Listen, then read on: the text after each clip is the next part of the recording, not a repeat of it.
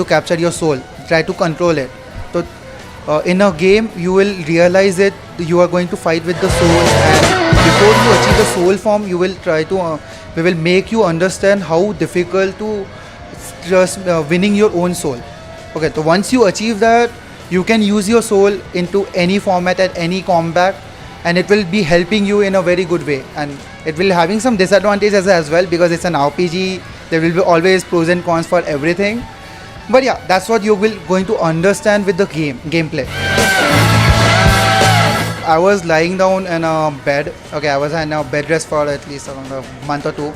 So I was in hospital and I got this idea like, why don't we make something related to an Indian beliefs? Okay, personally I'm an atheist, so no offense, I don't believe on God. Okay, but I wanted to showcase the stories of them in a very gamified way, and it should not be like very strict to any specific religion. It will be just a general thing, how you become a divine person or how you achieve that divine position in your life, right? So that's motivated me to start with the concept. Okay, then I was like, to make this concept, the story has to evolve within characters. Okay, and that's how I got 2 characters just for a reason, because when we have a siblings, right, we have the different connectivity with them.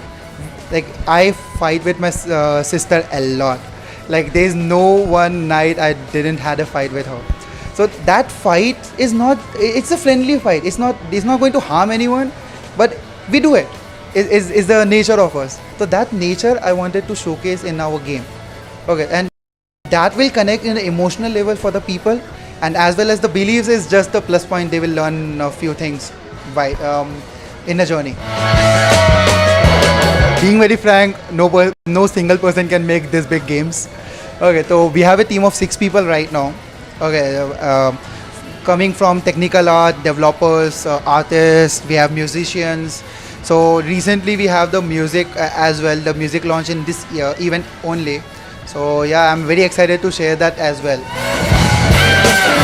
Yes, thank you so much for this opportunity, and I want you guys to remember me. I'm Ronak Bagga, founder and CEO of Coolgen Interactives, and do follow us and wait for Trailer Sites. This is coming to your home.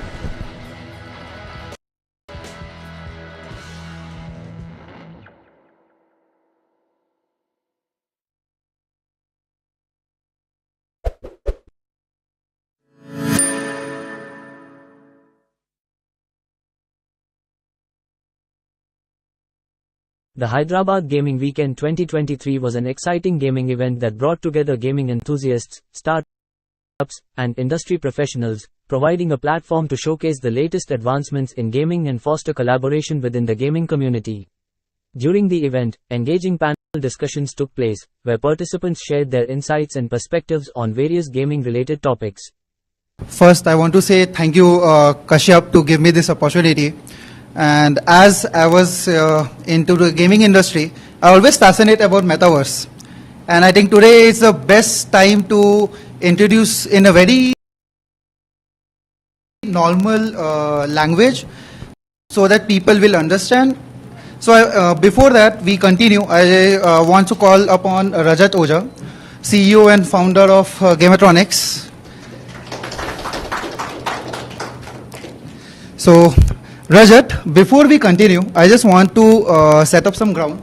So for that, I want you to explain about what is metaverse in a very general perspective so that everyone can understand. Before that, I'll take the liberty of explaining Hyderabad to people who are ignorant, right? So Hyderabad is the most thriving ecosystem there can be, right from the government level. When we started metaverse, I'll come to that. The second client I had was the Telangana government. When did you see that, a government taking, plunge into something which is so new and so this thing, and so very forward thinking. And when I made Hyderabad my home, there was a reason. Hyderabad was the capital, and it still is almost the capital of, the game industry in India. Of course, DSK happened in Pune, and that stole some, shine from us. But Hyderabad is awesome. Coming back to what is metaverse, right? So the question, but Hyderabad is super awesome.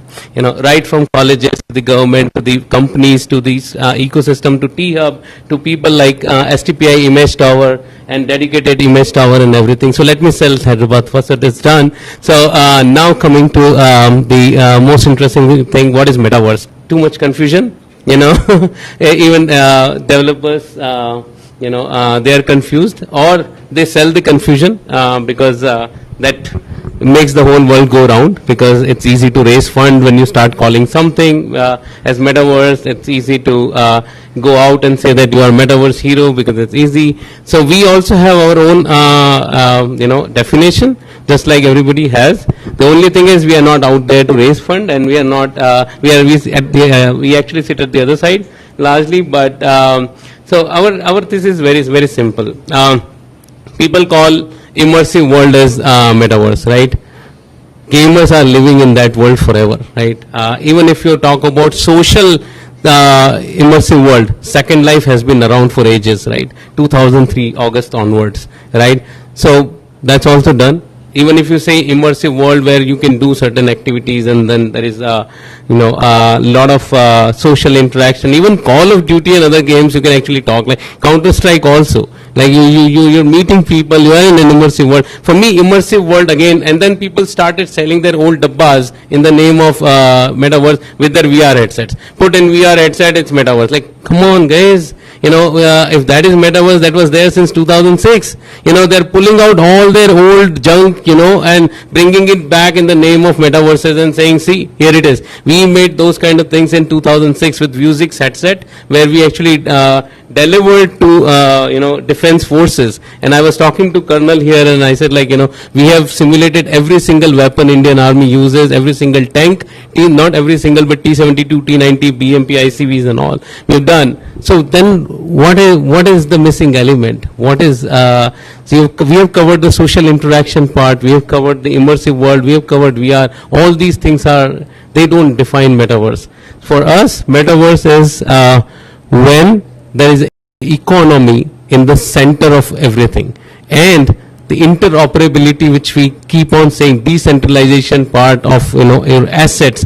Imagine your Hello game, but can you take your gun around in other games and stuff? So it should be on a layer, it should be on a chain where we can actually, it should be It's again, we are not there yet, but everybody, whoever is part of some part of the I'm in the board of World Metaverse Forum, where we are trying to define what is the right definition, and this is the current accepted this thing, economy. And when KPMGs and people like KPMG, they come, KPMG, Accenture and lovely PwCs and Deloittes of the world, they come and they say people are going to spend 4 hours in metaverse, right? In next few years.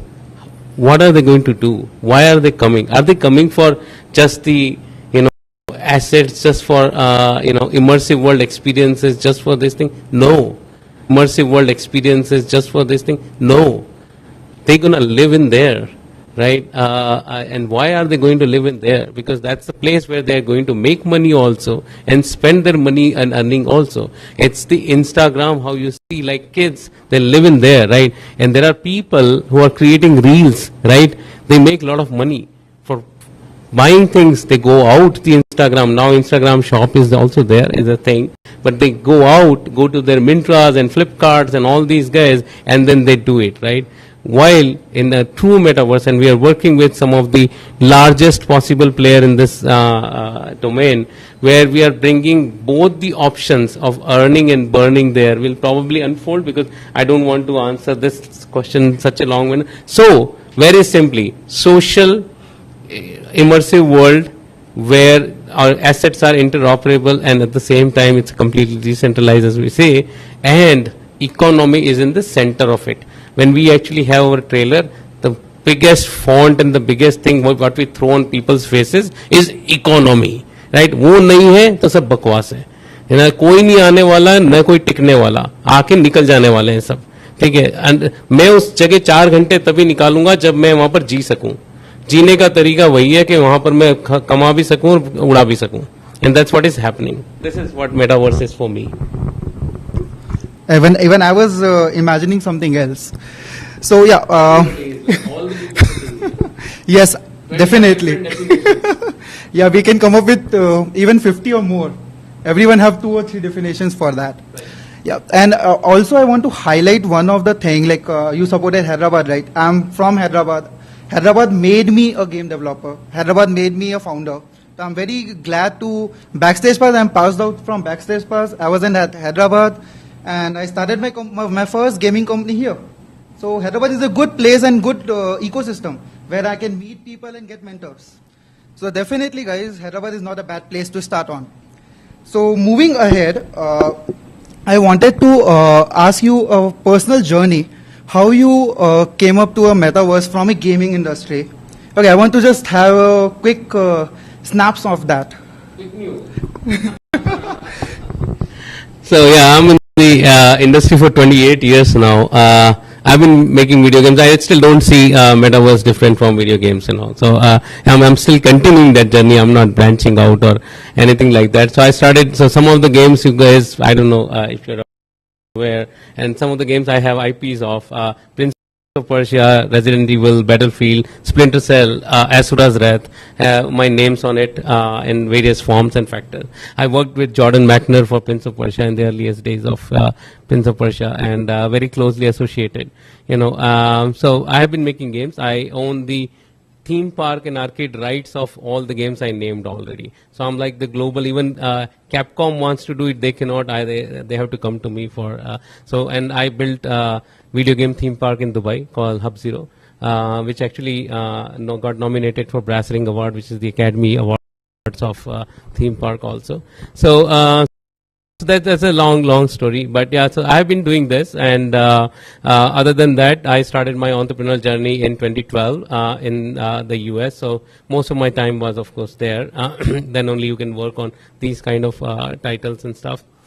Briefly for a year in Belgium, but yeah. So in 2012, I decided to get into the. Before that also, like while operating out of there, we built India's first PlayStation 3 games back in those days called SNS, which reached worldwide top 10 charts also on PlayStation. Surprising, because it was kind of a Lagan movement for us, because the game was completely done here in Hyderabad. People who never made games forget about making console game, and that too on PS3, which used to, that architecture of PS3 suck, a big time. So we did that, and in 2012 I started my company, and today we have presence everywhere. How metaverse happened in 2014? Again, the wrong definition of metaverse, as people say. When we were doing a lot of, I started another vertical within my company called Games For, which now is a dedicated thing and all, but where we were doing for businesses. Like Games For is like games for banks, games for hotels, games for hospitality, games for this, games for that, all corporate level games, basically for training purposes. So one of the leading private sector bank reached out to us, and then the same thing we did for Microsoft as well, where 5,000 people were in the single room, and 3 of the CEO and ex-CEO of Microsoft were talking to them. Same thing happened with ICICI Bank also. So if you are still saying that immersive world where people can come and people can talk, another thing, we did it in 2014, right? And we did that, but when we were doing other IPs, another IP we did is SGS, which is the virtual. It's a pre-alpha right now. It's a virtual reality game. It's on Steam. We are going to launch it very soon on all the platforms possible. So now, especially now, quick, because he mentioned quick. So we brought it back to life in 2020 before pandemic happened. We wanted to get into the Web3 space because we were like a believer of that, especially understanding from different games and success stories and stuff. And we built our own chain instead of going after any existing chain and stuff. First step was building our own chain. The second thing is building the game layer on top of that. And all the successful metaverses right now, be it UEFN, which is now getting into the true sense of metaverse also, you can always see that their genesis is games, right? Fortnite is a game, and that gives the reason for people to keep coming back. So I'm still continuing that journey, So and it's been awesome. If I've spent 28 years in one industry, I'm pretty sure it's a great industry. Otherwise, I get bored very quickly and easily. That's amazing, actually. So actually, I also wanted to your perspective to the policies metaverse needs, especially with how the government is going to tackle this. Because like that's one of the questions I always have in my mind. Today I think I got an opportunity. Yeah, a lot of, in fact, I have been interviewed, I think, maximum number of times this question has come up in all my interviews globally or whatever, even on the TV is always like they are, like how the government is going to handle. Like, so again, it needs to be that big that government takes it seriously, so it's not even, like there is this Biparjoy is coming somewhere, Biparjoy, however you want to call it, I don't know, then there is election coming, all these things are coming. Is such a minuscule thing for the government to even bother about, at this moment to be, is unfortunate. But the thing is, crypto and other things, government will definitely, come with, their regulations very quickly, because it creates the alternate governance, right? Government hates to share power, right? And if you give power to the public, the government power is gone, right? So they don't like it. So first thing, crypto maro, done. Unfortunate thing is most of the people think Web3, blockchain, crypto are the same thing. Crypto is a use case of that thing, so people have a different, again, a lot of confusion is created by developers also. Forget about, in the community. So government is, right now it's taking the only steps government is taking is because Daler Paji Kapil Sharma show पे चले गए और हमारे number जाके बोल दिया उन्होंने कि how much we made money. Next day the government department was sitting in my office asking पैसा कहाँ है, but the thing is that there is, just like we spoke about 50 different definitions of something. How do you regulate something which has different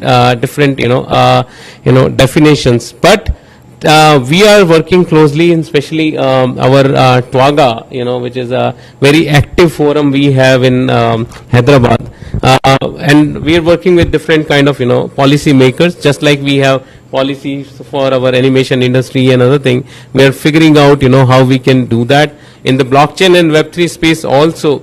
In fact, from what I'm seeing is that we are getting tremendous amount of support. I will talk about the regulation, but support wise, when ISRO wanted to do something, they came to us immediately, and like we want to make ISRO cool, right? And especially for kids and all those things. And that has been my pitch. One of the theme park we are making in Bangalore is with ISRO, right? And my problem is always that in India also people wear NASA t-shirts. You ask someone, I want to be astronaut. Oh, really? Okay, what's your goal? Oh, NASA. Like, why? ISRO has 85% success rate compared to 63% success rate of NASA, but NASA has done way too many things. So if we are talking about it in terms of percentage, we have a great success rate, technically speaking. So yes, so there has been amazing things. So I think there has been support at one hand. The second side is the NFTs and all those things, because there is a lot of crypto part associated, which I think will take its own sweet amount of time, especially just like online gaming and other things are being regulated. The similar kind of regulations will come. Bigger problem, and the number one problem for me is how people actually treat each other there. All the kind of issues like Facebook came up with their capsule system, to protect harassment kind of a thing and stuff like that. So I think there has to be some onus is on us at this moment to make it a safer place. Government will not come and regulate this anytime soon. Government will definitely regulate things happening on the NFT front and crypto front, but rest of the things onus is on developer to make it a safer, good, happy place so people come and spend time. I'm a metaverse guy, not necessarily a crypto guy, so I will not even go down that path. So metaverse is a safe place, and we need to make it a safe place, and we are providing a safe place for people to come and enjoy. I think I agree you more on the path of where everyone has to take the responsibility to make it safe. Because even as a gamer, we used to do online gaming, and there's a lot of toxic gamers around the world. So yeah, nobody can stop that. because it's public. People will, if they have the mouth, they will speak. So it's all about it's. We do KYC when we think the content is sensitive. We had a Daruka Adda in one of the events and stuff. So we did, we did KYCs for people coming in because even though you're having digital Daru, we didn't want you to have that and we didn't want you to patronize that. When we did Telangana event and ISRO event and all those, every single person had an invite. It was an invite only. So all the checks and other things were done before that itself. And Metaverse is much more open than closed events. We are not an event platform. Events happen. People are, even when you go there, you will see people visiting, talking to each other and all those things. So we are like Chalta Firta Facebook, Chalta Firta Tinder, Chalta Firta LinkedIn, however you want to use it. So again, there will be a lot of AI use cases. People say, oh, suddenly all the Metaverse guys moved to AI. No. We didn't move to AI. We are using AI to complement whatever we are doing. And to enable things where whatever you are talking, can I actually censor if I want to? Whatever you are texting, can I censor that? If you are putting all those kind of things, can I make your KYC digital? Can I make it? Even the creation of the world, we recently released a tool called Brahmand. Right? So in Brahmand, you can just with a text prompt, you can get the 3D world the way you want. And there has been a lot of news about it and stuff, Money Control and ET Times and all these guys actually covered it. It's still accessible only to people like Atkins and Bangalore Airport and some guys, we haven't openly give it out to everyone, but in October we are handing out to the public. So you want to build your store, you can build the way you want, but there will be a lot of other AI filtering the content which will go there. Perfect. I think this is too much of knowledge. So, so actually, I wanted to specify a very specific use case of Metaverse, like working in collaboration. Okay, like what do you think? What's the future of it, and how is going to expand in its own? That's a very simple, easy, immediate use case of Metaverse working in collaboration. We learned it, with Zoom, Meet, and all those things, and people like. We had been using Discord, for our internal meetings and everything, people share streams and, that's our everyday review meeting tool also. We have people across the world working with us, and Discord is so that is already happening in one format, right? Passing it on it to the avatar systems and all those kind of other things, there has to be, so there is a reason why you'll be doing it. Are you guys aware of Skyroot? Shame on you guys. so come on, India's the first private sector rocket which actually hit the space, came from Hyderabad. Pawan, right? So amazing guys. I love them. I love what they're doing. Imagine they're working in collaboration, right? They have 10 scientists sitting in America, 15 scientists sitting in Hyderabad, 5 scientists in Bangalore, 2 scientists in Bombay, and so on and so forth. Now they want to discuss the, the thruster systems or something like that. There is no other better way than immersive world. I'm not getting into the metaverse per se because I'm going to the Facebook's horizon definition of metaverse right now. You bring the whole system right here, possible with video format or PPT format or any format. So working in collaboration in these kind of scenarios is absolutely no brainer. I still don't call it a true metaverse because of my definitions and stuff like that. And soon the world is also kind of differing, more. I have seen your platform just now, pretty brilliant stuff. That is actually fit into my definition, where people are coming, creating, building on their own, running on its own. That is the power of that thing. Interoperable chain where things are moving back and forth without your interference. There is no authority on that, permissionless environment kind of. So these are like complicated words to confuse the people sitting here. But going back to that still fits into my thing. But yes, working in collaboration in all those kind of things. If I want to discuss any master plan, even tactical forces tomorrow, they can bring all the kernels, all the fudgies from different places and stuff, and they can actually do the tactical planning right here itself. There is no better way to do the tactical planning than in in an immersive world, where multiplayer immersive social world basically. So yeah, so it's definitely it's absolutely no brainer. Like you're gonna see more and more use cases. I still don't buy my Mark Zuckerberg's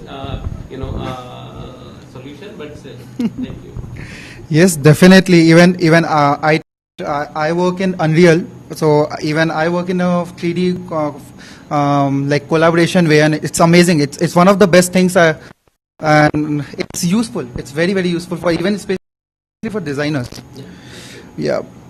So my next question goes to you. What role can cryptocurrency and the blockchain holds in the metaverse? Like what exactly? Blockchain is the backbone, right? So it's running on, that's the soul of a true metaverse, as I'm speaking, and that's why off-the-chain metaverses are not metaverses for me. Again, I'm biased, and but I'm biased because I took a very calculated decision when it started. I could have gone with the off-the-chain metaverse also, which is off-chain kind of thing, because that time that was easier for me, coming from the Unreal background, coming from game background and all those things. Build an immersive world, add VR and say, hello, here is my metaverse. Right?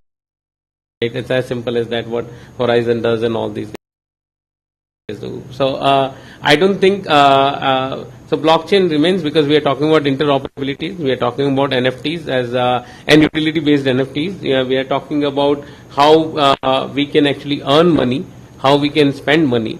Of course, that can be switchable to money is always bringing the crypto part, but not necessarily. In our system, we have a Razorpay system and ETH system as well. So it's a bullion. We set it to take fiat currency. It does fiat currency. So crypto, I won't say at this moment, just to be safe and just because it's getting recorded, and I don't want government officials to knock my doors again. Is a choice. But blockchain is the soul. You can't live without that, So Perfect. So at the end, actually, I wanted to ask you, what was your lessons in this journey, the translating from the gaming industry to a metaverse industry? Okay. Yeah, you definitely. Even I agree, metaverse is nothing but an expansion of a gaming industry. But like, if you see what challenges you face in the transitions, I get it. Yeah. Oh, so very interesting question though. Sorry, that was just a joke. When you're making a game, what defines the game? The rule sets, right? You are playing by the rules of the designer, not by your own rules and stuff, right? It's even though you're playing Far Cry, or you're playing Elden Rings, or you're playing Witcher, where tons of options are there, all the options are provided by one guy somewhere, sitting somewhere, right? He is the core guy, right? So consider this like my house rules, right? Versus the minute you step out, right? It's the things you can do and you do, right, are your choices. There's so many choices you make, so many things you do, and that's why I hate some of the. Have you played Riders Republic? Recently got to know. Just in case if you want to keep using their bikes and stuff, you need to keep paying them 2,000 rupees every year. Like why? Like why should I do that? I bought the game, right? So we all know how Ubisoft and all these guys have lost the plot with in-app purchases, even in the console games and stuff and all. But still, the rules are defined by someone. Now I'm talking about a Wild West, right? You come in, you do whatever shit you want to do, right? You want to make money, you decide the rules of making money. Instagram, there's this guy Trevor, right? Golden Retriever dog, makes $5 million a year, right? Banana and 5 million and 5 crore, sir, 5 crore, sorry. But a year, dog, right? So my dog sleeps, So, but the thing is that interesting aspect here is that it's giving you a platform, where people are taking decisions and doing whatever they want to do, right? Similarly, in metaverse, I had to think from that point of view. What all possibilities I can provide that people feel that they can do pretty much everything, but still be somewhere under my governance, be the god, be the government, right?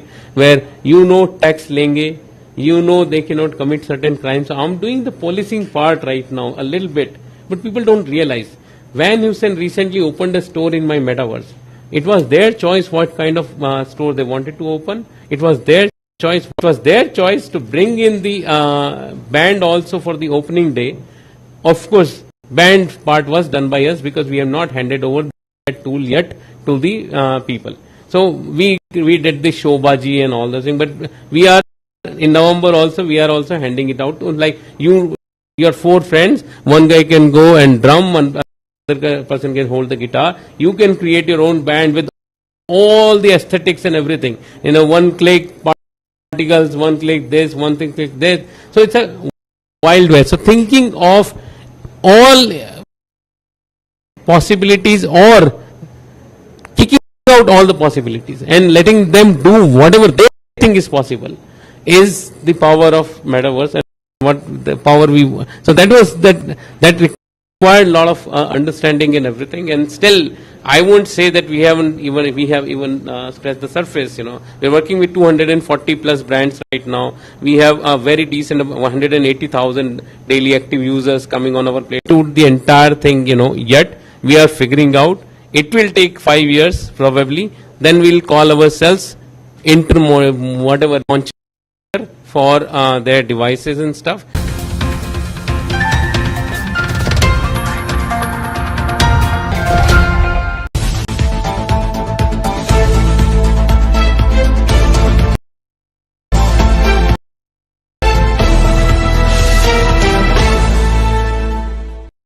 Committed to building global semiconductor ecosystem, says Indian Minister. Rajiv Chandrasekhar, the Minister of State for Electronics and Information Technology, has asserted India's commitment to creating a competitive global semiconductor ecosystem. While speaking ahead of the Semicon India 2023 event, the minister assured continuation of support for the policy framework. He was speaking ahead of the Semicon India 2023 event being organized in Gujarat to showcase India's semiconductor capacities and innovations. By doing so, they can overcome obstacles and establish themselves as reliable contributors to the Indian pharmaceutical industry's growth. Dunzo struggles with cash flow leading to transactions drop. Dunzo, a Bangalore-based quick commerce startup, is grappling with cash flow issues. According to an insider, it has impacted its operations, which have dwindled to nearly a fifth of last year's peak. The startup is backed by Reliance Retail. Dunzo currently manages 1 to 1.5 million monthly transactions, a stark drop from 5.5 million in June last year. Researchers warn that AI chatbot safeguards have been bypassed. AI companies devote considerable time to safeguard their chatbots like ChatGPT, Claude, and Google Bard from generating harmful content. However, a recent study from Carnegie Mellon University and the Center for AI Safety shows these safety protocols can be easily bypassed, allowing chatbots to potentially spread damaging and false information. Pixel secures grant to build satellites for the Indian Air Force. Bengaluru-based space startup Pixel has received a significant grant from the Innovations for Defense Excellence (IDAX) to manufacture miniaturized multi-payload satellites for the Indian Air Force.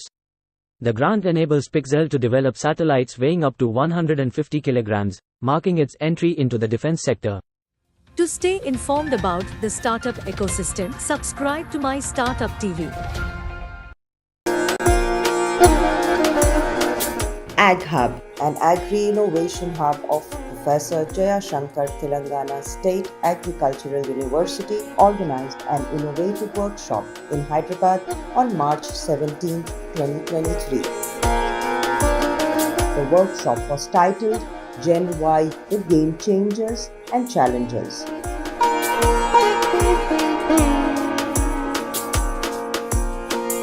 This feature gives glimpses of the event and josh with which youth participated.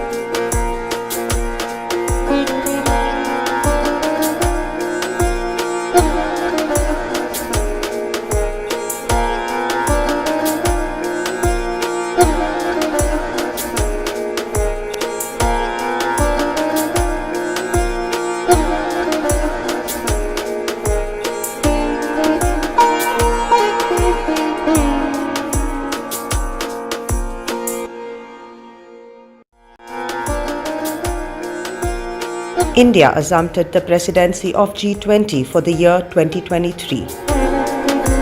Group of 20 is a forum comprising 19 countries and the European Union. Agriculture is one of the 16 sectors that is part of the summit's theme Vasudhaiva Kutumbakam, meaning one earth, one family, one future.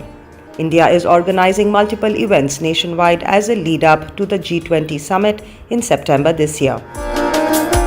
AgHub is an agri-innovation hub under Agriculture University, Hyderabad, formerly known as Professor Jaya Shankar Telangana State Agricultural University. On 29th March 2023, AgHub BJT SAU Hyderabad hosted a one-day workshop titled Building Innovation-Led Entrepreneurial Pathways for Accelerating SDG Reach. AgHub collaborated with Global Development Center, Research and Information Systems, RIS, New Delhi and IKP Knowledge Park, Hyderabad for the event. The highlight of the event was a full-day workshop around current developments in food and nutritional security and climate resistance. AgHub organized multiple sessions that include talks and panel discussion by prominent thought leaders and industry expertise, who shared their insights into innovative ecosystem emerging in the state. Government officials, policymakers, thematic experts, researchers, and innovators participated in curated discussions around SDG goals. The sub-themes at the workshop were food and nutritional security, climate resilience, and sustainability. The day-long event had 4 sessions on thematic areas. Dr. G.R. Chintala, former chairman NABARD, inaugurated the event.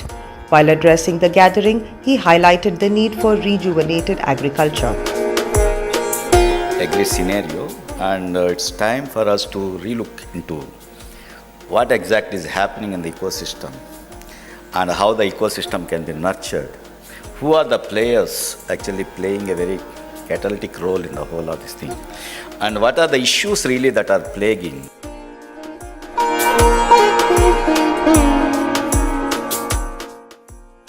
This workshop forms part of the series of activities the Task Force 6 under the Think 20 for the G20 is undertaking all over the country, and this is one event slated for this part of the country and particularly for the state of Telangana.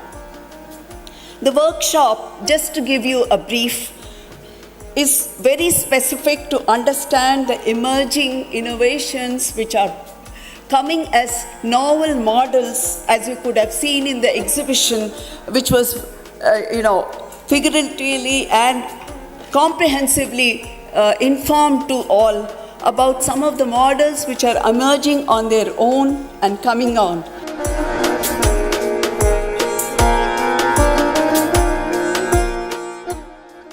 The shareholders present here today would bring meaning to this event by sharing their rich experience and knowledge about different types of agricultural innovations with examples, case studies, criteria for success, the enabling environment, and associated factors.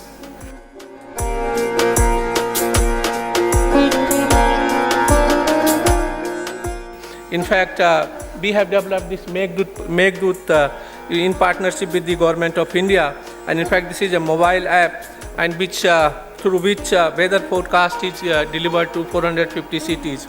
There is another one, Plantix, on which we work with the Indo-German start setups, and in fact it helps farmers to address the diseases, plant disease issues of somewhere around 500 diseases covering 35 plants, and in fact now this is available in 18 languages.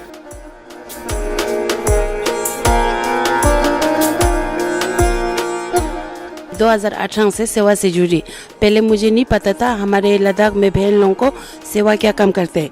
फिर मैं सेवा से जुड़ के ये सब पता चला कि हमारे गांव में, हमारे लद्दाख में ये खोबानी, बादाम, ये सब वेस्ट होता है, गाय को खिलाता है। फिर इधर आके ट्रेनिंग दिया अहमदाबाद में 45 डेज।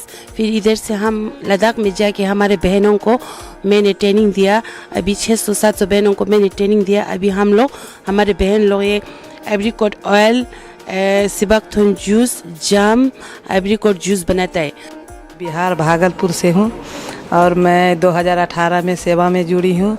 उसके बाद 2016 में सेवा से जुड़ी हूँ और 2018 में मेरे कर्णभूमि कंपनी का गठन हुआ है। उसमें हम लोग अपना बिजनेस शुरू किए हैं, जैसे कि सब्जी, गेहूँ, धान, मक्का। इसमें मतलब बीज भी बेचते हैं। उसके बाद जो खरीद होता है उसे धान, गेहूँ, मक्का खरीद कर अपना सेल करते हैं। तो उसमें अगले यानी कि 21 और 22 में हम लोग लगभग 1,32,000 का सेल किए। और हम हवेली खड़गपुर के बिहार से आए हैं। वहाँ पे हम सेवा से पिछले 7 साल से जुड़े हैं और 2 साल से हम CLM का काम करते हैं, कम्युनिटी लाइव स्टॉक मैनेजर हैं। और उसमें GRC गोट रिसोर्स सेंटर पे हम काम कर रहे हैं। GRC में अभी फ़िलहाल 16,000 बहन जुड़ी हैं, जिसमें कि सब लोगों को हम लोग प्रशिक्षण देने का काम करते हैं कि पहले जो ब्रीड वो लोग रखती थी तो उसमें उसको कितना फ़ायदा था, अब जो रख रही हैं उसमें उसको कितना फ़ायदा हो रहा है। The program ended with a valedictory session by Mr. Jayesh Ranjan, IAS, Principal Secretary, Department of IT and EC, Government of Telangana State, as the chief guest. In his remarks, he brought out the model of inclusivity and innovation in the state of Telangana and the need for building an enabling ecosystem. In Telugu, this program is called Sagu Bagu, which in English it means betterment of agriculture or improving agriculture or optimally maximizing the returns in agriculture, etc. So what we have done is that we have, for the common crops in Telangana, we have understood the entire cycle of operations that are performed, and all of you are agriculture related professionals. I'm sure you know what I mean. Right from the time that you prepare your fields till you gather all your inputs, till you do the agriculture operations, you manage pests, drought, etc. Then you harvest the crop, then you store the crop, you do some primary processing, then it is taken to the market. In case there is some drought, etc., some natural calamity, you claim insurance. So what we noticed was that every step in this process of the common crops that we decided to work on, there are opportunities of improvement. There are certain inefficiencies which can be improved. AgHub through the event provided an excellent platform for various stakeholders to connect and exchange insights and share developments from across the country.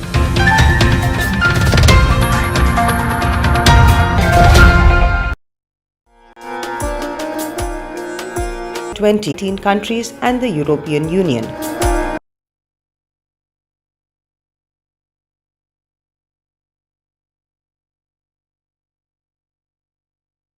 Agriculture, the 16 sectors that is part of the summit's theme Vasudeva Kutumbakam, meaning one earth, one family, one future. India is organizing multiple events nationwide as a lead up to the G20 summit in September this year. AgHub is an agri-innovation hub under Agriculture University, Hyderabad, Professor Jaya Shankar, Telangana State Agricultural University. On 29th March 2023, AgHub, PJTSAU, Hyderabad hosted a one-day workshop titled Building Innovation-Led Entrepreneurial Pathways for Accelerating SDG Reach. AgHub collaborated with Global Development Center, Research and Information Systems, RIS, New Delhi, and IKP Knowledge Park, Hyderabad for the event. The highlight of the event was a full-day workshop around current developments in food and nutritional security and climate resistance. AgHub organized multiple sessions that include talks and panel discussion by prominent thought leaders and industry expertise, who shared their insights into innovative ecosystem emerging in the state. Government officials, policymakers, thematic experts, researchers, and innovators participated in curated discussions around SDG goals. The sub-themes at the workshop were food and nutritional security, climate resilience, and sustainability. The day-long event had 4 sessions on thematic areas. Dr. G.R. Chintala, former Chairman NABARD, inaugurated the event. While addressing the gathering, he highlighted the need for rejuvenated agriculture. Agri scenario, and it's time for us to relook into what exactly is happening in the ecosystem and how the ecosystem can be nurtured. Who are the players actually playing a very catalytic role in the whole of this thing, and what are the issues really that are plaguing.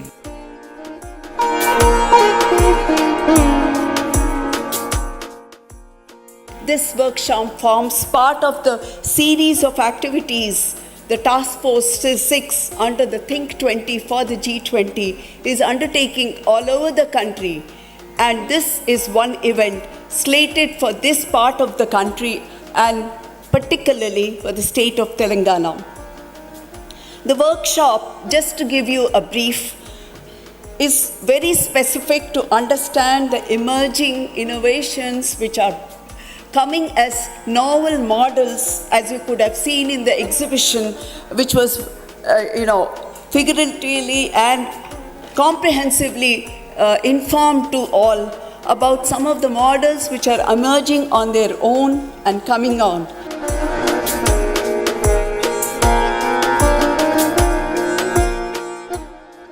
The shareholders present here today would bring meaning to this event by sharing their rich experience and knowledge about different types of agricultural innovations with examples, case studies, criteria for success, the enabling environment, and associated factors.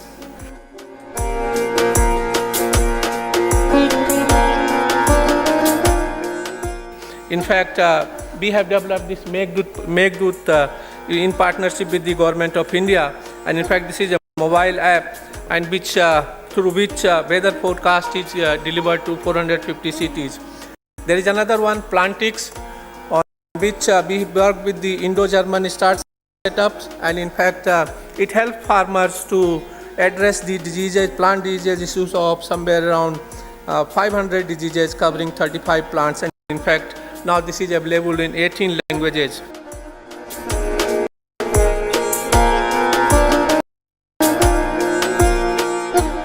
Coming to sustainable development goals, NABARD is not new to this. Maybe yes, these goals have been outlined and how one has to achieve by 2030, whether it is no poverty, hunger, gender equality, so on and so forth. I think in 90% of the sustainable development goals, NABARD has always been a part of it, and it has been spearheading the entire program across the country. 2018 से सेवा से जुड़ी। पहले मुझे नहीं पता था हमारे लद्दाख में बहन लोगों को सेवा क्या काम करते हैं। फिर मैं सेवा से जुड़ के ये सब पता चला कि हमारे गांव में, हमारे लद्दाख में ये खुबानी, बादाम, ये सब वेस्ट होता है, गाय को खिलाता है। फिर इधर आके ट्रेनिंग दिया अहमदाबाद में 45 डेज। फिर इधर से हम लद्दाख में जाके हमारे बहनों को मैंने ट्रेनिंग दिया। अभी 600-700 बहनों को मैंने ट्रेनिंग दिया। अभी हम लोग, हमारे बहन लोग ये एब्रिकॉट ऑयल, సిబాక్థోన్ జ్యూస్, జామ్, ఐబ్రికోట్ జ్యూస్ बनाता है। నా పేరు శ్రీజ, నేను గద్వాల్ జిల్లాలోని చింతలకుంట గ్రామానికి చెందుతాను। ఇప్పుడు నేను ప్రస్తుతం ఇంటర్ ఫస్ట్ ఇయర్ చదువుతున్నాను। నేను వచ్చేసి और हम हवेली खड़गपुर के बिहार से आए हैं। वहाँ पे हम सेवा से पिछले 7 साल से जुड़े हैं और 2 साल से हम CLM का काम करते हैं, कम्युनिटी लाइवस्टॉक मैनेजर हैं, और उसमें GRC गोट रिसोर्स सेंटर पे हम काम कर रहे हैं। GRC में अभी फ़िलहाल 16,000 बहन जुड़ी हैं, जिसमें कि सब लोगों को हम लोग प्रशिक्षण देने का काम करते हैं कि पहले जो ब्रीड वो लोग रखती थी तो उसमें उसको कितना फ़ायदा था, अब जो रख रही हैं उसमें उसको कितना फ़ायदा हो रहा है। The program ended with a valedictory session by Mr. Jayesh Ranjan, IAS, Principal Secretary, Department of IT and EC, Government of Telangana State, as the chief guest. In his remarks, he brought out the model of inclusivity and innovation in the state of Telangana and the need for building and enabling an ecosystem. In Telugu, this program is called Sagu Bagu, which in English it means betterment of agriculture or improving agriculture or optimally maximizing the returns in agriculture, etc. So what we have done is that we have, for the common crops in Telangana, we have understood the entire cycle of operations that are performed, and all of you are agriculture related professionals. I'm sure you know what I mean. Right from the time that you prepare your fields till you gather all your inputs, till you do the agriculture operations, you manage pests, drought, etc. Then you harvest the crop, then you store the crop, you do some primary processing, then it is taken to the market. In case there is some drought, etc., some natural calamity, you claim insurance. So what we noticed was that every step in this process of the common crops that we decided to work on, there are opportunities of improvement. There are certain inefficiencies which can be improved. Ag Hub through the event provided an excellent platform for various stakeholders to connect and exchange insights and share developments from across the country.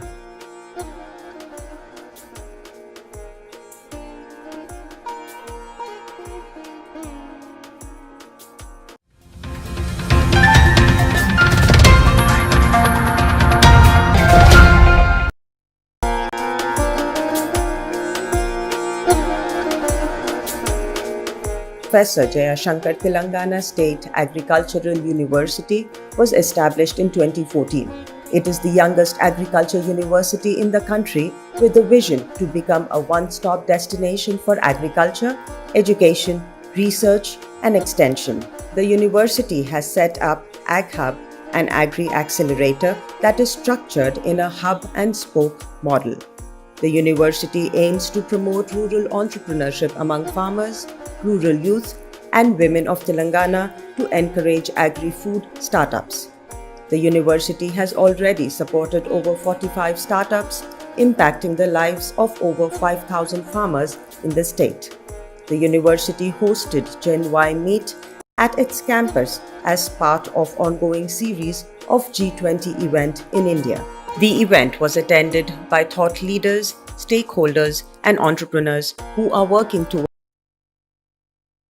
ecological and nutritional balance for the state, country and the world. The event started with series of talks with eminent speakers and experts from agriculture sector. Discussions are indeed very crucial for the TF6 as they form important part pointers as we are engaged in developing a policy document for the T20 and G20. Particularly, we could voice the models emerging in this geography of the country. As you know that G20 Task Force 6 is one of the very critical task forces dealing with the pathways to the Agenda 2030 where we are discussing the progress in the Sustainable Development Goals. Under that, there are very important sub-themes which are defined, and one of the sub-themes is on the sustainable. I think we'll all agree delivering on the SDGs are the most important to-do list that is facing mankind at this moment in time. Together on a number of key issues. Key issues such as sustainable agricultural production to ensure everyone around the world, all of us have access to nutritious meals. We also need to look at the underlying drivers of food insecurity. How do we tackle such an important issue? I certainly believe we also need to look at issues such as how do we utilise research, innovation and new ways of working to ensure food reaches the most vulnerable across our globe. This workshop provides a platform to unlock the potential of innovation in agriculture and scaling up with inclusiveness. These are the SDGs goals, 17 SDGs goals on which we monitor how we are doing well with our efforts to ensure that everybody has a food, everybody has good nutrition, our climate change adverse effect is reducing. The climate change, the increase in temperature, the change in the pattern of the precipitation, the frequency of the drought and flood. So my request would be that give millet the place, the exact place, the appropriate place if we have to have better health. Not for the millet, but for our own health. If we have to diversify our diet, if we have to bring better health for the future. Is agriculture on the whole an aging industry? When I say aging industry, I mean that are young people interested in agriculture or not? Is there a way through innovation we can actually get more younger people into agriculture? Can we actually create opportunities through new innovations? So I think we need to think of new technologies that actually can work with small farmers and mid-sized farms. In the agri-tech system, and certainly low productivity has been a challenge. Our complete abuse of our soil has been a huge big challenge. There is perennially the inadequate access of the small and marginal farmers to market. So there is the intermediary system, which is a big problem. Consumption patterns have changed, population growth and people's movement has changed, and that itself has. And of course, the big elephant in the room, climate change. Right? So it's in that background that we have to now look at what is going to go. So the next wave of innovation that we will have to come out with completely alternative approaches and innovations to rethink of what we need to do to contribute to 2030. So now startups have to look at a different set of challenges of developing technology and tools that can enhance productivity in declining resource settings. We gave that grant to Ag Hub, and also subsequently we gave quite a lot of catalytic capital also. We are extremely happy that Ag Hub is doing a wonderful job, and the way the innovations have been being nurtured, actually it is very great that we are catching up with the world. The panel discussion had attendees from different sectors related to agriculture. Now, when we want to do things for ourselves as the global south, we do need to first know what do we have. Do we have the expertise that we can share with each other? And that is where the question of localization of our expertise comes. When I come and see what happens in all these startups that showcased their exhibits in the morning when the exhibition was opened, I find that the local problems have been resolved through local solutions by these startups. And this localization has been demonstrated through research also, in the literature also, to be a key component for achievement of the Sustainable Development Goals. What would even be the definition of startups or the terminologies that deal with startup across these G20 nations, so that when we discuss across countries or across nations, we have a common language to speak. During the gathering, Jayesh Ranjan, the IT Secretary for the Government of Telangana, talked about how the state is working towards sustainability. In Telugu, this program is called Sagu Bagu, which in English it means optimally maximizing the returns in agriculture, etc. We spend time on seeking technologies which can plug those inefficiencies across all these steps or all the value chain that I spoke about. And we were able to identify 80 odd technologies of different kinds. Some technologies are actually sensor-based technologies, IoT, some are more data-driven, through which we can either improve the production, improve the productivity, or minimize the losses. During the event, an exhibition was held featuring startups that were incubated by the Ag Hub. The founders of these startups also shared their experiences with the audience. I work in an entrepreneurs that are basically women in 18 states of India currently. So we have right now entrepreneurs from 3 states of India. We have from Bihar, then Ladakh and then Gujarat. मेरा नाम शुरुल है, मैं लद्दाख से आया हूँ। मैं food process का काम करती हूँ। मैं 2018 से सेवा से जुड़ी। अभी हम लोग हमारे बहन लोग ये एप्रिकॉट ऑयल, सिबाकथोन जूस, जाम, एप्रिकॉट जूस बनाता है। मैं अहमदाबाद से आई हूँ और मेरा गांव का नाम नाज है, तालुका दोस्त को जिला अहमदाबाद से आई हूँ मैं। और मैं सेवा में 2002 से ज्वाइंट हुई हूँ। जब मैं सेवा में जुड़ी बाद में मैं बहुत अलग अलग प्रकार की ट्रेनिंग ली है, जैसे कि फूड प्रोसेसिंग की ट्रेनिंग ली, तो फूड प्रोसेसिंग के लिए रूढ़ी की ट्रेनिंग ली। रूढ़ी की ट्रेनिंग के बाद मैं रूढ़ी बहन बन गई और रूढ़ी बहन बनने के बाद मुझे बहुत सारी चीज़ सीखने के लिए मिली। हम हवेली खड़गपुर के बिहार से आए हैं। वहाँ पे हम सेवा से पिछले 7 साल से जुड़े हैं और 2 साल से हम CLM का काम करते हैं, कम्युनिटी लाइव स्टॉक मैनेजर हैं और उसमें GRC गोट रिसोर्स सेंटर पे हम काम कर रहे हैं। GRC में अभी फ़िलहाल 16,000 बहन जुड़ी हैं, जिसमें कि सब लोगों को हम लोग प्रशिक्षण देने का काम करते हैं कि पहले जो ब्रीड वो लोग रखती थी तो उसमें उसको कितना फ़ायदा था, अब जो रख रही है उसमें उसको कितना फ़ायदा हो रहा है। तो अब जो बहन रख रही है ब्रीड, उसमें उसको झुंड बढ़ रहा है, उसका ब्रीड बढ़ रहा है, उससे वो सेल कर रही है तो उससे उसको फ़ायदा हो रहा है। और उसके बाद उसके पास जो गोट मिल्क आ रहा है तो उससे हम लोग अभी हाल ही में मतलब 6 महीने पहले से साबुन बनाना स्टार्ट किए हैं। We are doing ready to eat and ready to cook millet chapatis using a very unique fermentation technology. With this technology, we've been able to make millets much softer and more palatable compared to the regular millets. And we've also been able to increase the shelf life to 3 times without the need to use any preservatives. We had come up with a product that was developed in the kitchen.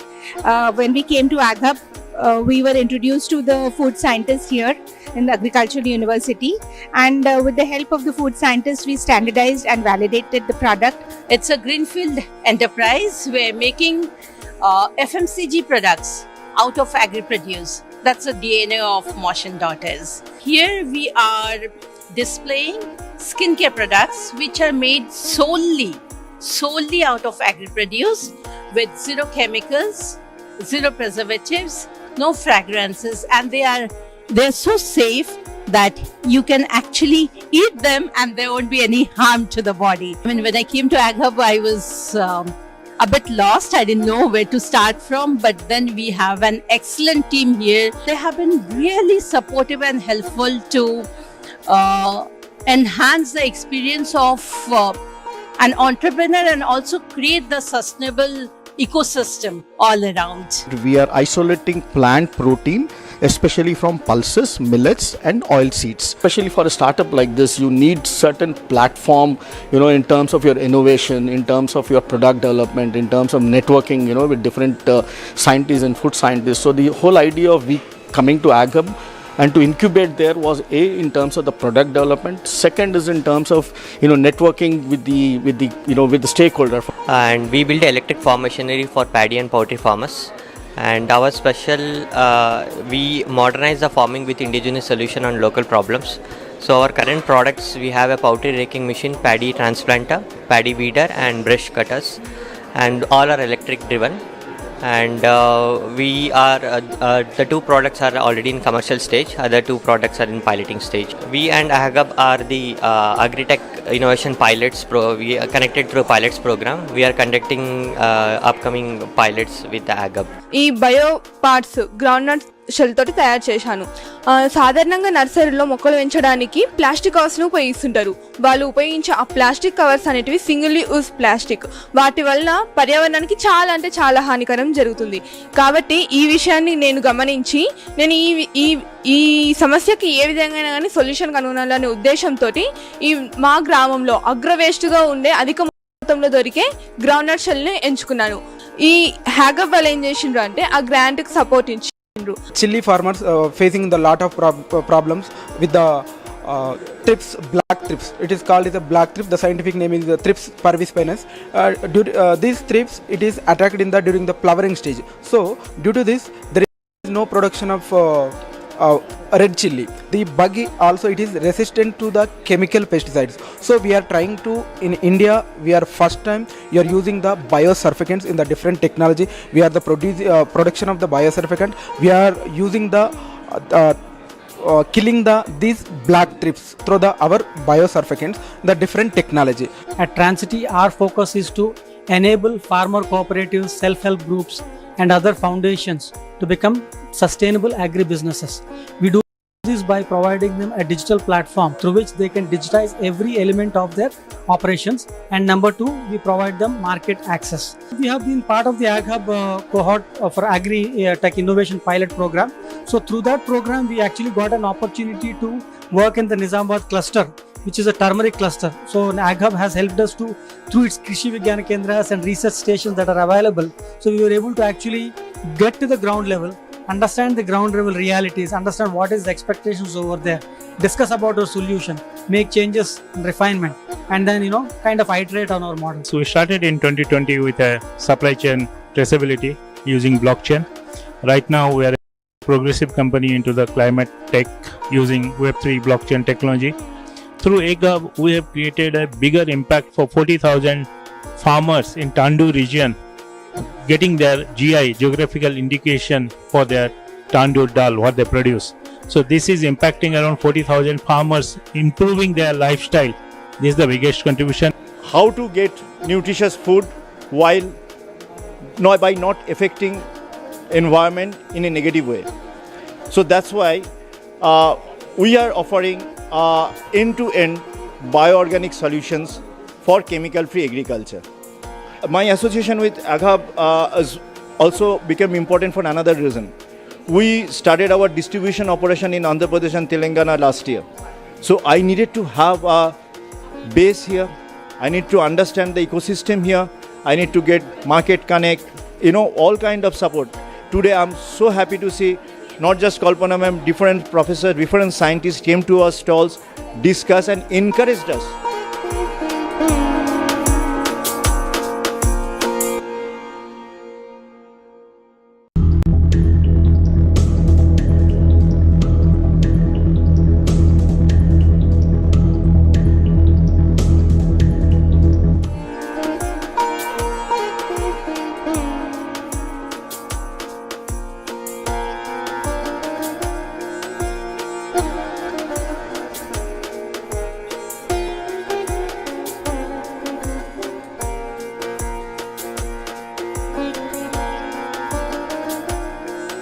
He's managed the initial startup years and helped the institute grow through increasing years of visibility.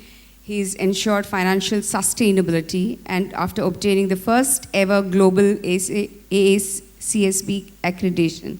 He led ISB's global recognition and ranking to the top 20 in the world. Thank you so much for doing that. Very proud that it's in Hyderabad and you've been instrumental in this. And he's also helped in the formation of ISB's second campus at Mohel. Over to you, sir, to take over. Thank you. I always feel embarrassed by introductions, because the introductions never talk about the hundreds of things that I did wrong and the millions of things on which I failed. So we handpick some of those things. What I will not do is handpick data in this talk, and I'll to I think what I think is the overarching, quick survey of where we are today in terms of the innovation ecosystem. But because Mukta talked about ISB, let me just go back, if you'll allow me, for 1 minute down memory lane. When I came to ISB, in ISB, one of the first things we did was that we shall focus on entrepreneurship and innovation. And there was nothing, those of you who were here in 2003-04, and I think IKP had just about started a few years ago, and it was more there in life sciences. There used to be that big board when you came down the stairs at the airport, which was the first thing I remembered about IKP. But there was very, very little entrepreneurship and innovation here. In the new sector, Hyderabad has always been entrepreneurial about infrastructure, real estate, and pharma and seeds and all those things. But in the new sectors, we had very little innovation. And Jay Chaudhary, Satish Andhra, and I, we started the TIE ISB Connect to really fast track entrepreneurship in the state. And now when I see the entrepreneurship sector here, I'm amazed at how much this state has really developed and gone. So in some ways, we all focus on the challenges, the problems, the difficulties, but we rarely step back and see how much has actually been achieved. And I think we should all congratulate ourselves as citizens of the city and state for what we have collectively done. So let me now go back to the innovation ecosystem and quick look at the Indian landscape and then bring it down to agri landscape. So we are now, and I think Mr. Chintala has mentioned that we are already the third largest after US and China as an innovation ecosystem. We are somewhere already around 1 lakh startups. Last number I saw was 96,000, but given how many of us don't even register, the real number of startups in this ecosystem must be well over 1 lakh of system. So that's why. Now, this is also backed up in India. It's not just startups getting along, right? It's backed up by academic institutions, research institutions primarily focused for doing innovation, government support. So there is a fairly large ecosystem behind this whole thing, right? What is now fascinating is that earlier this was only in the 5, 6, 7 big cities. Now what we see is a rapid movement of this into not just smaller cities, but actually into second tier and even third tier towns. So in Telangana, for example, TSIC works on social innovation, and we now see in cluster of villages some really good innovation happening and entrepreneurship happening. So why has this happened?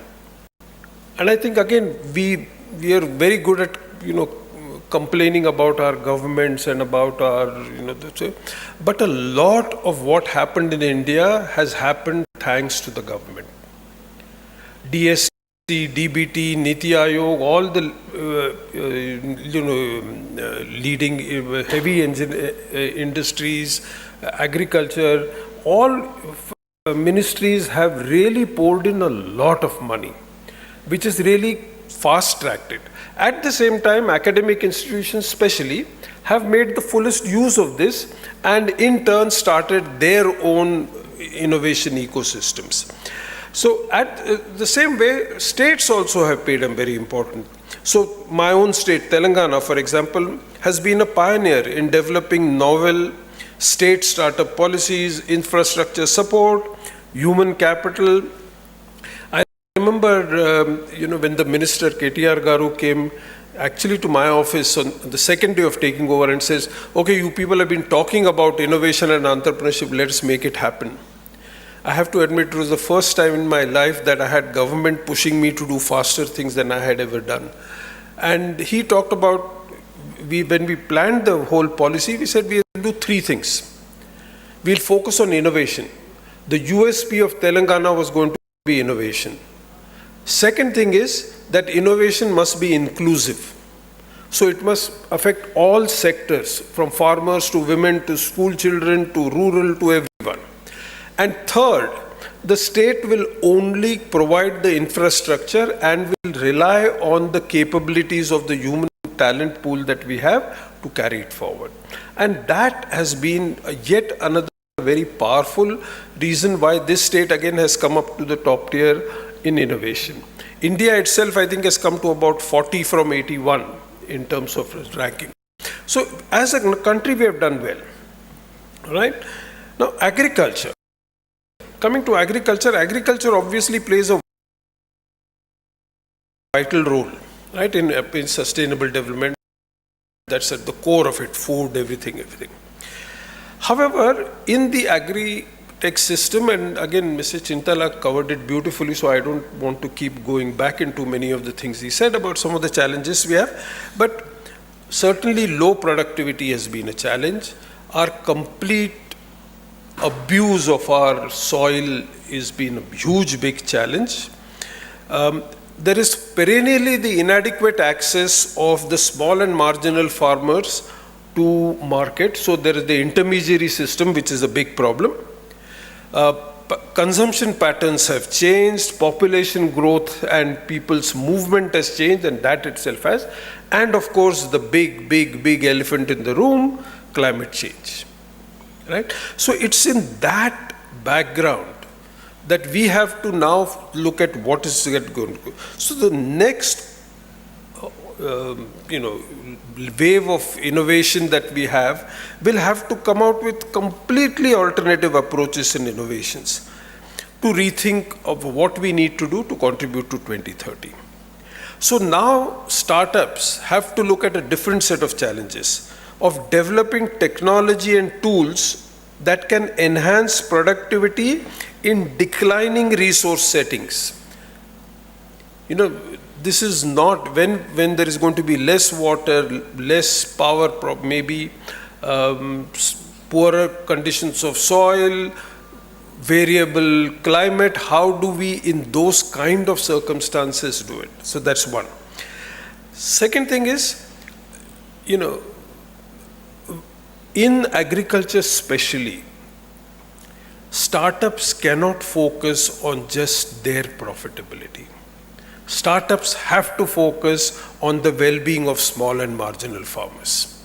So a startup which makes a lot of money but does not do a lot for the small and marginal farmer is not playing a societally important role. And I think agriculture startups will have to look at societal benefits as an equal target in order to financial stability. So fortunately, the agri-tech innovation system has also benefited from the government initiatives. We found on Traction some 2,000 agri-tech startups and more than 80 business incubators associated with agriculture and research institutions in this segment, which is very, very impressive. In which we evaluated almost 2 years ago, right? More than 2 years ago. We evaluated a large number of these and we came out with 86 startups which were very promising and which covered the entire spectrum from inputs, actually from crop planning to inputs to production, which is actually all the harvesting, post-harvest, storage, price discovery, processing and value add, distribution, weather forecasting, cash flow based farmer loans and more. So one great thing that we see about agri-tech innovation is that it covers the entire spectrum. There is no, so if you look at the value chain of agriculture, there is nothing where we say, oops, there doesn't seem to be any innovation happening here. So that's the great found part. And again, that has been helped a lot by the industry, a lot by the government, educational institutions like PJTSAU and others. However, there are still some major challenges why we are not able to. And the big challenge in that is data. There is simply no easy and access to standardized digital agriculture data. Now, agriculture data has its own complications, right? If you look at all the weather and other things, that's central data. It happens to be here in Hyderabad, but it's still central government, atomic energy department data. Then the states have their own data. Then the banks and NABARD and people like have their own data, right? Now, increasingly, some of the startups are actually doing things like taking their drones and going all over and collecting their own data. And then the data definitions across the states are different. Some data is completely missing. Like in many states, who is the actual tenant who is tilling the soil is not known. We know who is the owner, and the owner half the times is sitting in the US or somewhere else and just getting the money that the government gives, right? So we have many challenges. There is not even a standardization, and most of you know that anyway, that there is no standard. When I grew up, there was a film called Do Bigha Zameen. And much later I realized that bigha didn't mean the same thing in different states even. So, and most of this data is manual. So unless we can digitize and standardize agri data, we have a problem. So that's first problem, right? Then for those of us, so if I look back and say, if these are the kind of problems, the second big problem is actually accessing the small and marginal farmer, because access to small, even with FPOs, and by the way, FPO movement is yet another thing that all of us must strengthen. Because when we strengthen that, the small and marginal farmers collectively will have a great opportunity to be able to be equal market players in the ecosystem. Right? So if I stand back and say, therefore, what is it that we need to do? I see that for us, and for us who are enablers of this ecosystem, I see three important factors. One is to create an agri-data stack. And we've seen what has happened to the payment stack. UPI and payment stack just completely transformed. See, the center is already talking about a health stack, which is again a wonderful thing. And already there is beginning of discussions on agri-stack. And agri-stack again will have to have people coming in from the center, from the state, from the startup community, from all of us, from educational institutions, so on. So there is an extremely important contributor to innovation ecosystem will be an agri-stack database. And it will obviously have all the issues of protocol, who can have it. But by now, I think India has got that understood. Thanks to UPI and all the things they have done there, we understand how to use these public, data basis and for both societal goods and so on. The second thing we have to do is to ensure that our government policies actually encourage the adoption of innovation. Many of our agriculture policies, and so if you are going to provide anything to farmers, in each circle you need to go and take approval in many states. That's just ridiculous, right? Given the digital world today, if I do something and get an approval in Bihar, can I use that same thing in Telangana? Or if I get in Telangana, can I use it in UP or Gujarat or wherever it is? How much can we do in terms of, by the way, we do it in medicine. There is no state-wise approval of medicine, but we somehow want it in terms of agri inputs. So how can we do, how can we look and simplify agriculture policies to improve? And third, of course, as I said, is to facilitate the outreach of proven agri-techs to small and marginal farmers for their benefits. And I underline the word proven, and I'll come to it. Okay. So, therefore, we at Rich, anyway, our purpose is, principal job is to co-develop these ecosystems with others.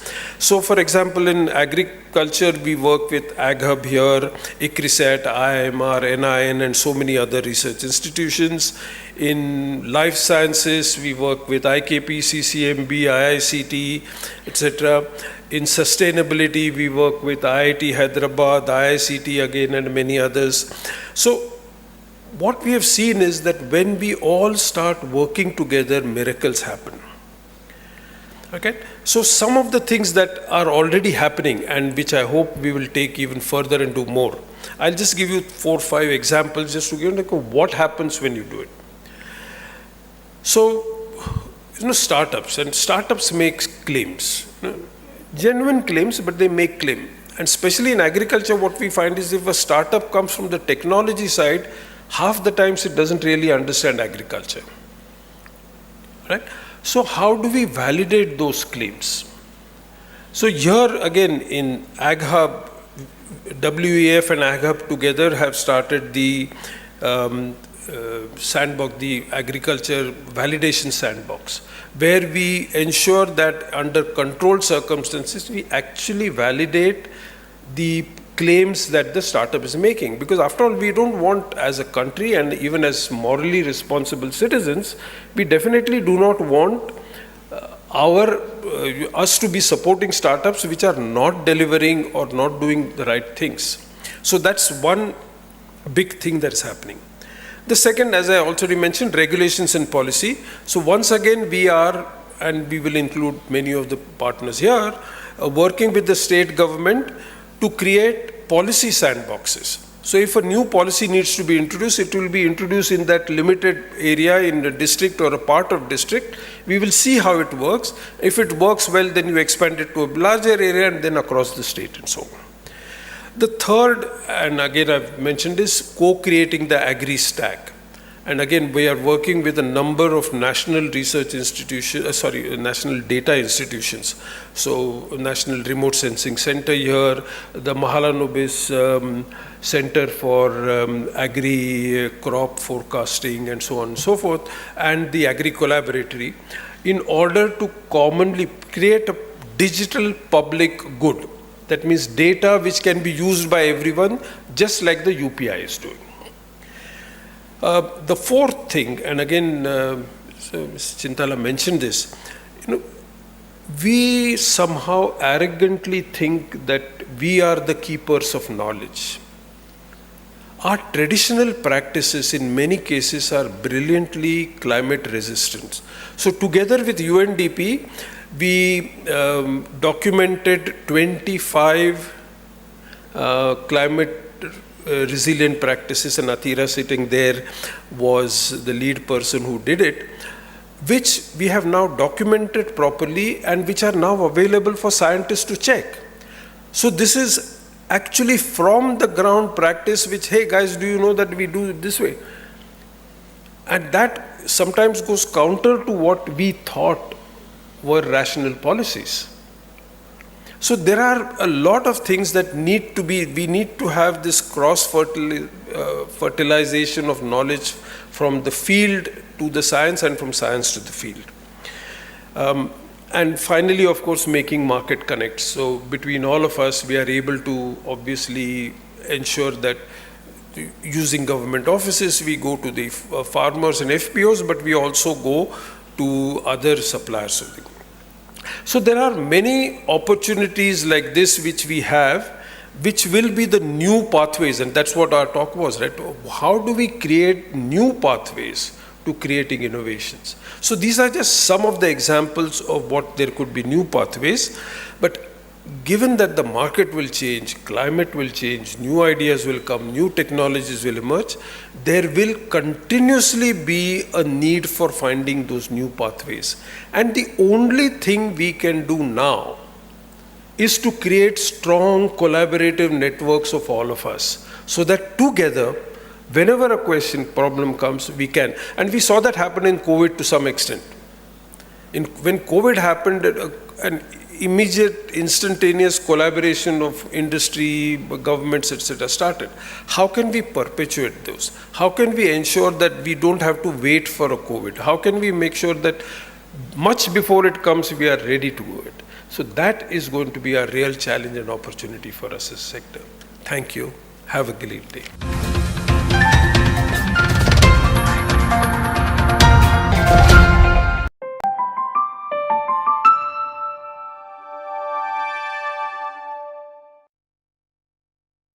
नमस्ते, मेरा नाम अंशुया है। मैं अहमदाबाद से आई हूँ और मेरा गांव का नाम नाज है, तालुका दोस्त को, जिला अहमदाबाद से आई हूँ मैं। और मैं सेवा में 2002 से ज्वाइंट हुई हूँ। 2002 से ज्वाइंट नहीं थी तब मेरी परिस्थिति बहुत गंभीर थी। जैसे कि मैं पशुपालन काम कर रही थी और एक कैद मजदूर बहन थी। जब मैं नई सेवा में जुड़ी थी तब मैं घर से बाहर नहीं निकल सकती थी, बहुत मुश्किल काम था। लेकिन जब मैं सेवा में जुड़ी तब मेरा बहुत सारा शक्ति विकास हुआ। जब मैं सेवा में जुड़ी बाद में मैं बहुत अलग अलग प्रकार की ट्रेनिंग ली है। जैसे कि फ्रूट प्रोसेसिंग की ट्रेनिंग ली, तो फ्रूट प्रोसेसिंग के लिए रूढ़ी की ट्रेनिंग ली। रूढ़ी की ट्रेनिंग के बाद मैं रूढ़ी बहन बन गई और रूढ़ी बहन बनने के बाद मुझे बहुत सारी चीज़ सीखने के लिए मिली कि जो हमारा जो किसान भाई था वो बाज़ार में जाते थे तो वो वचोटिया थे, वो सब चीज़ पूरे कम दाम में ले लेते थे। लेकिन जब सेवा से जुड़ी ट्रेनिंग ली तब हमें पता चला कि हम पूरे बाज़ार से जुड़े।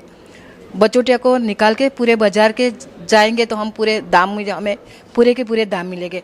बाद में हमारा वो सेवा का एक प्रतिनिधि चुना, वो गांव-गांव में जाके किसानों को समझाता है कि क्वालिटी पसंद करता है कि कैसी क्वालिटी, जो अच्छी क्वालिटी हो तो पूरा दाम मिलते हैं।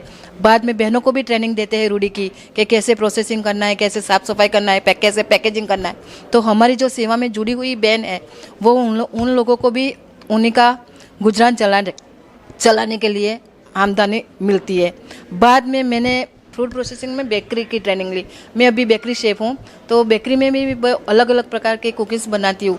पर जब बाहर बेकरी में मैदा की चीज़ मिलती है, जो मैदा हम खाते हैं तो हमारे स्वास्थ्य के लिए बहुत हानिकारक है, तो मैं मैदे से हटाकर मैं गेहूँ के आटे में से सब चीज़ बनाती हूँ।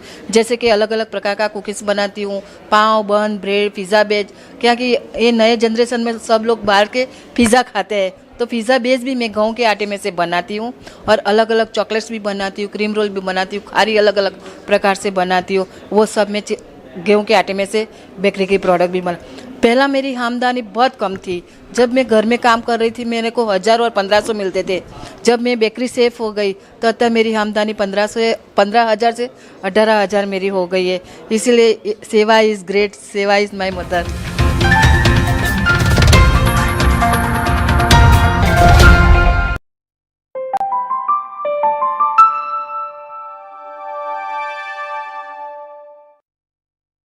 We are talking about SDGs, Sustainable Development Goals, good health, good environment.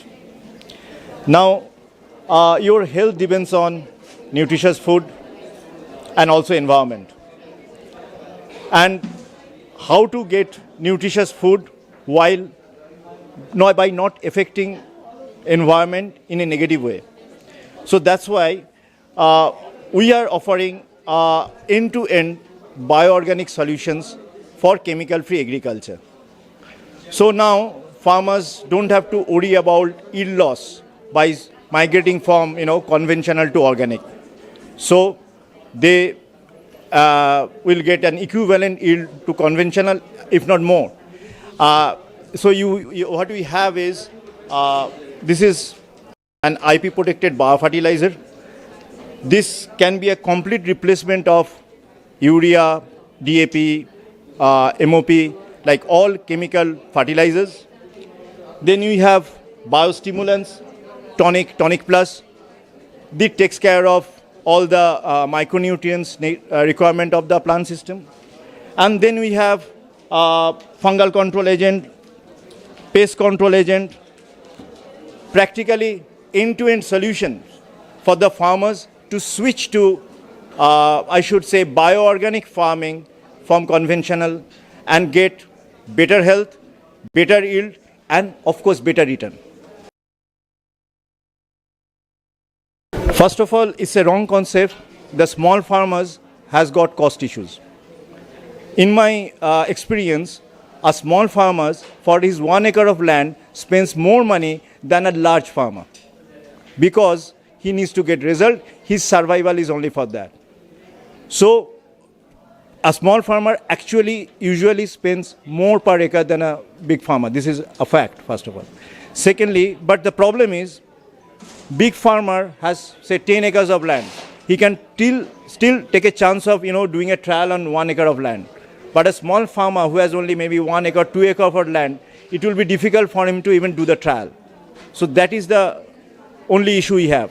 About the price, even a small farmer in his say conventional field, say for paddy, in South India, if we say Andhra Pradesh, a farmer for 1 acre of paddy is spending between 8 to 12,000, 15,000 even for rabi crop paddy. Ours depends on the soil condition, but it's in between 8 to 12,000 only. So in the first season anyway, we have to match their conventional cost. Our cost cannot be more. But most interestingly is, if our cost in first season is 12,000, second season it will be 10,000, third season it will be only 8,000. So our cost of production will be coming down every year. Whereas the farmers will get equivalent and more yield. Not just that, if he can get, if one can create an ecosystem where he can get a better price realization for his residue-free produce, he will be even making more money than that. So this is how the thing works. It is not about that, in one go, you suddenly see a massive result. It is not magic. So in the first season, we will guarantee you uncompromised yield. That means your yield will be not less than conventional. And you see, I'll just explain you. Well, this is the trial data done by the Tata Tea in their plantation. We are not even in, we had no access to the garden. This is the trial data. 2% more yield over conventional. This is cotton, the most pesticide intensive crop, cotton. This trial was done by Indocount. You see 21.5% more result. These pilots were done with social alpha in UP.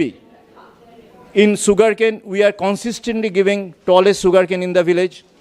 With paddy, this Kalanamak paddy during the social alpha pilot, this person got 59 tillers. Can you believe 59 tillers? Normal tillers is 20 to 30, 40 maximum.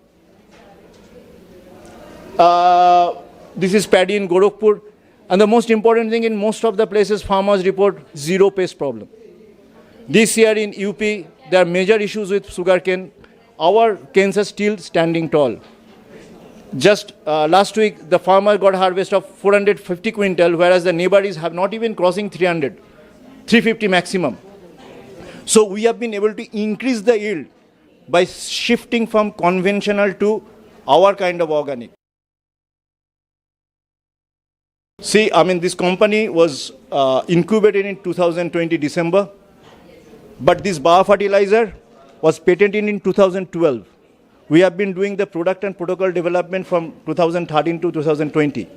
And another anecdote I should give you, this biofertilizer is a consortium of microbes. And if you know, under the FCO order, they banned mixing of microorganisms to be called as fertilizer. So when we started using product development, protocol development, we used to distribute it as soil modulator, because it cannot be called as a fertilizer, because the moment you mix microbes according to them, it is no longer a fertilizer. So we are already ahead of time. So in our country, sadly enough, if you are 10 years ahead of your time, it's not always a good thing. You got to pay price for it. So we are just struggling and making it acceptable to the people. It will take its own time, but we are also looking for our organic growth. So we are a result-oriented company. Today we are standing here because we started validation with AgHub. I got introduced to Vijay sir through, I was part of SIIC cohort, so that's how I got introduced to him. And then I realized that AgHub is doing validation. So that's why I became a part of AgHub last year. We started doing validation. And lucky enough, we got selected for BIRAC IKP Agri-Grand Challenge this year. So AgHub will be my deployment partner. So we are starting another validation this season now. So, and my association with AgHub has also become important for another reason. We started our distribution operation in Andhra Pradesh and Telangana last year. So I needed to have a base here. I need to understand the ecosystem here. I need to get market connect, all kind of support. Today I'm so happy to see not just Kalpana ma'am, different professors, different scientists came to our stalls, discussed and encouraged us. Actually, the dean came and encouraged us, saying that, okay, you are doing a great thing because you're promoting chemical-free agriculture. So one thing is good about AgHub and this PGTSU is in other incubations I'm part of, they are not agriculture specific. Like SIIC has everything. So I'm a small factor over there. Here is only agriculture. All we see around is other friends were like me with a lot of passion doing something related to agriculture. So even today in the session, I expressed my wish that, some of our startups can do a combined project together in PGTSU so that it becomes an ideal model. Like TraceX, Madhur Drones. TraceX identifies, use our solution, Madhur Drones implements. I'm just giving you an example. Okay, Seva markets, just imagine. If we can create an ecosystem and a model, even in Aghab with PGTC's land, next event you have like that, you take the dignitaries to one plot where 4-5 startups have collaborated. So this is possible in Aghab because with Kalpana ma'am and Vijay, they are both very dynamic people. They are very open people. And they are very focused on agriculture. They both know the realities, ground realities, academia very well. So I think this is a very, very win-win situation for a startup like us who are more scientifically oriented. So we are getting that kind of a support, and we are looking forward to more meaningful, relationship with Aghab.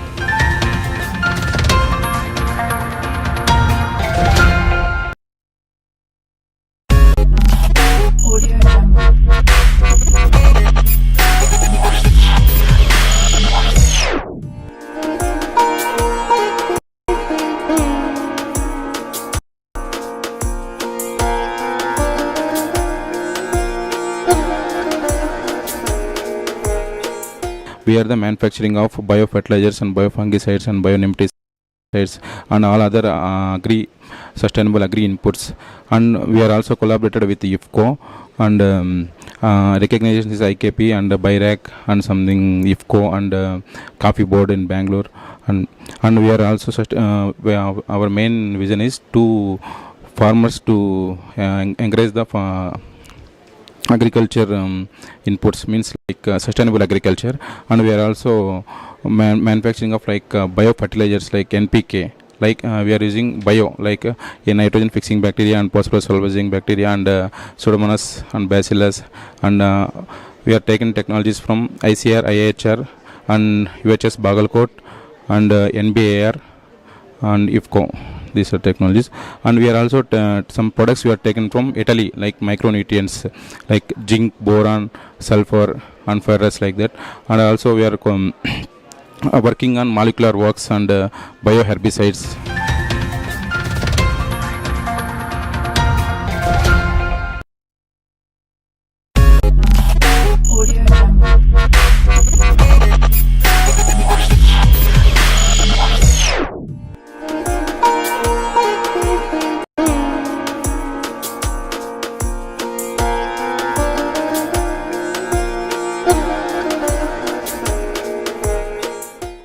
Sadhana Reddy. I'm a product training manager in Country Chicken Co.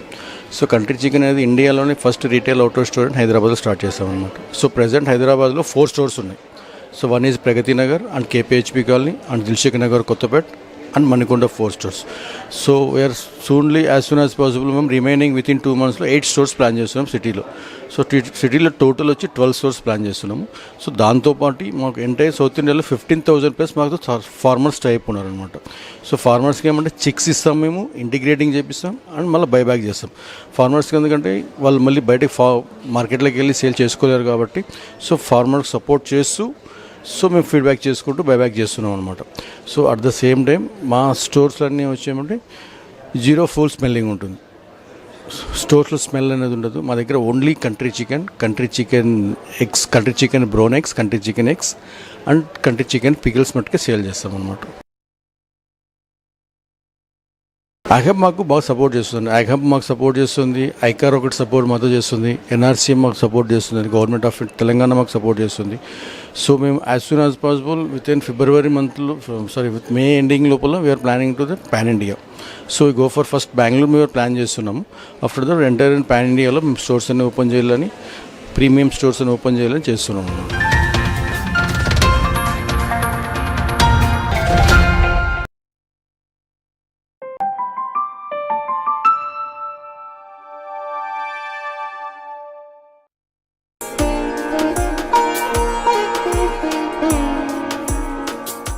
ikkada how many of you feel that you have to work day in and day out to be successful?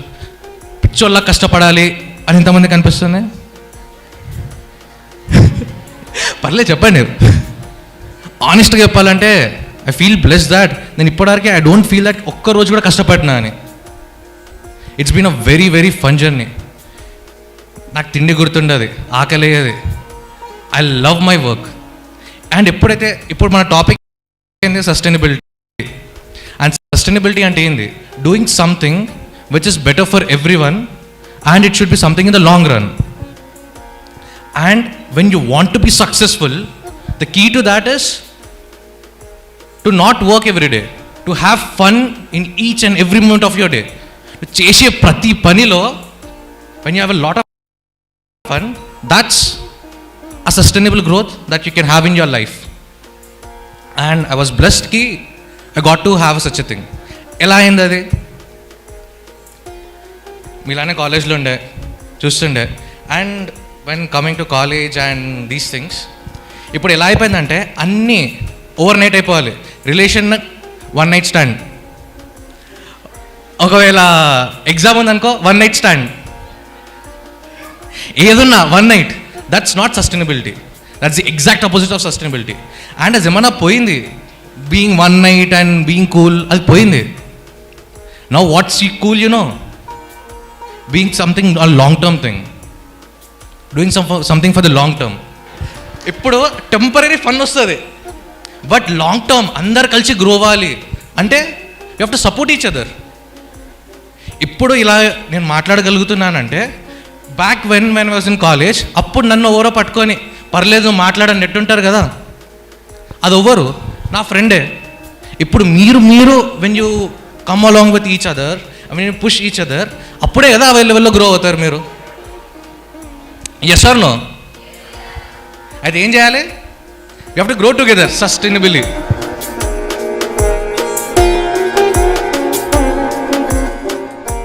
And now in 2020s we are realizing the importance of eating organic and ఆర్గానిక్గా తినడానికి చూస్తున్నాము. But vegetables గురించి అంత ఆలోచిస్తున్నాం. ఇక్కడ ఎంతమంది non veg తింటారు?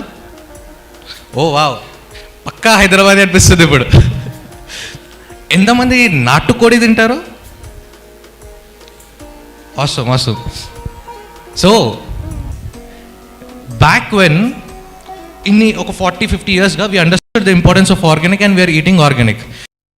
But మన చికెన్ తింటున్నాము, రైట్? చాలా ఇష్టంగా తింటాము, KFC కానీ ఏదైనా ఇలా తింటాము. But are we questioning our self, is that the right kind of chicken? అది ఆర్గానిక్కా కాదా అని. ఎలా పెరిగింది, ఎందుకు పెరిగింది? నార్మల్ ఒక నాటుకోడి పెరగడానికి 120 days పడుతుంది, రైట్? ఇప్పుడు మనం తినే వైట్ కోడి, it's being grown in just a span of 30 days. 120 ఎక్కడ, 30 ఎక్కడ? Huge difference, right? So that's what we're trying to revolutionise over here. Many things that we do today are not headed in a sustainable direction. ఎప్పుడైతే I understand the importance of it, ఏదైతే benefits కనిపించాయో, when I saw all those things, I was really taken aback. And the a వేలో అయితే మనం ఇప్పుడు chicken consume చేస్తున్నామో and what's happening, when I thoroughly understand that, I decided to do something about this. And that's when we started revolutionizing the chicken consumption of India. And here we have taken few initial steps and we are growing further. If we see, ivala manam sustainable growth gurinchi maatladutunnam, and here it's sustainable growth versus profitability anetidi, I've saw it somewhere. But the reality is sustainable growth and profitability, it's not reverse. Everything business antene profitability, yes or no? And sustainable growth and profitability, sustainable growth lo ekko profitability undi.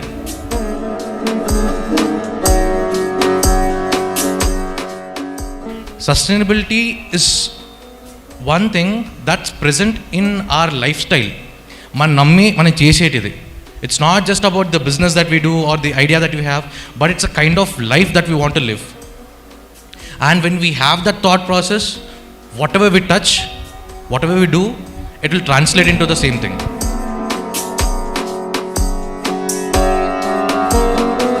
It's my genuine experience.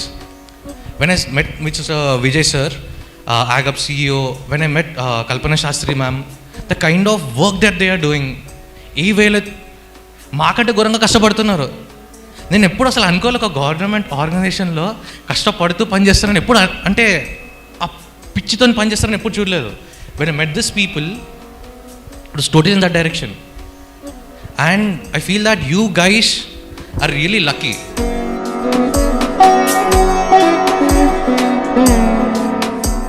If you really want to have fun every day of your life, I strongly suggest you to pursue your entrepreneurial spirit. ఏదైతే మీకు start చేయాలందో, when you have to do something of your own, you have to channelize your energy in that direction. And ఇక్కడ మీకు channelize చేసుకోవడానికి you have the best of best resources available. After starting my journey, ఒక 1 year తర్వాత I'm at AgUp. But you have that opportunity even before starting. మీరు just ఒక step ఇలా ముందటికి ఇస్తున్నా అంటే they are present with you. That's the kind of advantage that you have, and that can totally change the outcome of your of whatever you like to do.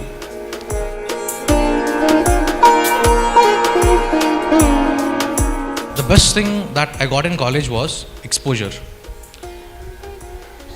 ఇప్పుడు people may feel, or especially us, ఈ age గ్రూప్లో ఉండి we can feel that ఇప్పుడు if you start a business of pursue your entrepreneur journey, we will be deviating from our studies, or it will affect the kind of job opportunities that we want, or anything like that.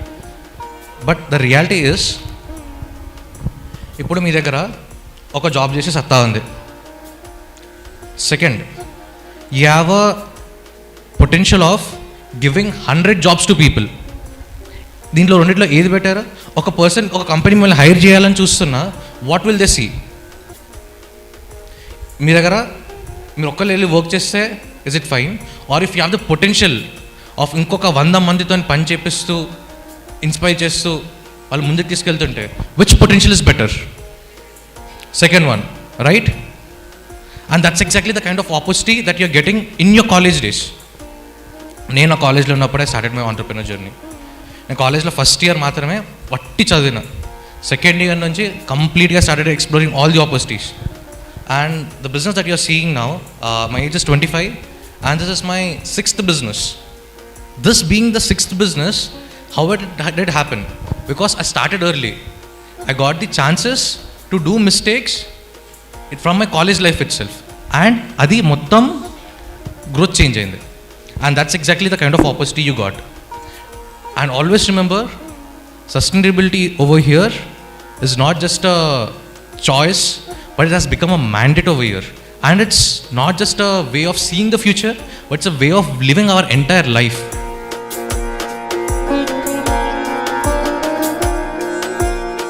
Okay, so I want you all who are present over here to not just listen and gurdupatti marchipovam kaadu. I also want you to inspire others. Share the things that you received from here. Share it on social media. కావాలంటే నన్ను tag చేయండి, కంటే chicken కొని tag చేయండి, యాగబ్ని tag చేయండి. That's the way people will know that you're onto something.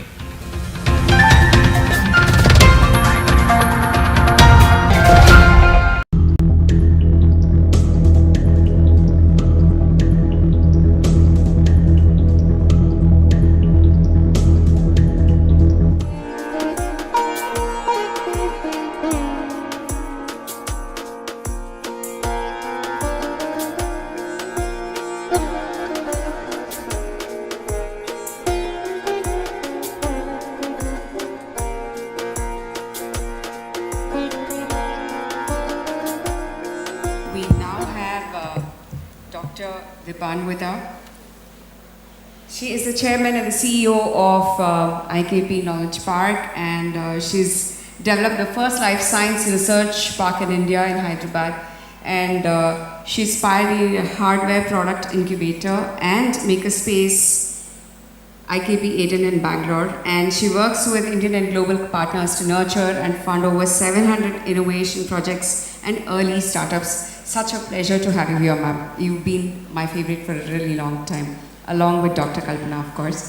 And she's actually always been an woman achiever for me. And she has also got this recognition in 2017 by Asia One Business magazine, and Woman of the Decade in Life Sciences, well deserved. And after brief stints as an engineering faculty at BITS Pilani, she took over the freelance science writer for children. But I think it's her passion towards research and looking at innovation and getting innovation to the market space is something that drives her presence and her work throughout. She's just returned from a sojourn in Sikkim. So over to you. Thank you so much, ma'am. And while we have her here today, she's going to be talking about navigating innovation, maize and life sciences, and agri for technology basket. Over to you, Dr. Dipanita. Think 20 platform, and Dr. Tadas is here. I don't see Kalpana, but I'm sure we can discuss this with Kalpana. What would be that communique at the end of our presidency, and what does agriculture, the task force 6 of Think 20 would talk about? Is there anything through this sideline event that can go into building that communique? I thought if we have to talk of agri-food systems, 5 or 6 things come to my mind. One is the dichotomy between the aspiration of producers versus needs of consumers. Consumers need good quality food and agri products at affordable prices. Producers, farmers, they want their products to be profitable. So there is this inherent dichotomy that can startups and innovation solve a problem like this. The second thing that strikes me is demographics. You know, I was reading a paper and I see that in UK, for every farmer of 40 years age, there are 3 farmers that are of age 65, which means, and there are other data, I'm not going to get into those data. I don't have the Indian data though. And that basically says that is agriculture on the whole an aging industry. When I say aging industry, I mean that are young people interested in agriculture or not? Is there a way through innovation we can actually get more younger people into agriculture? In India, of course, we know probably that's still not true. There are a lot of people in agriculture, but is it by choice or because there are no other opportunities available to them? Can we actually create opportunities through new innovations? The third thing that strikes me is that the environmental concerns, huge climate change concerns and so on and so forth, and the economics and profit that drives agriculture and livestock farming and so on and so forth. Where is the balance? Can innovation bring in that balance? Through technology, through new ways of looking into it, can we actually bring about a balance? And I was seeing that in the, actually industrial farm pollution is a large issue and a large problem. When I say industrial farm pollution, I can give you an example, and I'm not only talking of India because this is a G20 sideline event, I'll talk of the member states also.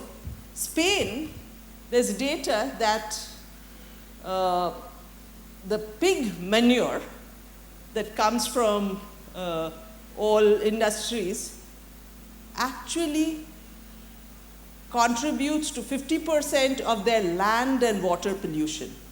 That is huge. So how do we deal with industrial farm pollution? I saw technology that there is this for poultry, there's a raking system that they've made. I don't remember the name of the startup, which basically is churning the soil so that, and it's done every day, so that the excreta gets mixed, and after 45 days, he said, they'll change the soil. So I think we need to think of new technologies that actually can work with small farmers and mid-sized farms. Environmental concerns, of course, everyone has talked about. I'm not going to deal with that. But the other thing that really bothers me, or when I was reading, it's bothering me, because we deal with innovations.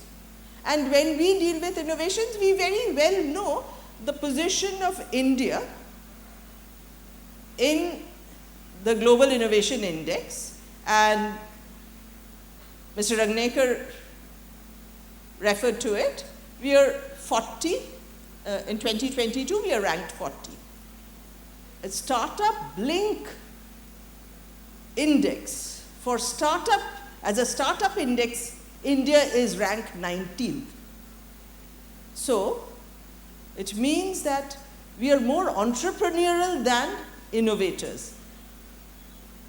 In SDG, Indian 2022 rank is 121.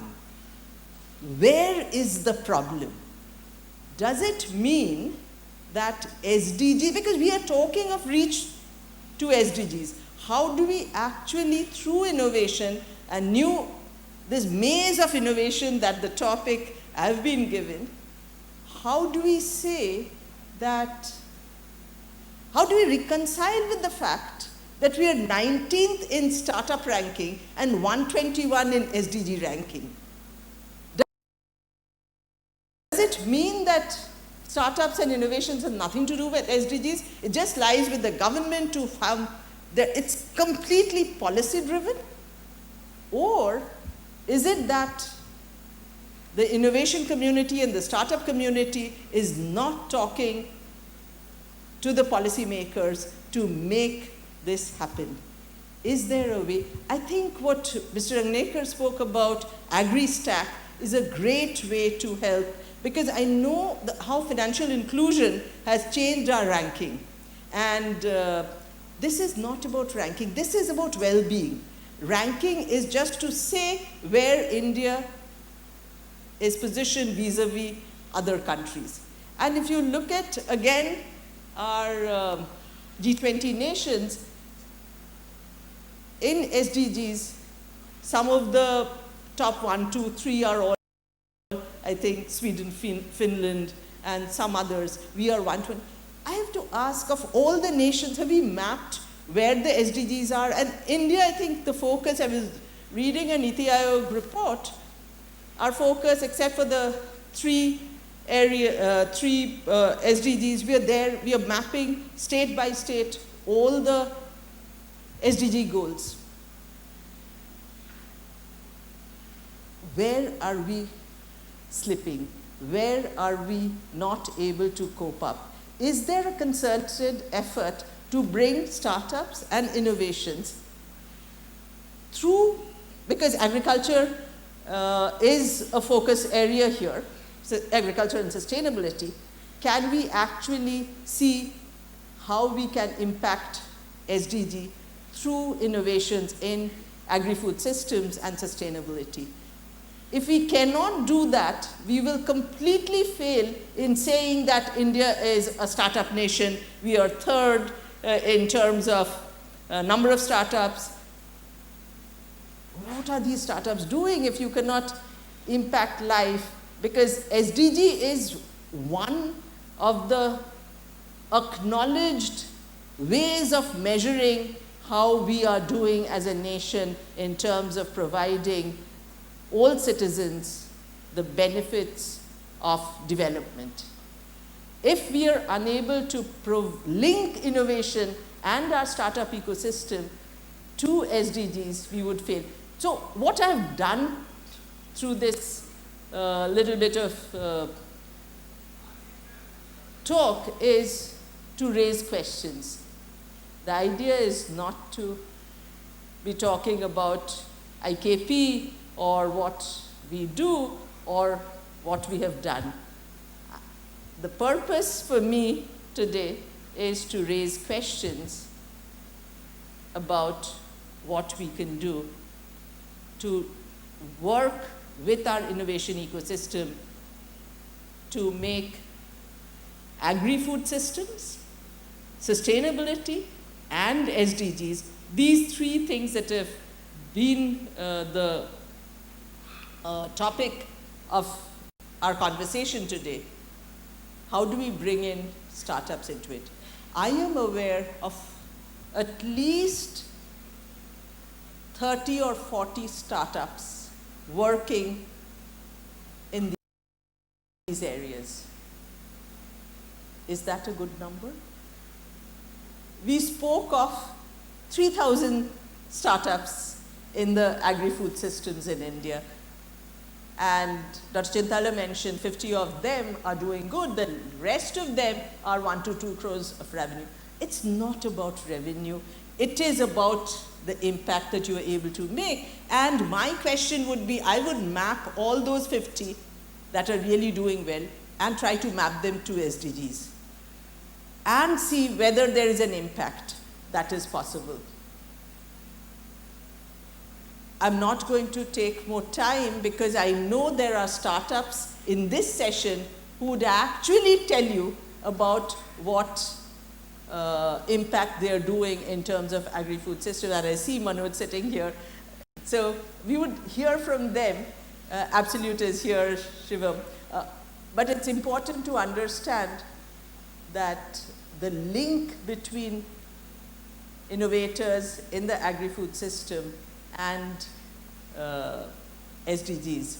And if we can do a good mapping before our maybe the September communique or when we hand over the presidency, if there is a way to bring out a report on this, I'm not saying it's about where India stands and what we can do as kind of policy references for all the G20 member states.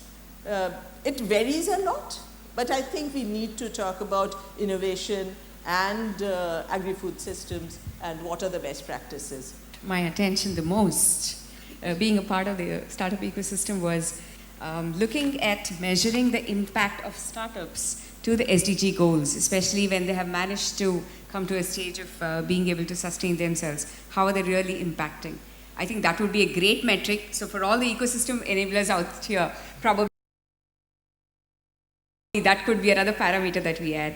Thank you so much, Dr. Dipanvita. Could I share a token of my affection for you?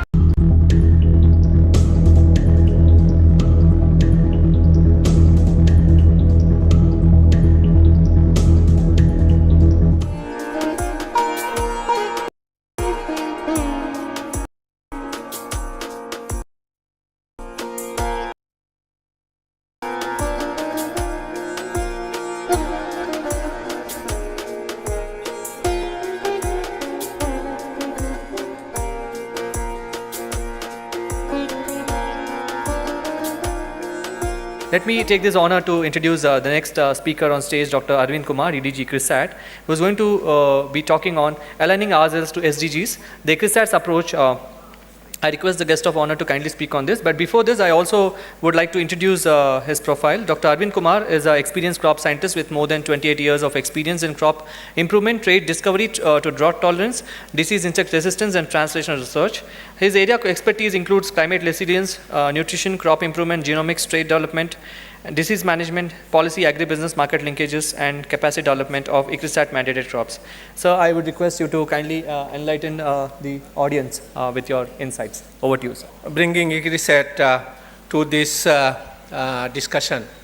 And I am certainly benefited from the talk that Dr. Chintala just delivered.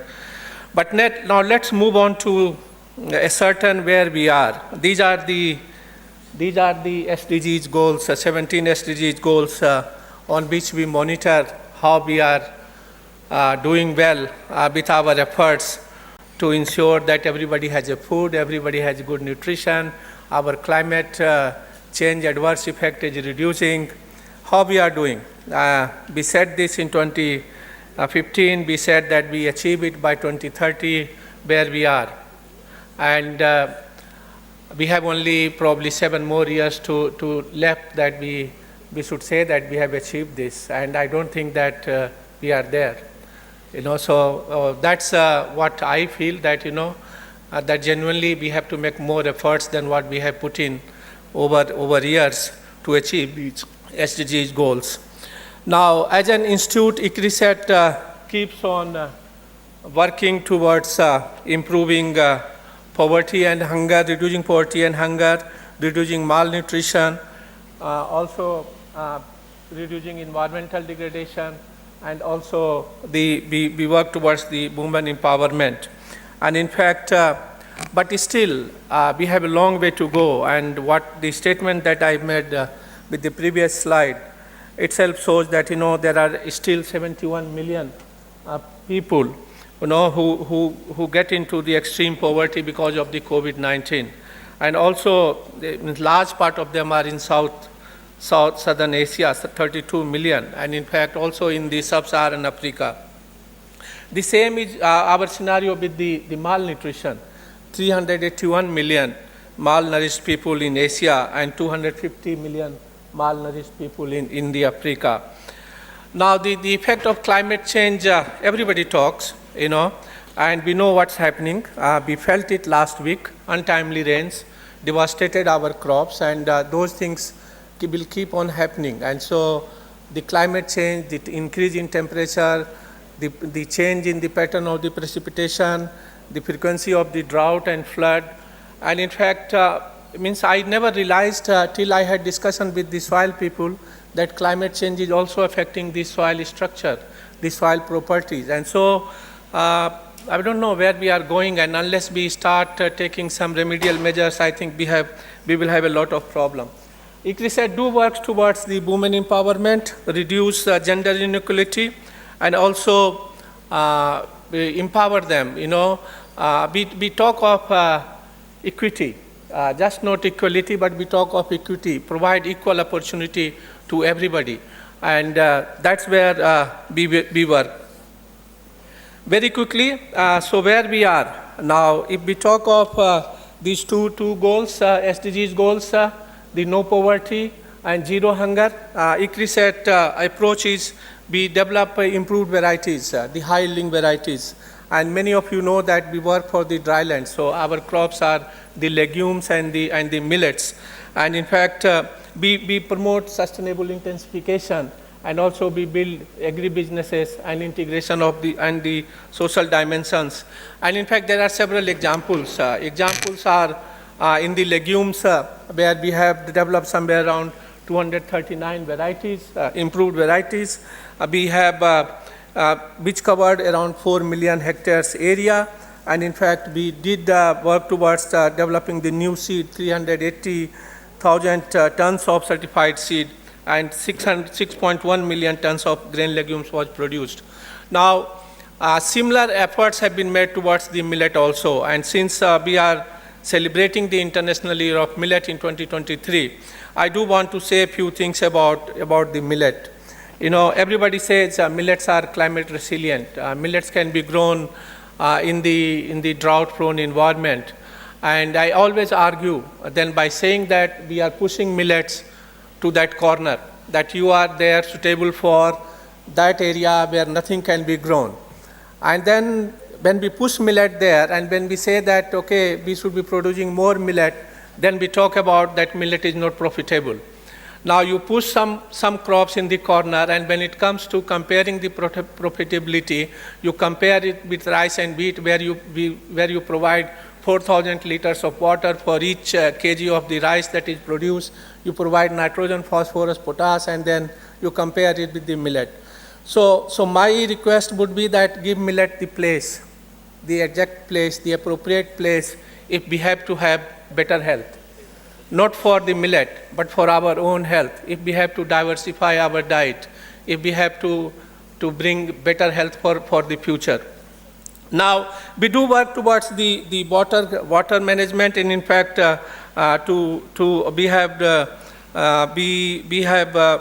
we have worked with many of the micro watershed projects, and in fact, in the span of 4 or 5 years, we have, especially in the Bundelkhand, we have demonstrated that working on the watershed projects, we can enhance the farmers' income.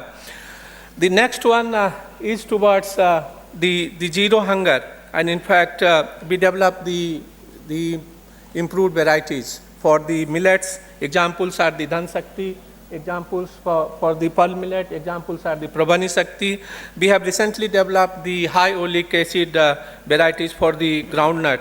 And in fact, we do work very extensively even in Telangana towards the ready-to-eat meals and snacks for the tribal women. And in fact, we have launched joint program with the Department of Tribal Welfare Telangana, and in fact, there has been a large number of beneficiaries. And in fact, we do also address the hidden hunger in Africa. And in fact, we have worked in that part of the world also with the women. Now, very quickly moving to the climate change. We all know what is happening with the climate change, especially with the environmental degradation. I don't know how many of us have realized that our soil's organic matter and organic carbon is drastically decreasing.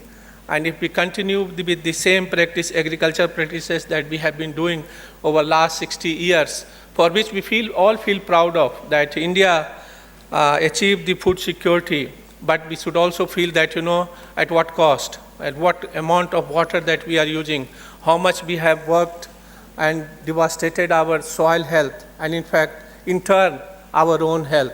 So it is high time, and we work towards both water. I put an example from the Bundelkhand, but there are several examples also from Ethiopia, where we have improved the water availability to the crop. And I tell you, the Bundelkhand, where we receive only 400 to somewhere around 800 mm of rainfall, this is an excellent example where the number of families who run away from cultivating agriculture have returned back. And in fact, now they are very happily cultivating the land. Overall, we have worked somewhere around improved 72 million hectares area. And in fact, that has come into the double cropping. And the reduction in loss has been 30 to 60%. Moving to the next one. No? Okay. I said we do work towards the gender equality, in fact, also. And in fact, we have reclaimed lands in the Niger. And in fact, this has been done very nicely by the women. In fact, women, they own 200 meters square of the land. And in fact, they made income which was equivalent to income that the men farmers make from 1 hectare of the land.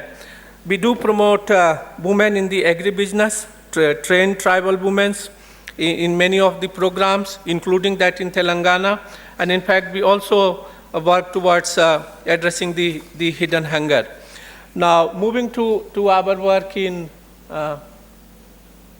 digital agriculture, which addresses many of the SDGs.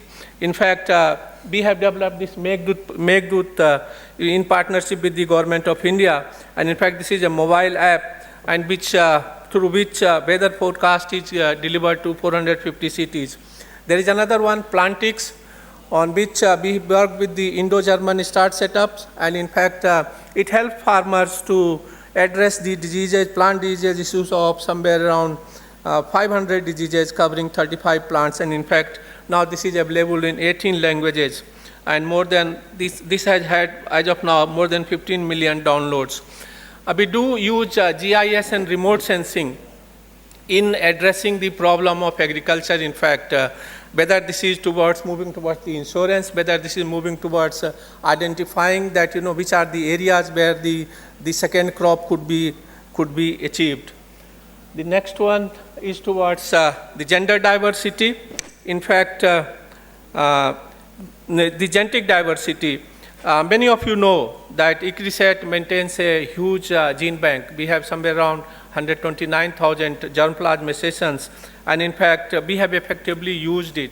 More than 1.5 million samples have been shared with the number of stakeholders, and number of varieties has been developed. In fact, this gene bank is an important source of building resilience against the climate change. So overall, ICRISAT have addressed largely, we work towards the SDGs, no poverty, zero hunger, climate action, but also the partnership, but also the gender. And in fact, we have developed many of the varieties in the pigeon pea, which has resulted in 80% rise in farmers' income in Africa.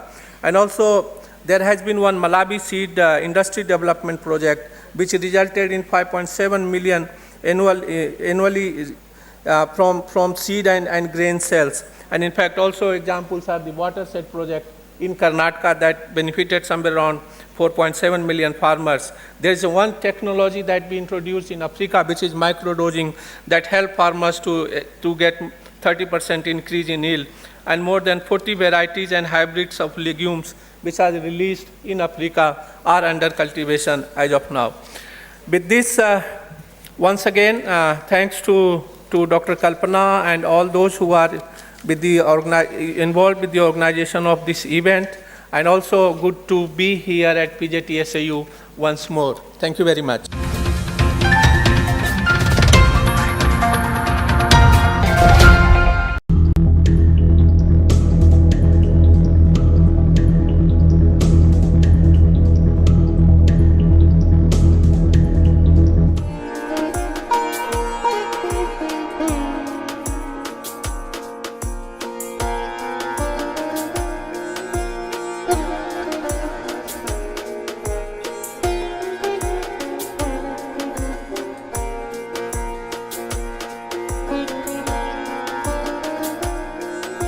May I have this opportunity to introduce the next key speaker, Dr. G.R. Chintala, who is going to deliver the keynote address on investing in sustainable tomorrow.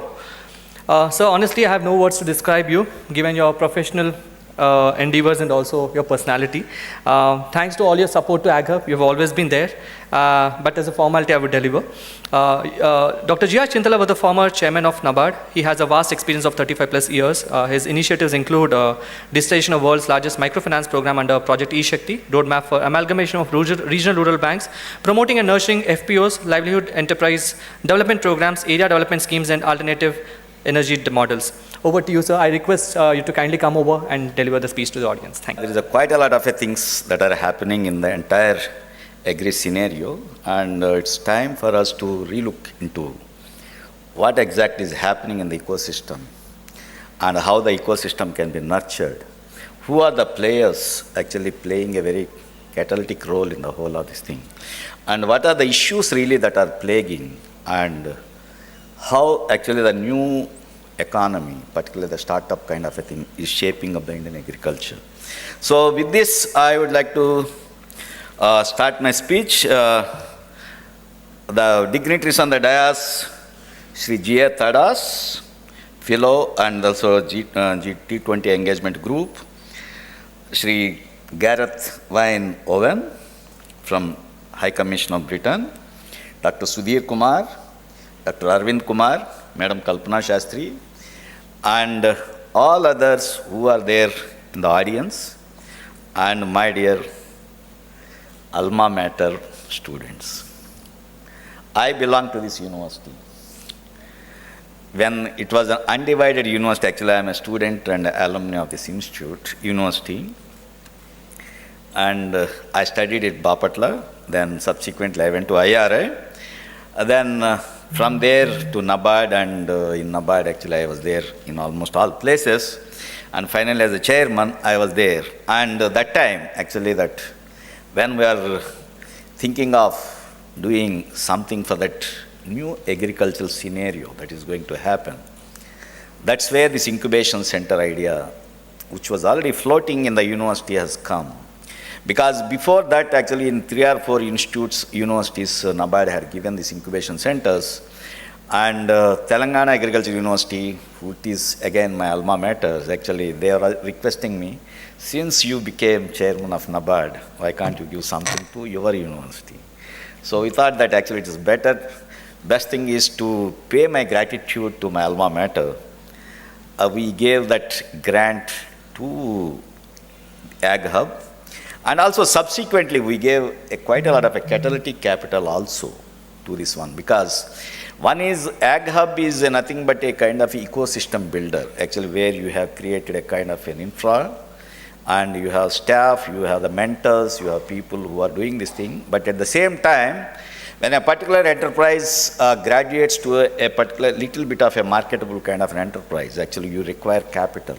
So for that, actually you require either angel investors, venture capitalists, or the debt givers, or anyone, and at the same time you should need something else, because many a time the bankers still have got a kind of their apprehensions, because banks' money has to be collected back with interest. Actually, that is what the basic banking is.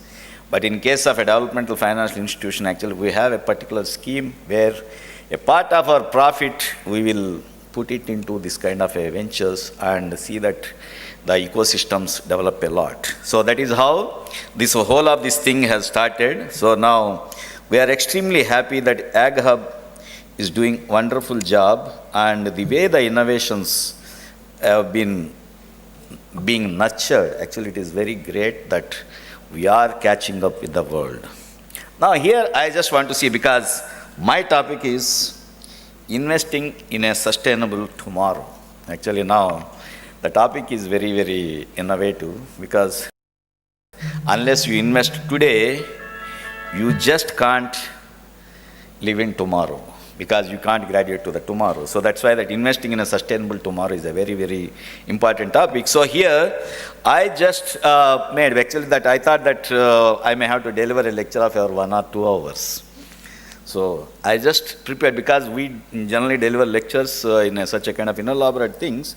So first I just thought that, okay, I will try to do a thing as to how this entire ecosystem is getting nurtured. That is, the investments are happening for a sustainable tomorrow. Just take of this SDGs, actually that Sustainable Development Goals. Actually we are there in this development banking for the past 35 years. My entire career spanned there. Actually that there are quite a lot of goals. Earlier it used to be Millennium Development Goals, graduate into the Sustainable Development Goals. Now you just look into this SDGs or anything, they are nothing but the universal truths. Every citizen of the world should have an access to the good drinking water, he should have good food, he should have access to nutrition, access to education, access to employment. There should be a kind of a little bit no damage to the environment, and underwater kind of a thing. That is the thing in the marine life, everything has to be protected. These are all the universal truths on which actually we are all working. But really how far we are able to do this kind of a thing. Now take the case of human dignities, take the case of the livelihoods, take the case of depredation, take the case of throwing back the people into the poverty because of pandemic or some other kind of a thing. Actually, these are all the things which we may have to think a bit about it. And at the same time, the primary occupation of the world, and particularly in India, where 70% of the people still reside in villages, and almost 50% of the people depending on agriculture, whether we are investing for their sustainable tomorrow. Now this is the thing which probably we all may have to ponder, as I say that quite a lot of a damage is happening to the natural capital that is available to us, to the people in the world. Natural capital is nothing but the clean environment, very good agroclimatic situations, and also the soil and water resources, which are the basic things for this entire natural thing. But what exactly is happening with this kind of a natural capital? Over a period of time, actually this natural capital is getting degraded. Fragmentation is, I'm not talking about, because fragmentation is another part of the economy, economic kind of an issue. But thing is, The normal soil which we are cultivating for the past millions of years, particularly in the last 70 years, actually we have done quite a lot of damage by putting so much of an unwanted quantities of fertilizer. I am not saying that fertilizer should not be used, but when it is not required also we try to put it. Likewise, unwanted amount of the pesticides, fungicides, weedicides, they are all creating a kind of a damage to this natural soil asset, that is the soil. And what about the water resources? Now many places we are just tampering with the entire ecology. We are just denuding the forests. Most of the hills are getting crushed for the granite and other kind of things, and in the process the natural water courses are getting almost dried up, and in the process actually we are not having access to the water for irrigation and all those things. Then what exactly we are doing to do this kind of a thing? To just ameliorate this kind of a situation. Now quite a lot of things are happening all over the world. Everybody is talking very loudly as to what we should do. Now this natural capital has to be restored. If somebody is calling it as a regenerative agriculture, that is a very narrow term, I'll say, but thing is actually rejuvenation of this entire thing. The ecosystem is the thing which we have to talk about. So if that is the case, what exactly the investments that are required for this kind of a regeneration of the things, ecosystem? Now, who is going to put this kind of a investments? Now, many times, it's very easy to talk. Actually, everybody tells about, actually, we should do this, we should do this, we should. But thing is, who is going to bell the cat? Public sector, private sector, governmental, non-governmental, and also as a citizens, actually, we all have a role to play in this kind of a thing.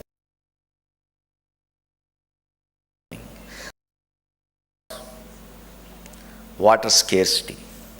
Now, if you just look into the statistics, in 1950s or 1960s, before the Green Revolution started, in Punjab the water table was just around 5 feet. Now today it is 1,000 feet depth. Likewise, whether it is in Andhra Pradesh, whether it is Punjab, everywhere actually the situation is same. Because before Green Revolution, none of us were extracting the groundwater the way we are extracting today. The new motors, the submersible pump sets, free power, and everything is really causing enormous kind of a thing. Acceleration to this kind of an exploitation of the natural resource. So the natural capital of the groundwater is getting depleted. Then what about the soil? We are putting very heavy machinery on the soil when it is not required. Most of the animal power has been dispensed with. Actually, then we are not adding the organic manure. And at the same time, we have done away with all the kinds of good agricultural practices, and we started doing chemical farming because it's very easy for the farmer to just put 2 bags of urea to make the field green rather than putting 1 ton or 2 tons of a farm-made manure. That's why actually they are also not interested. So now, are we doing enough to restore this kind of a system, to restore the soils, to do the things? So then, what kind of a things which we have to do here? Then the next one is, whether is there any kind of a resilience thinking on our part? Now actually that resilient agriculture, resilient ecosystem is a very common thing which we talk about. But thing is, what is the resilience thinking which we are all thinking about? Because today everywhere you just take any document, whether it is in the banking, United Nations, or for that matter any kind of a documents which you take, everybody talks very loudly actually that ESG, ESG, ESG. What exactly ESG and how many are adopting to this kind of ESG? Environmental, social and governance kind of a standards have become a kind of a norm. That's what everybody says, that people have to adopt it, though it is voluntary. Now many times people are writing that kind of, we are adopting the ESG, but thing is what kind of a compliances which we are having, and really what kind of a cost actually people are incurring on this kind of ESG compliances. And thing is, what the investors are looking at it, because I being a banker for the past 35 years and also headed a $100 billion bank with almost $1 billion of profit. Actually, I know really what exactly the investors look into it whenever I speak about the ESG. Now actually that when I look into that investing for this sustainable tomorrow, most of the investors actually whenever somebody is going for that raising money from abroad, they say that actually what are your ESG norms? Because now nobody wants to have a very short-term kind of a returns. Everybody says that the enterprise which you are creating should be a very, very long term, and it should deliver goods to the people without damaging the environment on a sustainable basis. So if that is the case, that ESG norms have become almost mandatory, though actually it is voluntary for the time being. So now, are we really looking into the ESG norms very sincerely and also in a very deep kind of a thing? That also which we have to do it. Then the next one is that what exactly, that is, who is going to make this entire thing viable, because maybe Act 2, that is the system, that is the ecosystem, because ultimately I say that the money is the one which makes man move. Likewise, the money is the one which makes everything to work. So if that is the case, somebody has to invest in making this entire system very sustainable. So then actually, who is this somebody? And what kind of a systems actually have been created? And what measures the government of India and also state governments are taking? And what systems actually the institutions like NABARD and others have put in place to do this kind of a thing? Now, I just like to look into it. Probably many of you, though you may be students, you may not be looking into that credit part of agriculture. If I just reel out a little bit of a stats, I'll say that in 1950s, India was producing just 50 million tons of food grains and less than 70 million tons of fruits and vegetables, and hardly any kind of a sugar, and oil seeds and everything was a scarcity. Milk was almost abysmal quantity, but in the last 75 years, actually we have done wonders. Today we are producing close to 215 million tons of food grains, close to around 250 million tons of fruits and vegetables, 200 million tons of milk, and 15 million bales of cotton, and oil seeds actually not self-sufficient but still very reasonable. Likewise, meat and other things actually we are producing. But when doing all these things, what exactly is the trigger for this kind of a thing?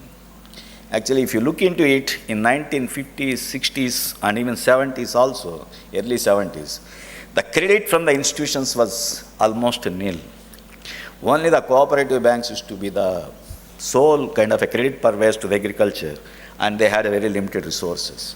And in 2000, if I take the statistics, in 2000 to 2022, if I really look into the statistics, in 2001, entire credit given to the agriculture, including allied sector, was just 56,000 crores, which is equivalent to close to around $7 billion as on date.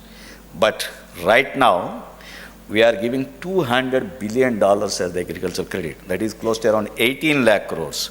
So now, when I look into it, really how this 18 lakh crores is going to the farmers, because Government of India has come out with a system of subventing the interest rates. Actually now, any farmer in the country is getting loan at 4% up to 3 lakh rupees. So that is the biggest thing. Actually, somebody is investing. I told that actually who has to invest? You see the government, which is doing quite a lot, but at the same time, the beneficiaries are everyone in this country. Then the next one is with regard to the various schemes the Government of India has come out with regard to the food processing, with regard to the Rural Infrastructure Development Fund, with regard to the Dairy Infrastructure Development Fund, Fisheries Infrastructure. Then as a kind of a safety net, we have PMFSBY, and we have so many other kinds of things. So everything is being invested by the government and the public sector. And at the same time, there are so many institutions, including institutions like NABARD, who are the agents for the United Nations Fund for the Climate Change. Actually, we have done quite a lot of work in initiating these climate change projects. Today, whether we like or not, climate change is real. Now we have reached a 1.5 degrees centigrade, and by 2040 it is going to be a norm, and the moment it is going to be the norm, actually your entire cropping system is undergoing a change. Now take the case of hailstorm and rains during this period of time, which is unexpected and which is damaging the entire orchard crops, likewise the normal crops. Likewise, actually we are having droughts, we are having very incessant rains when it is not required, and there's a lot of runoff, and all these things are happening. We need to tackle this climate change in a very big way. The other thing that is happening actually when we are looking into the climate change projects and actually financing it, we found that excessive drawing of groundwater, particularly in the coastal areas, because we are having very long coastline in the entire country, actually there is an incursion of seawater into the entire soil. And that again making the soil, water is saline. So now these are all the issues which we have to look into it. So when I am looking into these things, actually that what kind of investments actually we require to do in this kind of a thing, because for investing for a sustainable tomorrow, actually that we have to invest quite a lot. Some of the areas which I will say that where the investments have to flow, first thing is with regard to the soil and water conservation, whether it is the watersheds, whether it is creating a kind of a sustainable infrastructure. And the next one is the clean energy. Actually, without going into that kind of a fossil fuel energy, we should go into the solar, wind and other things. And there also investments are happening. And beyond that, actually what more which we can do is increasing the water use efficiency, increasing the crop productivity, creating the new seeds, new genetic kind of a systems. All those things are also required. So there also the investments have to happen. Now, this is one part. Actually, now these are the things happening and some other things. But thing is, what is the latest buzz on the whole of this thing? It's the startups. Earlier, maybe some 7 or 8 years back, actually startups was a very new word. Actually, nobody was aware what exactly meant by startups. But today, in the country as a whole, we are having 80,000 startups. We are world's number 3 after United States, China, then India is the world's number 3. With regard to agriculture startups, we have around 3,000 startups in the country.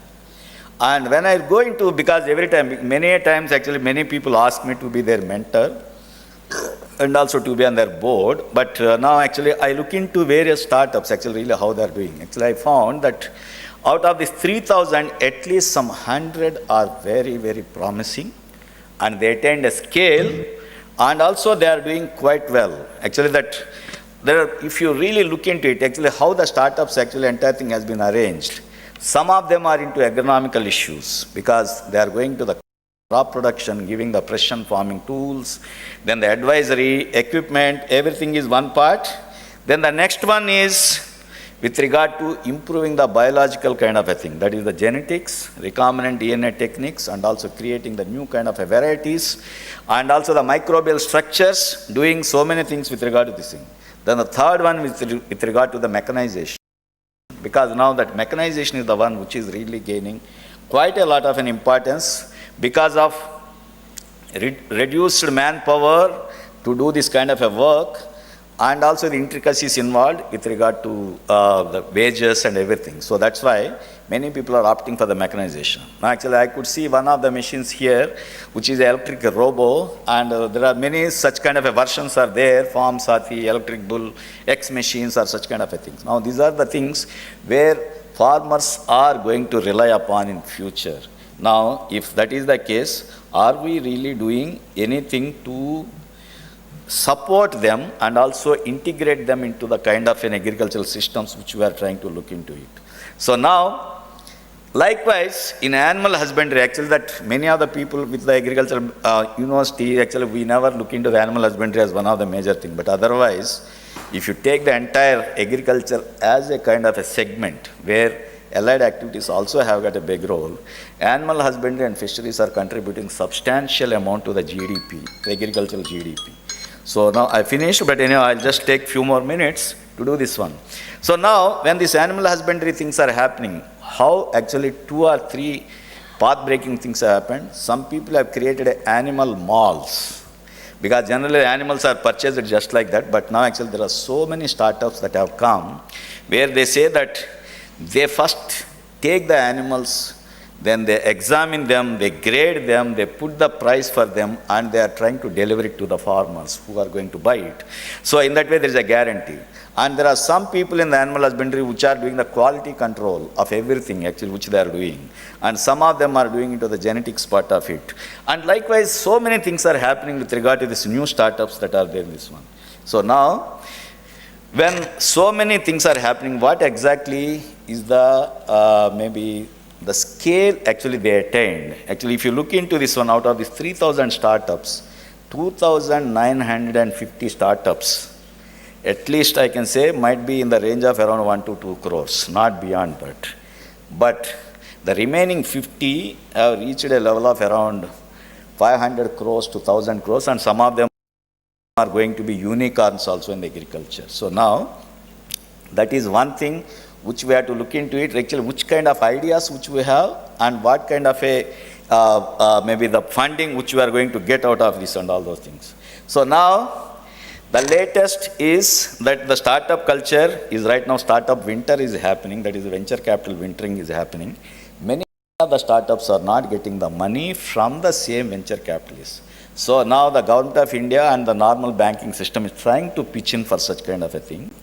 And the SVB Bank of United States collapse had really created a dent in the startup funding.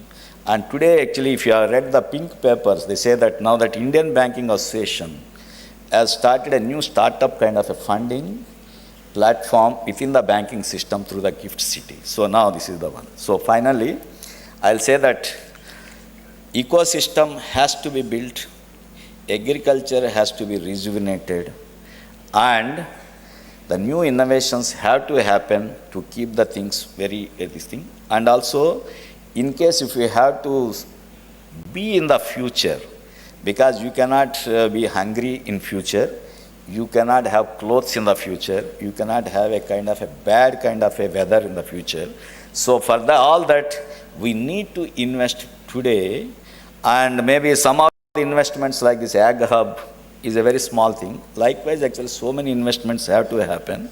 So I'll say that future is very bright, but the policy makers and thinkers and also the students have to come up with their ideas as to really how we will do it. So finally, before winding up, I will say that investing for sustainable tomorrow, people should invest in their health also. Without going through yoga, without going through a kind of a regular regimen of exercise, you cannot enjoy the fruits of tomorrow. So I will say that invest in health today for a sustainable tomorrow. Thank you. Thank you.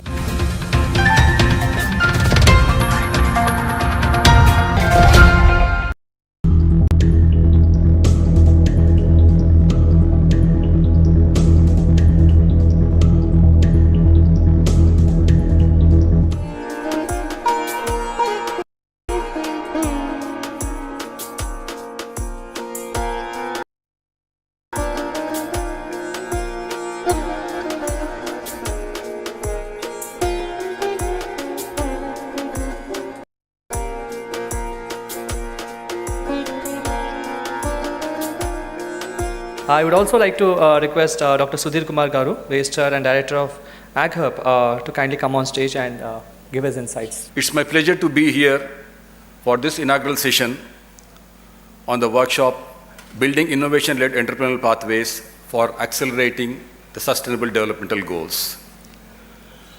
As you all know, this is the year that India takes G20 as presidency, where there are several engagement groups like B20, T20, C20, etc.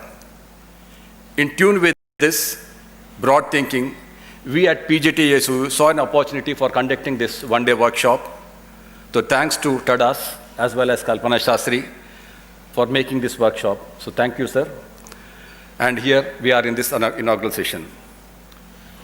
Professor Jaishankar Telangana Agriculture University was established in 2014. It is the youngest agriculture university in the country, and it aims to become a center of excellence and one-stop destination for agriculture entrepreneurship encompassing education, research and extension with all its faculties, farmers and rural communities towards greener prosperity and to create, foster and present to the world entrepreneurs who will strive to work for ecological and nutritional balanced future for the state, country and the world at large. The university has established Ag Hub, a Section 8 company in hub and spokes model, where the hub is at Hyderabad and the spokes are at rural innovation centers. And the main aim is to encourage agri-food startups and aspiring student entrepreneurs. The rural innovation spokes promote rural entrepreneurship among the farmers, rural youth, rural women, and FPOs in Tier 2 and Tier 3 cities of Telangana. So we are very much thankful to Dr. Chintala Garu for your financial support for this establishing the HAG at the university.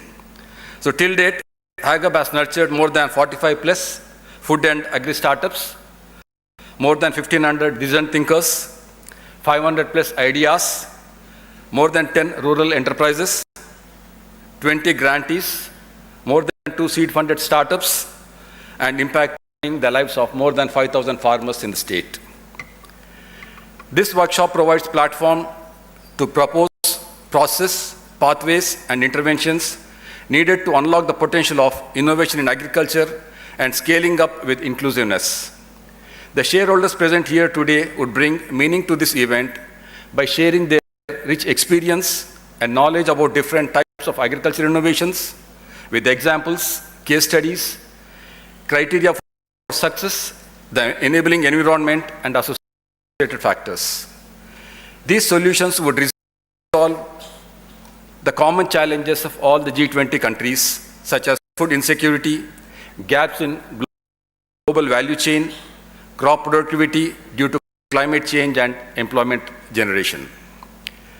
This workshop, engaging with all the stakeholders, policymakers, academia, innovators, incubator fraternity in this region, and farmer is the ideal platform for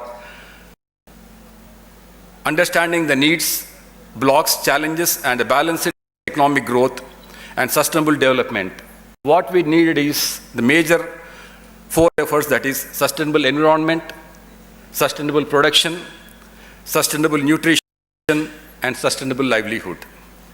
The government, private sector, and all the stakeholders need to collaborate and maintain harmony with nature, address inequality, create resilient, sustainable global value chains. The collaborating of this ecosystem players is perhaps the first step in this direction. Research Innovation System for Developing Countries and its Global Development Center and IKP Knowledge Park is a clear sign of putting it into right practice. Sir, we warmly acknowledge the presence of Gareth Owens for his interest and sparing his time to be with us today. We would be happy to explore more linkages in future, especially with research and academic programs of this university. Having Dr. Chintala as a keynote speaker in today's session sets the tone for the theme of this workshop. Sir, truly your support, guidance, especially in the area of innovation-led pathways and building agri-entrepreneurs in this part of the country has been path-breaking, and university truly acknowledges your inspiring and leadership role. We are also thankful to Dr. Arvind Kumar, our friend and supporter of PJTSU. Sir, your presence is indicative how both global, national, and local programs work together in agri-food sectors. The approach of ICRISAT in imbibing the Sustainable Developmental Goals into its program is worth emulating and a useful model. We all look forward to hear you from this about your experiences. So with these few words, I once again take this opportunity to welcome you all to all this green campus and look forward for fruitful deliberations in this one-day workshop. So thank you one and all.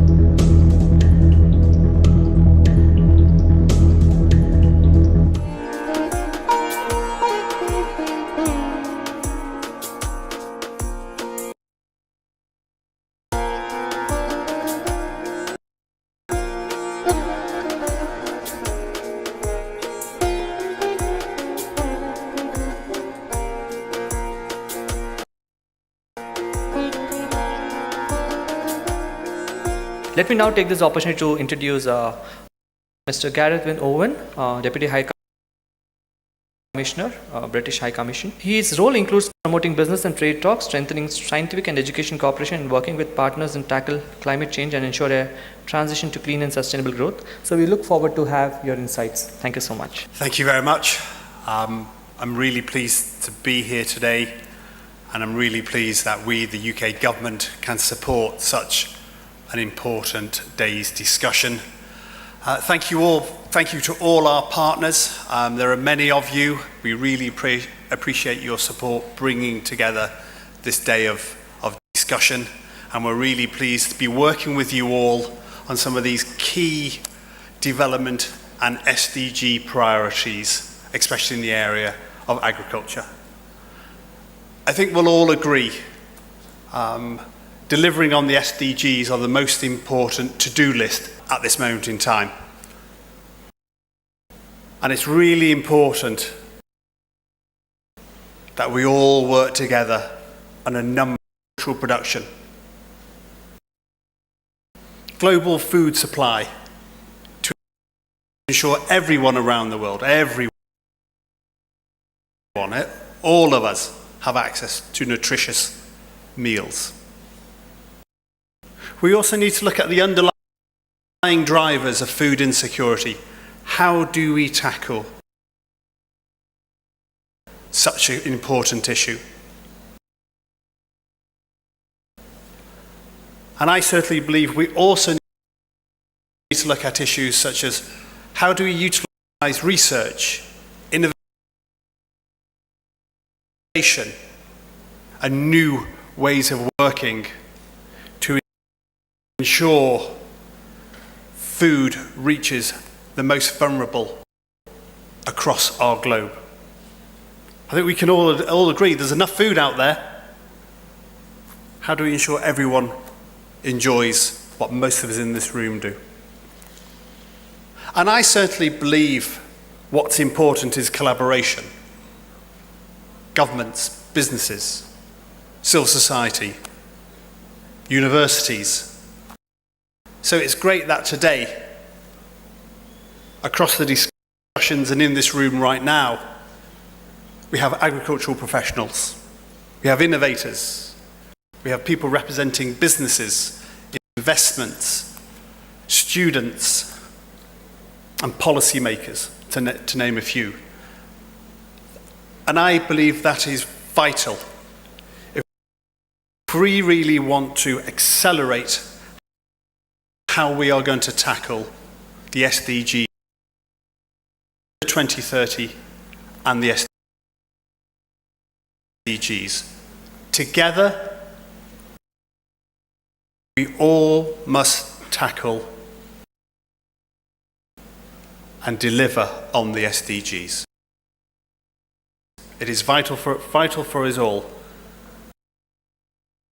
Whether you live in the richest country in the world or the poorest. Because for the SDGs, it's important because our planet needs us to deliver on the SDGs. The population of the world needs us to deliver on the SDGs. And I certainly hope from the discussions today will come out an actionable framework which will help accelerate delivery towards the SDGs and sustainable agriculture and tackling global food insecurity. Because I think you'll all agree, and that's probably why we're all here today, that the most important thing for the SDGs is that no one is left behind. And I certainly believe, and I certainly know, that we have it in us to achieve that, but we all must work together to do that. So thank you very much for organising this day. I believe, and from what I've seen already in the discussions I've had, it will be very successful, and I look forward to seeing the results. So thank you again for all our partners. It will be a wonderful, wonderful discussion. Thank you.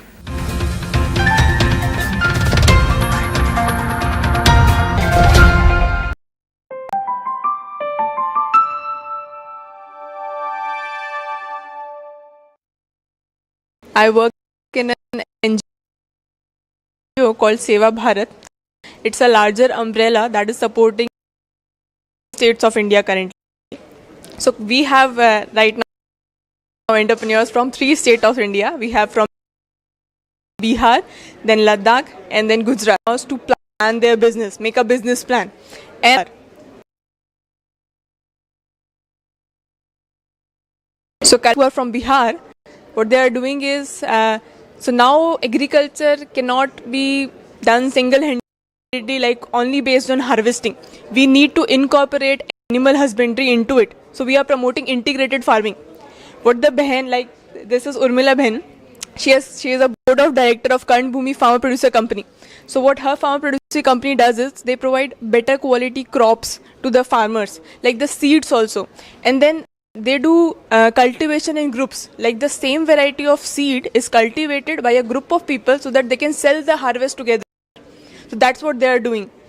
So we have all, like her company has already done the paddy sale last year of up to 70 metric ton, like all women organization. And they have earned the revenue of up to 8 lakh from that sale. Also they are working in perishable products like sponge guard and have done a sale of up to 2 lakh in sponge guard.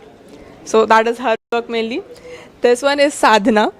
She is working in a goat rearing center.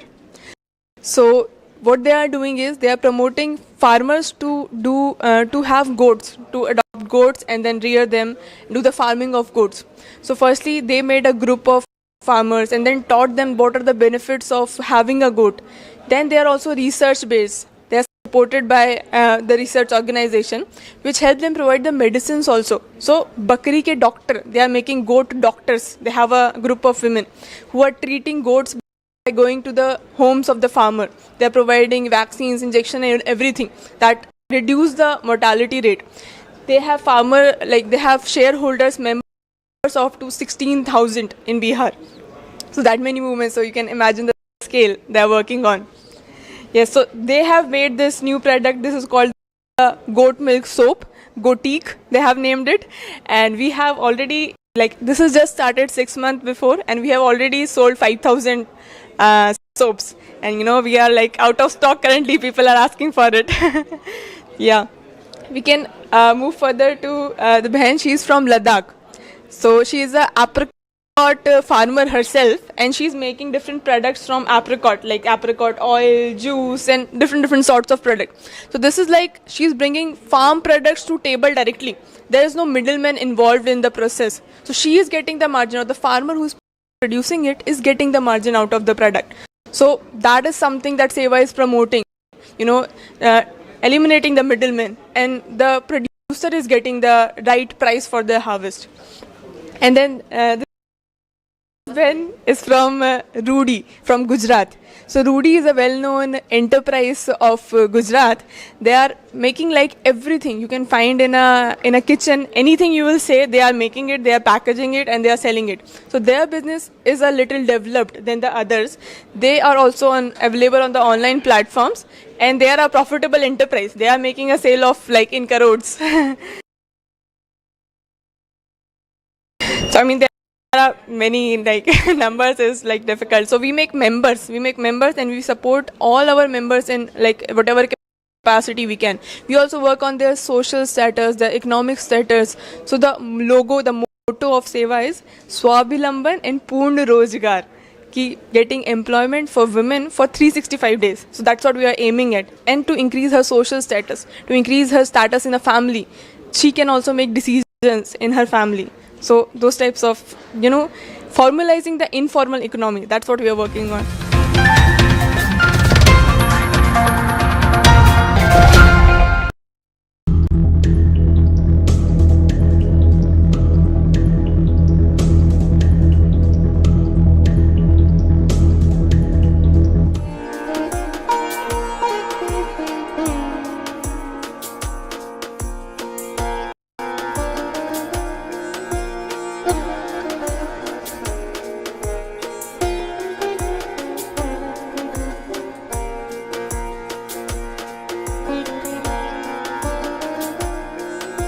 The discussions are indeed very crucial for the TF6 as they form important pointers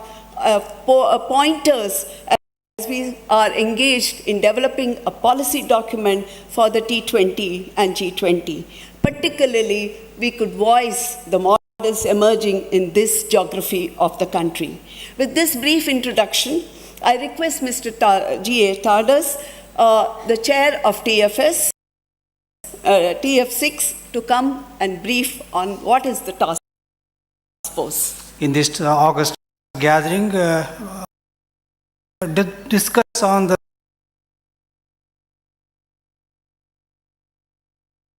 sustainable solutions in agriculture. And I'm indeed thankful to collaborate with the Global Development Center RIS, of which I am also a part RIS, and the Professor Jai Shankar, Telangana State University Agriculture, then FCDO UK government, Ag Hub. In fact, we were going through the some innovation stalls which are put up when we were entering. It was indeed a good learning experience for me. We were thinking of how we should have a sustainable agriculture, and then I could see that we are indeed progressing towards that path. I did not know much about what sustainable solutions are available. We keep talking, in academic and research that we should be doing this or that, but today I could see that it is happening on the ground. That is indeed a very heartening development. As you know that G20 Task Force 6 is one of the very critical task forces dealing with the pathways to the Agenda 2030, where we are discussing the progress in the Sustainable Development Goals. Under that, there are very important sub-themes which are defined, and one of the sub-themes is on the sustainable agriculture, climate smart agriculture. There are important other sub-themes relating to gender equities, women-led development, health, one health approach to all mankind, and then we have blue economy, water conservation, and then we have the gender biodiversity, gender equity, and then ultimately we need to discuss on these themes so that we arrive at some suggestions, recommendations which we can forward to the G20 deliberations, so that the views and the suggestions that are put forth in these various important events are deliberated in the G20 summit as well. And hopefully that we'll be able to make some recommendations in the final declaration that may come at the end of the India G20 presidency in November. I don't think, because we are already running late, I understand, I will not take much of your time. We have a full day long to go through various important topics, and I am sure that we will be able to come out with important suggestions and policy recommendations. We have galaxy of experts who will be addressing all of us, and we look forward to a very fruitful discussions day long. And thank you once again all of you, and I thank again the collaborators for this very important event. Thank you.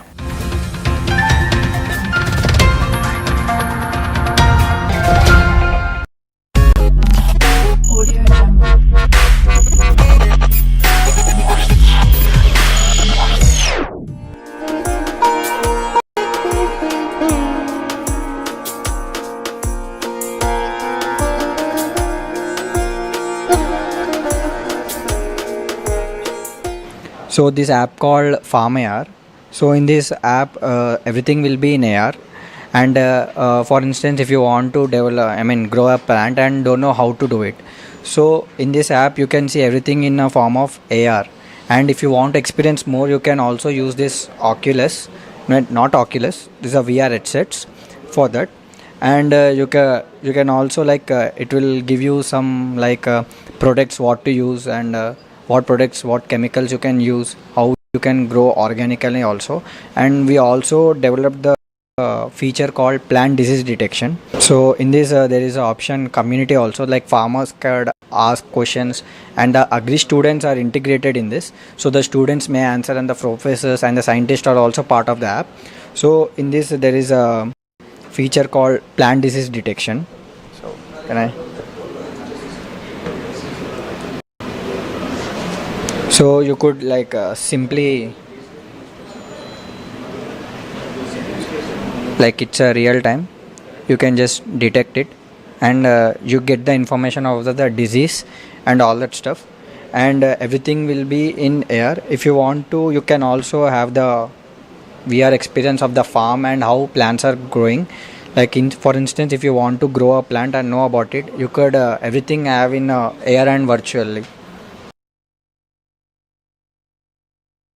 From AgHub we got so much information about the plants and how the plants are, about the disease, and some tech support, and also from database point of view, from providing in particularly about in Telangana state what crops they are going and what diseases we have. We got so much tech from AgHub.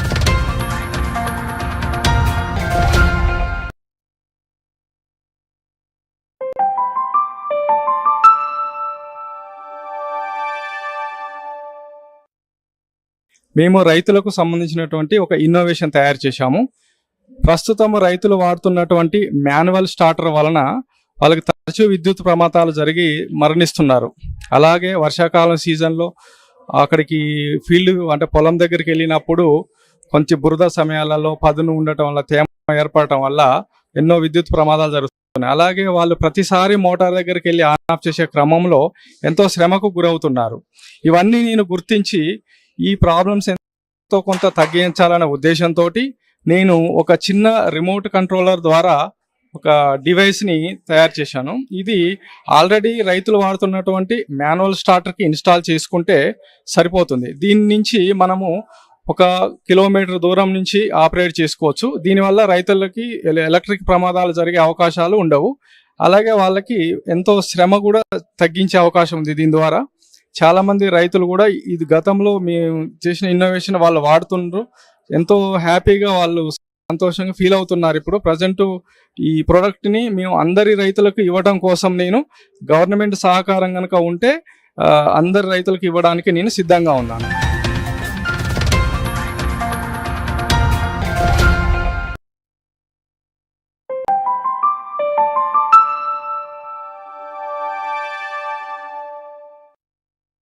We are doing ready to eat and ready to cook millet chapatis using a very unique fermentation technology.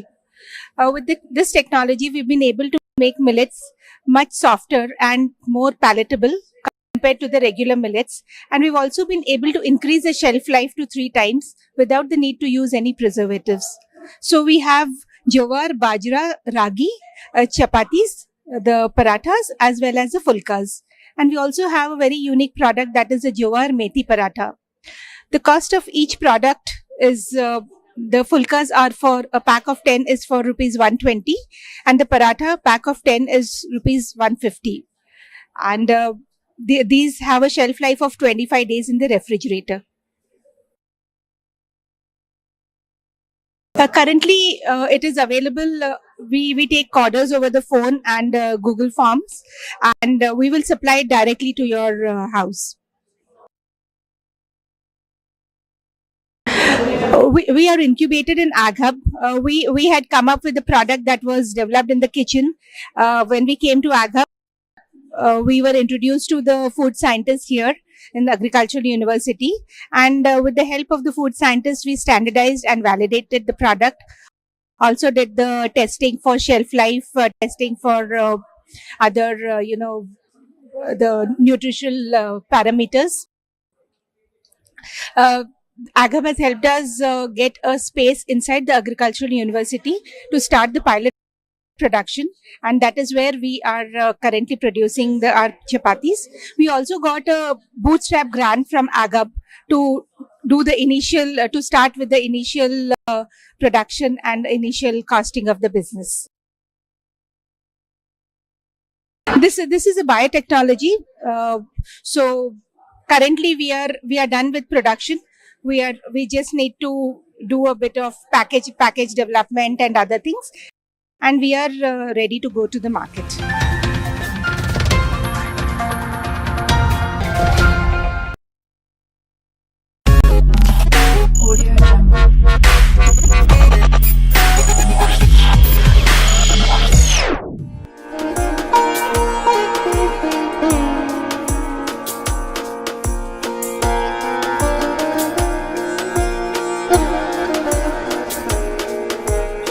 So ఇది drones ఏంటంటే ఇప్పుడు వ్యవసాయంలో ఏంటంటే రైతులకి ఏంటంటే పశువులతో వ్యవసాయం చేయడం అనేది దూరం అయిపోయింది. సో ఇప్పుడు ఏంటంటే ఏ రైతైనా సరే వ్యవసాయం చేయాలంటే టెక్నాలజీ అనేది ఆహ్వానించాలి. సో మేము ఏంటంటే ఇప్పుడు మా డ్రోన్స్ ఏంటంటే స్ప్రేయింగ్ పర్పస్ డ్రోన్స్ అనమాట. సో మా డ్రోన్స్ ఏంటంటే స్ప్రేయింగ్ పర్పస్ డ్రోన్స్. సో మాది ఏంటంటే 10 లీటర్ కెపాసిటీ ఉంటుంది. ఎందుకంటే ఇప్పుడు మామూలుగా మనిషి కొట్టేటప్పుడు రోజుకి 100 నుంచి ఒక ఎకరాకి 100 నుంచి 150 లీటర్ల వాటర్ నీళ్ళు అనేది అవసరం ఉంటుంది. అదే డ్రోన్స్ యూజ్ చేయడం వల్ల ఏంటంటే మనకి 10 లీటర్ల ట్యాంక్ కెపాసిటీ కరెక్ట్ గా మనకి 1 ఎకర్కి కరెక్ట్ గా సరిపోతుంది అనమాట. పైనుంచి కింద వరకు మీకు మొత్తం అంతా స్ప్రేయింగ్ చేసి యూనిఫామ్ గా స్ప్రే చేస్తుంది. అది ఒకటి ఇంపార్టెంట్. సెకండ్ ఏంటంటే దీనివల్ల ఏంటంటే మనకి మనకి 80% వరకు వాటర్ ని మనం తగ్గించుకోగలుగుతున్నాం. సో ఆల్మోస్ట్ 10 లీటర్ తో మనకి 1 ఏకర్ అయిపోతుంది. అలాగే మనకి కెమికల్స్ పరంగా చూసుకుంటే ఫెర్టిలైజర్స్ కూడా మనం ఒక ఏకర్కి 1 లీటర్కి 150 లీటర్ 200 లీటర్లు ఫార్మర్ యూజ్ చేస్తాడు. సో బట్ ఇక్కడ ఏంటంటే మనకి ఆల్మోస్ట్ ఒక 30% 20% కెమికల్ రిడక్షన్ కూడా మన కెమికల్ కూడా తగ్గించుకోవాల్సిన పరిస్థితి ఉంటుంది అనమాట దీనివల్ల. అండ్ ఏంటంటే మనకి ఇప్పుడు ఈ రోజుల్లో చూసుకుంటే మనకి లేబర్ షార్టేజ్ అనేది చాలా ముఖ్యమైనది. ఎందుకంటే ఫార్మర్కి ఇప్పుడు సపోజ్ ఒక 10 ఎకరాల రైతు ఉన్నాడు అనుకోండి, మనకి 10 ఎకరాల రైతుకి పురుగు పట్టిందంటే 10 ఎకరాలు ఒకేసారి కొట్టలేడు. అలాగే మనకి లేబర్ కూడా దొరకట్లేదు అనమాట. సో అదే డ్రోన్ యూజ్ చేసుకుంటే మనకి 1 డేలోనే మొత్తం స్ప్రే చేసి వచ్చేస్తాం అనమాట. సో మనకి దీని కెపాసిటీ ఏంటంటే రోజుకి మనకి 20 నుంచి 30 ఎకరాల వరకు మనం స్ప్రే చేసుకోవచ్చు. సో 1 ఏకర్ ఏంటంటే మనకి ఒక 7 నిమిషాలు టైం పడుతుంది. ఎకరం స్ప్రే చేయడానికి మాకు డ్రోన్ ద్వారా అయితే మనకి బయట ఛార్జ్ చేస్తుంది 500 నుంచి 650 రూపాయలు అలాగే. అదే లేబర్ కూడా మనకి 500 రూపాయలు అయిపోతుంది. బట్ అది ఒక 1 డే మొత్తం కొడుతున్నాడు. సో మళ్ళీ సెకండ్ థింగ్ ఏంటంటే మొక్కలు మెట్టేయడం కానీ, ఇంకా థర్డ్ థింగ్ ఏంటంటే మేజర్లీ హెల్త్ ఇష్యూస్. ఇప్పుడు చాలా మందికి క్యాన్సర్స్ ఇవన్నీ ఫెర్టిలైజర్స్ స్ప్రేయింగ్ చేయడం వల్ల దానికి తగ్గట్టు ప్రికాషన్స్ తీసుకోపోవటం వల్ల సో మనకి ఈ హెల్త్ ఇష్యూస్ కానీ ఇవన్నీ వస్తున్నాయి. సో వాటిని కూడా మనం తగ్గించుకోవచ్చు అనమాట డ్రోన్స్ యూజ్ చేయడం వల్ల. అలాగే మరి ఏంటంటే కంపెనీలో మా డ్రోన్స్ ఏంటంటే completely DGC approval and type certifications అన్ని సర్టిఫికేషన్స్ ఉన్నది. అంటే మేము ఆల్రెడీ అంటే బ్యాంకులతో కూడా టైఅప్ అయి ఉన్నాం. ఎవరైనా తీసుకోగలిగిన వాళ్ళ ఇంట్రెస్ట్ ఉంటే వాళ్ళకి ఏంటంటే ఆల్మోస్ట్ వాళ్ళకి లోన్స్ కూడా ఇప్పిస్తాం విత్ ఇన్ 1 వీక్ లో. అలాగే వాళ్ళకి ఒక యూఐఎన్ నెంబర్ కానీ అన్ని ఉంటాయి అనమాట. కంప్లీట్ లైసెన్స్డ్ డ్రోన్ అనమాట ఇది. సో సెంట్రల్ గవర్నమెంట్ ద్వారా అంటే అప్రూవల్. సో అది చాలా తక్కువ కంపెనీలు మాత్రమే ఈ టైప్ సర్టిఫికేషన్స్ ఉన్న డ్రోన్స్ ఉన్నాయి. అందులో మన సౌత్ లో మా డ్రోన్స్ ఒకటి.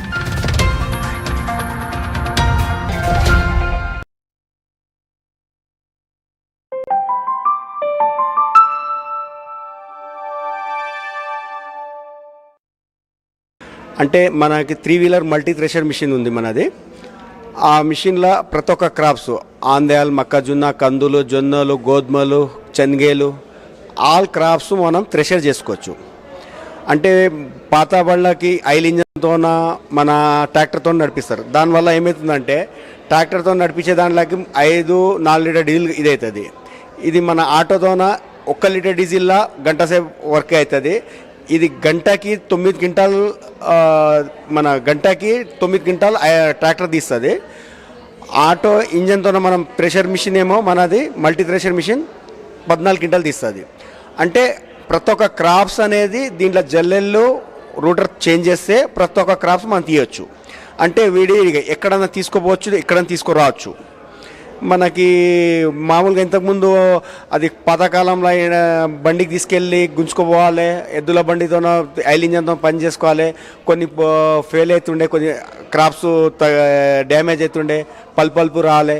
అలాంటివి లేకుండా మన థ్రెషర్ మిషన్లో నీట్గా ఏ క్రాప్స్ అని శుభ్రంగా తీయవచ్చు అన్నట్ల. తక్కువ ఖర్చులో ఎక్కువ గిట్టుబాటుగా వస్తుంది మనకి. చిన్న రైతు కానీ పెద్ద రైతు కానీ దీనికి అందరూ వాడుకోవచ్చు ఈ వర్క్కి. దీని మ్యానుఫ్యాక్చర్ కూడా అవుతుంది. ఇంకోటి వాటర్ పంపు కూడా ఉంది మనది. అది 500 ఫీట్ నుంచి గ్రౌండ్ వాటర్ తీయవచ్చు. అంటే కొన్ని చోట్ల మనకి కరెంట్ ఉండదు.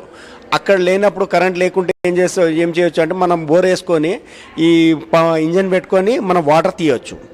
వేరే పవర్ అవసరం పడదు మన అట్లా current.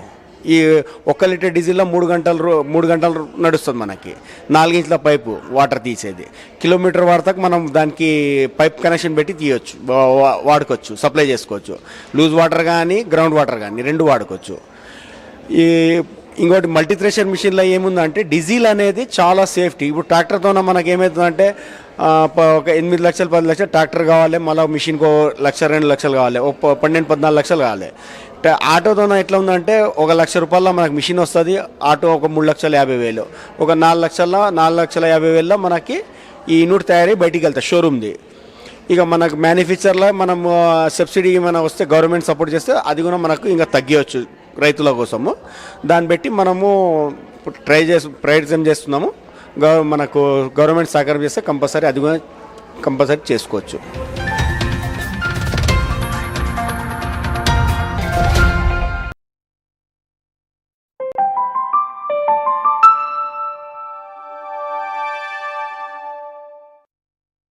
It's a greenfield enterprise. We're making FMCG products out of agri-produce. That's the DNA of Motion Daughters.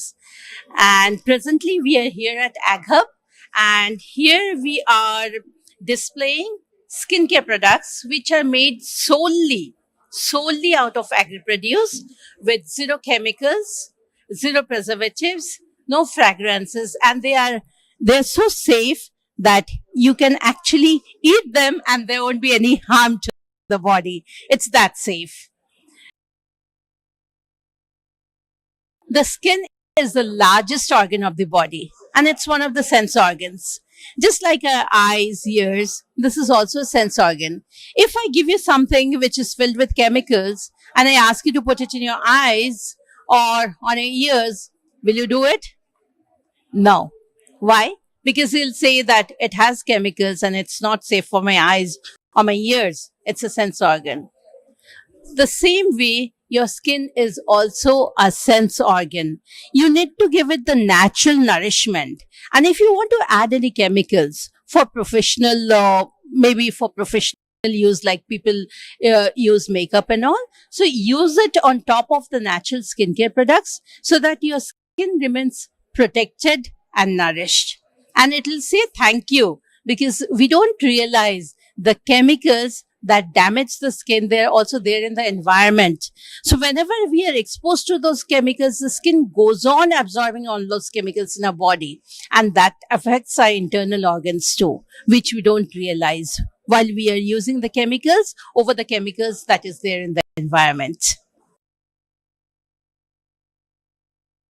Okay, so I got connected to AgHub through my friend Nalini, who is of course the founder of Levine Bakers. And it was when I came to AgHub, I was a bit lost. I didn't know where to start from, but then we have an excellent team here with Dr. Kalpana and Vijay as the CEO of AgHub, and they have been helping me not only with the incubation of our product Mati, the brand Mati, which is about convenience packaging for tea that we are doing here, that we are getting incubated for at AgHub. They're also helping us with the brand Milq, which is about natural skincare. And for this brand, we are basically getting incubated at NIT Trichy. But they have been really supportive and helpful to enhance the experience of an entrepreneur and also create the sustainable ecosystem all around.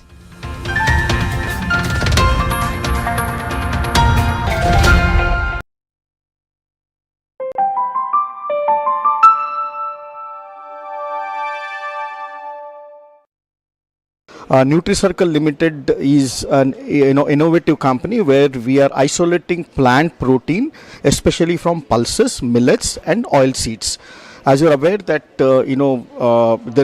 every body requires protein for your body, and we are the first company to isolate plant protein from millets and pulses and oil seeds as well. So India being a nutrition deficient country, you need a regular source of protein through your food. That's how we actually are developing product as you can see here, for example, a very simple example, this is regular use of masoor dal. We use it on a daily basis. The percentage in the green is about almost 26%, but when we are isolating the protein from this, we fractionate it to about 46%. So this is our end product, which will actually be going to a B2B market. For example, let's say an atta company want to fortify this with a high protein atta, so this will be an ingredient for them. Or this can be used in nutraceutical companies where they will enhance fortify with their protein based product. This can go into ready to eat like cookies, bread, beverages, industry, because it can also go to cosmetic industry because your skin also require protein. So this is an application for the cosmetic industry also. This can also be for the hair care. So the application of this plant protein business is very, very wide. For example, we require about 5.5 gram of protein every day for your daily consumption. And generally if in case you are a non-vegetarian, the source is either through chicken and other egg and things like that. But largely for a vegetarian consume, when you are a vegetarian, you want to consume, you require certain amount of protein. As I told you, let's say one food require 5.5 gram of protein. So this particular protein you can add into your regular food also from a consumer point of view. So you can fortify this particular plant protein in your atta. Like the way you use your turmeric powder or a masala powder, you can add it in the vegetable, you can add it with your soup, you can add it with your beverage in the morning, you can add with the fruit, you can add with the fruit juice. So this is how for end consumer this could be in the application for that. So on the larger scale it is for the B2B market. Currently what we are doing is we are focusing on the B2B market. But as you rightly said, over next 6 months time, we'll also be coming with a sachet. This could typically the protein powder sachet. This can be used in the household segment also. So currently what you see is we are now in the pilot scale where we are able to derive protein extraction through some of the pulses like as I told you, grain, masoor dal, then you have kala chana, where we are isolated almost about 44% from kala chana, which is like a hot gram, which is easily available. Then for the first time now, this being an international year of millet, we also have isolated protein from foxtail millet also. So we are the first to isolate plant protein as far as the millet is also concerned. So currently we are focusing on B2B market. Way forward we'll also be getting into consumer market also. Well, I think AGA being, especially for a startup like this, you need certain platform, in terms of your innovation, in terms of your product development, in terms of networking, with different scientists and food scientists. So the whole idea of we coming to AGA and to incubate there was in terms of the product development. And in fact, thanks to AGA, they have helped us in product development also. Second is in terms of networking with the stakeholder. For example, obviously to take the produce we need the farmers, so we network directly with the farmers and FPO.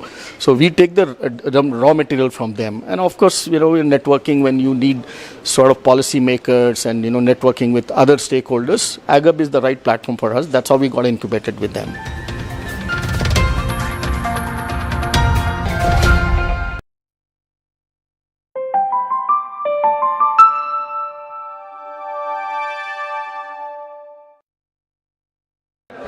My name is Prajwal. I am founder and CEO of Oscillo Machines Private Limited, Mysore. And we build electric farm machinery for paddy and poultry farmers. And our special, we modernize the farming with indigenous solution on local problems. So our current products, we have a poultry raking machine, paddy transplanter, paddy weeder and brush cutters. And all are electric driven. And we are the two products are already in commercial stage. Other two products are in piloting stage. So it's a completely electric based where the fossil fuel has been eliminated. And if you take the poultry raking machine, the drudgery these machines will reduce the drudgery up to more than 50%. And these are the main advantages to the farmers, as well as they can gain an income by reducing the labor cost.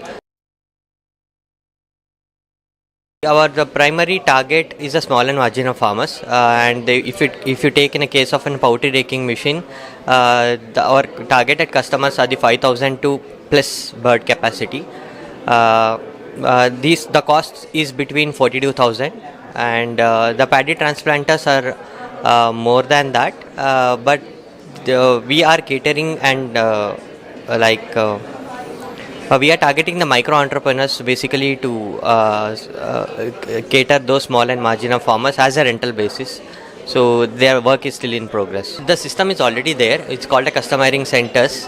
We want to cater that with our own machine, indigenous developed machines where the Indian farmers can be used. If you take a paddy transplanter, which we are developing, is where the traditional seedlings can be grown. The mechanized paddy transplanter is always there in India from past 20 years, but the adaptation rate is very, very low, is less than 5%.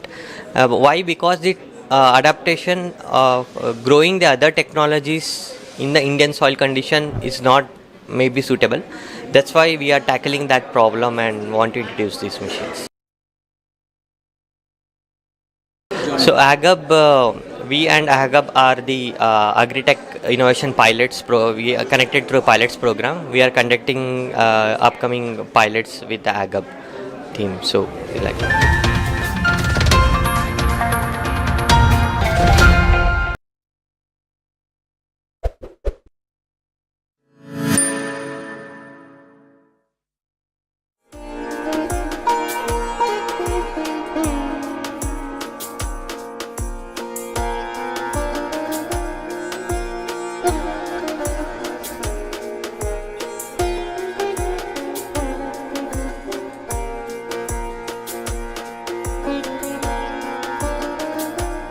Hearing from all the delegates who have been there, the startup exhibitors, a lot of other investors, everybody have been very vocally telling me that there has been a lot of networking and a lot of exchange and learning experiences. All this has to culminate, and now we are about to start the concluding session. It's going to be in a different mode, but before that, may I request Ms. Dipanvita Chattopadhyay, Mr. Atul Kaushik, Dr. Satyanarayana, Madam Sushila, please come on to the dais. Mr. Anil Ipur sir, kindly. Vijay, please come. Distinguished dignitaries on the dais. We have with us, of course, I'm sure everybody now knows Madam Dipanvita Chattopadhyay, and you all know that she is the CEO of IKP Knowledge Park.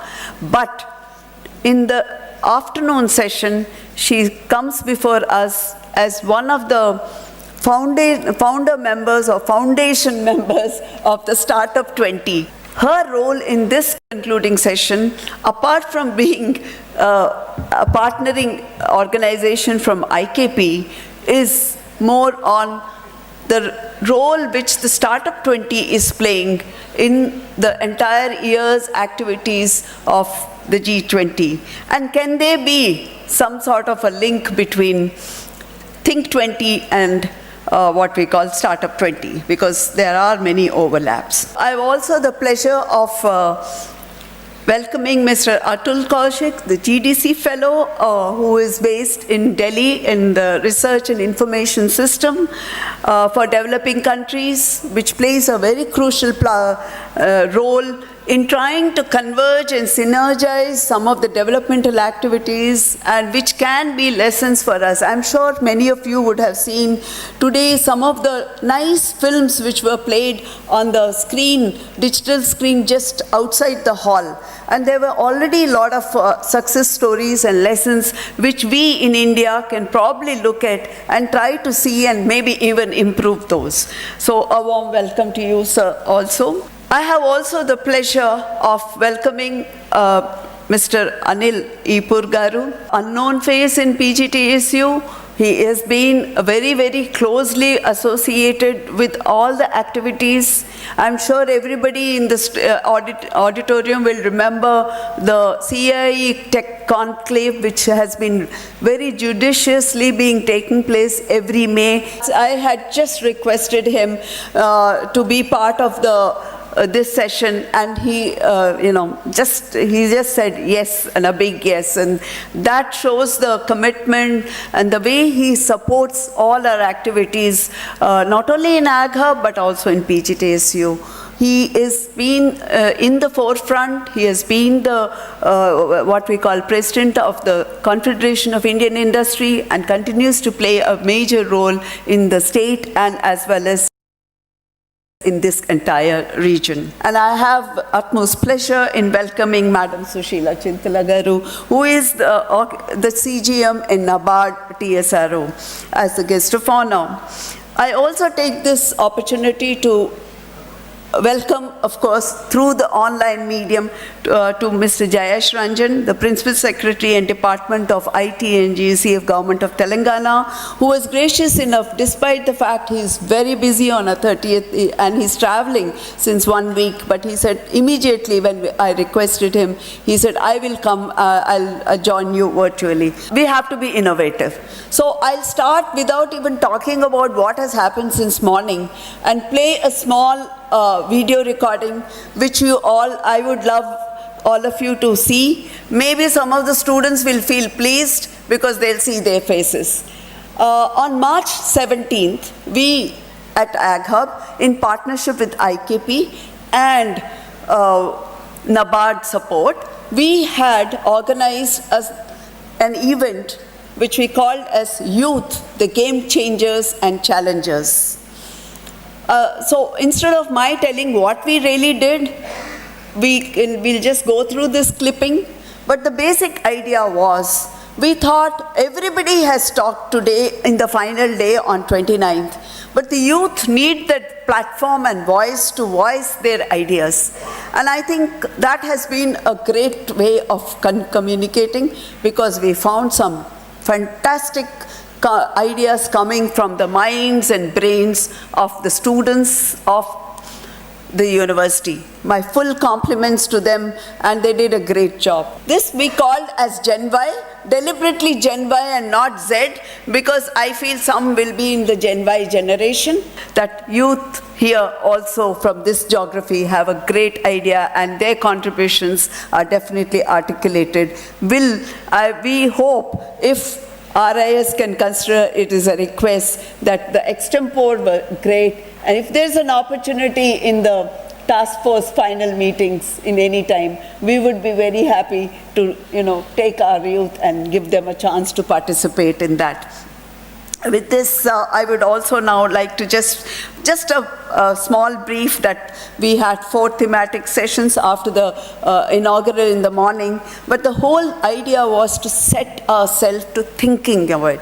And one feedback I can give you from Mr. Tadas was, this workshop should have been done much earlier. The Task Force 6 would have had a very great base background, as we have started our work since December, but if we had this before, we would have had better platform to articulate to the other members of the task force. So I take that as a credit, that there was a lot of participation, there was understanding of research and agriculture, the toolkit of new emerging technologies coming from non-agriculture, how are they getting into the system, and use them as the ideas coming as processes, coming as technologies, coming as products, and then becoming businesses. The whole, chain of events was what we were looking at. We had different modes, and I'm so happy that all the panel discussions were very intense. Many of the panel discussion wanted more time. Many of the startups had questions, but I'm sure in all forms there has to be some sort of a gradation, and I'm sure all of you at one-on-one, I did see some B2B meetings also happening in the round tables here. So all in all, it has been a good way of things. I must compliment and all the exhibitors who have come. We insisted on them to come by 7:30, the technology showcase and exhibition, by the participating startups, by my Bens who have come all the way from Ladakh, from Gujarat, from Also Jharkhand, they have come all the way, and which shows some of the efforts being made at the grassroots level in the rural communities. Those are also lessons for India to take it on in this. With this brief about the 4 sessions, I now take this opportunity first to call upon Madam Dipanvita to talk about the convergence of Startup 20 to T20 program. See how people took to the theme of Think 20 Task Force 6 on agriculture and sustainability, inclusion, and debated and deliberated on the 4 topics that you had selected. Regarding, you mentioned about Startup 20, most of you would know that in India's presidency for G20, Startup 20 has been put as a new engagement group. There are several engagement groups already present. India thought that this is time to talk about startups as a separate engagement group. What this engagement group is doing is we have split into 5 task forces under the chairmanship of Dr. Chintan Vaishnav of Atal Innovation Mission, Niti Aayog. One task force is called Foundation Task Force, the second one is Alliance, third one is Finance, fourth is Inclusivity or Inclusion, and fifth is Sustainability. I am part of the Foundation Task Force, which is basically to say what would even be the definition of startups or the terminologies that deal with startup across these G20 nations, so that when we discuss across countries or across nations, we have a common language to speak on, because startup is defined differently in different countries. India has a certain definition which has the age of the startup, like 10 years. It talks about a revenue cap. It talks, in some countries, in India also, innovation is defined. In some countries, like South Korea, they say all SMEs are startups. So the definition itself varies from country to country. The task that we have taken up is to come out with a handbook of definition and terminologies of startup. So it's a framework that we are going to offer, and probably other countries are going to adopt from the framework so that we have a common language across the G20 nations, a G20 fund for startups. That would require a common language of what a startup is, and so on and so forth. So that's been very exciting. What I liked about this, and Dr. Kalpana, in my session, we were talking of startups. That would be an important aspect, because what we can carry from the Think 20 task force, the discussions today, and link to the Startup 20 group. Actually, in terms of inclusion of startups and inclusivity group and sustainability group, agriculture is part of that group. There's no separate agriculture group within the Startup 20 engagement. But we can actually look at what groups, the task forces that are working on inclusivity and sustainability, and how the Think 20 communicate that goes can be linked to. Because ultimately what will happen is we produce either a few documents or have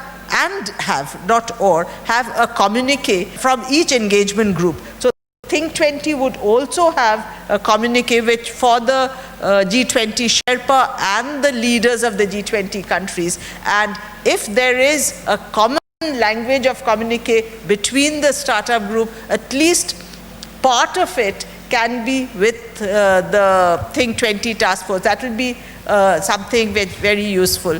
I also wanted to mention in the passing, CREATE, which is a partner of the Startup 20 Secretariat, has come up with a G20 Fellowship, which is basically fellowship for studying, it's a 1-year fellowship, 75,000 or 80,000. They said roughly $1,000 per month for a fellowship for a year to do research on startup ecosystems, which I thought was, can we actually from Think 20 do on agriculture such fellowship? Is there a possibility for RIS to actually institute a fellowship of a similar kind where you do agricultural systems research across these countries? It is not about a startup research, it's an agricultural systems research, and if there are some benefits that we can gain out of it. Because the idea of what we are doing in Startup 20 and how we can link, I thought let's mention that. And I have also mentioned to Dr. Chintan Vaishnav that IKP will launch a grand challenge. We have not decided on the topic, so I am unable to announce that, among all the G20 countries. So that will be announced probably in the next task force that we have in April, 17th, 18th April, we have another meeting. Probably we will announce it then or in the May one.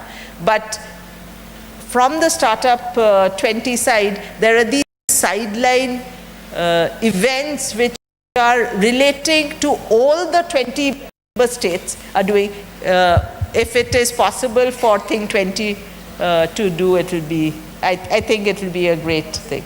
So thank you so much. Now request Shri Jayesh Ranjan Garu, IAS Principal Secretary, Department of ITEC, Government of Telangana. Before I call the dignitary on stage, I have opportunity and privilege to introduce Mr. Jayesh Ranjan.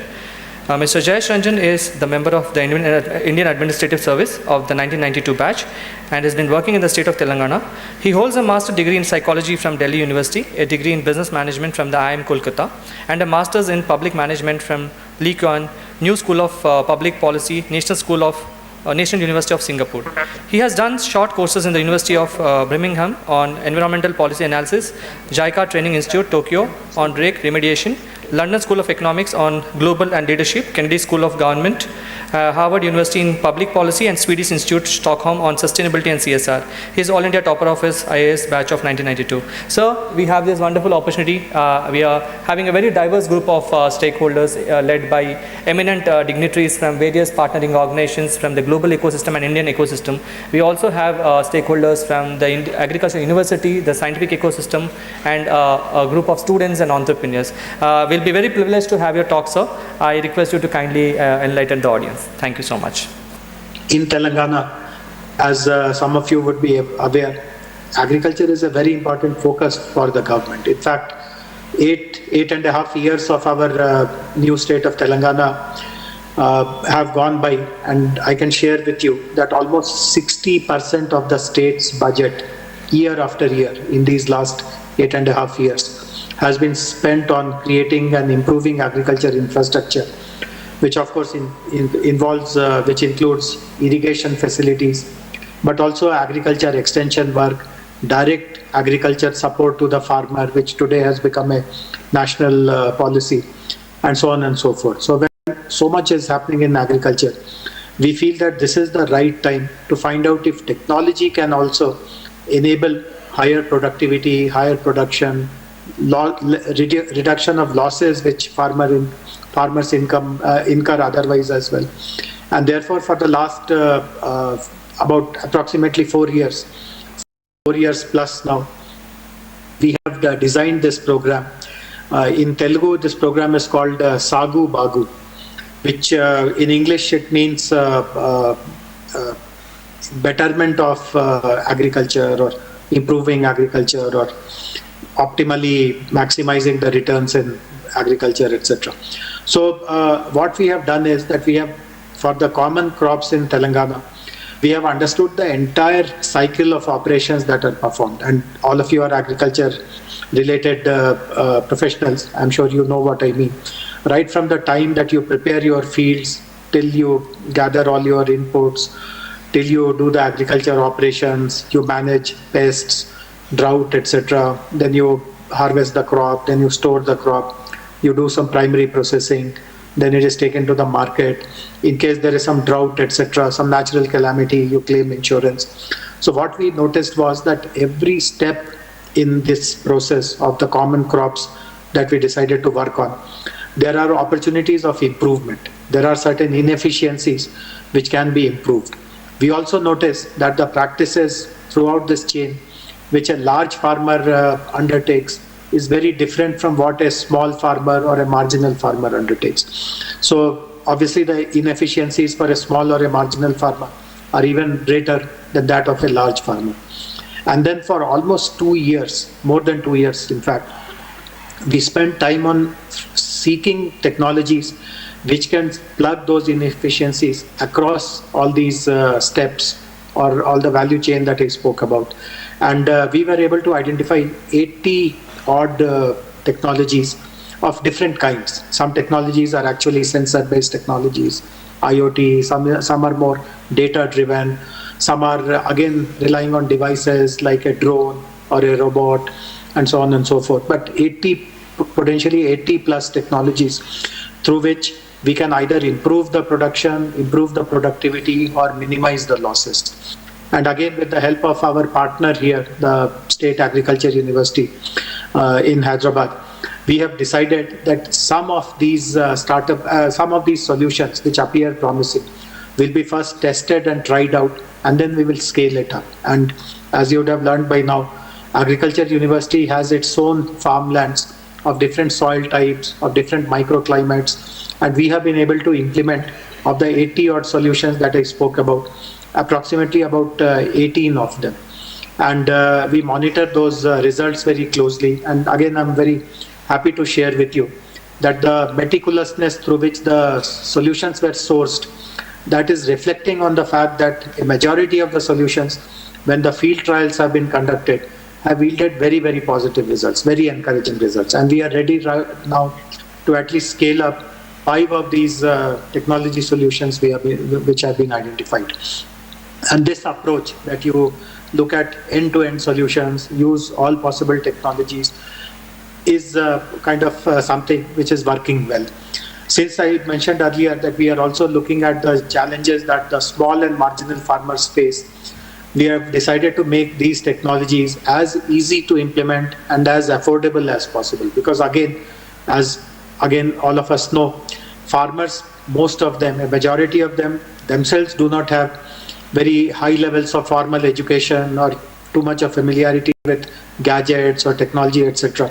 So unless you create a version which is very, very simple, more or less it is self-explanatory, you will get a huge pushback from the farmers. There'll be a mindset that these technologies are not for us. It is only for those people who live in the cities, who speak English and all those things. So we are very careful in ensuring that the usage of the technology, the adoption of the technology is at the level of the farmers. I again feel very happy to share with you that most of the 80 solutions that we have compiled in our compendium are sourced from young innovators and entrepreneurs, from startups essentially.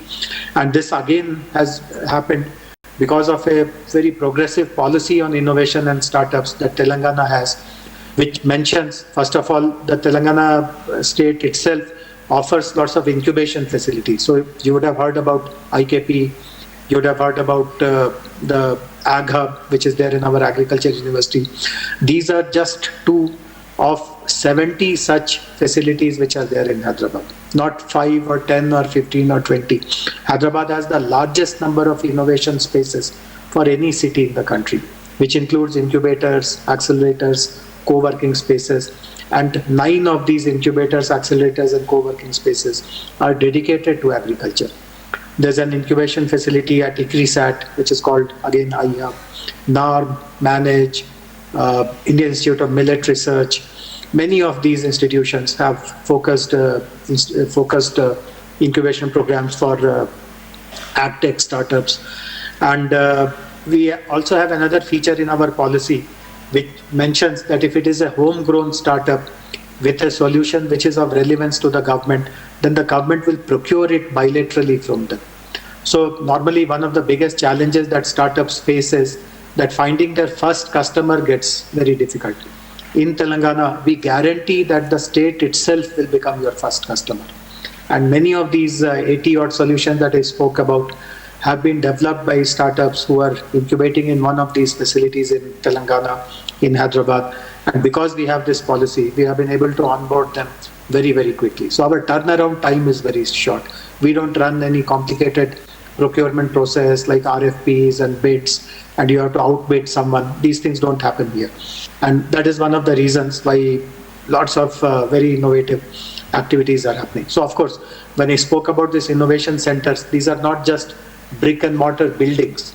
Of course, they are buildings, but what happens inside these buildings is much more educative.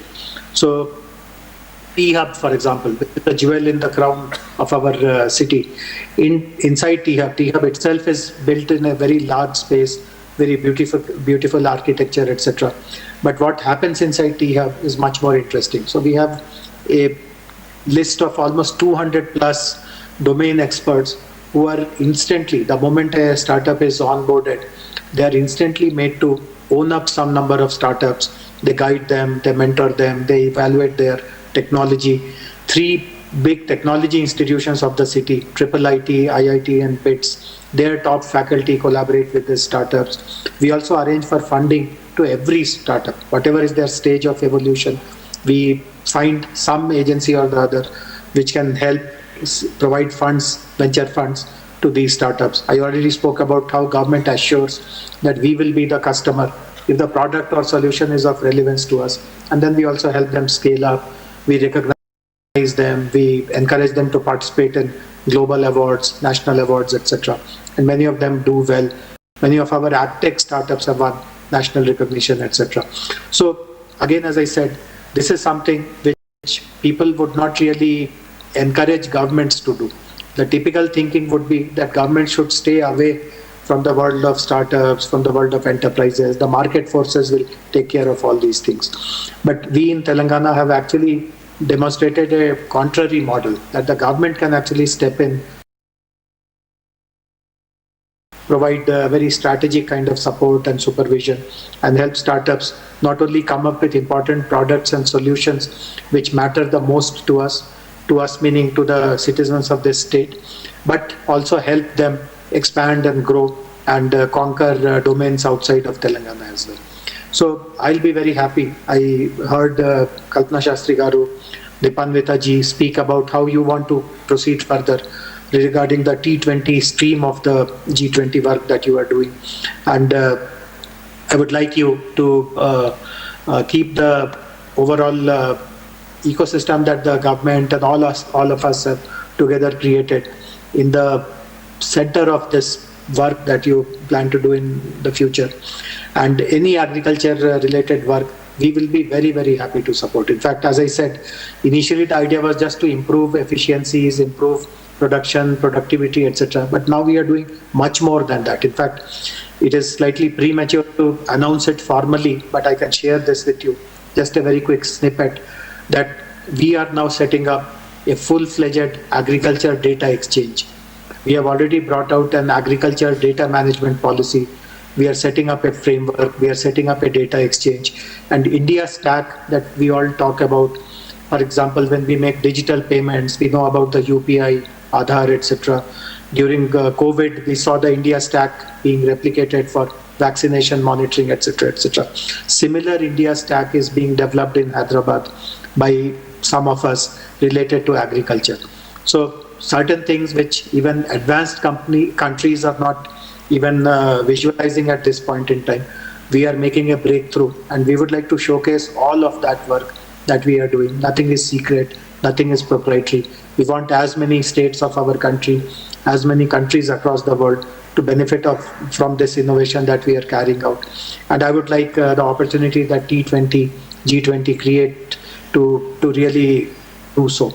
So once again, I'm grateful that you gave me an opportunity to speak out of turn.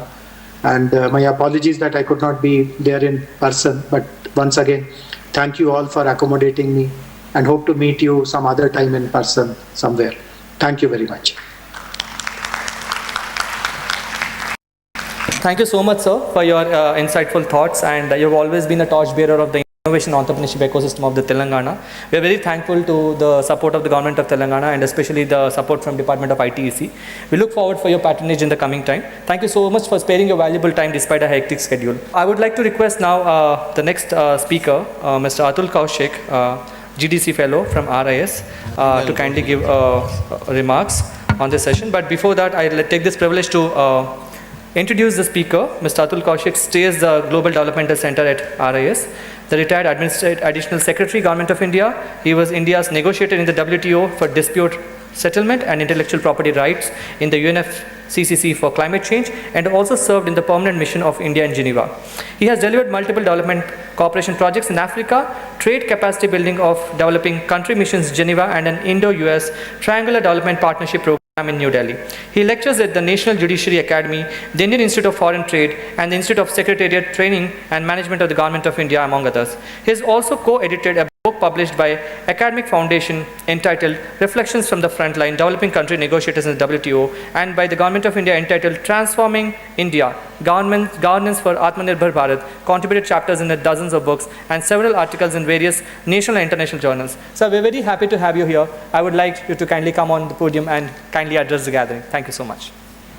I had come with the thought in my mind that I'll take some time out of these sessions because they are going to talk a lot of technical stuff that I don't know about and may not care about, but I could not go out at all. It was so interesting that I spent the whole day with all of you and I really learned a lot, and you spoke the language that I understood. So thank you very much, the university, for hosting me. I want to use this opportunity to talk a little about why I am here as a representative of the RIS and the GDC. So I have a small presentation, if you could put it up. You know, the Research and Information System for Developing Countries is a New Delhi-based think tank that works in the areas of research and development cooperation.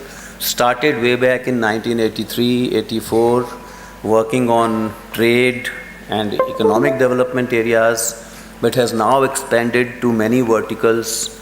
And one of the verticals that it has, that it has started in January 2019 with the support of the UK government is called the Global Development Center.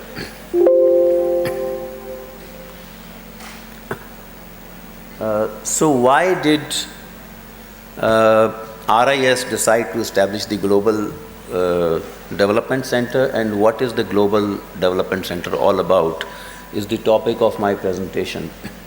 You know, I don't need to reiterate what all of us know, not only because it has been emphasized as a part of the Indian G20 presidency, but also because our Prime Minister has taken particular interest in becoming an active part of the Global South, a terminology that has started coming in currency more recently. But suffice to say that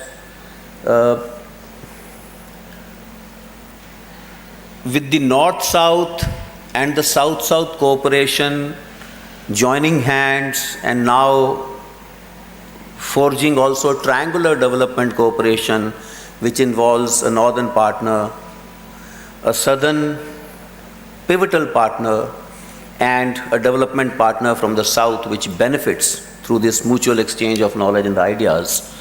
It has become imperative that the southern countries, they get together to do things for themselves. Now, when we want to do things for ourselves as the Global South, we do need to first know what do we have. Do we have the expertise that we can share with each other? And that is where the question of localization of our expertise comes.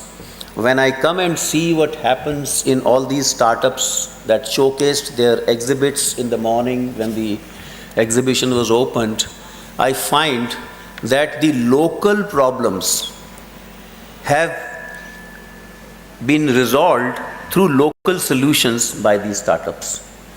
And this localization has been demonstrated through research also, in the literature also, to be a key component for achievement of the Sustainable Development Goals. If you remember the Millennium Development Goals, which are set up without thinking about the interconnectivity of all the goals, the 8 goals at that time, that mistake was corrected during Sustainable Development Goals setting up, and the participation of not only governments and negotiators, but also the entire set of stakeholders, including parliamentarians and civil society. It has created a situation where we do need to localize, we do need to find out how to curate solutions that are relevant for us, that are relevant for the southern countries. And that is where the idea of the Global Development Center came. So this was established in 2019, as I said. The premise of its establishment was collective growth. It promises to promote development programs showcasing not only Indian expertise, but mutual exchange across the global south and sharing of peer expertise across the southern countries. And these experiences, expertise, and good practices can then cross-pollinate across the global south. And that is the idea of the Global Center. So at the moment we are working on these 4 verticals that you see on the slide in 4 different colors. But let me go forward to show you the connect between what we in the Global Development Center do and what you are doing today. Look at the first column here, which is on agriculture and nutrition, relevant not only for SDG 2, but particularly for SDG 2. So we have worked along with a clutch of Indian organizations, particularly central government organizations, like the National Mission for Sustainable Agriculture, the National Water Mission, the National E-Agriculture Market or ENAM, and the Climate Smart Agriculture, PM Kusum, which found voice across 2 of the thematic sessions that we had in the morning and the afternoon today. Now, keeping in touch with these organizations, we identified a number of experiences, successful experiences that India has had in the agriculture sector. And when we engaged with other southern partners, we talked about it. And when we talked about it in global forums, in multilateral forums, or in our bilateral interactions, that generated interest in those countries to know more about it. And that is how the Global Development Center became a vehicle for South-South cooperation. Now, I will not go into the details of how it has become a vehicle of South-South cooperation. I will leave a copy of this presentation with the university and you can have a look at it. But I wanted to say that through this realization of South-South cooperation, this is the outreach that the Global Development Center has already undertaken since its establishment in January 2019. These are the various verticals in various regions of the world where GDC has worked. And this is despite the fact that we were established just a year before COVID happened, and most of our work until mid last year was virtual. So I wanted to talk about this outreach in particular to showcase that there are a number of areas relevant for agriculture in which we have been going across to Asian countries, to African countries, to the countries in the Pacific Islands, which are relevant for the kind of startups that we saw today, for the kind of engagement that we had in the thematic sessions today. And although I have taken notes, I would wait for a more detailed summary of the proceedings of not only today, but also the work that your brilliant students did on the 17th of March, and create out of it a new set of experiences and expertise that India can demonstrate to other countries, and take this across as a part of the Global Development Center's outreach to these all countries. We have already been to these all countries. We have interacted with these all countries, some of them virtually, some of them in person. Only last week, my colleagues came back from Ethiopia after talking to their ministries of agriculture, ministry of health. They wanted to know a lot more about how agriculture innovation is happening, how dryland farming is happening in India, what is ENAM, and they are planning to come to India also, and maybe we'll bring them to Hyderabad if time and opportunity permits, to continue this relationship that we are establishing with PJT SAU, with this collaboration that we have had today. So once again, thank you very much. We understand the coverage and extensive work that the GDC has worked in pioneering and spearheading the initiative of G20, and with your initiatives under T20, we are very happy to have you as an esteemed partner, and we look forward for more active collaborations and active participation in the coming time.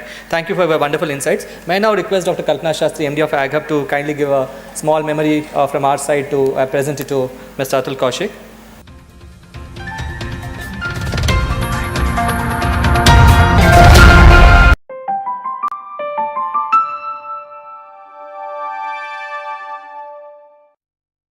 नमस्ते, मेरा नाम साधना है और हम हवेली खड़गपुर के बिहार से आए हैं।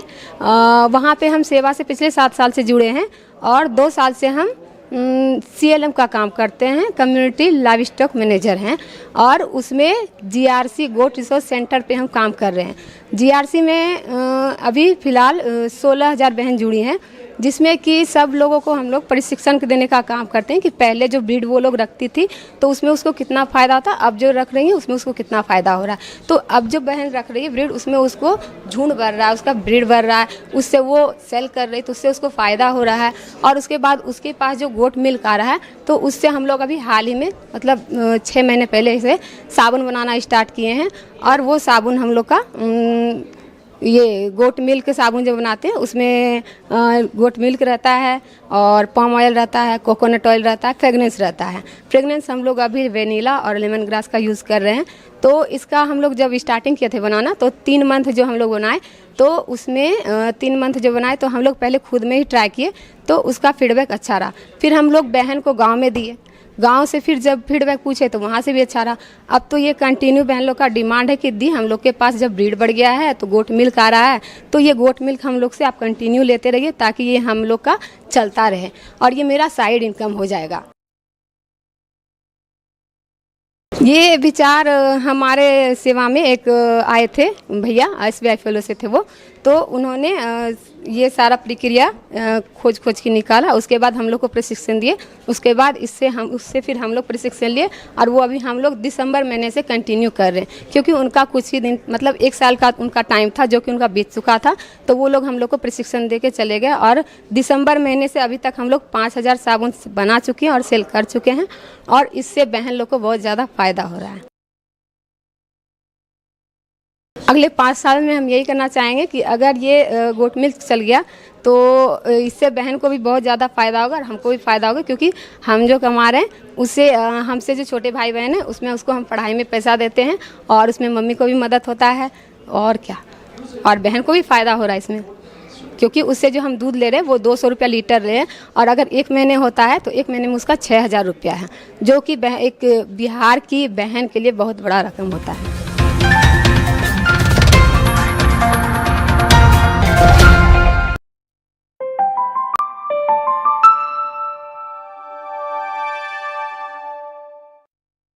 It is worked on the production of the biosurfactants. So these biosurfactants, it is recently in the 2 years back in two states like Telangana and Andhra Pradesh, the chili farmers facing the lot of problems with the thrips, black thrips. It is called as a black thrip. The scientific name is Thrips parvispinus.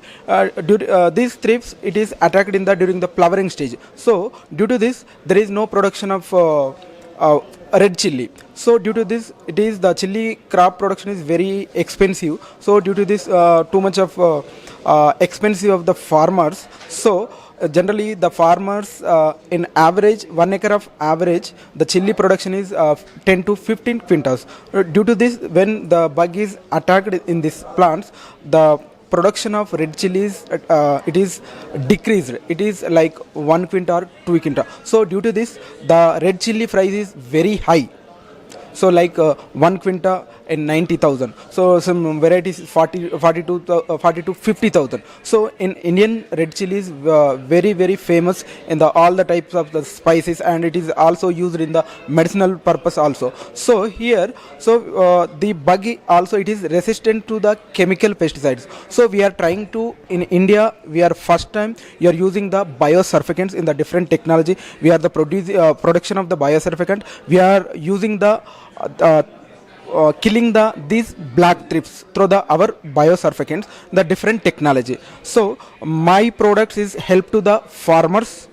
To my product in the biosurfactant product, it is very less toxicity and easy biodegradable. It is easy to available the farmers. So we are in the next season, we are ready to the market. So currently the prototype is developed. So the validation studies are going on. So here HAGAB is too much of knowledge experts, is too much of agriculture scientists in the different ways, agronomy scientists is there. My startup and my product is very suitable for the HAGHub. HAGHub mentoring my startup, I associate with the HAGHub, and also HAGHub, it is how to conduct the field studies, how to conduct the validation, so how to conduct the business models. The HAGHub good help my startup. This is the help from the HAGHub.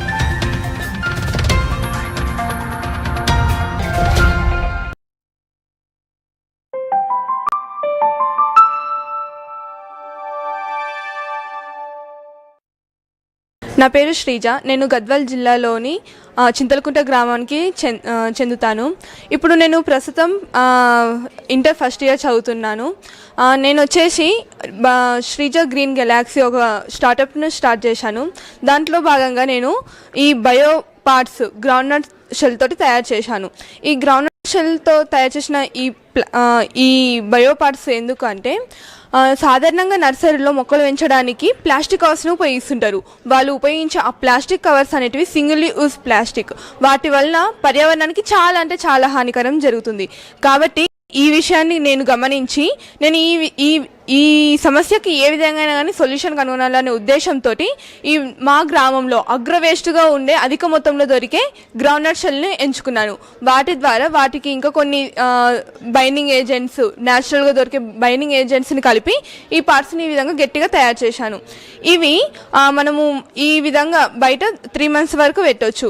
అంతేకాకుండా మనం మొక్క ఎప్పుడైతే భూమిలో నాటేయాలి అని అనుకుంటున్నామో అప్పుడు ఈ పార్ట్ని ఈ విధంగానే నాటేయాలి. అప్పుడు ఒక 7 daysలోనే అది బయోడిగ్రేడబుల్ అయిపోతుంది. ఇక్కడ ఈ గ్రౌండ్నట్ షెల్లో ఉండే కాల్షియం, మెగ్నీషియం ఇవన్నిటి కూడా మొక్కకు చాలా ఉపయోగపడుతున్నాయి.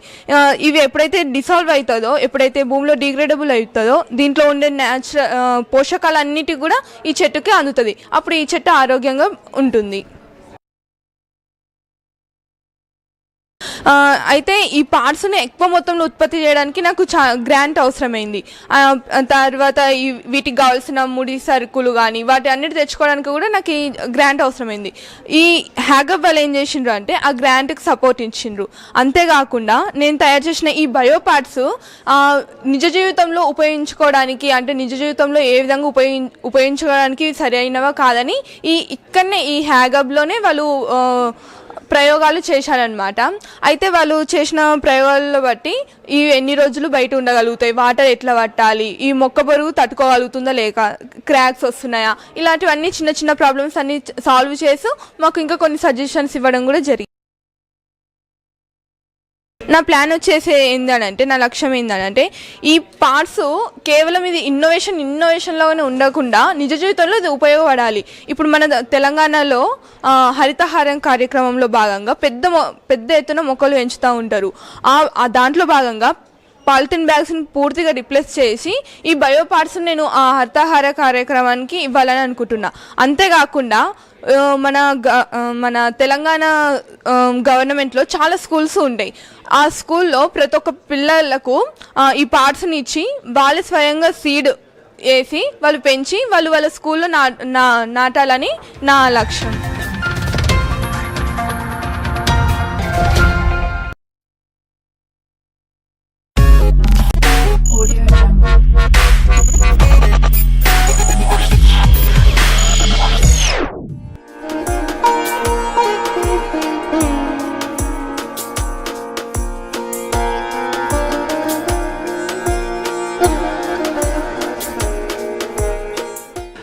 We made a library box actually, which is known as story box. Its purpose is for reading. Students should get into habit of reading daily some part actually usually. So when they grow up, they'll become good at socializing, they'll be good at finance.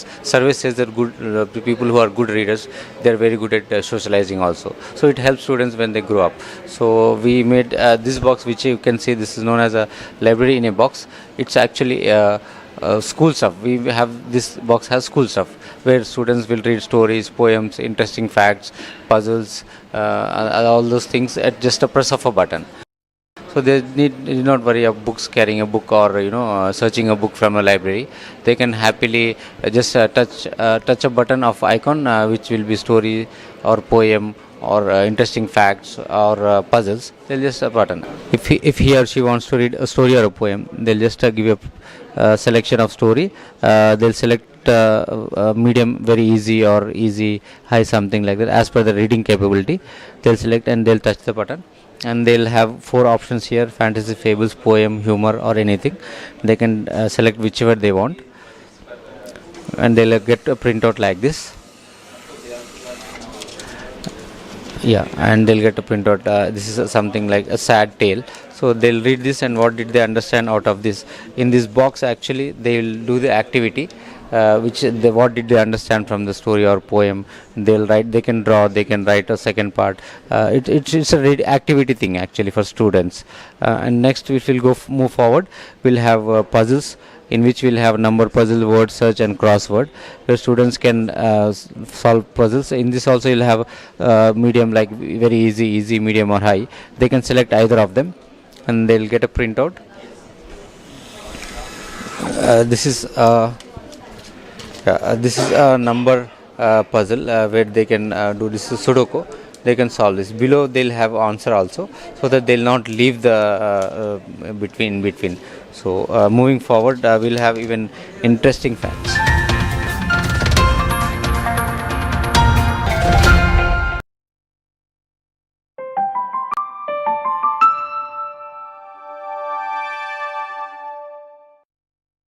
नमस्ते जूले, मेरा नाम छुरुल है। मैं लद्दाख से आया हूँ। मैं food process का काम करती हूँ। मैं 2018 से सेवा से जुड़ी। पहले मुझे नहीं पता था हमारे लद्दाख में बहन लोगों को सेवा क्या काम करते हैं। फिर मैं सेवा से जुड़ के ये सब पता चला कि हमारे गांव में, हमारे लद्दाख में ये खुबानी, बादाम, ये सब वेस्ट होता है, गाय को खिलाता है। फिर इधर आके ट्रेनिंग दिया अहमदाबाद में 45 डेज। फिर इधर से हम लद्दाख में जाके हमारे बहनों को मैंने ट्रेनिंग दिया। अभी 600-700 बहनों को मैंने ट्रेनिंग दिया। अभी हम लोग, हमारे बहन लोग ये एब्रिकॉट ऑयल, सिबाकथोन जूस, जाम, एब्रिकॉट जूस बनाता है। हमारे लद्दाख में 2 डिस्ट्रिक्ट है, एक लेह और करगिल। 21 सेंटर चलता है अभी हमारे बहन 3000 ये फूड प्रोसेस का काम करता है, 2000 टेलरिंग का काम करता है, 2000 वीविंग का काम करता है। हमें बहुत अच्छा लगा। पहले हमारे बहन लोग कमरे से बाहर भी नहीं निकलता। अभी हम लोग अपने हाथ से खुद कमाई करके अपना इनकम, एक बहन का 3-4 हज़ार मिलता है। लद्दाख में भी बिकता है, इंडिया में भी। अभी ये ऑर्डर रहता है सर, क्योंकि ये ऑयल तो आज का ऑर्गेनिक है, हम सब बहन मिल के हाथ से बनाता है जी। ये क्रीम के लिए भी अच्छा है। ये जूस आजकल कोरोना आया ना, उस टाइम तो डॉक्टर लोग बोल रहे ये कोरोना के लिए दवाई है बोल के, हम तो 500-600 बैरल का डिमांड भी आता है सर। अभी हमारा सोच है ये ऑनलाइन भी भेजेगा, सोच रहे हैं sir.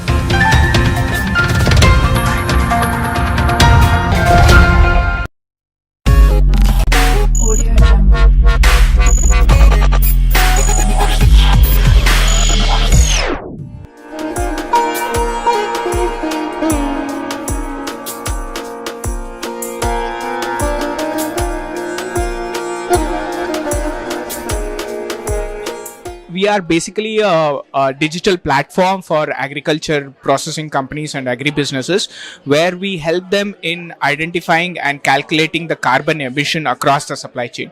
So right from the farmer till the produce is exported, all the processing flows that happens, all the interventions that happens across the supply chain. So we help them calculate the carbon emissions and give them a DMRV tool. DMRV tool stands for Digital Measuring, Reporting and Validating Tool, so that companies can offset, can have information on what is their carbon emission across the supply chain and offset it based on the informed decision. So this is what we basically do. So we are a 3.5-4-year-old company. We have around 35 customers across India.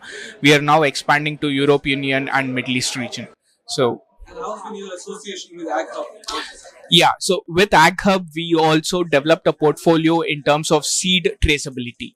So AgHub, we are incubated at AgHub, and they gave us an opportunity to establish seed traceability from the point of the seed at the nucleus stage till the point is seed is sold to a farmer.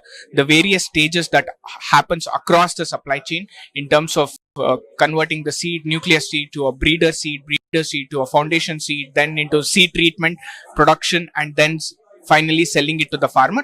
All the activities are captured on our platform, and essentially a farmer can what is the quality of the seed, what is the germination percentage of the seed, what is the moisture level in the seed. So that way he can know exactly who is the farmer who has multiplied the seed for him, which and can vouch for the quality of the produce that he is growing. Yeah.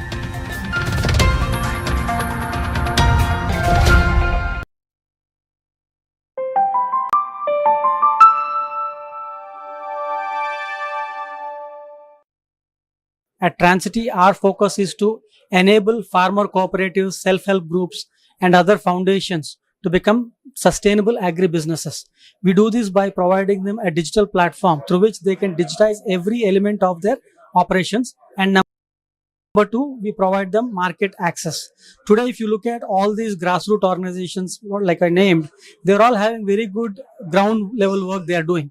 But unfortunately, they are not able to get connected to the market. And because this is primarily because of their inability to run their operations in a streamlined manner. So we work with them hand in hand, provide them the necessary digital platform to digitize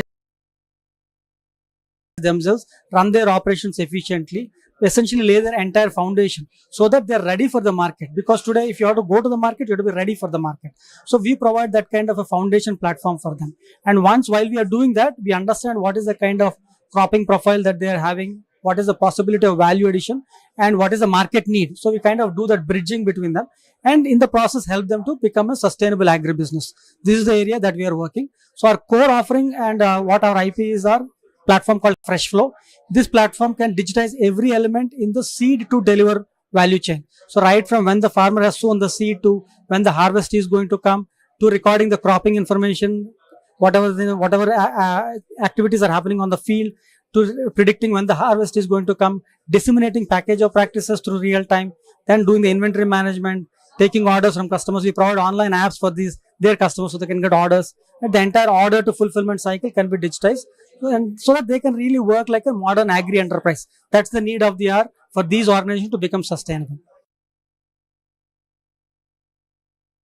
Okay, AgHub, we have been part of the AgHub cohort for Agri-Tech Innovation Pilot Program. So through that program, we actually got an opportunity to work in the Nizamabad cluster, which is a turmeric cluster. So Ag Hub has helped us to, through its Krishi Vigyana Kendras and research stations that are available. So we were able to actually get to the ground level, understand the ground level realities, understand what is the expectations over there, discuss about our solution, make changes and refinement, and then kind of iterate on our model. So Ag Hub in that way is of immense help, because that's the connect that you require for any new technology or innovation. That connect with the grassroots is very important. So that is the kind of support we are getting. Obviously, there are many other things like these kind of forums. There are so many events that they do, and we also get such kind of exposure both nationally and internationally through their support.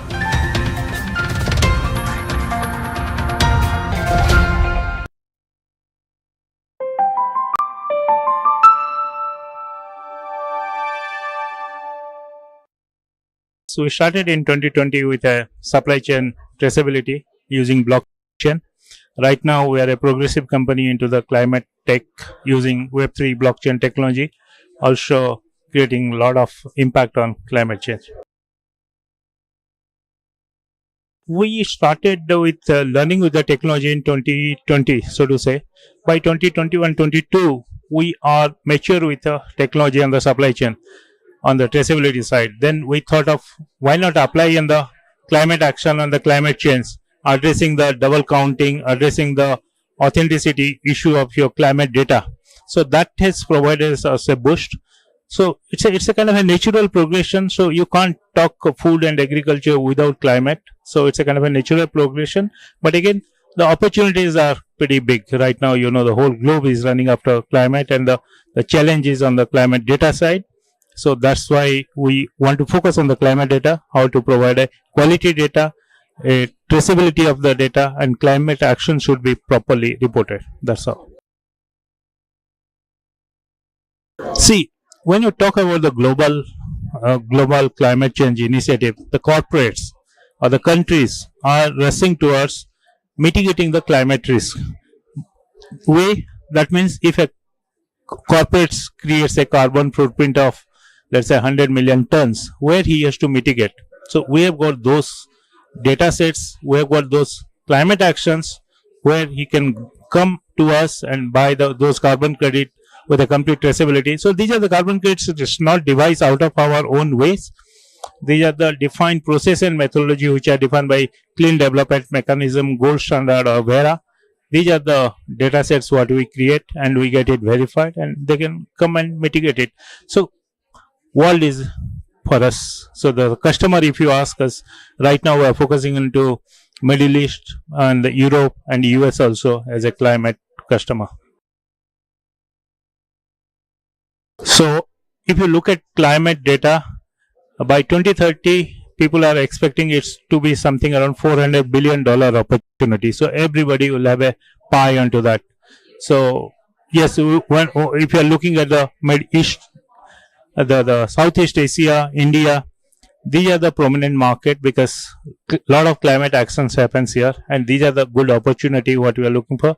And it's a kind of $100 billion opportunity, what I say, by 2030 for, if you look at the India subcontinent, that's sort of a climate data.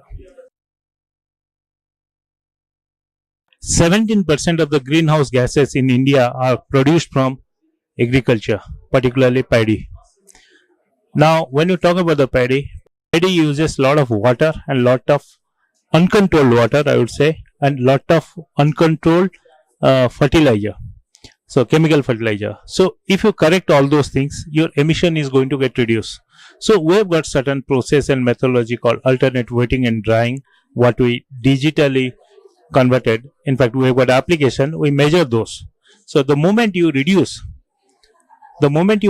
or sequester any kind of a carbon dioxide from the atmosphere, you are eligible for carbon credit. So this is a measurement where Indian farmer helps to reduce the carbon dioxide footprint in the globe. So that's how they are eligible, and that's how we create values for them. See, three things are happening. If you do a controlled practice, your productivity is going to improve. You are earning a additional revenue for your produce, for your package of practice what you do. Also, you create a less carbon footprint, or you contribute towards the environment. So these are the good benefits which are happening. So 3 benefits, as I told you. We have got certain aggregator companies. We have got certain APOs. So APOs can connect with us. We can enable digitally with them and create that impact. They need not connect us directly, but again, there are a lot of APOs, intermediary, and the aggregators who are working with the farmer to create these sustainability practices, and farmer can value from them. So farmer can also directly reach out to us. In turns, we are going to connect them with those APOs and aggregators. Egg Hub has given us a beautiful opportunity to grow multifaceted. Let me tell you, through Egg Hub, we have created a bigger impact for 40,000 farmers in Tandu region, getting their GI, geographical indication, for their Tandu dal, what they produce. So this is impacting around 40,000 farmers, improving their lifestyle. This is the biggest contribution. Egg Hub has contributed us providing those elements where we can do a field trial. We created a couple of products on the seed traceability with the help of Egg Hub.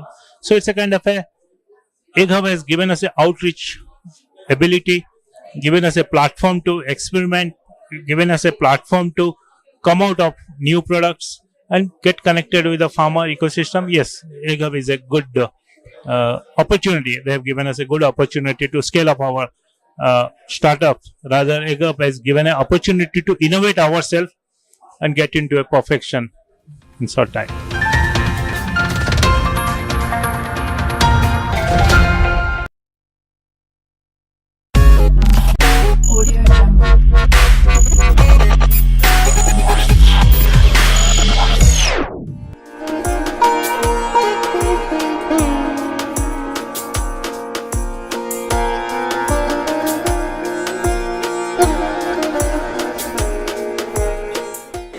We do end-to-end supply chain traceability solutions for our customers. We are focusing primarily on the food and beverages industry. What supply chain traceability means for food and beverages is basically to track the food product from its origin right up to the end point where it reaches the end customer. The complete journey is traced and it is put on blockchain. What I mean by tracking the journey of the food product is that the food is tracked right from its origin to its processing, packaging, its finishing, and it's right when it reaches the customer. When does the food, when is the expiry date, what are the various certifications that the food has. Increasingly, customers want to see where their food has come from, and brands want to be more transparent to customers, because for organic food brands and for direct-to-customer brands, this is one of the best ways to actually come closer to the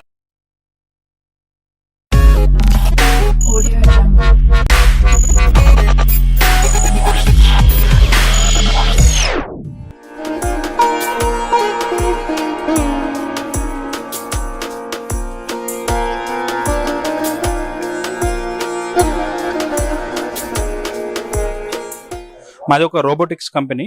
so మీరు చూస్తున్నది ఇది ఒక fully electric micro tractor category అనమాట. So ఈ రోబోట్ని use చేసుకుని మనము పొలాల్లో మొక్కలు నాటుకోవడము, విత్తనాలు వేసుకోవడము, కలుపు తీసుకోవడము, పెస్టిసైడ్ స్ప్రేయింగ్, ఫెర్టిలైజర్ మైక్రోడేషన్, గ్రాస్ కటింగ్, ఇట్లాంటి రకరకాల ఆపరేషన్స్ అనేది చేసుకోవచ్చండి. ఇదేంటంటే ఫుల్లీ బ్యాటరీతో నడుస్తుంది, రిమోట్ కంట్రోల్ వెర్షన్ ఉంటుంది. సో మనం దీన్ని రిమోట్ ద్వారా నడిపించుకుంటూ ఉండాలి. సో బ్యాటరీలు మనం 2.5 గంటలు ఛార్జ్ చేసుకుంటే 4 గంటలు వస్తుంది అనమాట. సో రోజుకి కలుపు తీసుకోవడం దానికేమో మనకు రోటావేటర్ వస్తుంది. ఒక రోజులో రోటావేటర్ వేసుకోవడానికి 2 ఎకరాలు మనం కవర్ చేయొచ్చు. అదే పురుగు మందు స్ప్రేయింగ్ లాంటిది అయితేనేమో ఒక రోజులో మనం 8 గంటల్లో 4 నుండి 6 ఎకరాల దాకా కవరేజ్ అనేది ఉంటుంది అనమాట. సో మీరు వీడియోలో చూస్తున్నట్టుగా దీనికి ముందున కొన్ని అటాచ్మెంట్ కానీ వెనకాల కొన్ని అటాచ్మెంట్ కానీ పెట్టుకోవచ్చు. మా దగ్గర 2 రకాల రోబోట్స్ ఉన్నాయి. ఒకటి వచ్చేసి 40 సెంటీమీటర్ స్పేసింగ్ ఉన్న చిన్న రోబోట్ అనమాట. దీంతో మనము పత్తి, మిరప, కూరగాయలు ఇట్లాంటి నారో క్రాప్స్ అన్నిట్లు కూడా పోతా ఈ ఆపరేషన్స్ అన్ని చేసుకోవచ్చు అనమాట. ఆ రోబోట్ యొక్క కెపాసిటీ వచ్చేసి 25 లీటర్ల ట్యాంక్ పెట్టుకోవచ్చు, లేదంటే 72 లీటర్ల ట్యాంకు రైతు యొక్క అవసరం తగినట్టుగా వాళ్ళు వాడుకోవచ్చు అనమాట. అది అప్ టు స్ప్రేయింగ్ అయితే అప్ టు 7 feet హైట్ వరకు స్ప్రే చేయగలుగుతుంది. డైలీ 4 to 6 acres అనమాట. ఒకవేళ మనకి పెద్ద రోబోట్ కావాలి, వాళ్ళ దగ్గర short crops, bed type of crops ఉన్నాయి అనుకుంటే మనం ఈ రోబోట్ అనేది ప్రిఫర్ చేస్తాం. ఇదేంటంటే మనకి వీల్ విడ్త్ అనేది అడ్జస్టబిలిటీ ఉంటుంది. మనకి మనకి సోయాబీన్స్ కానీ అట్లాగే షార్ట్ క్రాప్స్ ఏవైతే వెజిటేబుల్స్ ఉంటాయో, ఆకుకూరలు, ఇట్లాంటి బెడ్ టైప్ ఆఫ్ క్రాప్స్ కూడా ఈ పెద్ద ప్లాట్ఫామ్ యూజ్ చేసుకోవచ్చు అనమాట. సో రెండిట్లో కూడా సేమ్ అటాచ్మెంట్స్ అనేవి మనకి అవైలబుల్ ఉంటాయి. సో దీని ప్రైజింగ్స్ వచ్చేసి చిన్న రోబోట్ స్టార్టింగ్ మనకి 1,75,000 పడుతుంది. 1,75,000కి ఏదైనా ఒక అటాచ్మెంట్ వస్తుంది, 4 గంటలు పనిచేస్తుంది రిమోట్ కంట్రోల్తో అనమాట. అండ్ మాకు ఆటోనమీ టెక్నాలజీ కూడా రెడీగా ఉందన్నమాట. ఈ ఆటోనమీ టెక్నాలజీలో మనం రైతు యొక్క ఫామ్ ఏదైతే ఉంటుందో ఆ ఫామ్ని GPS మ్యాపింగ్ అనేది ముందు చేసుకుంటాం. ఆ మ్యాపింగ్లో రోకి ఎంత డిస్టెన్స్ ఉంది, మొక్క గ్యాప్ ఎంత ఉంది అనేది మొత్తం ఫీడ్ చేసుకుని పెట్టేసుకోవడం. తర్వాత ఆపరేషన్ స్టార్ట్ చేసిన వెంటనే ఇది మనిషి ఇంటర్వెన్షన్ లేకుండా ఆటోమేటిక్గా ఆ పని చేసుకుంటూ అవుతుంది అనమాట. అది fully autonomous version. Basic version వచ్చేసి రిమోట్ కంట్రోల్. సో రైతుల యొక్క వాళ్ళ కన్వీనియన్స్ని బట్టి ఏది తీసుకోవాలనేది వాళ్ళ ఆప్షన్ అనమాట. అండ్ మాకు మేజర్ వచ్చేసి మేము రెంటల్ మోడల్లో వెళ్తున్నాము. ఇదేంటంటే ఈ వచ్చే ఖరీఫ్ సీజన్కి మేము కొన్ని ఏరియాస్లో మా రోబోట్స్ని లాంచ్ చేసి రైతులకి రెంటల్ ప్రాసెస్ ద్వారా దీన్ని ఇవ్వడానికి చూస్తున్నాను అనమాట. సో వాళ్ళు కాల్ చేస్తే మా ఆపరేటర్ వెళ్ళి ఆ పొలంలో రెంటల్కి తిప్పుకుని ఏ ఆపరేషన్ చేసి ఎంత ఎకరేజ్ ఎంత అవుతుంది అమౌంట్ కలెక్ట్ చేసి వచ్చేటప్పుడు మా మేజర్ ప్లాన్ అనమాట. వాళ్ళ యొక్క ఆపరేషన్ బట్టి ప్రైస్ చేంజ్ అవుతుందండి. ఒకవేళ వాళ్ళకి కలుపు తీసుకునే వీడింగ్ రోటావేటర్ కావాలనుకుంటే ఎకరాకి మనకి 1,500 నుండి 2,000 ఆ రేంజ్లో ఉంటుందన్నమాట. ఒకవేళ స్ప్రేయింగ్ అనుకుంటే 350 to 400 రేంజ్ అనేది ఉంటుంది. మొక్కలు నాటేది అయితే 3,000 అట్లా తీసుకుంటాం. మేజర్ యొక్క మా కోర్ థీమ్ ఏంటంటే మనుషులు లేబర్ ప్రాబ్లమ్స్ ఏదైతే రైతులు ఫేస్ చేస్తున్నారో దాన్ని తగ్గించడం అనేది మా యొక్క ఎజెండా అనమాట. సో ఈ రోబోట్స్ని యూజ్ చేసుకుని రైతులు తమ యొక్క పొలంలో ఎప్పుడు కావాలంటే అప్పుడు పనులు చేసుకోవాలి. అట్లాగే వాళ్ళు లేబర్ అనే డిపెండెన్సీ అనేది తగ్గించుకోవాలనేది మేము చూస్తున్నాం. సో వాళ్ళకి ఆన్ టైం ఆపరేషన్ జరుగుతాయి. అండ్ ప్రిసైజ్గా కూడా ఈ రోబోట్స్తో మనం చేయగలుగుతాం. ఫ్యూచర్లో రకరకాల కొత్త రకమైన అటాచ్మెంట్లు కూడా ఈ రోబోట్లకు మనం పెట్టుకోవడం ద్వారా వాళ్ళు ఎండ్ టు ఎండ్ అన్ని పనులు ట్రాక్టర్ వచ్చి దున్నేసి వెళ్ళిపోయిన తర్వాత మొక్కలు నాటడం దగ్గర నుండి హార్వెస్టింగ్ దాకా అన్ని రకాల పనులు ఈ రోబోట్లతో మనం చేసుకునే వీలు.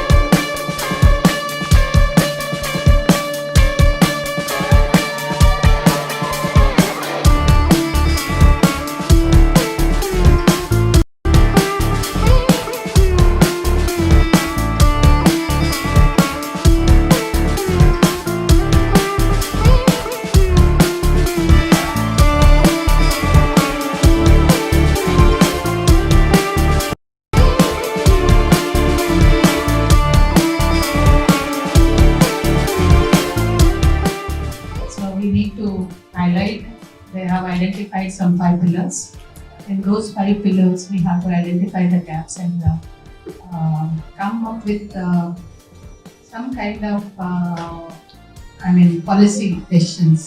I think that is the boost where 2 of the aspects. I think we'll discuss more about the framework and the policies and the responsibilities of all of us. Whole ecosystem need to move towards rural areas. It is still lacking. Many of the ecosystem is vibrant in many cities like Hyderabad, Bangalore, or Delhi, but really need to move towards rural areas.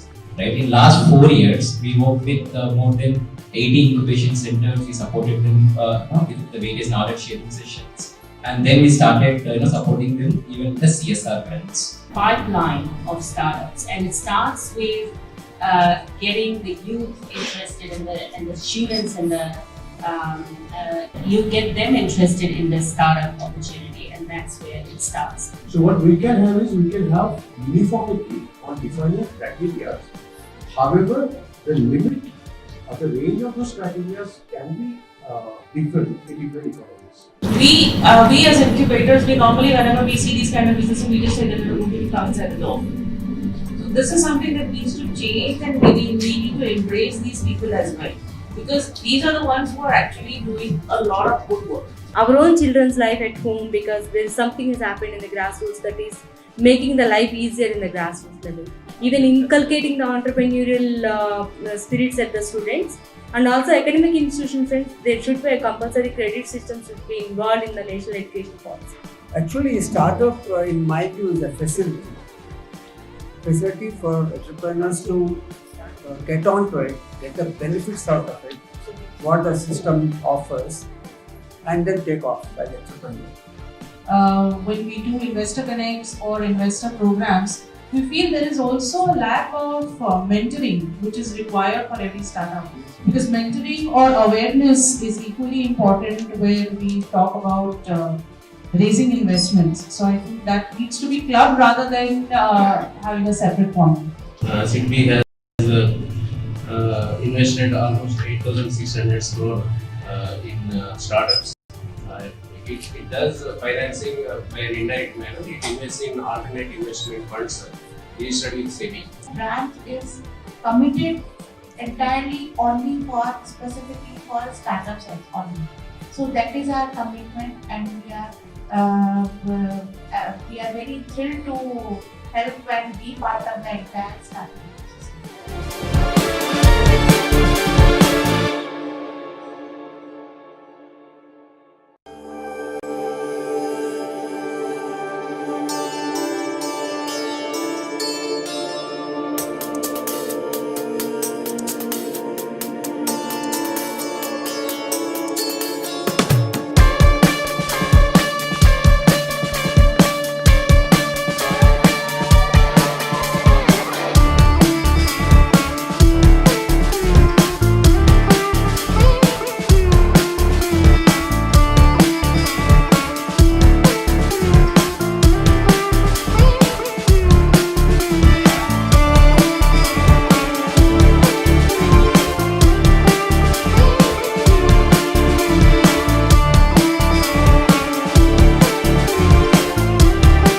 We all know the lot of gaps in the whole startup ecosystem.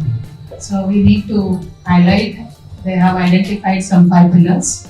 In those 5 pillars, we have to identify the gaps and come up with some kind of policy decisions.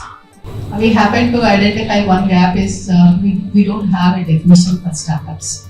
In the same context, there are various issues which all of us as ecosystem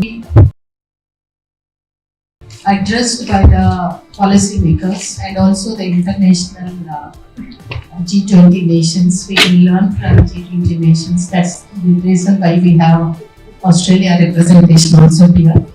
We need to learn from the business leaders, youth, and also the entrepreneurs and finance part handled by banks, which what they are looking forward to from startups, and technology people like research labs, and I think we need to create an ecosystem. Already we have been doing it, but there are certain issues. We want to be open and come out with our result-oriented recommendations. But I think the globalization and the freedom for startup to align with national policies and national mandates. I think that is what the prime, purpose of this particular G20 and its predecessor meetings that so far happened. Even today we are sitting for that purpose. In that context, I think last line from my side is that being an incubator, major responsibility is there, not only from the government. Being an incubator, I'm saying that it is our responsibility. Incubators need to take that responsibility, and I'm just telling here in front of all of you that the gaps that what Ramadevi garu trying to anticipate or expect from all of us to discuss and to resolve certain those of gaps. I think we are taking that ownership of those responsibilities to help all the startups to connect the dots. That's what my last line. I think everybody have gone through the 5 pillars or what are the challenges they briefly mentioned, but we have to actually look from the rural sectors to cities, and then to states, and then to national, then to global. Actually, startup, in my view, is a facility for entrepreneurs to get onto it, get the benefits out of it, what the system offers, and then take off as entrepreneur. Now, the definition has to be given, it should be given for the users, not for only the ecosystem. When a village boy is there, a village girl, a woman is there, how do you understand the definition of startup vis-a-vis present company registrations, MSME, so many ecosystems already existing. It's not that we had nothing so far. Now, how do we differentiate between these two, and that particular person in the village be able to understand, yeah, I have a choice of 3, 4, let me pick this, or choose all of them. Now, today there's a confusion, and that has to be taken off because somebody says guidelines, somebody says policy, and there's no mandatory. And in the schools, what she said, that are we making them startups, or are we promoting innovation? What is that we need to do in the school? And startup innovation, in my view, are not totally identical. There's a difference in these two. Yes. Let's focus what is innovation and what is problem solving in the schools, and maybe as they grow, we can think of startups. I mean, that's of course a choice of parents and children. I sincerely believe that startup ecosystem, unless it is developed, we can't reach that goal. And congratulations to Alip and the institutions and other incubators for doing that job. All are startup enablers, and we are committed to innovate and deliver and enable the entire startup ecosystem environment. We all already have many SME intensive branches and a huge branch network. But in Hyderabad, we thought that though State Bank of India has already come up with startup branches in centers like Bangalore, in Mumbai Metro, in Chennai, and also in Gurgaon. So this will be the 5th startup branch we will be opening in Hyderabad on 5th of June. In fact, it's already complete. It will be formally inaugurated by our chairman himself. And that branch is committed entirely only for, specifically for startup sites only. So that is our commitment, and we are very thrilled to help and be part of the entire startup ecosystem. What we see when we talk about agriculture or social inclusion, we are talking, but it is whole ecosystem need to move towards rural areas, but it is still lacking. Many of the ecosystem is vibrant in many cities like Hyderabad, Bangalore, or Delhi, but really need to move towards rural areas. Then there may be the innovation ecosystem, the impact or the benefits we can reap for all the population.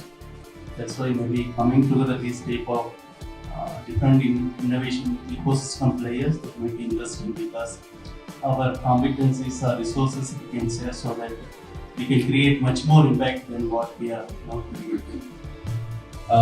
So the bank HDFC as a startup journey started way back in the 2016, right when the government of India announced Startup India initiatives. That's when we realized as a bank we need to have a separate and focused vertical for startups. That's where we have formed our own division.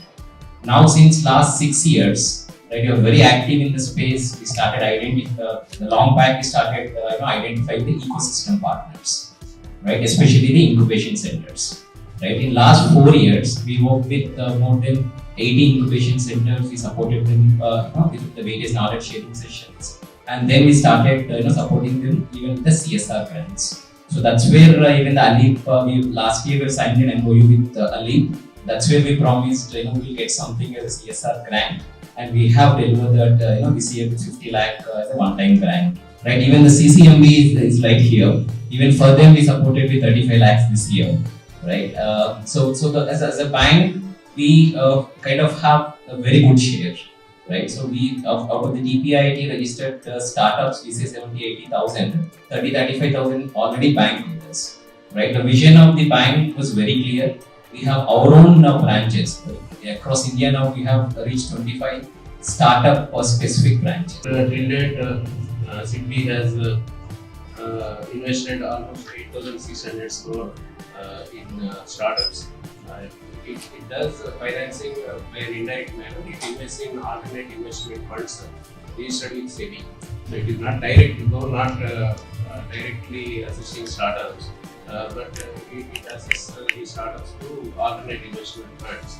Collectively, the group of 20 nations represent a startup ecosystem that has more than 850,000 startups, more than 1,600 unicorns, more than 20,000 incubators. At the highest level, Startup 20 has two overarching objectives that must be achieved simultaneously. First, to harmonize the global startup ecosystems in order to facilitate collaboration across these ecosystems. But second, to do so while preserving the freedom of national ecosystems to develop and grow as they desire simultaneously. The group expects to produce the following outputs. First, the main deliverable of this group is the policy communique to be submitted to the world leaders. There are 4 other deliverables that will be produced in the process of producing the communique. First, a startup definition framework and terminology handbook. Second, a startup financing framework for financing across G20 nations. Third, mechanisms to accelerate startup. But a couple of things that I have noticed, the similarities that are there between Australia, for example, and India. And Dr. Rama pointed that out earlier when she said, the quality of the startups. So that pipeline of startups, and it starts with getting the youth interested and the students and the people from their 10th grade or their early university years. Then you get them interested in the startup opportunity, and that's where it starts. Still, I'm sure maybe we have again similarities with India. In Australia, it is like startup is not considered as a viable career option by the students, the parents. So infusing that enthusiasm in the youth is very important. What we consider as startup in 2018-19 versus what the startup definition has been changed now, which is annual turnover up to 100 crores and not more than 10 years old.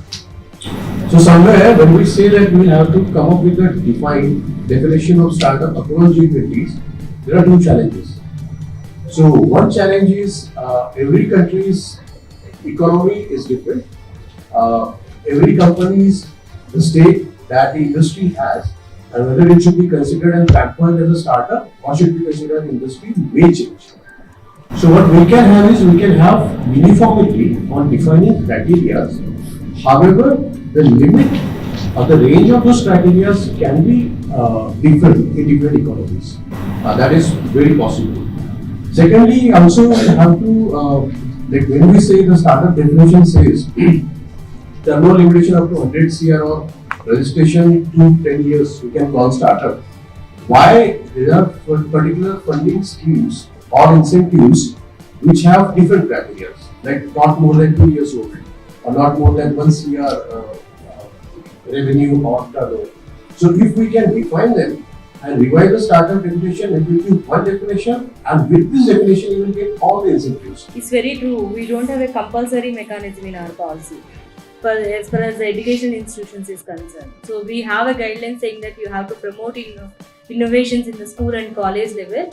But what happens is it matters to a paper publication, or it matters to a kind of bringing into the PR exercise kind of thing for the education institution. So now the imposition of credits to the curriculum that may impose in students, because the students, it's not the mistake of the students or it's not the mistake of younger generation. It's the system that makes that as it is not compulsory, the focus is very low. If it gets a credit course, either in the up to 12th standard or in the kind of graduation level, that picks up. And also we are very low in, as sir said rightly from Palestine, we are failing to scale the grassroots innovations. That's major impact. We are not even bringing it into light to our own children's life at home, because there is something has happened in the grassroots that is making the life easier in the grassroots level. Even inculcating the entrepreneurial spirits at the students, and also academic institutions, there should be a compulsory credit system should be involved in the national education policy.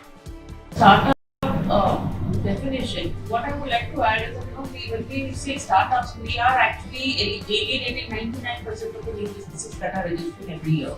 99.5 I would say. Why? Because most of the businesses that are registering are Me-Too businesses. Somebody's doing manufacturing a generalistic thing, doing a service that is already there in the market. But I feel that these are the ones who are going to revenue positive maybe within the first 1 year or 2 years. How can we include them in the definition of the startup is something that we should think about, because it doesn't 99.5% businesses are going to be these kind of things where there is like literally no innovation, right? But they are the ones who are actually generating the revenue. They are the ones who are actually generating the employment. So we as incubators, we normally whenever we see these kind of businesses, we just say that we're going to come inside the door.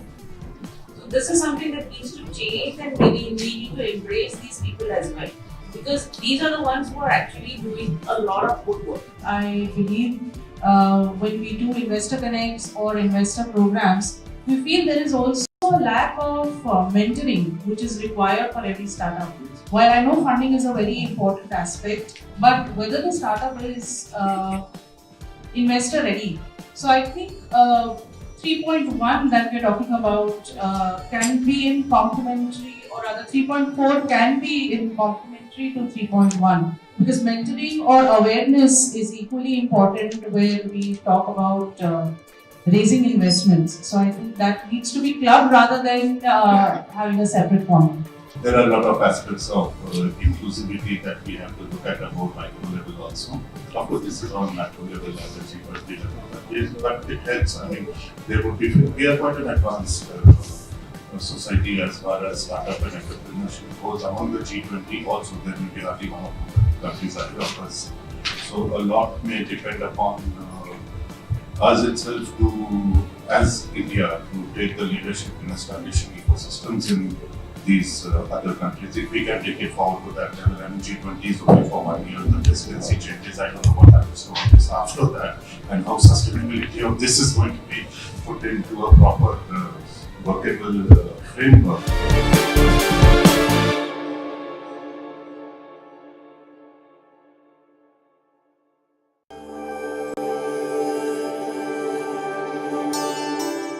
Atal Incubation Center, Aleep VHub and Atal Incubation Center, CCMB, in collaboration with G20 India Presidency, organized the Startup 20X Hyderabad Sabha, an innovative and influential panel discussion. The event aimed to serve as a platform for various stakeholders in the global startup ecosystem to come together and share their perspectives. As part of this initiative, an open discussion forum was held to discuss the Startup 20 policy report. Facilitators of the startup ecosystem, government officials, CEOs of incubation centers, investors, and bankers joined the forum with the objective of achieving a more fruitful outcome.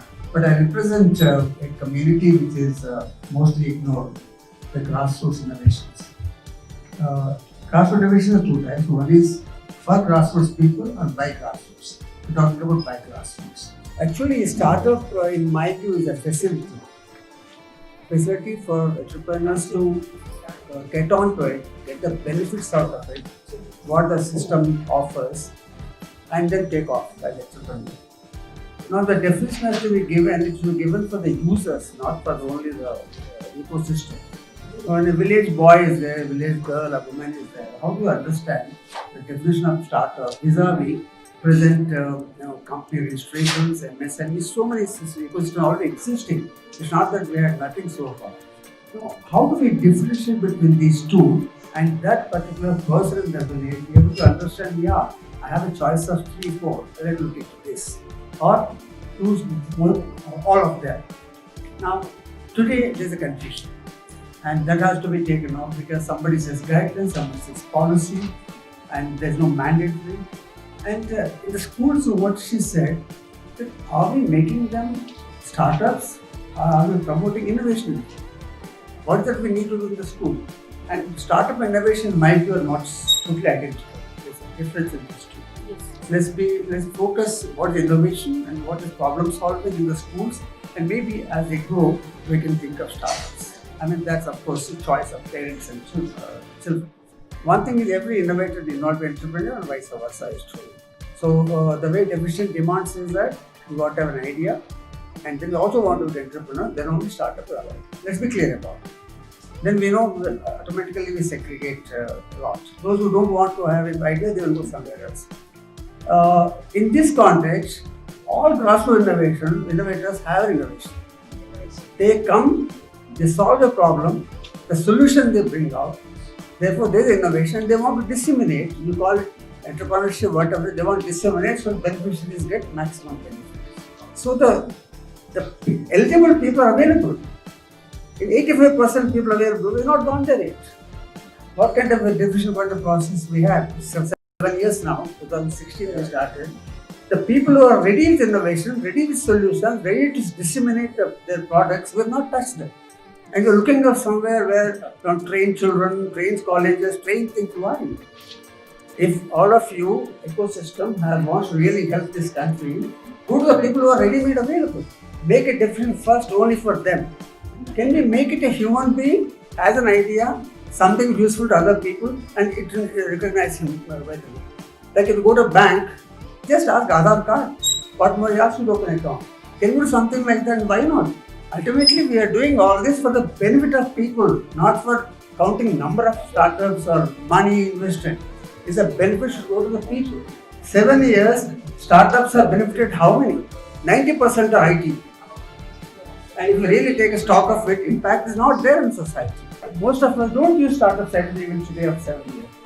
But whereas if you go to the grassroots, there every innovation there has got utility by millions of people. And it's available. They need ecosystem, they need a friendly ecosystem, they need enabling ecosystem. Let's focus on that. Initially, first 5 years, let's concentrate on ready-made available startups, and then build the schools and colleges later, and with that strength to bring up and bring up. From startup phase 1, phase 2 should be made. Thank you. Yeah, I restrict myself to grassroots innovations. I have knowledge of the last 17 years I was working on this. Now, what is scalability? Scalability is the geography, or it is numbers, or it is revenue.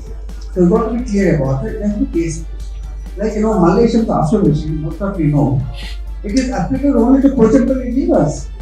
So what is scalability of this? That every house in Pochampally diva should get it. That's the scalability ends. There is certain animal treatments, and they are useful only where the plant is available. You take this plant from there all the way to other places, it may not work. So the scalability of any innovation, especially grassroots innovations, which are customized. Nature is customized, technology is standardized. So there is a limit for scale.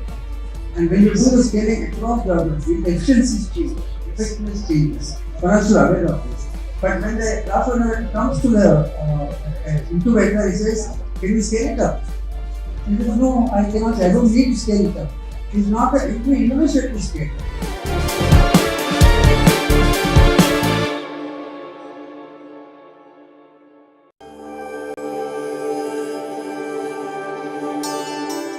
Atal Incubation Center, Aleep VHub and Atal Incubation Center, CCMB, in collaboration with G20 India Presidency, organized the Startup 20X Hyderabad Sabha, an innovative and influential panel discussion. The event aimed to serve as a platform for various stakeholders in the global startup ecosystem to come together and share their perspectives. As part of this initiative, an open discussion forum was held to discuss the Startup 20 policy report. Facilitators of the startup ecosystem, government officials, CEOs of incubation centers, investors, and bankers joined the forum with the objective of achieving a more fruitful outcome. There are so many gaps within, and now we are talking about G20, we are talking about international, and all the time so far we were struggling with internal gaps itself. And I always have a pet peeve that we keep saying Telangana, but everybody's only Hyderabad, and nobody realizes unless Christian is here from somewhere. That's all it is. So yes, there are a lot of aspects of inclusivity that we have to look at more micro level also. Of course, this is on macro level, not the cheaper level, but it helps. I mean, we are quite an advanced society as far as startup and entrepreneurship goes. Among the G20, also there may be hardly one or two countries ahead of us. So a lot may depend upon us itself to, as India, to take the leadership in establishing ecosystems in these other countries. If we can take it forward to that level, and G20 is only for 1 year, the presidency changes, I don't know what happens to all this after that, and how sustainability of this is going to be put into a proper workable framework.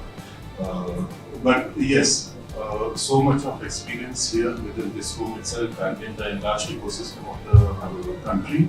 We can certainly be giving a whole lot of inputs to strengthen the ecosystem across G20.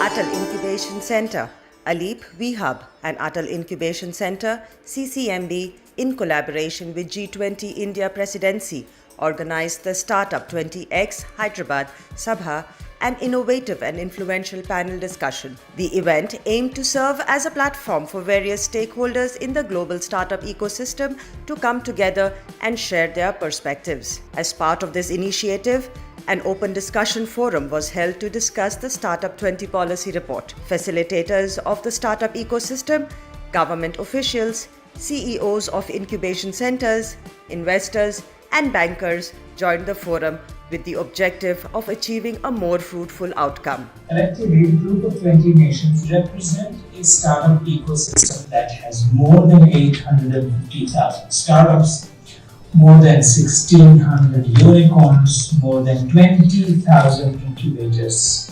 At the highest level, Startup 20 has two overarching objectives that must be achieved simultaneously. First, to harmonize the global startup ecosystems in order to facilitate collaboration across these ecosystems. But second, to do so while preserving the freedom of national ecosystems to develop and grow as they desire simultaneously. The group expects to produce the following outputs. First, the main deliverable of this group is the policy communique to be submitted to the world leaders. There are 4 other deliverables that will be produced in the process of producing the communique. First, a startup definition framework and terminology handbook. Second, a startup financing framework for financing across G20 nations. Third, mechanisms to accelerate startups addressing critical SDG and inclusion gaps. And fourth, a blueprint for creating a network of global innovation centers to foster collaborations across G20 nations and organizations. We have recently started a company called Serial Craft with one of the partners. We are now into manufacturing of noodles, the healthy noodles with herbal ingredients, and also the seasonings with herbal ingredients. We are into sustainable lifestyle. What we, my company is based out of Kerala, so we have various products to help, means for as home decor or home wares. All those are having a common thing, coir. If I think many of you know coir, it is a byproduct of coconut, and we use everything. Our philosophy itself is Kalpa Vriksha, so we use everything. We are a zero waste company. You know, this community has 5 pillars, and one of those 5 pillars is inclusion. And we try to articulate inclusion-related policy directives at the highest level along two dimensions. One is how to support the underrepresented groups.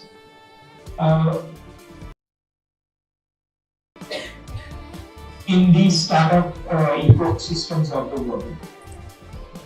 And second is how to support those startups that can make the world radically more inclusive.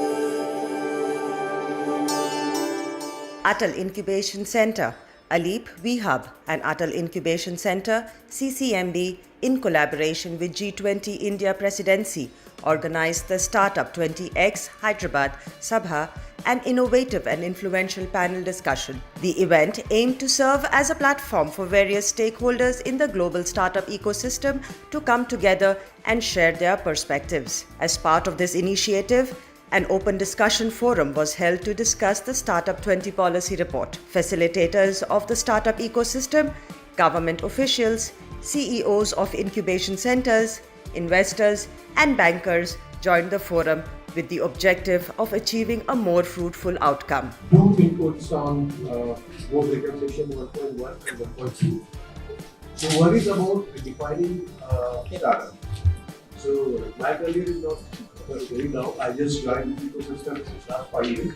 But I have seen this change, what we consider as startup in 2018-19 versus what the startup definition has been changed now, which is annual turnover up to 100 crores and not more than 10 years old. So somewhere when we say that we have to come up with a defined definition of startup across G20, there are two challenges. So one challenge is every country's economy is different. Every company's the stake that the industry has, and whether it should be considered and pampered as a startup or should be considered an industry may change. So what we can have is we can have uniformity on defining criteria. However, the limit or the range of those criteria can be different in different economies. That is very possible. Secondly, also we have to, like when we say the startup definition says there are no limitation up to 100 CR or registration to 10 years you can call startup. Why there are particular funding schemes or incentives which have different criteria, like not more than 2 years old or not more than 1 CR revenue or turnover. So if we can define them and revise the startup definition into one definition, and with this definition you will get all the incentives, no differentiation is there. The only factor which is differentiated can be the sector that they are working. For example, 2 years is nothing when we consider about the lifespan of deep tech lifestyle startup versus the enterprise tech. So that can be one differentiator, but rest of the things can be wrong. And second, 1.2, which is establishing a forum to adopt policy framework. So this is again a challenge when Ministry of Education defined national education policy. They say this is a policy and has to be implemented by all of them. Whereas when it comes to startup policy, they say these are policy guidelines. And that's why the defining features are majorly controlled by the administration of institutes, the government bodies, the research labs, etc. So there is not of clarity on which is acceptable and which is not. It includes access to resources, it includes access to intellect of the institute using IPs, etc. So can we come up with something which is a concrete policy with little flexibility, but we don't keep it open to individual institutes in defining the criteria. So that will be what I do.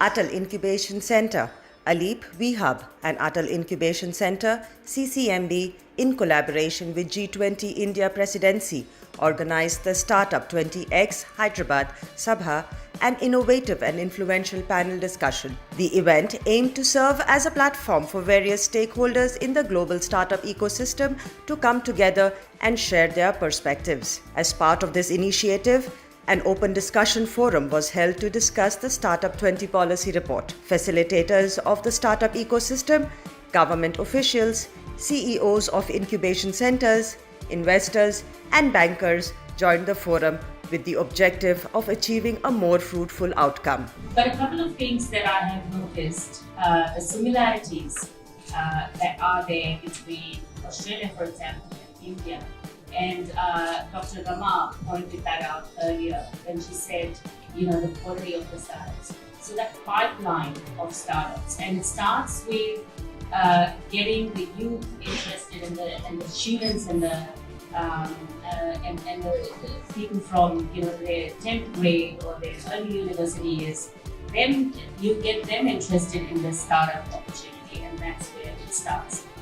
Still, I'm sure maybe we have again similarities with India. In Australia, it is like startup is not considered as a viable career option by the students, the parents. So infusing that enthusiasm in the youth is very important.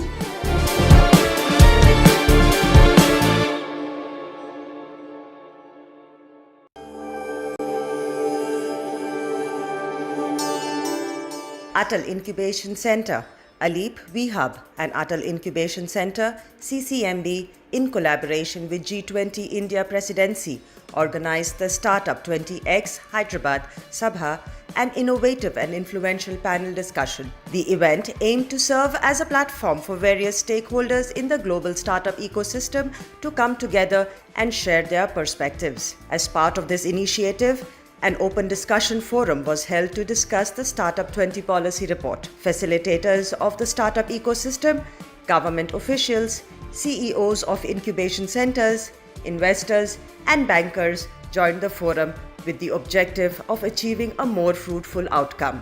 TIE definitely works on the vision which says for the entrepreneurs and by the entrepreneurs. So we bring a dearth of experience from the entrepreneurs who have been there, done that, and we really look forward to contributing to this mission. Focus to the finance task force. Just one thing where what we miss or being an enabler to startups, I believe when we do investor connects or investor programs, we feel there is also a lack of mentoring which is required for every startup. While I know funding is a very important aspect, but whether the startup is investor ready. So I think 3.1 that we're talking about can be in complementary, or rather 3.4 can be in complementary to 3.1, because mentoring or awareness is equally important where we talk about raising investments. So I think that needs to be clubbed rather than having a separate point.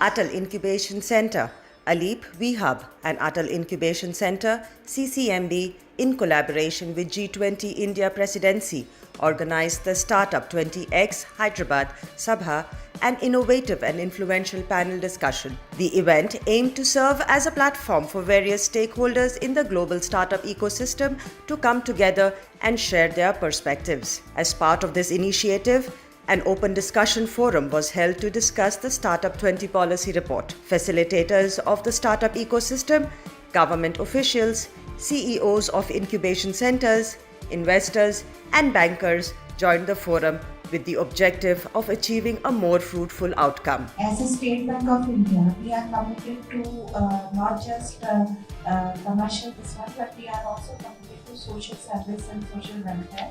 And in the dream to 5 trillion economy which the present government has. So we are totally committed for that, and I sincerely believe that startup ecosystem, unless it is developed, we can't reach that goal. And congratulations to Alip and the institutions and other incubators for doing that job. All are startup enablers, and we are committed to innovate and deliver and enable the entire startup ecosystem environment. We all already have many SME intensive branches and a huge branch network. But in Hyderabad, we thought that though State Bank of India has already come up with startup branches in centers like Bangalore, in Mumbai Metro, in Chennai, and also in Gurgaon. So this will be the 5th startup branch we will be opening in Hyderabad on 5th of June. In fact, it's already complete. It will be formally inaugurated by Chairman itself. And that branch is committed entirely only for specifically for startups only. So that is our commitment, and we are very thrilled to help and be part of the entire startup ecosystem.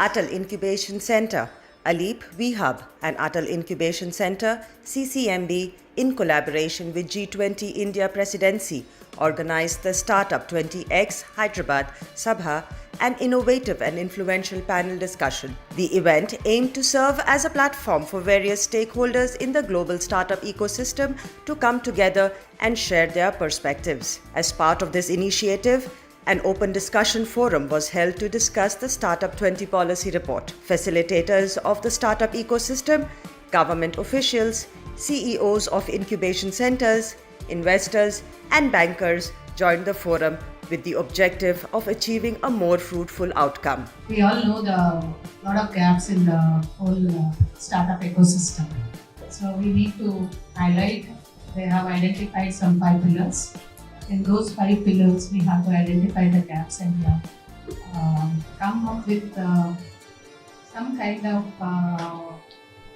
policy decisions. We happen to identify one gap is we don't have a definition for startups. In the same context, there are various issues which all of us as ecosystem enablers, we are finding a few difficulties which can be addressed by the policy makers and also the international G20 nations. We can learn from G20 nations. That's the reason why we have Australia representation also here.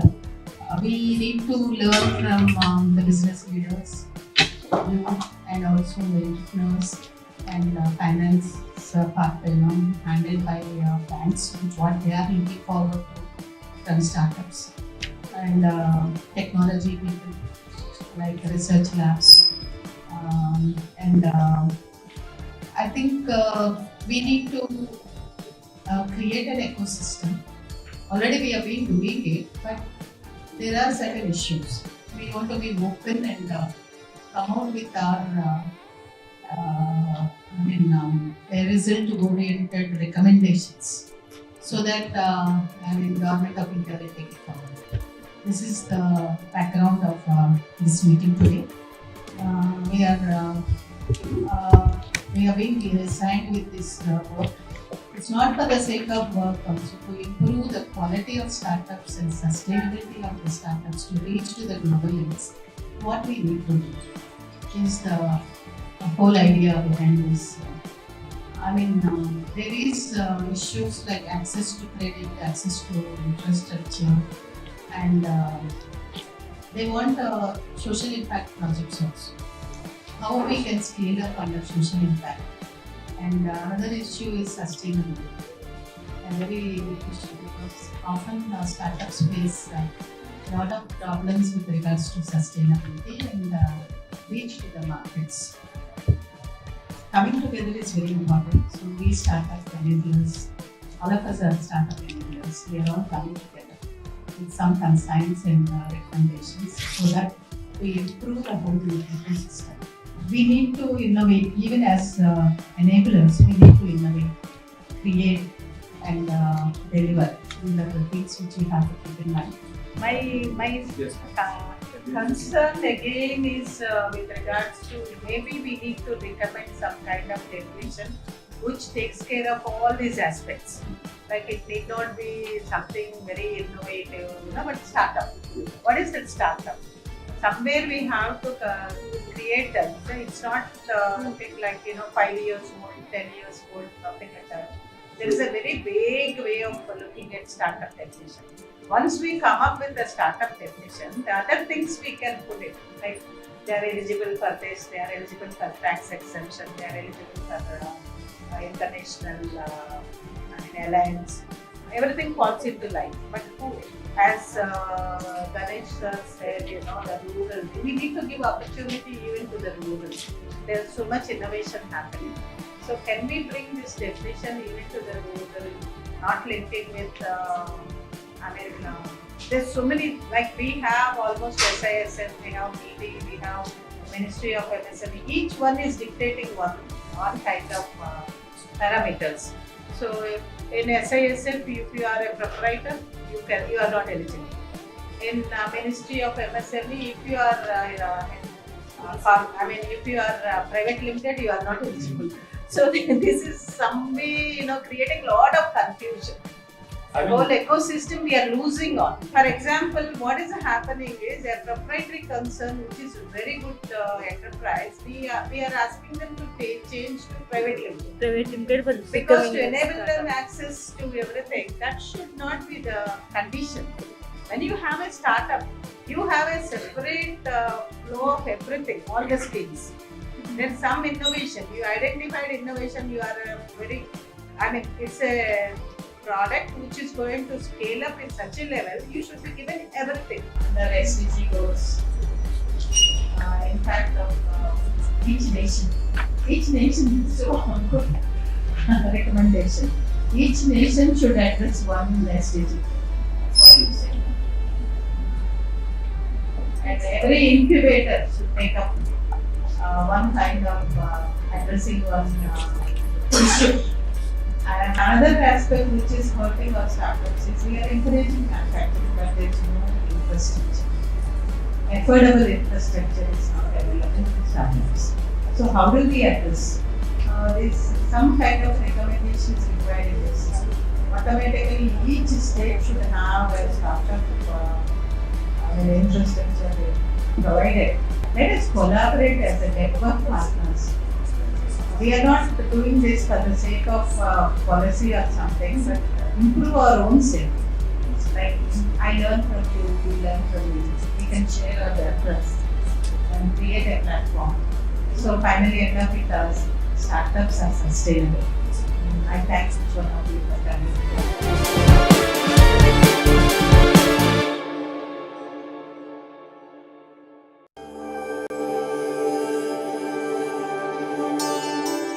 Atal Incubation Center, Aleep VHub and Atal Incubation Center, CCMB, in collaboration with G20 India Presidency, organized the Startup 20X Hyderabad Sabha, an innovative and influential panel discussion. The event aimed to serve as a platform for various stakeholders in the global startup ecosystem to come together and share their perspectives. As part of this initiative, an open discussion forum was held to discuss the Startup 20 policy report. Facilitators of the startup ecosystem, government officials, CEOs of incubation centers, investors, and bankers joined the forum with the objective of achieving a more fruitful outcome. As AICCCM, we were focusing majorly on life science healthcare startups, but again, some of the organs with the Aleep and other entrepreneurs, especially women entrepreneurs, having this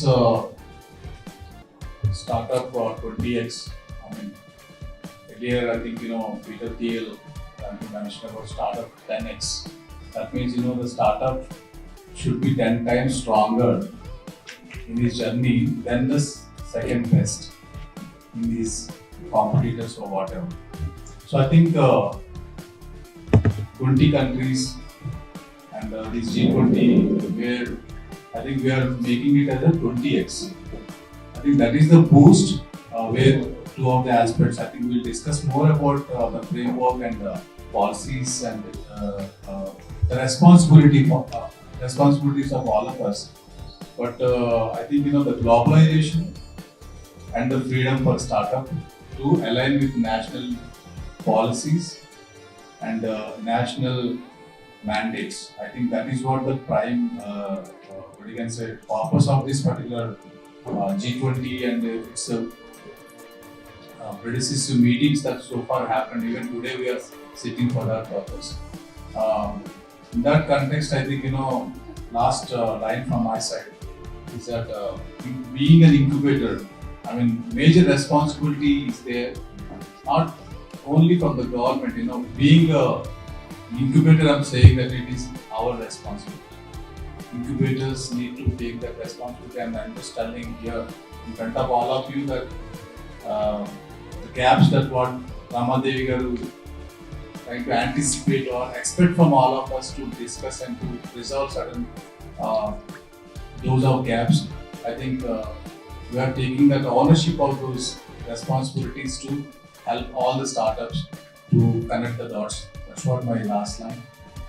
I think everybody have gone through the 5 pillars or what are the challenges they briefly mentioned, but we have to actually look from the rural sectors to cities, and then to states, and then to national, then to global. I think we have to change our perspective. Although we are talking about the countries today, 20 countries will be talking and having their discussions, how best we can actually share our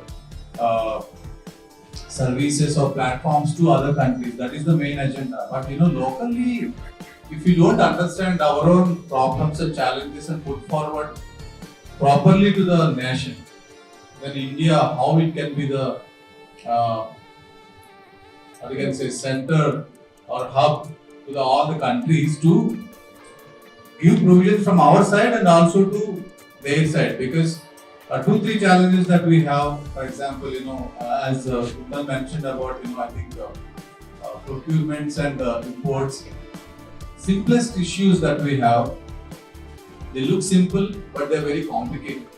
Okay, I can apply for an FCRA to get foreign funds for our own startups. It's not for the incubator, for example. The incubator is again supported by the government organization like CCMB. But the application is there with the MHA from past 2.5 to 3 years. We are blessed with our host organization CCMB, for example. And we are rooting out the funds because CCMB is exempted because of the CSIR. It's a society. So like that, many other incubators may be having these challenges locally to get the funds from foreign, be it the CSR money or the philanthropic money or whichever the way. So that is one kind of problem. So I think having our own these challenges nationally, how these mechanisms are friendly to our startups or the incubators, because we are talking about the startup projects, how we can actually do it 20x when we are not even able to reach to the 10x. So I think having this challenge in front of us, not only one challenge, maybe some 100 or whatever. So today, let's put out those at least some 10 to 15 solid pointers that can actually add up to this draft document from this table, from this room. That's what probably ATLs can actually look at it. Parents can be included in making some models. Parents can also be the award winners along with their kids. Maybe some games can be made like that. I'm just thinking these are the blunt ideas, but that's the only way to include them so that they can understand about what is a startup. Our ATLs, for example, at the AIC, CCFP, we nurtured like APS in Elite also. They actually are trying to make patents, trying to form companies at the age of 13, 14 or 15 years. It's changing, but yes, I think we have to have clear-cut adaptations of policies to build these, the foundation in each country. I would like to bring in my own experience. We run an industrial training institute in a rural area. We have national policies today. Maybe they define what 5 years before or so. but still adapting them to the institutional level, school levels, colleges level, university level, I think that's the problem. And also I think 2.2, no, 1.2, recalibrating. Yeah. So that recalibration, you have an instrument or you have a kind of internal system auditing, for example, quarterly internal audits and external audits. Quarterly that you do recheck, right? The policies need to be rechecked such a way, otherwise, you will miss the speed of it. So that is one thing.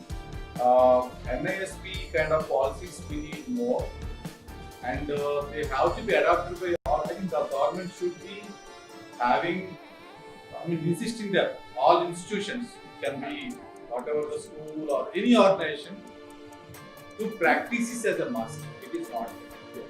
They are just on the paper. Okay, it is there. You can use, you can implement in your organization. At least IICs, Institutional Innovation Council, at least trying to align their policies as per NISP. But I think you have to reach it. I think a very important point. Everybody want to register as a private limited or even LLPs. At the time of investment, they have to convert themselves to private limited. But these proprietorship companies or one man or one woman companies, they are doing fantastic at the ground level, but they are not. They have their barriers. So someone needs to actually address. Okay, how, I think that point I consider this way. How we can actually make them inclusive to give equal status like a startup to get these incentives or maybe investments. I think that is one point that we have to make it out. I think forming. Yes. Yes. Because even partnership and proprietary Partnership also companies, yes. can be a startup. Yes. Yeah. Other than the private limited and LLP, all others should be included. How these can be giving provisions to go global, for example. Because you mentioned here in the document, in the foundation point about considering all these startups. So not foundation, probably financial. So the cash flows or business that you talk about, that maturity or the awareness at least, whether it is there for those non-private limited or non-startup category. So you have to create a category equivalent to the startup. I think fundamentally we are missing one point when we come to the definition of startup. Actually, the startup evolution starts with the startup idea. Yes. And these ideas need to be recognized somewhere. And this could be at the grassroots level, or it could be at the academic institution, it may be science exhibition. During the science exhibition, a lot of these students actually come out with a lot of ideas, and once the exhibition is over, it is done. So they don't really nurture that particular idea and take it to a startup or a commercialization stage. Yes. So it was very important to actually recognize and define that this is also a process of the startups. Listening to your point, and sir's actually, I think it's not written in this document about the open innovation. Why can't these school student innovations, or they're just trying to spend some 30% or 40% of their time, school time, to bring some innovative solutions for the societal problems. But if they are not patenting, if they are not forming the companies, at least schools or maybe those organizations can actually make them as an open innovation where startups can. I don't know, some mechanism is to be anyway. Sustainability, when it comes again, not having those scalable numbers, but at least scalable products. Whether you can actually sustain your business or maybe initial 2 to 3 years, or maybe whether you are able to pivot it or not. About where startup 20x you are talking, but startup 10x at least linked to a sustainability matrix. There are 10 things about the needs. You know most of them and all of them also. Just reading out so that we can open it for 2-3 questions or recommendations. So needs, opportunity, discovery, timing. Timing is the key again. And pivoting, that's also mostly we discussed, or maybe most of them are adapting.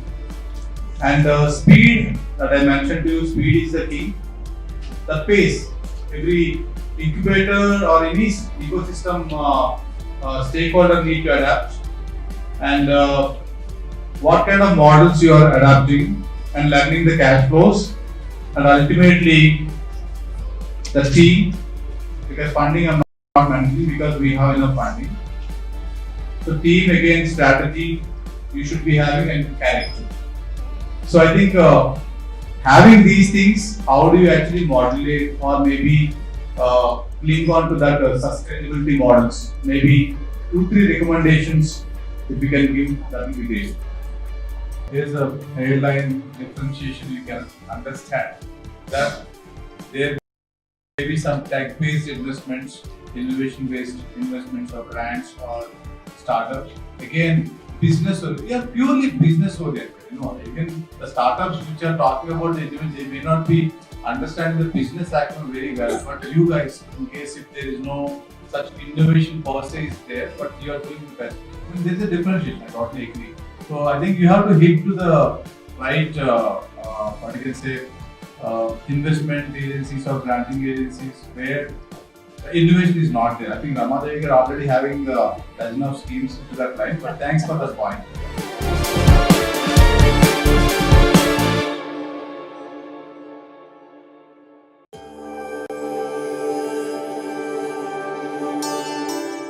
Atal Incubation Center, Aleep VHub and Atal Incubation Center, CCMB, in collaboration with G20 India Presidency, organized the Startup 20X Hyderabad Sabha, an innovative and influential panel discussion. The event aimed to serve as a platform for various stakeholders in the global startup ecosystem to come together and share their perspectives. As part of this initiative, an open discussion forum was held to discuss the Startup 20 policy report. Facilitators of the startup ecosystem, government officials, CEOs of incubation centers, investors, and bankers joined the forum with the objective of achieving a more fruitful outcome. Startup definition, what I would like to add is that when we say startups, we are actually alienating 99% of the new businesses that are registering every year.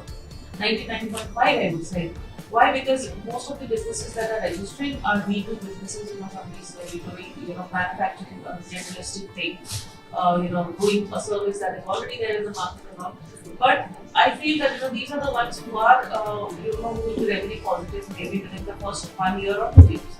How can we include them in the definition of the startup is something that we should think about, because it doesn't 99.5% businesses are going to be these kind of things where there is like literally no innovation, right? But they are the ones who are actually generating the revenue. They are the ones who are actually generating the employments.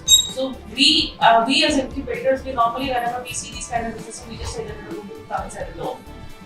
So this is something that needs to change, and we need to embrace these people as well, because these are the ones who are actually doing a lot of good work.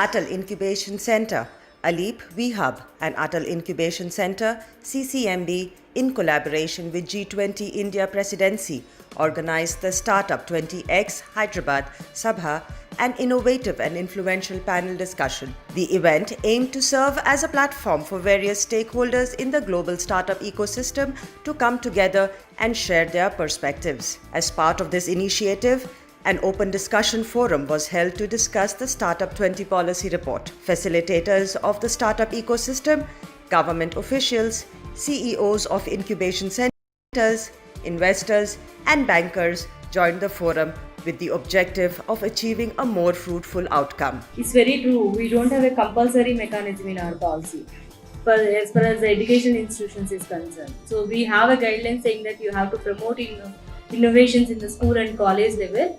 But what happens is it matters to a paper publication, or it matters to a kind of bringing into the PR exercise kind of thing for the education institution.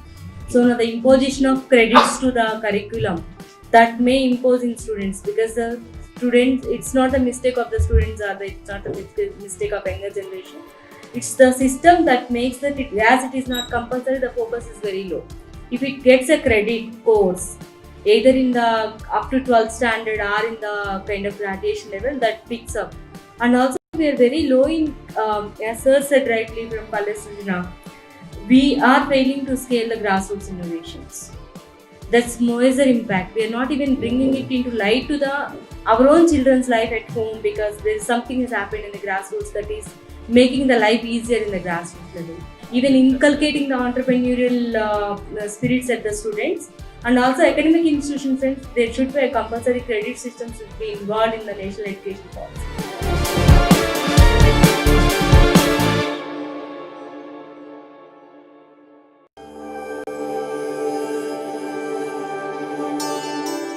Atal Incubation Center, Aleep VHub and Atal Incubation Center, CCMB, in collaboration with G20 India Presidency, organized the Startup 20X Hyderabad Sabha, an innovative and influential panel discussion. The event aimed to serve as a platform for various stakeholders in the global startup ecosystem to come together and share their perspectives. As part of this initiative, an open discussion forum was held to discuss the Startup 20 policy report. Facilitators of the startup ecosystem, government officials, CEOs of incubation centers, investors, and bankers joined the forum with the objective of achieving a more fruitful outcome.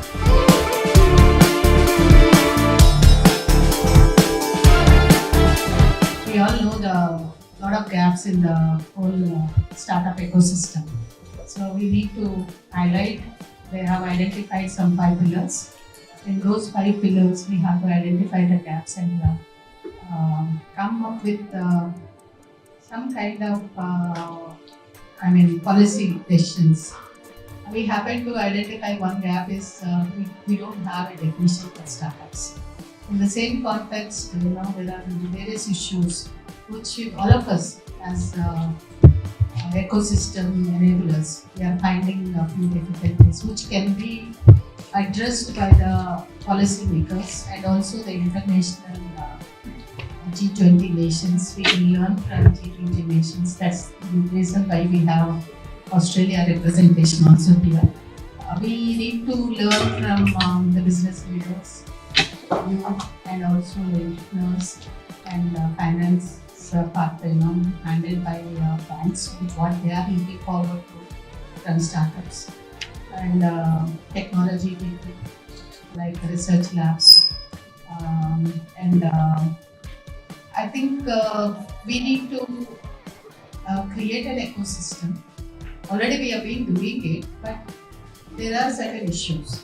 We want to be open and come out with our result-oriented recommendations, so that Government of India will take it forward. This is the background of this meeting today. We are being assigned with this work. It's not for the sake of work, also to improve the quality of startups and sustainability of the startups to reach to the global levels. What we need to do is the whole idea behind this. There is issues like access to credit, access to infrastructure, and they want social impact projects also. How we can scale up under social impact. And another issue is sustainability. A very big issue, because often startups face a lot of problems with regards to sustainability and reach to the markets. Coming together is very important. So we startup enablers, all of us are startup enablers. We are all coming together with some consigns and recommendations so that we improve the whole ecosystem. We need to innovate, even as enablers, we need to innovate, create and deliver. These are the things which we have to keep in mind. As AICCCM, we were focusing majorly on the life science healthcare startup, but again, some of the overlaps with the Aleep and other entrepreneurs, especially women entrepreneurs. Having this startup 20x, earlier I think Peter Thiel, he mentioned about startup 10x. That means the startup should be 10 times stronger in his journey than the second best in his competitors or whatever. So I think 20 countries and this G20, where I think we are making it as a 20x. I think that is the boost where two of the aspects. I think we'll discuss more about the framework and policies and the responsibilities of all of us. But I think the globalization and the freedom for startup to align with national policies and national mandates. I think that is what the prime, what you can say, purpose of this particular G20 and its predecessor meetings that so far happened. Even today we are sitting for that purpose. In that context, I think last line from my side is that being an incubator, I mean, major responsibility is there, not only from the government. Being an incubator, I'm saying that it is our responsibility. Incubators need to take that responsibility, and I'm just telling here in front of all of you that the gaps that what Ramadevi garu trying to anticipate or expect from all of us to discuss and to resolve certain those of gaps. I think we are taking that ownership of those responsibilities to help all the startups to connect the dots. That's what my last line. As a State Bank of India, we are committed to not just commercial business, but we are also committed to social service and social welfare. And in the 3 to 5 billion economy which the present government has, so we are totally committed for that. And I sincerely believe that startup ecosystem, unless it is developed, we can't reach that goal. And congratulations to Alip and the institutions and other incubators for doing that job. All are startup enablers, and we are committed to innovate and deliver and enable the entire startup ecosystem environment. We all already have many SME intensive branches and a huge branch network. But in Hyderabad, we thought that though State Bank of India has already come up with startup branches in centers like Bangalore, in Mumbai Metro, in Chennai, and also in Gurgaon. So this will be the 5th startup branch we will be opening in Hyderabad on 5th of June. In fact, it's already completed. It will be formally inaugurated by the chairman himself. And that branch is committed entirely only for specifically for startups only. So that is our commitment, and we are very thrilled to help and be part of the entire startup ecosystem. What we see when we talk about agriculture or social inclusion, we are talking, but it is whole ecosystem need to move towards rural areas, but it is lacking. Many of the ecosystem is vibrant in many cities like Hyderabad, Bangalore, or Delhi, but really it need to move towards rural areas. And there may be the innovation ecosystem, the impact or the benefits we can reap for all the population. That's why maybe coming together this type of different innovation ecosystem players that may be interesting, because our competencies or resources we can share so that we can create much more impact than what we are now doing. TIE definitely works on the vision which says for the entrepreneurs and by the entrepreneurs. So we bring a dearth of experience from the entrepreneurs who have been there, done that, and we really look forward to contributing to this mission. But I represent a community which is mostly ignored, the grassroots innovations. Grassroots innovation is 2 types. One is for grassroots people and by grassroots. We're talking about by grassroots. So the bank, HDFC as a startup journey started way back in the 2016, right when the government of India announced Startup India initiatives. That's when we realized as a bank we need to have a separate and focused vertical for startups. So that's where we have formed our own division. Now since last 6 years, Right, you are very active in the space. We started long back. We started identifying the ecosystem partners, right? Especially the incubation centers. Right, in last 4 years, we worked with more than 80 incubation centers. We supported them with the various knowledge sharing sessions, and then we started supporting them even with the CSR grants. So that's where even the Alip, last year we signed an MOU with Alip.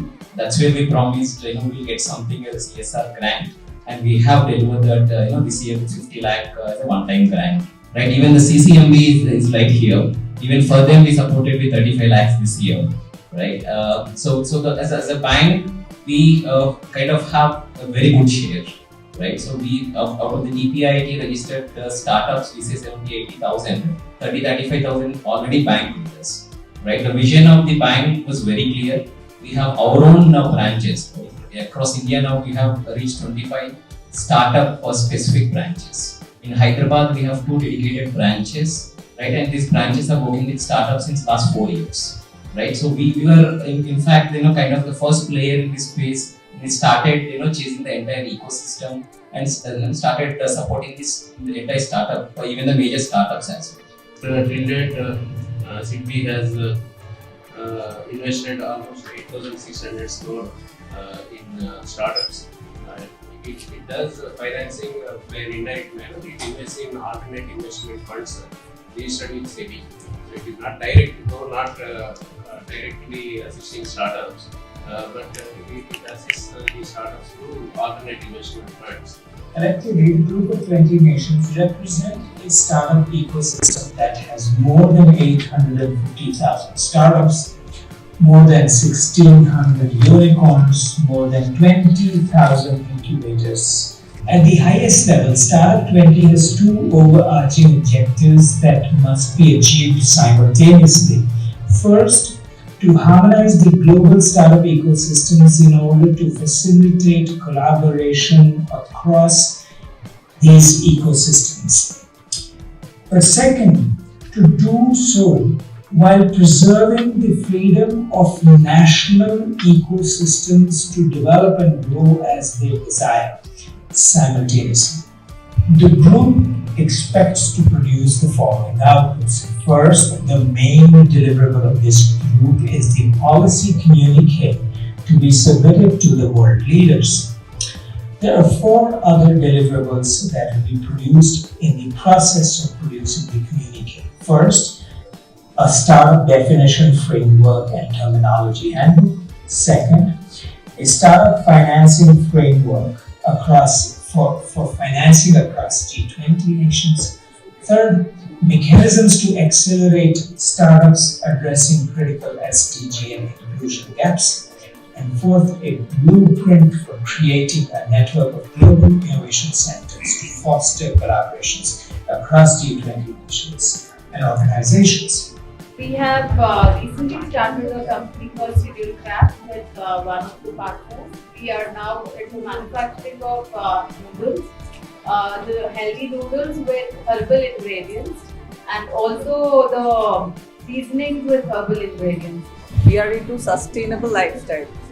What we, my company is based out of Kerala, so we have various products to help, for as home decor or home wares.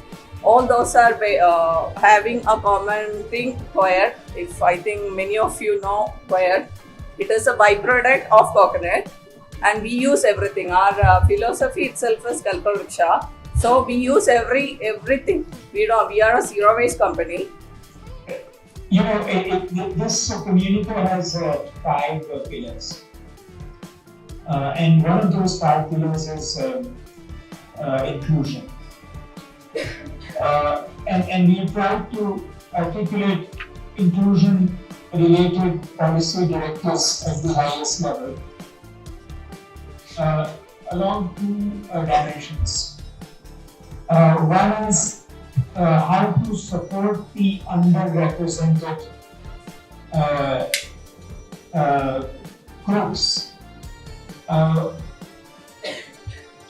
in these startup ecosystems of the world. And second is how to support those startups that can make the world radically more inclusive? I think everybody have gone through the 5 pillars or what are the challenges they briefly mentioned, but we have to actually look from the rural sectors to cities, and then to states, and then to national, then to global. I think we have to change our perspective. Although we are talking about the countries today, 20 countries will be talking and having their discussions, how best we can actually share our services or platforms to other countries. That is the main agenda. But locally, if we don't understand our own problems and challenges and put forward properly to the nation, then India, how it can be the center or hub to all the countries to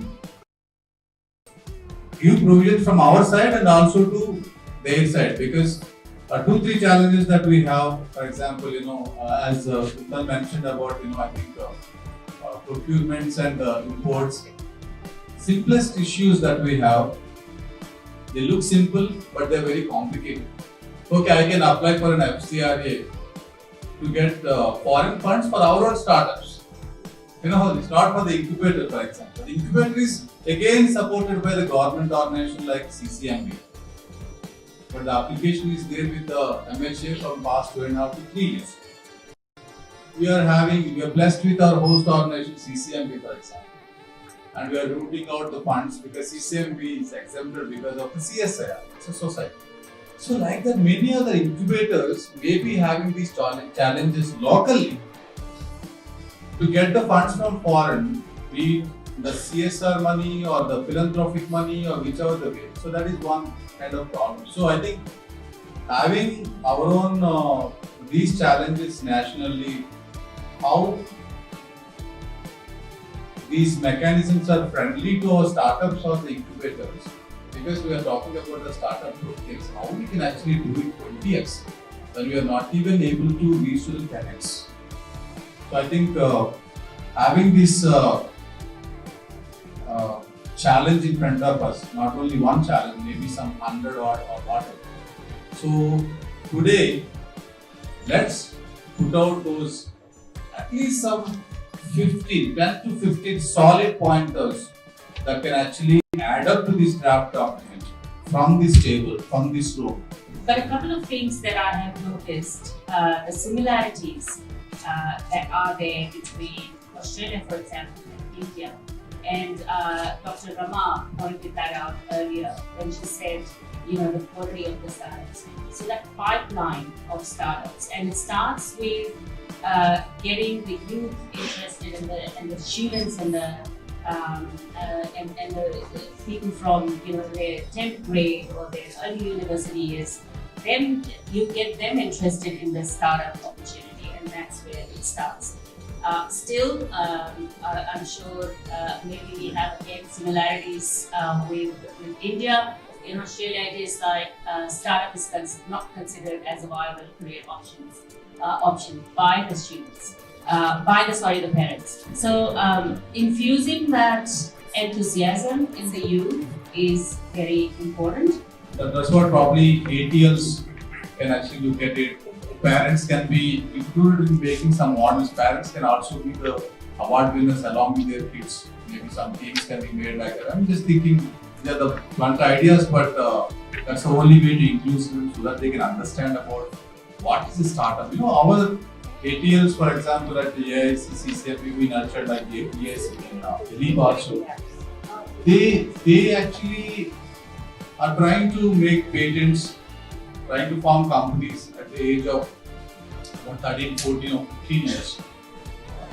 It's changing, but yes, I think we have to have clear-cut adaptations of policies to build these, the foundation in each country. I would like to bring in my own experience. We run an industrial training institute in a rural area, and they are boys and girls who are actually trained in fitter, electronics and all, but they have never an introduction of startup culture there. and they really do not know the opportunities existing. I think such startup, when you're talking about startups, I think these cases like the ITIs have to be considered because they're more practical people and they really don't know these opportunities. We try to bring them back. I think it is this kind of startup culture has to also go to those people who really can bring in wonders to this world. I think that's my submission. Two inputs on both reconciliation 1.1 and 1.2. So one is about defining startup. So my career is not very now. I just joined this ecosystem since last 5 years. But I have seen this change, what we consider as startups in 2018-19 versus what the startup definition has been changed now, which is annual turnover up to 100 crores and not more than 10 years old. So somewhere when we say that we have to come up with a defined definition of startup across geographies, there are two challenges. So one challenge is every country's economy is different. Every company's the stake that the industry has and whether it should be considered and transferred as a startup or should be considered an industry may change. So what we can have is we can have uniformity on defining criteria. However, the limit or the range of those criteria can be different in different economies. That is very possible.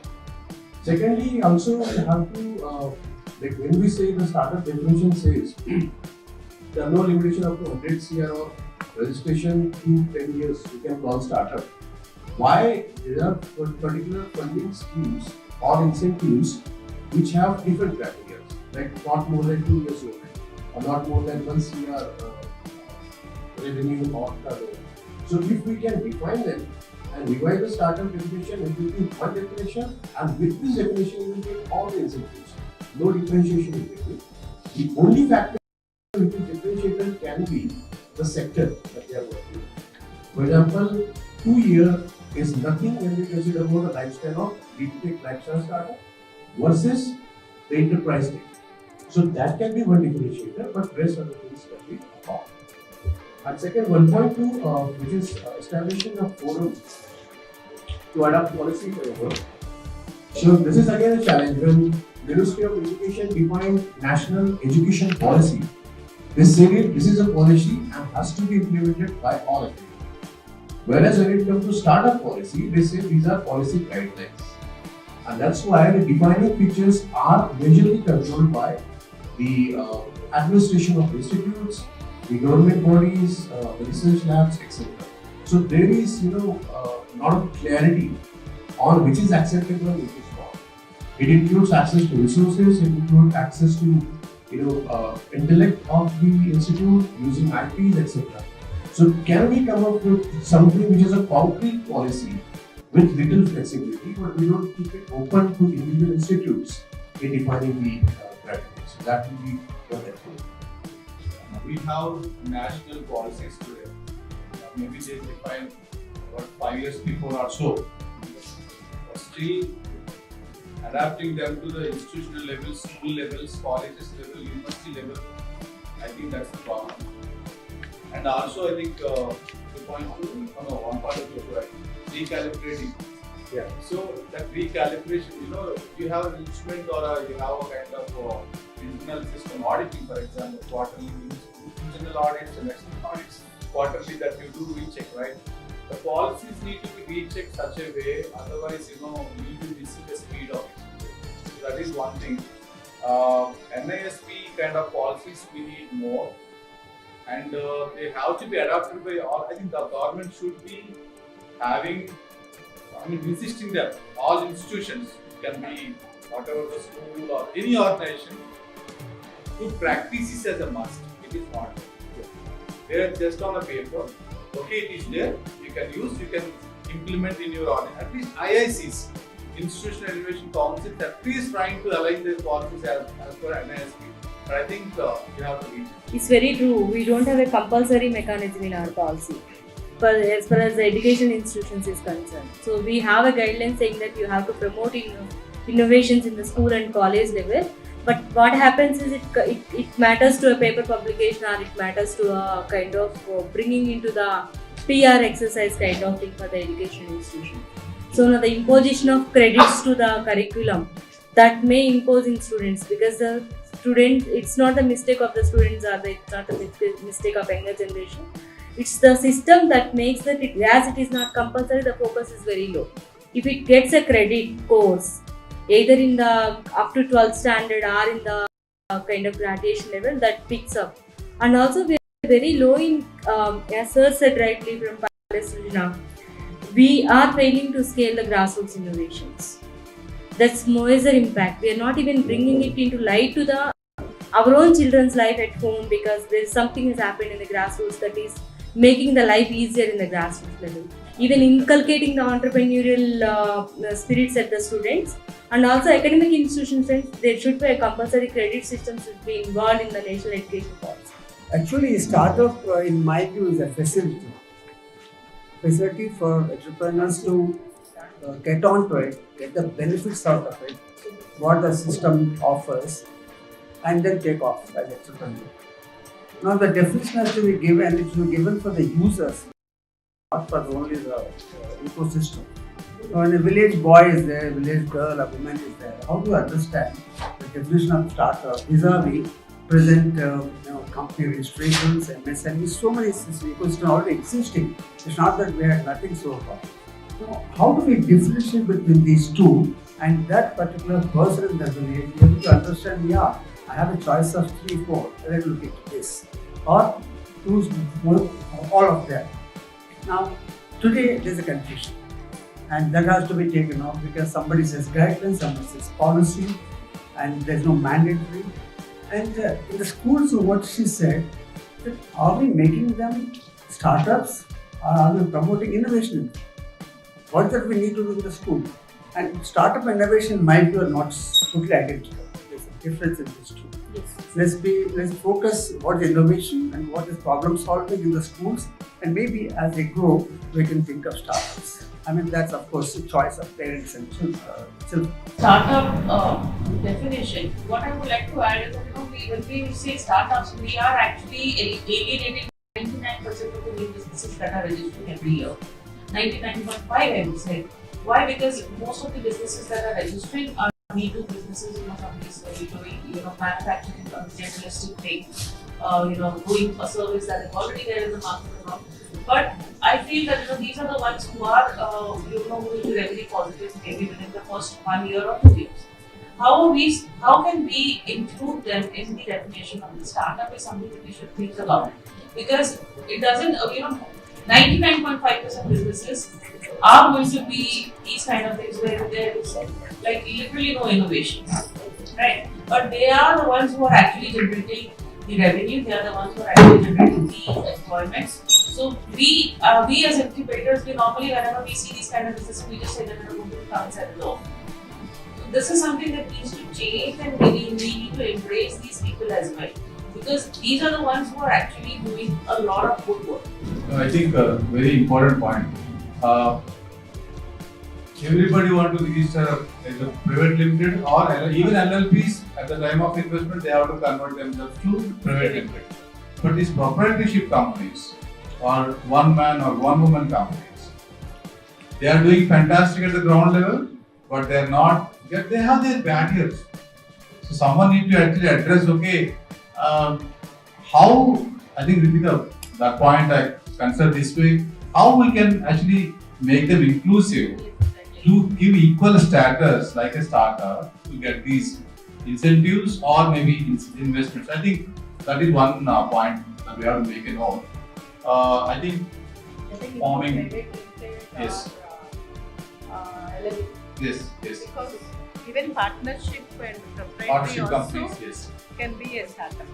Yes, other than the private limited and LLP, all others should be included. How these can be giving provisions to go global, for example. Because you mentioned here in the draft document, the foundation point about considering all these startups, so not foundation, probably financial. So the cash flows or business that you talk about, that maturity or the awareness at least, whether it is there for those non-private limited or non-startup category. So you have to create a category equivalent to the startup. I think fundamentally we are missing one point when we come to the definition of startup. Actually, the startup evolution starts with the startup idea. Yes. And these ideas need to be recognized somewhere. And this would be at the grassroots level or it would be at the academic institution, especially the science exhibition. During the science exhibition, a lot of these students actually come up with a lot of ideas, and once the exhibition is over, it's done. So they don't really nurture that particular idea and take it to a startup or a commercialization stage. Yes. So it becomes very important to actually recognize and define that this is also a process of the startup. Listening to your point and sirs, actually, I think it's not written in this document about the open innovation. Why can't these school student innovations, or they are just trying to spend some 30% or 40% of their time, school time, to bring some innovative solutions for the societal problems. But if they are not patenting, if they are not forming the companies, at least schools or maybe those organizations can actually make them as an open innovations where startups can. I don't know, some mechanism needs to be created. Anyway. Focus to the finance task force. Just one thing where what we miss or being an enabler to startups, I believe when we do investor connects or investor programs, we feel there is also a lack of mentoring which is required for every startup. While I know funding is a very important aspect, but whether the startup is investor ready. So I think 3.1 that we're talking about can be in complementary, or rather 3.4 can be in complementary to 3.1, because mentoring or awareness is equally important where we talk about raising investments. So I think that needs to be clubbed rather than having a separate point. Is startup just an innovation? They're always talking about the innovation angle in startup.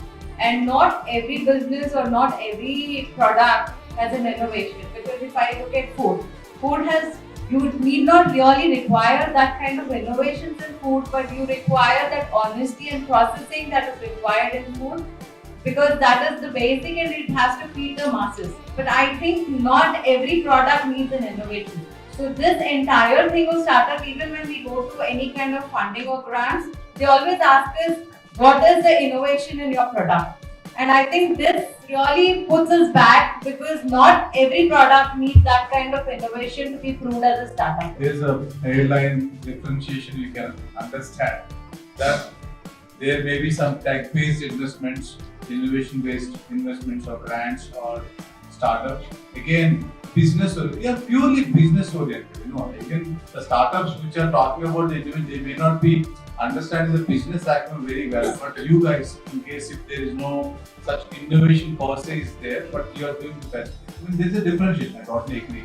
So I think you have to hit to the right, what you can say, investment agencies or granting agencies where innovation is not there. I think Ramadevi are already having a dozen of schemes into that line. But thanks for the point. My concern again is with regards to, maybe we need to recommend some kind of definition which takes care of all these aspects. Like it need not be something very innovative, but startup. What is that startup? Somewhere we have to create that. So it's not like 5 years old, 10 years old, something like that. There is a very vague way of looking at startup definition. Once we come up with the startup definition, the other things we can put in, like they are eligible for this, they are eligible for tax exemption, they are eligible for international alliance. Everything falls into line. But as Ganesh sir said, the rural, we need to give opportunity even to the rural. There is so much innovation happening. So can we bring this definition even to the rural, not linking with there's so many, like we have almost SISM, we have BD, we have Ministry of MSME. Each one is dictating one kind of parameters. So in SISF, if you are a proprietor, you are not eligible. In Ministry of MSME, if you are if you are private limited, you are not eligible. So this is some way, creating a lot of confusion. The whole ecosystem we are losing on. For example, what is happening is a proprietary concern, which is a very good enterprise. We are asking them to change to private limited. Because to enable them access to everything, that should not be the condition. When you have a startup, you have a separate flow of everything, all the skills. There's some innovation. You identified innovation. You are it's a product which is going to scale up in such a level. You should be given everything. One thing is every innovator is not an entrepreneur and vice versa is true.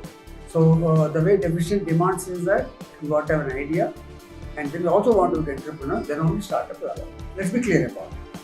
Then we know that automatically we segregate a lot. Those who don't want to have an idea, they will go somewhere else. In this context, all grassroots innovators have innovation.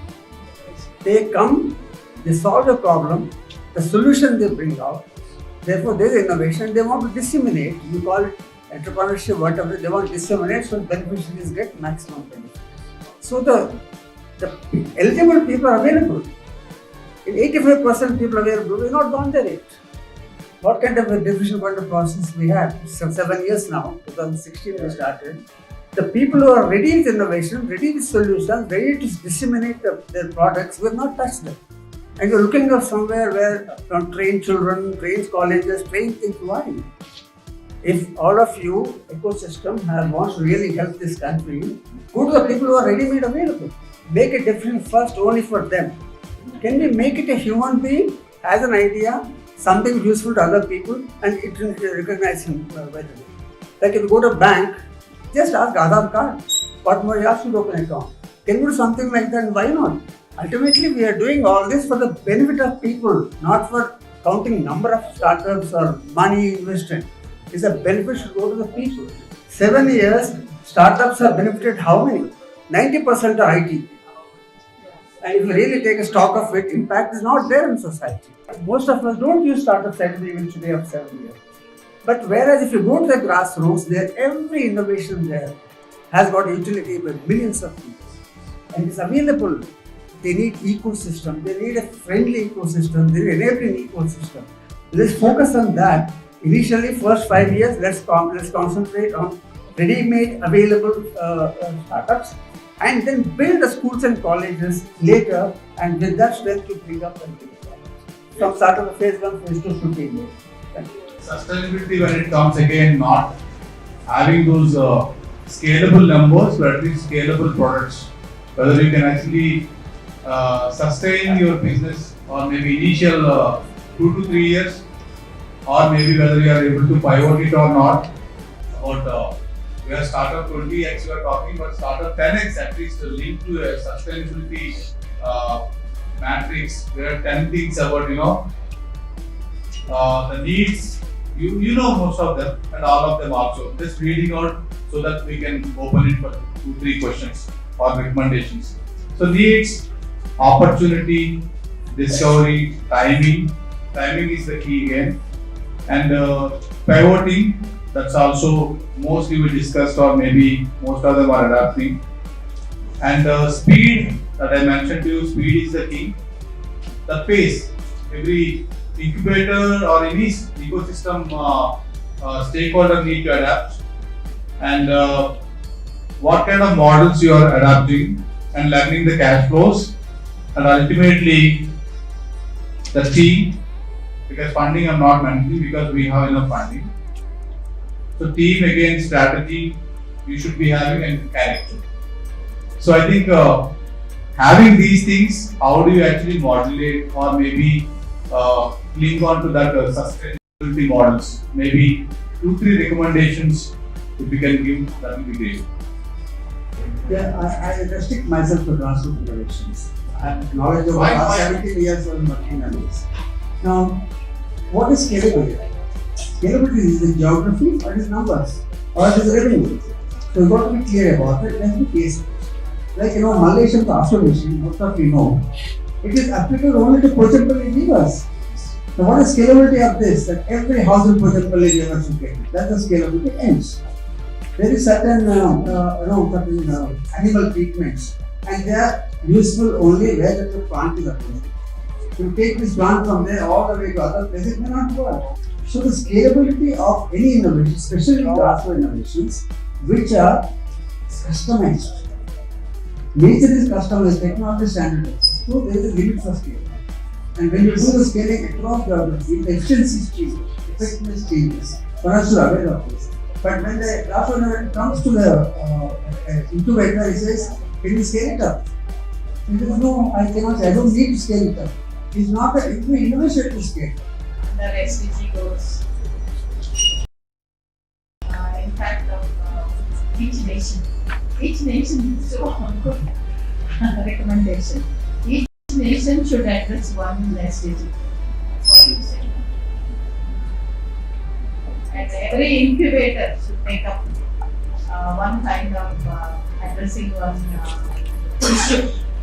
And another aspect which is hurting our startups is we are encouraging manufacturing, but there is no infrastructure. Affordable infrastructure is not available to startups. So how do we address? There's some kind of recommendations required in this. Automatically, each state should have a startup infrastructure provided. Let us collaborate as a network partners. We are not doing this for the sake of policy or something, but improve our own self. Like I learn from you, you learn from me. We can share our reference and create a platform.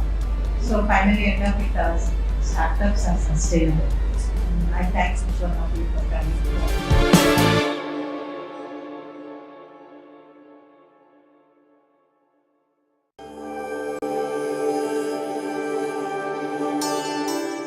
Atal Incubation Center, Aleep VHub and Atal Incubation Center, CCMB, in collaboration with G20 India Presidency, organized the Startup 20X Hyderabad Sabha, an innovative and influential panel discussion. The event aimed to serve as a platform for various stakeholders in the global startup ecosystem to come together and share their perspectives. As part of this initiative, an open discussion forum was held to discuss the Startup 20 policy report. Facilitators of the startup ecosystem, government officials, CEOs of incubation centers, investors, and bankers joined the forum with the objective of achieving a more fruitful outcome.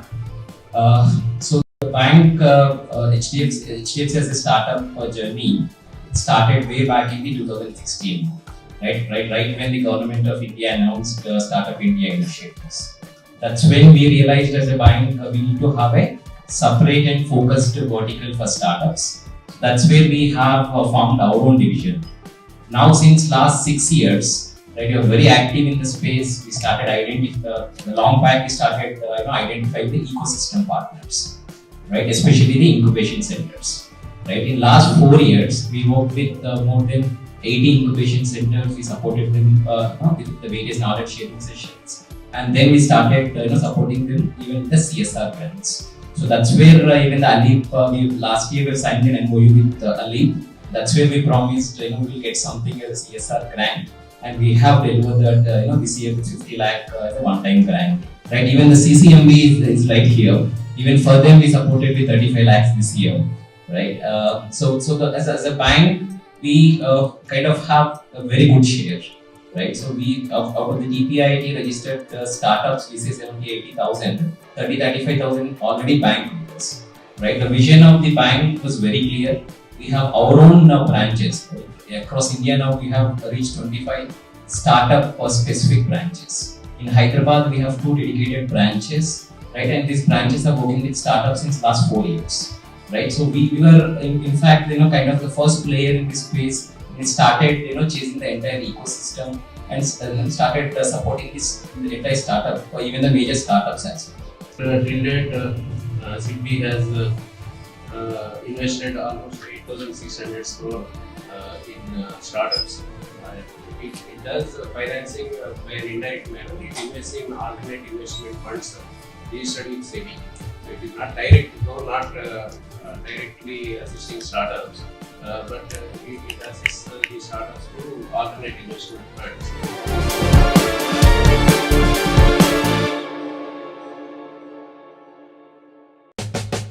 The Industrial Innovation and Technology Expo 2023, organized by the Federation of Telangana Chambers of Commerce and Industry (FTCCI), will be held from 28th to 30th June 2023 at the High-Tech Exhibition Center in Hyderabad. We, FTCCI, we are organizing an Industrial and Technology Expo to showcase the vast technological advances that are happening in the state of Telangana. On 28th, 29th and 30th. If you are a person who are looking at displaying your innovation, or if you are a person who want to look at what are the innovations which is happening and the technology around it, so this is the right place for you to be here and explore your ideas or learn from the ideas of others and enhance your business and growth.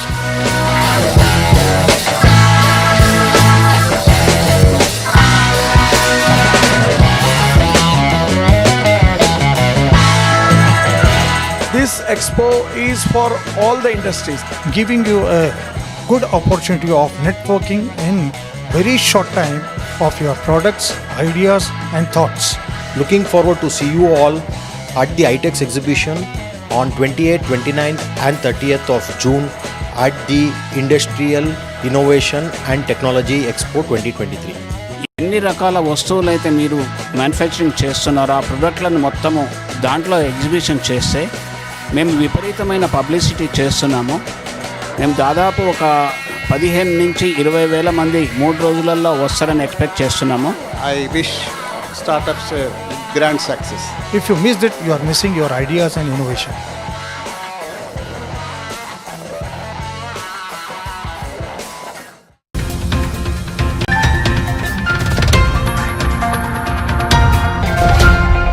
It is a connect between the government and the industry, especially focusing on innovation. What is innovation? Innovation is a culmination of ideas, seed to tree, but it takes a lot of time. So also, when you want to reach individually, it takes years together to tell about you, because it is an idea. Many may have several questions, and today is an important factor of networking and smarting work together.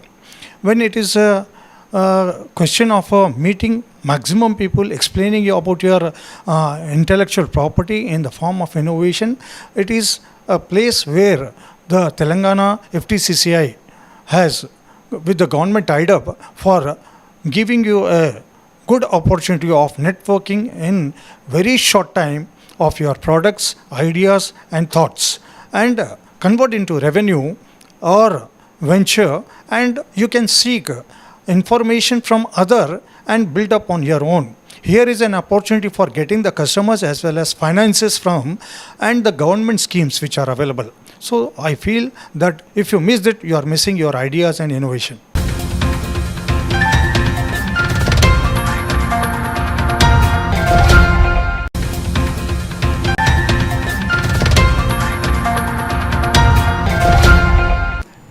I'm happy to tell you that FTCCI is doing this industrial expo on 28th, 29th and 30th. It will be very good for the startups and innovation companies.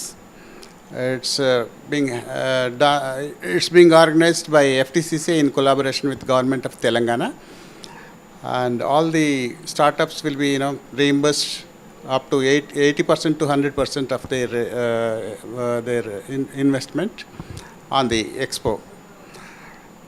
It's a very good initiative from FTCCI for the benefit of all the startups. I wish startups a grand success.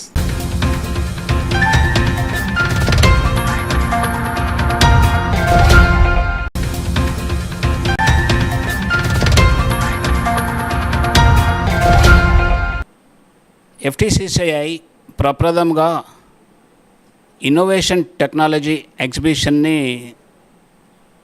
పెడుతున్నది.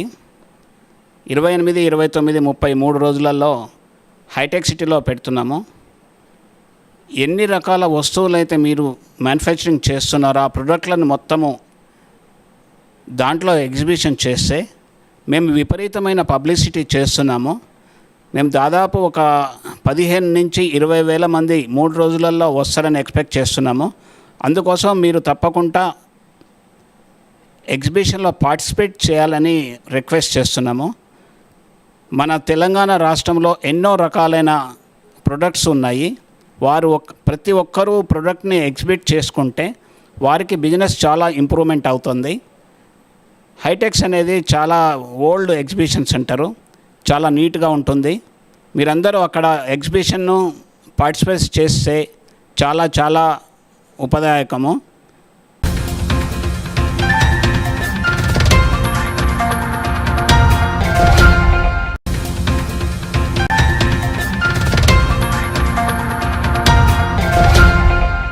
We from FTCCI, we are organizing an industrial and technology expo to showcase the vast technological advances that are happening in the state of Telangana and across the country. This exhibition is completely sector agnostic. There are participants coming from food industry to EV industry, so there's a wide range of companies coming and participating. If you would like to know more about what kind of technologies that are available in the market and what are the upcoming technologies that are coming in the market, I suggest you to either place a stall or come to the exhibition and find out more about what kind of business opportunities that are available. From FTCCI, we can arrange B2B meetings for any of the interested players, or if you want to showcase your product, we have great spaces available, and we are participating, organizing this meeting along with MSME. So there's a huge support from the central government also to showcase these products.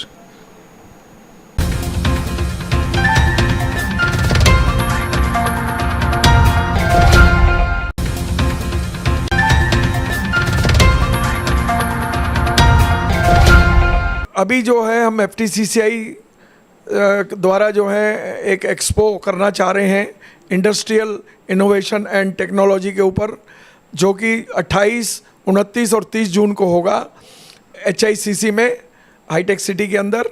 और मैं सभी से request करता हूँ, ये जो expo है इसमें हम अबाउट 150 स्टॉल लगाने जा रहे हैं, जिसमें करीब आधे तो हमने ऑलरेडी सोल्ड आउट हो गए हैं, 75 स्टॉल चले गए हैं और 75 स्टॉल अभी हैं. अभी आपके पास टाइम है, 20-25 दिन का टाइम है.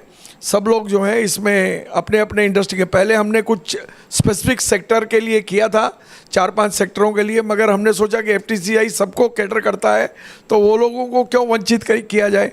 तो सब लोग जो है अपना वहाँ पार्टिसिपेट कर सकते हैं. 75 स्टॉल अभी बाकी हैं और उनको अच्छी माइलेज मिलेगी.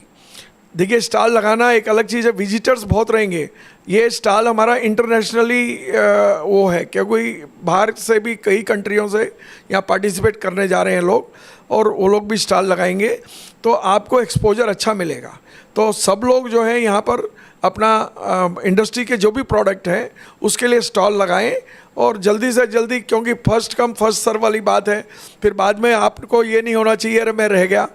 तो आप जल्दी से जल्दी स्टॉल को बुक करिए और पार्टिसिपेट करिए, आपको अच्छा माइलेज मिलेगा. और FTCCI के साथ जुड़ने के लिए आपको जो है एक बहुत बड़ा प्लेटफॉर्म है ये FTCCI का. आपको पता चलेगा कि व्हाट FTCCI, आज FTCCI किस 106 साल पुरानी संस्था है, जहाँ की हमारे पास 20 एक्सपर्ट कमेटीज़ हैं यहाँ पर एक एक एरिया में, और हम लोग गवर्नमेंट और इंडस्ट्रीज़, ट्रेड और कॉमर्स के बीच में एक ब्रिज का काम करते हैं. और जो भी इंडस्ट्रीज़ का प्रॉब्लम होता है वो हम गवर्नमेंट के सामने रिप्रेजेंटेशन देते हैं, और महीने में मतलब उनका काम 90% तो हम करते हैं, कोशिश करके हो जाता है. कोई 10% किसी की उनकी गवर्नमेंट की तकलीफ होती है, नहीं कर पाते, वो अलग बात है. वरना तो सारे जो भी हमारे प्रपोजल रिप्रेजेंटेशन जाते हैं गवर्नमेंट मान लेती है, और सबके लिए फ़ायदेमंद है. आपको भी एक्सपोजर FTCCI के साथ में जुड़ने का मौका मिलेगा, और स्टॉल लगाएंगे तो आपके प्रोडक्ट का भी जो है आपका फ़ायदा होगा, प्रोडक्ट को सेल करने में ईजीनेस आएगा, आप प्रमोट कर सकते हैं आपके प्रोडक्ट को. तो आप ज़रूर से ज़रूर 28, 29, 30 जून के लिए तैयार हो जाइए और आपका जो है प्रोडक्ट के लिए स्टॉल लीजिए.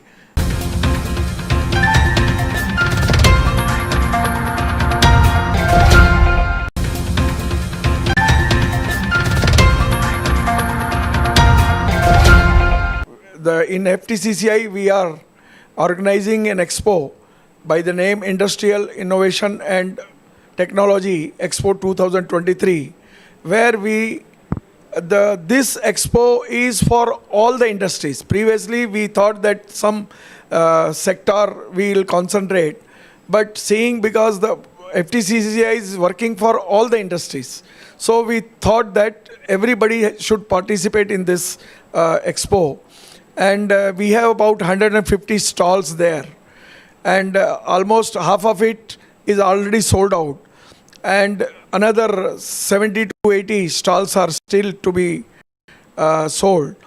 So I request each and everyone and all the industries, they should hire one of the in the stall and participate in this big. We are doing for the first time, of course, but all the companies from international also, many people are going to come. We are concentrating on 5 to 6, 7 countries where the people will participate in this expo also. And it is not limited to Hyderabad or say Telangana. We can participate from anywhere surrounding here, and we should. They will be benefited. Mutually benefit is there. They will get exposure for their product. It will be an advertisement for their product. They can get benefit out of it. So I request everyone, every industries to participate and hire an stall, which is going to be, this expo is from 28th June to 30th June, 28th, 29th and 30th. So again, I request everyone to participate in this and get benefited.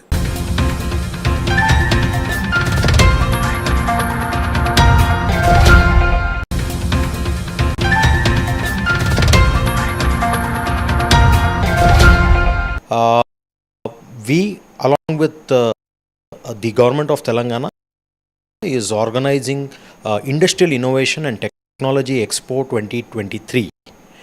If you are a person who are looking at displaying your innovation, or if you are a person who want to look at what are the innovations which is happening and the technology around it, so this is the right place for you to be here and explore your ideas or learn from the ideas of others and enhance your business and growth.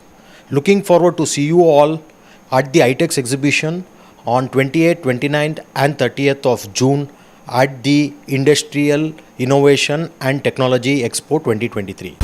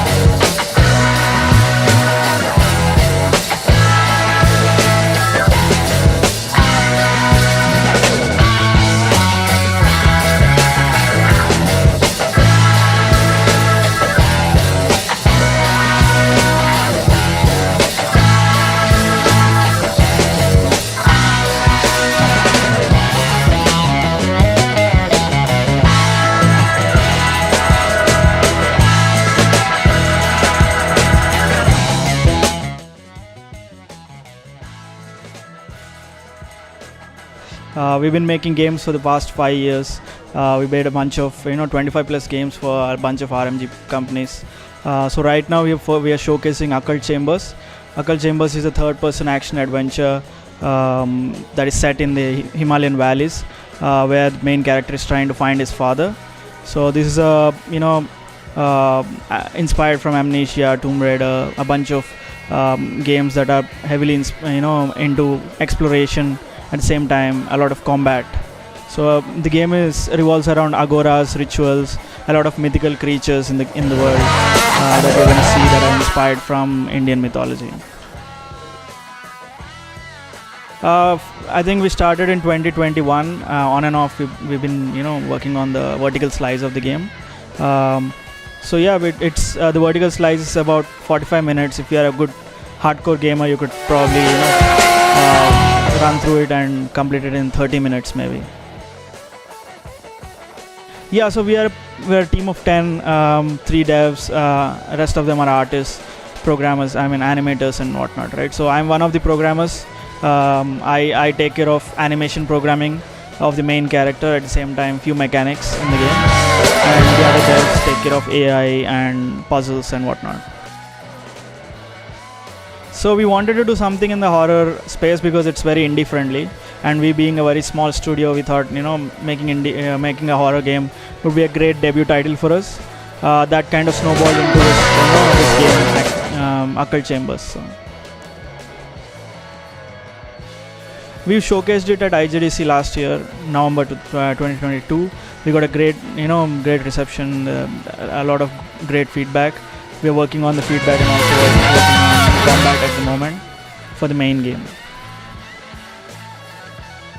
So we are right now talking to a bunch of publishers. The idea is to get a publisher on board and kickstart the main production. Obviously, we being a bootstrap studio, we cannot fund the whole game. So we are actively talking to a bunch of publishers. It was great. A lot of people have completed the game from start to finish, which is surprising, and a lot of people without help have completed the game, gave great feedback, constructive criticism as well. So we are all taking all this feedback in, and we'll go back to the drawing boards. So the main game is a 12-hour narrative game. So 8 hours is the actual campaign, which is broken down into multiple chapters. And if you are a completionist, you could probably play for about 4 more hours after the main game. You'd complete the rest of the side quests. This is a narrative game, so there's no tournament angle to it.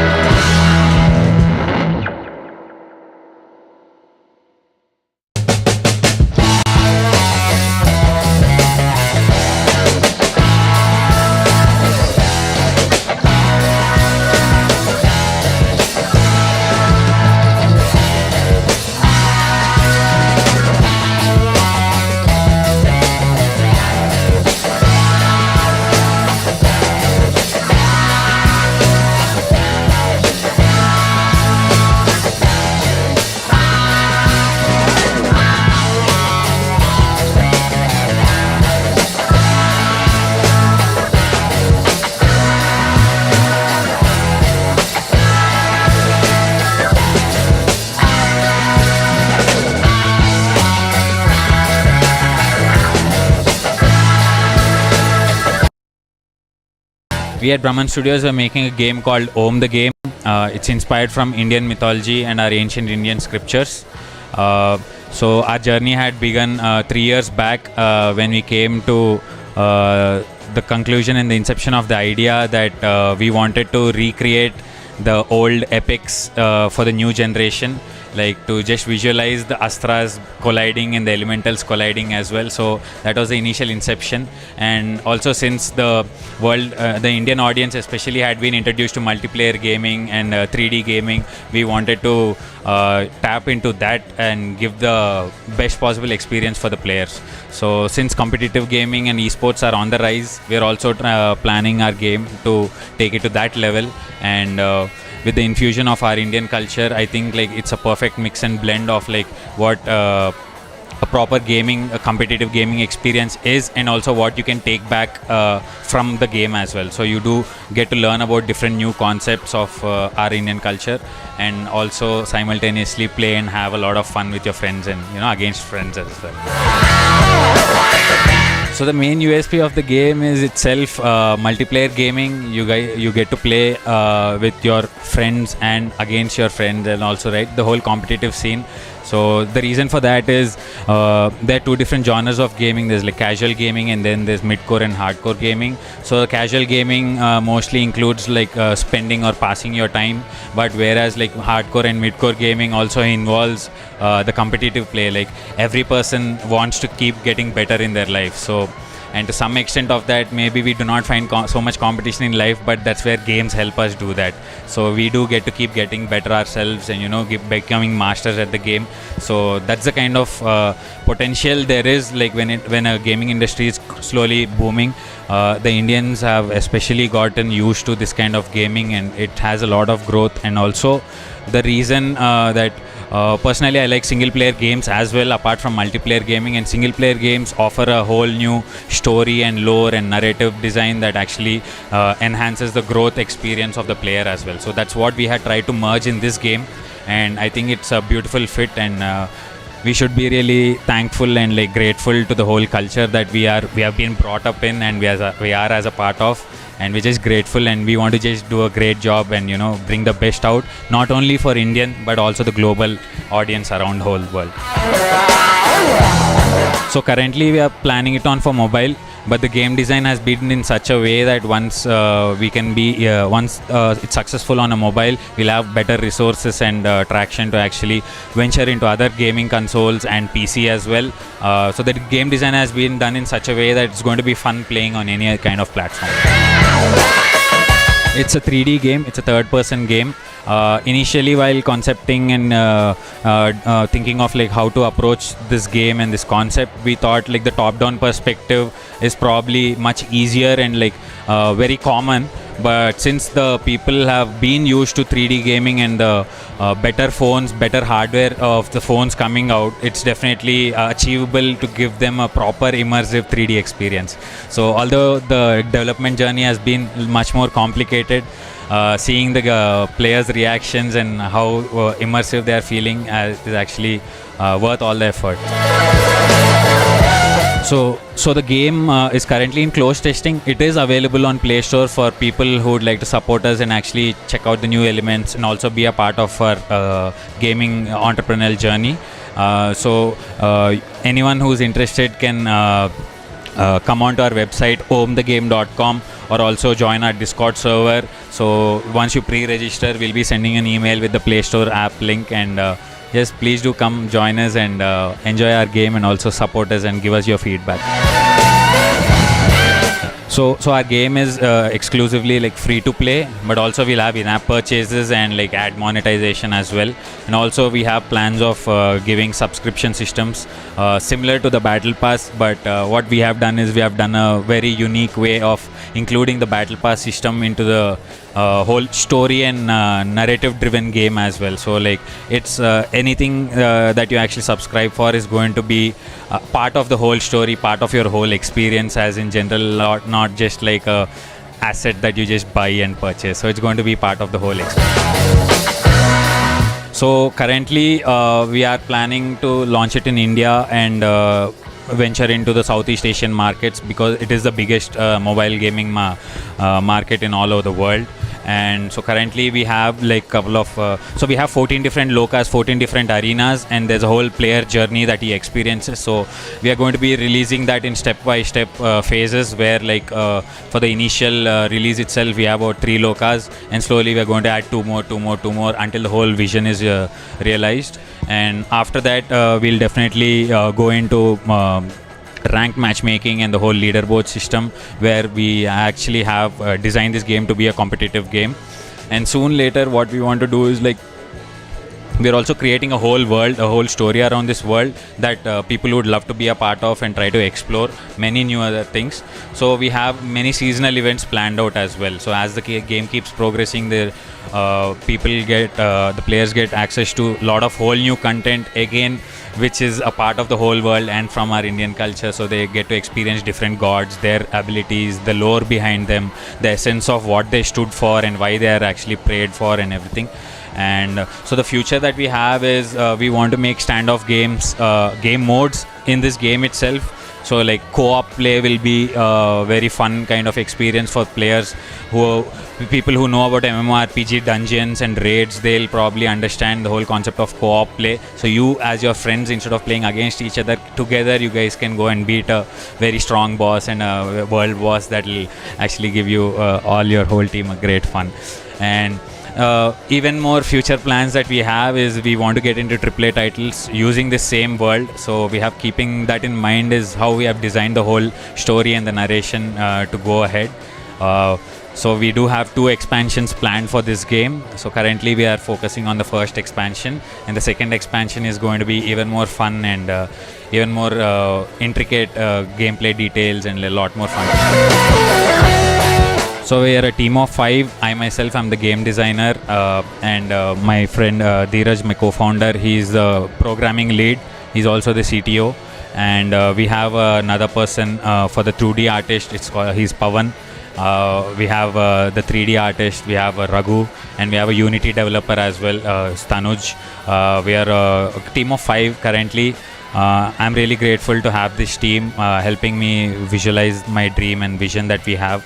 They're all such committed people, and just like to have such committed people working together on my dream and vision, it's been a blessing, and we're just trying to do our best and bring out the best possible experience for the gamers.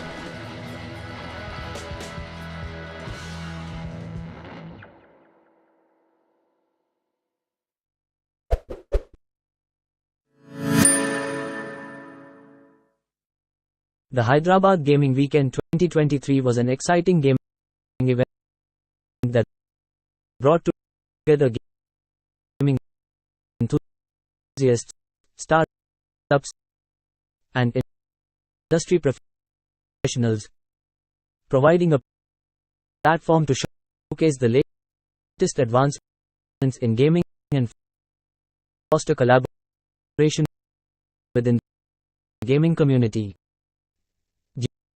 During the event, engaging panel discussions took place, where participants shared their insights and perspectives on various gaming-related topics.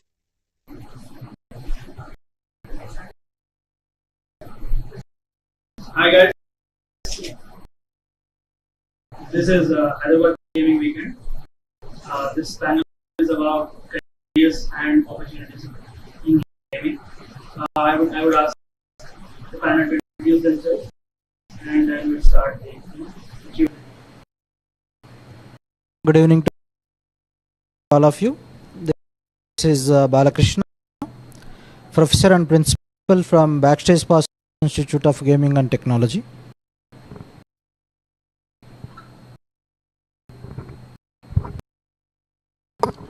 Hello all, I'm Vaibhav Mahajan, founder and CEO of Abra Software Solutions Private Limited. We are based out in Nashik, and we came up with India's first 3D RPG war game called Tanaji the Maratha Warrior. Hi.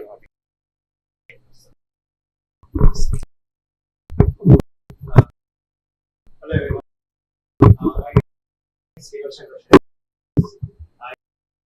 I work as a technical artist at a studio in Austin, Texas, called Games.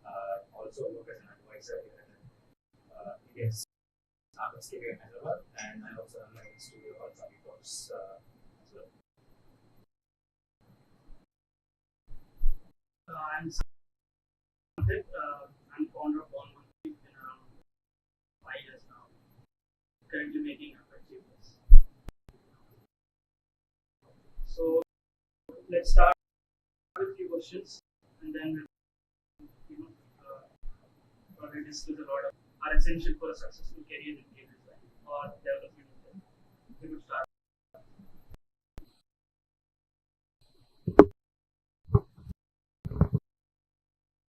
Yeah. So, to become a game designer,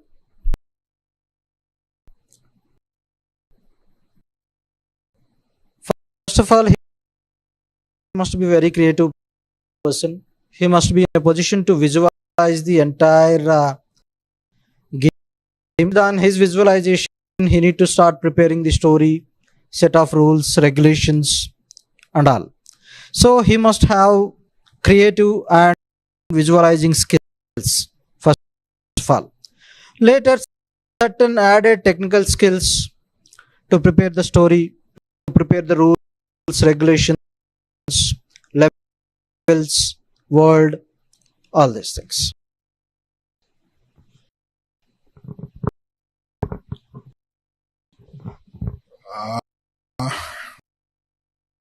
I mean, actually, I totally understand that it's a tough challenge to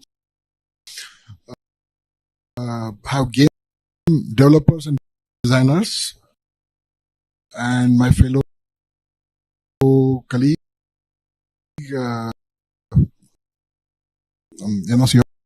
of Game Backstage Game Pass, has been successfully doing it since from many many years. So, as far as the game developer and designers are concerned, I mean, apart from these two categories, there are like multiple other categories has been a requirement in the game industry, such as screenplay writers or mechanics. Then there would be somebody who can definitely help out with, art, game art specialists. So all these categories has been a concurrent requirement nowadays. And as India is progressing with game development, we see a huge bubble is going to be created in the gaming space, and we need all those people. To be a good gamer or game developer or designer or an artist, you need to understand the basics of the trade. And I guess those would be, graphical understanding. Then it would be, coding. If it is coding, like if you want to become a game developer, then you need to understand Unity, you need to understand Unreal. There are a few other studios. Languages need to be learned properly. As far as the artist is concerned, you need to have some insight towards the art, So you should have that from within, and then only you can able to justify these kind of things. Actually, for screenplay writers, you need to have a creative angle to write screenplays. You need to have some basic thought process behind it, actually, and these are all, it's a combination of an inherent understanding of that subject plus some training, which a lot of folks are doing right now in India.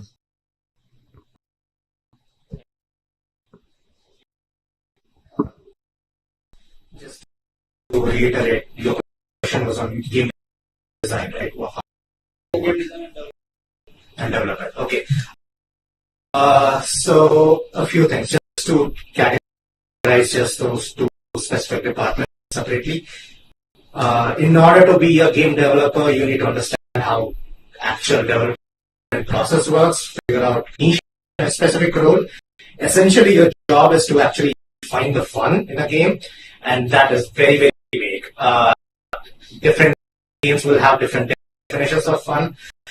In terms of skill, like you may know things, and it's great that if you know game engines or art or something like that.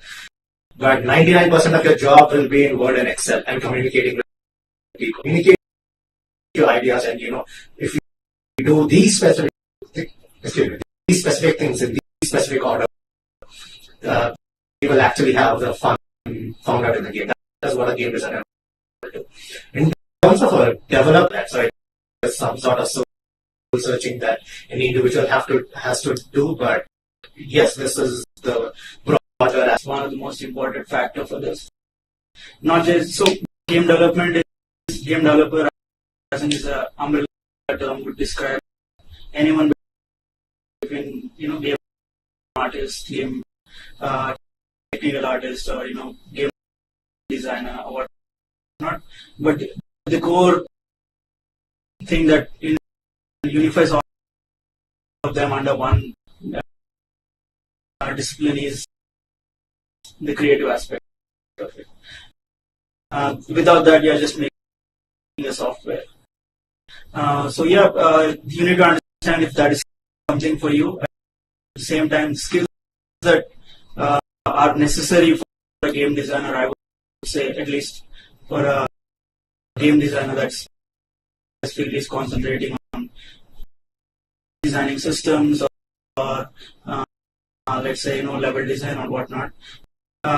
You have about 30 years of game design that is available to you in terms of games, commercial games. You play all of them. As you play, you need to play as many games as possible. Lock and load all the mechanics that you feel are something that have designed something. You could use some of it, remix it, rematch it, and make something new. So I think that quality of observing from what is existing already, and at the same time getting inspired from real life. So I'll continue. Programming or game developer. See, programming means generally we consider IT programming or computer science programming like that. There are so many like say C++, Python, C hash like that. But game programming, using in game programming, those are completely different. Those are not generally as part of our regular computer science coding, and those are not part of our regular computer science education. So generally the computer science education or computer science graduation programs are not teaching the game engines, not teaching the tools or IDs that we are using for engine programming or AI programming or graphic programming, so gameplay programming. For all these things, those are completely different. So that's why if we want to, if anybody want to start the career as a game programmer, definitely he need to go through the respective IDs. He need to. So to learn the game programming, I can say that the regular computer science programming like C++, C hash, Python or JavaScript, all these are the foundation tools. Then by using them, we need to work with the IDEs like Unity or Unreal or OpenGL or DirectX. Like that, we need to go through all these IDEs. So that's why here I can say that game programming is regular computer science programming plus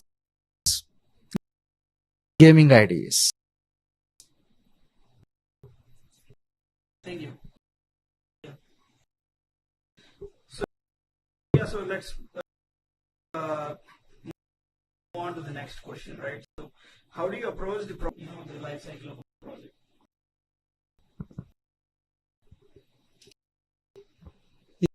Yeah. So life cycle.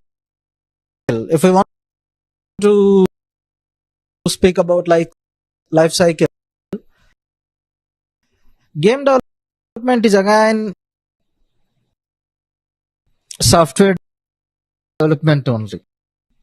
It's a kind of what we can, so many different life cycles that we need to go through with different phases. All these things we need to go with a particular what we can call development life cycle, and we need to go through phase by phase. But in general terminology for game production, people will talk about pre-production, production and post-production activities, and the respective milestones. And for each and every activity, a set of supporting tools, a set of supporting documents. Okay, so all these things we need to go through. So frankly to say that there is no very systematic or uniquely defined development life cycle for game development, because nowadays gaming is happening with different sizes. Something like indie game development is happening, small startups are developing, big teams are developing. So based on the team size, we need to go with the required specific development life cycle, and we need to follow the respective tools, technology, or specifications and all these things. Agree with him on the life cycle of a game as such, rules and regulations to go after any particular product. Ours is to put on that game as such. Then we came up with a alpha with basic game, talking with potential customers, because it should be a product market fit, So we involve a lot of youngsters to play our game, and they like the mechanics actually. And then we started building a story around that, and we got some time to do that actually, and we got a mixture of videos and actual gaming as a part of our game, and then we launched the alpha. We timed it right, so when Tanaji was 1970, so we launched it just a month before that actually, so that we would get a lot of eyeballs on our game, and then after that we timed every occasion to create a market for our game, and it has been a continuous process since then, right? It should. Desktop audience should, and how can we scale it day and out? There are multiple features we're trying to take inside the game, such as Web3 aspects. We have been tied up with those to have NFTs selling through our game actually. So typically, it differs. Life cycle differs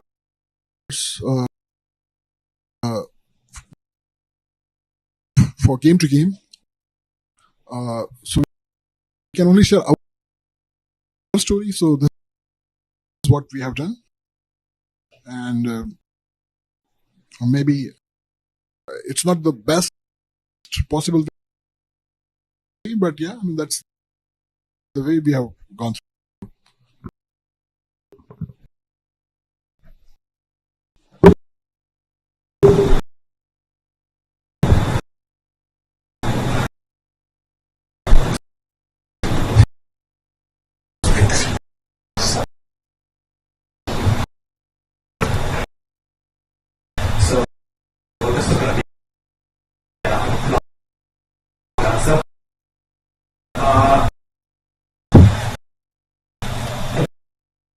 The best way I can explain this is by giving you a case story.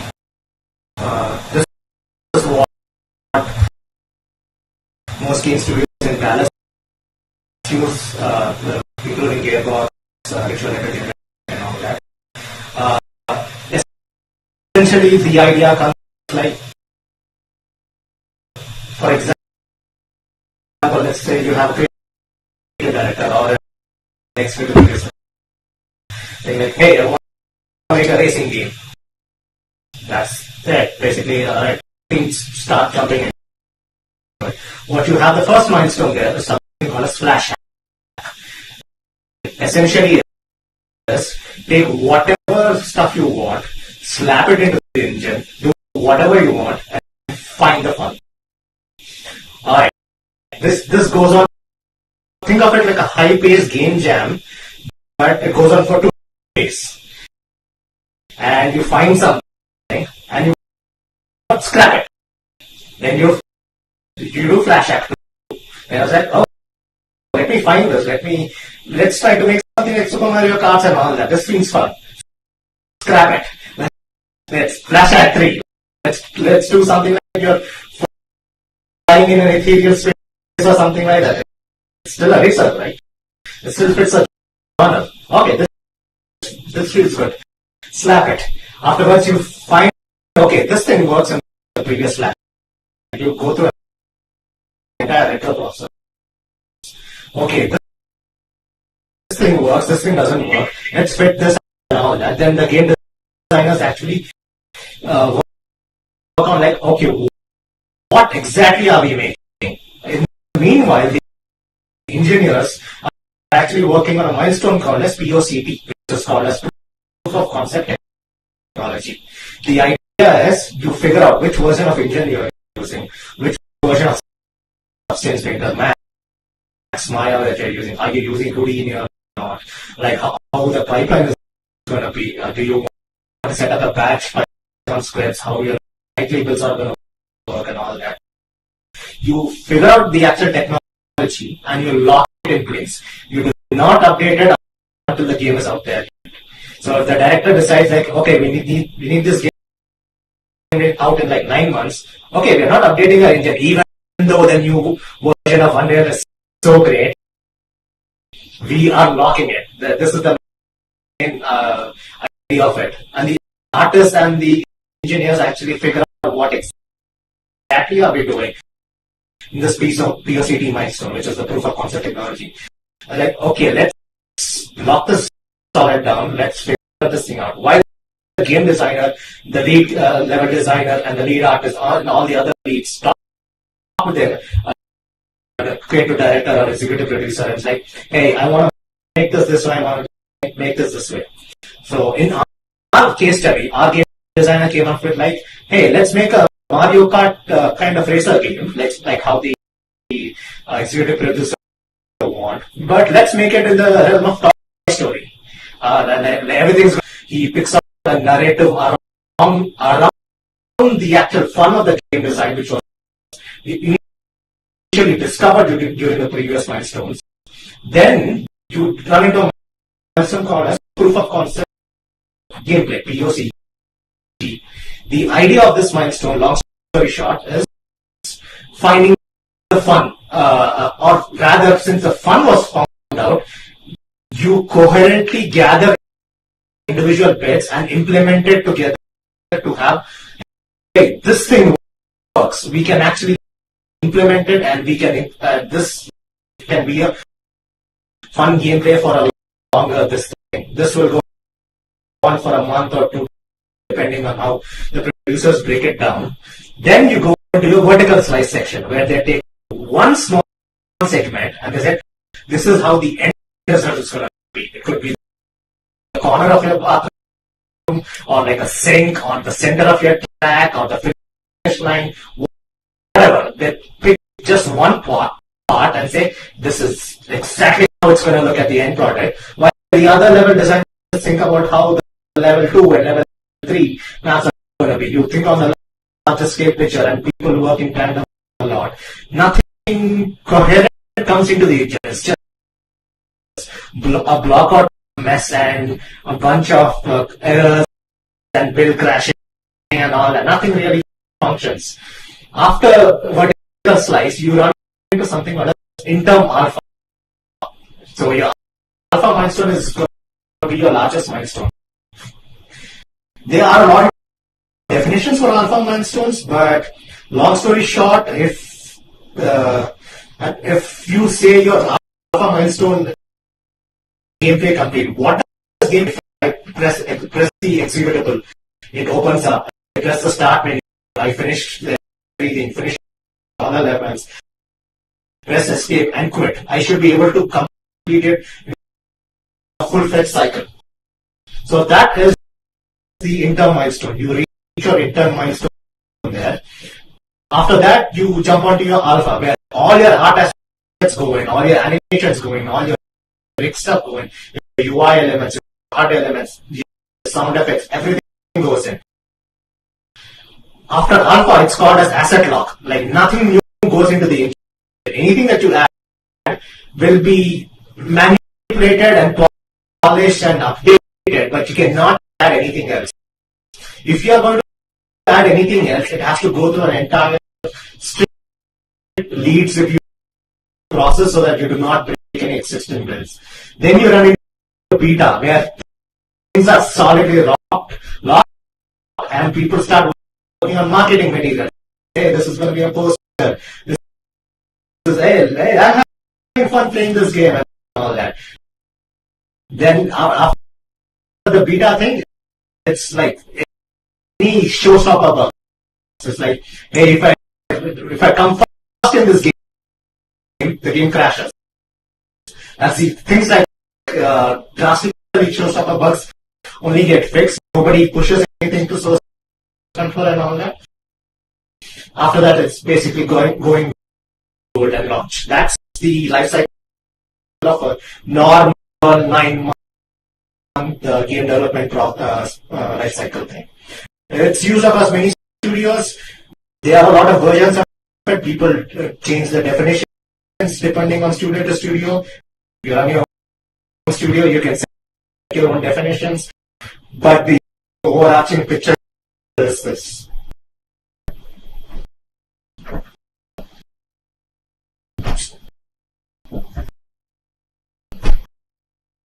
So, just to clear up the definitions, right? So you have pre-production where you're figuring out the game, and then you log the concepts. You have a GD that is like a Bible for your game. Someone who will drop in middle of the project would read this up and also try to understand what's the game about and what's not. But there is a bestiary for all the enemies that are part of your game. So all this material is somehow at least 70% of it is locked in pre-production to after that you would start with trying to reach your alpha goal, and I would like to clear up the definitions of alpha and beta and then launch or going goal, right? So alpha is, at least technically, it's called for internal testing. So that build is basically alpha build is for the whole team, internal QA to test it around. It goes from start to end, and you could play it. It will definitely have game breaking bugs. It's nowhere near for showing it to the public, but that is the point where you could start showing doing focus testing.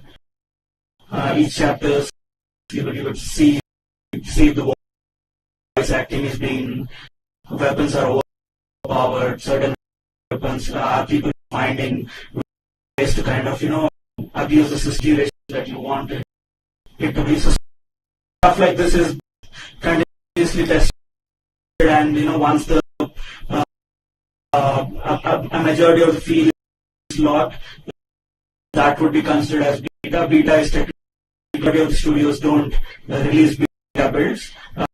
At least live games usually do that. They push out their beta builds and kind of get early access feedback.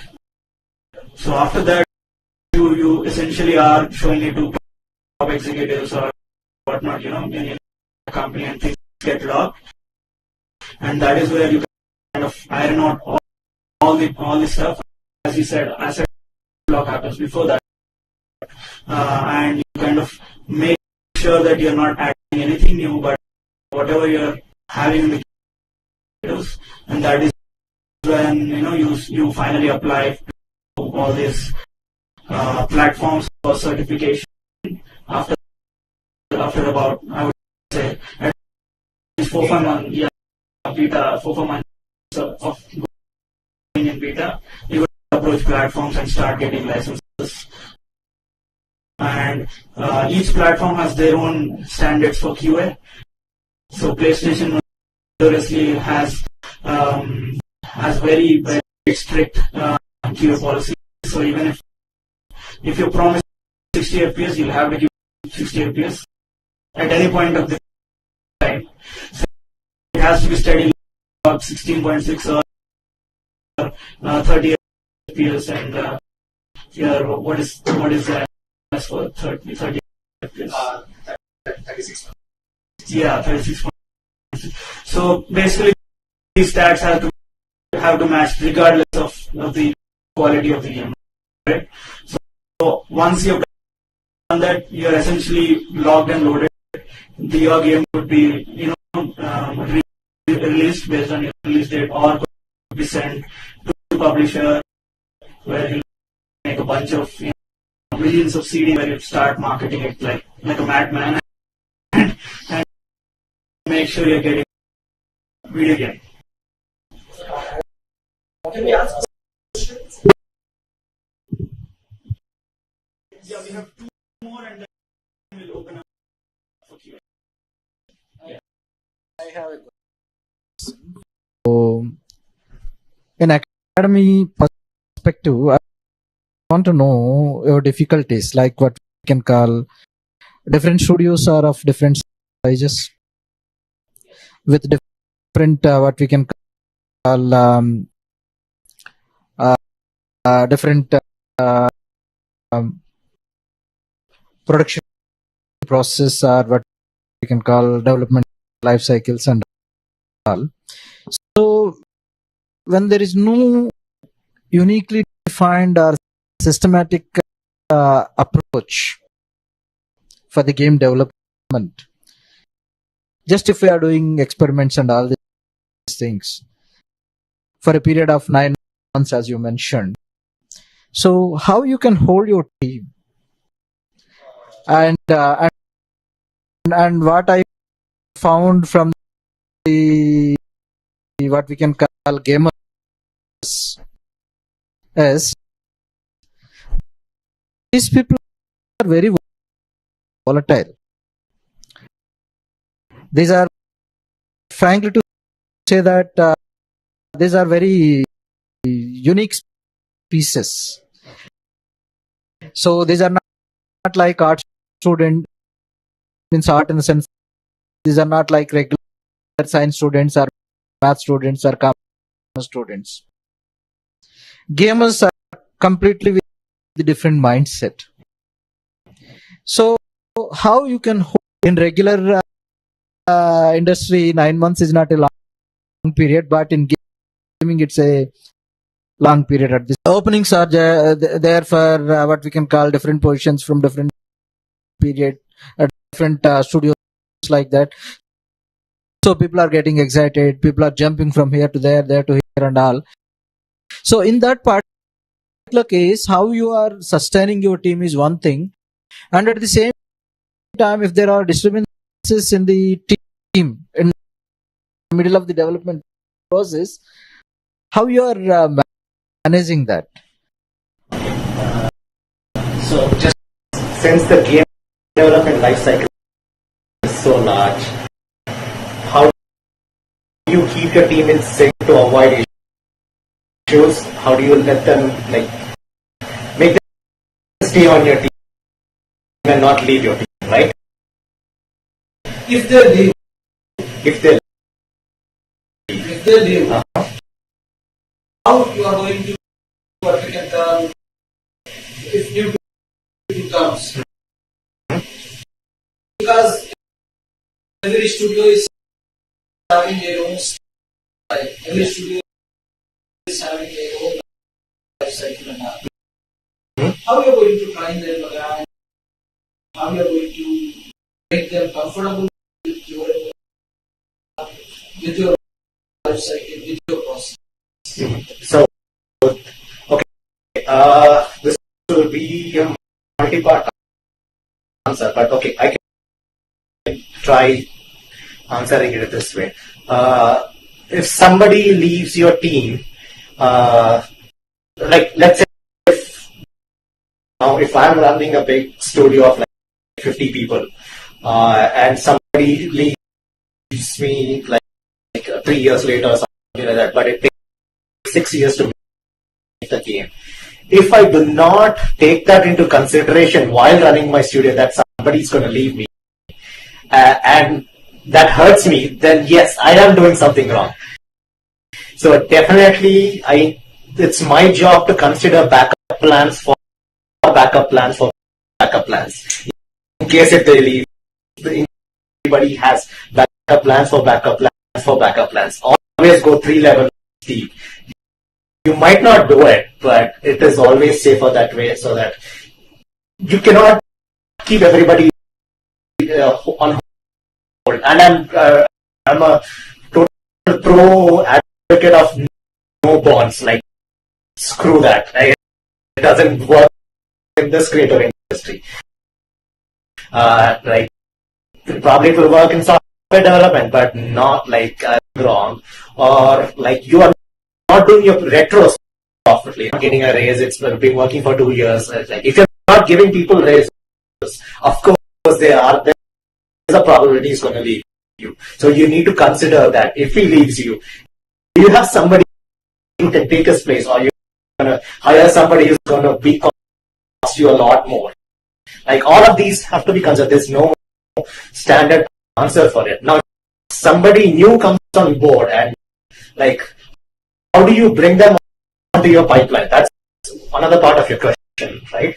The best example that I can give you something for that was also taught to me was document the hell out of things. And like, yeah, it's tedious, it's not something that people look out for, but you cannot spoon our pipeline works. This is how we approve things. I mean, if you apply for any submission guidelines for any store, like, you have to read the documentation. Nobody's going to tell you press this button. Like, for YouTube, like your Google Play Store and all that, you might have tutorials and have to figure out how those things work. It also applies to something else. Like, most AAA game studios have their own proprietary game engines. Like, Creation Kit uses Papyrus. It's not an official programming language, but they make their logic in that. You want to figure out Papyrus, you join Bethesda, they give, hey, here's our wiki, figure it out. And that's it. Like, you have to document the hell out of it. Anybody new who's junior, senior, or principal, or a lead has to figure it out on the job. Like, this industry, like, if you do not learn on the job, you wouldn't last long. So you would do that way. Did I miss any part of your question? I'm sorry. So, okay. My question is, for the big studios, AAA studios, they may have that kind of yes. Yes. Life cycle and the process. We hired an intern whose entire job is to document things. So it is not something that you would waste your valuable game designer's role on it. But somebody who's straight out of school and trying to figure out how the pipeline works, our game designer does a lot of stuff in Miro. Hey, this is what we have. This is the concept art we have. Hey, here's our latest build. Let's we're documenting it. So anybody who comes next will be time and write a few documents. The other person who comes after will use that as a reference and make sure all these guidelines are set in stone. You just need to do that once.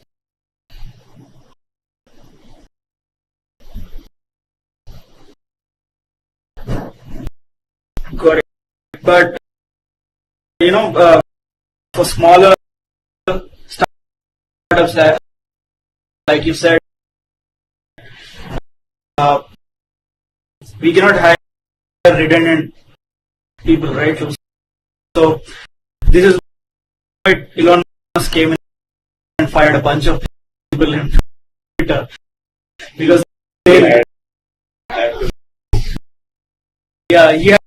to rehire them because he figured out they were not redundant. So in a big company, usually you have one guy who is like an artist, and then there are 3-4 guys which startups work or indie studios work. So they will have budget to have redundant on that kind of level, right?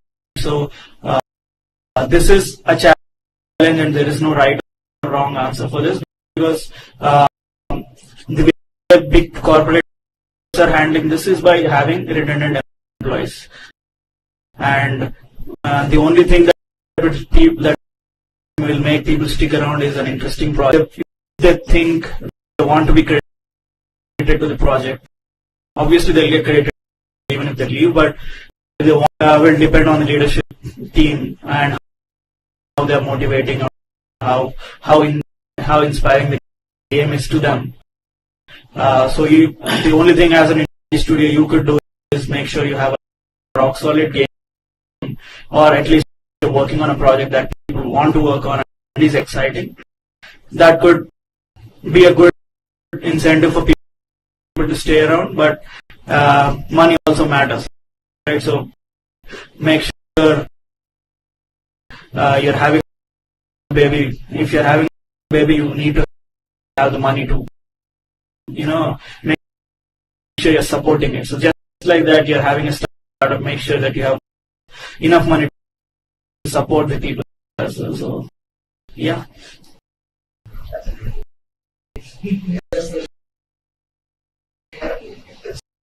So we'll probably move on to the next question, and then we'll open up to the Q&A. Change is a common challenge in game design. Can you share an example of a time when you had to find a compromise between your creative vision and technical limitations? We three would answer that. I think Shreyas is one.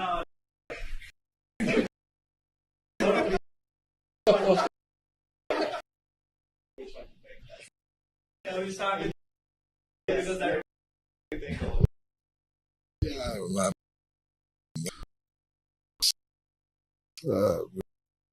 We have developed some 25 casual games, and then we came up with this thing about that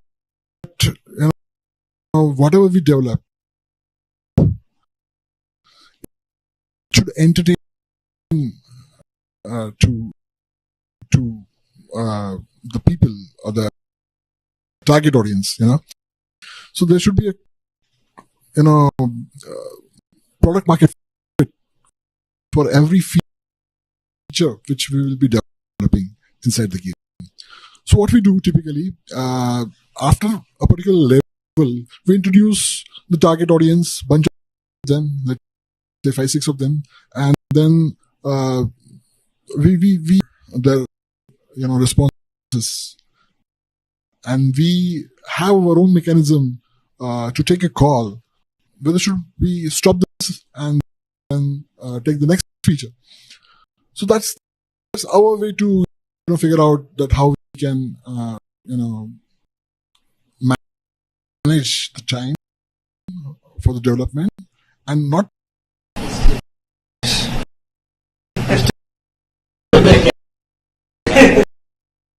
processing. I do have one, but it's still work in progress.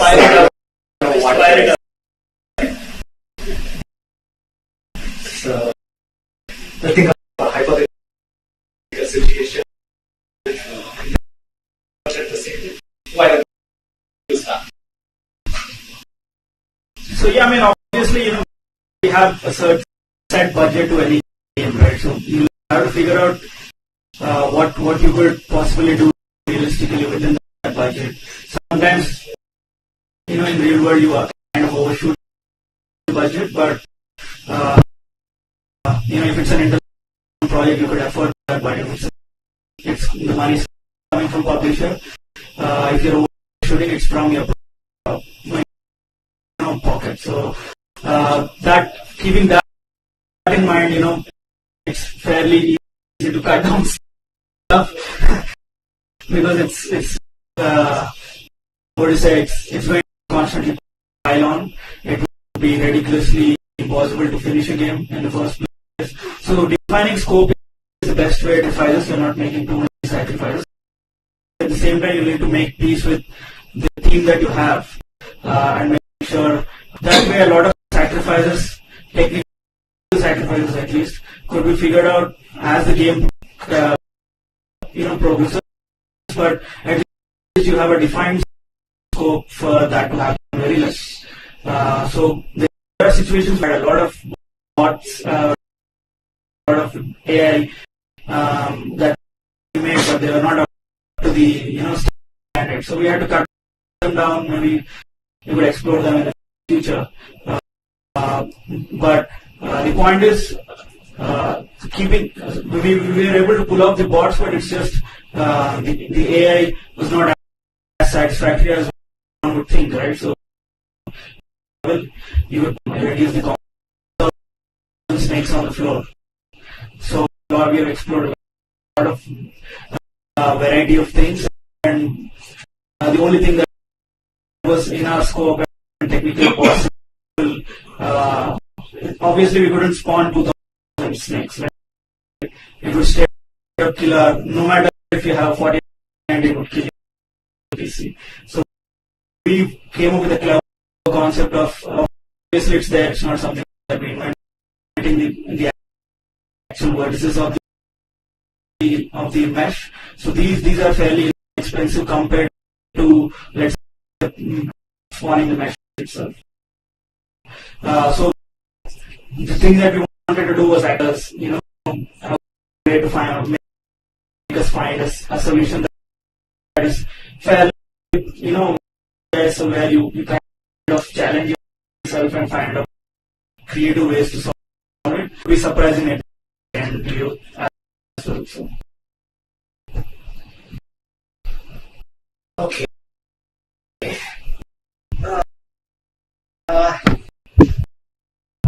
Let's start with the theory in game design. It's called the door problem. How many of you here in the audience are familiar with it? Okay, I guess just one. Right. So, long story short, in order to explain this, the door problem in game design is this way. A creative director comes in and says like, hey, I want a door in the game. I'm like, okay, fine. That's nice. Okay, the 3D model is like, I'm going to model this door. Okay, nice. The texturing artist is like, I'm going to texture it. Okay, nice. The audio engineer is like, you know what? I want to make a sound effect with the door opens. The programmer is like, hey, I want to make sure that you can actually interact with the door when you. If the player interacts with the AI, tries to interact when it opens and closes. Which sound should it play? Like the other audio engineer is like, you know what? I can make a sound that you can hear it from a distance if you turn away from the door when you interact. Then you have direction. Yeah, good directions. What about physics? Like you see, every one thing that you try to add in the game, it spirals down into dominoes of problems along the way. So, in order to find a right balance between creativity and like technical challenges, it's like there's this motto that I was taught to me by my professors. It was called KISS. Keep it simple, stupid. The idea is add as minimal things as possible into your game. Make sure it's polished before adding something else new. An example for something like that is, I was working on a puzzle game when I was in the US. It was a first-person puzzle solver where you with your wand you do magic stuff and you do wind elements and all the other stuff. Sounds somewhat a normal game. The artist decided, hey, instead of having huge walls, let's do modular. That way we can customize each and every small bit of it. I was naive. I was like, alright, sure. Then we realized we want a large surface area. So, how do we do the walls? Manually clone every single one of those. And you duplicate things, then you gradually select them. Alright, fine. This can be done. We did crunch a few nights. Okay, we set just the entire level. We played the game. Everything was flickering. Like, what's happening? It was something called as occlusion. Like, the camera tries to occlusion, like, pre-Nano era. Like, you guys didn't have all of these. Like, what the hell is happening? What do? You have to bake your occlusion volumes. There's something called as whisk grooves in Hammer. That's all works fine and all that. What happened to the shadows? They are all lines between them. I was like, no, how do we fix it? Okay, let's increase our light mass importance volume. Let's make it to 64K, 128K. What the hell are build size? 16 GB? And like for an indie game, like what's happening? Every single static mesh has a light mass volume of like 256K. It release the blurriness. What do we do about it and all that? We change the entire lighting model instead of doing your directional stuff and changing it to volumetric stuff. Okay, it's fine. But again, performance is tanking when I look at something that's far in the distance. How do we do that? Okay, now you again break into hierarchical LODs and basically cluster them, and again real time where you actually, when you come close, you change it into normal static meshes and all that. Okay, we set that thing up and all that. All this happened because one artist decided, let's do modular because it is static. If we can have control. This is the actual issue that will happen if we if we need good people with experience in a team. Problem is startups really do not have that, but this is something that you learn by doing things on the job. You just need to know what you are in for before adding anything new into the game. I think that's the best way I could explain how things are.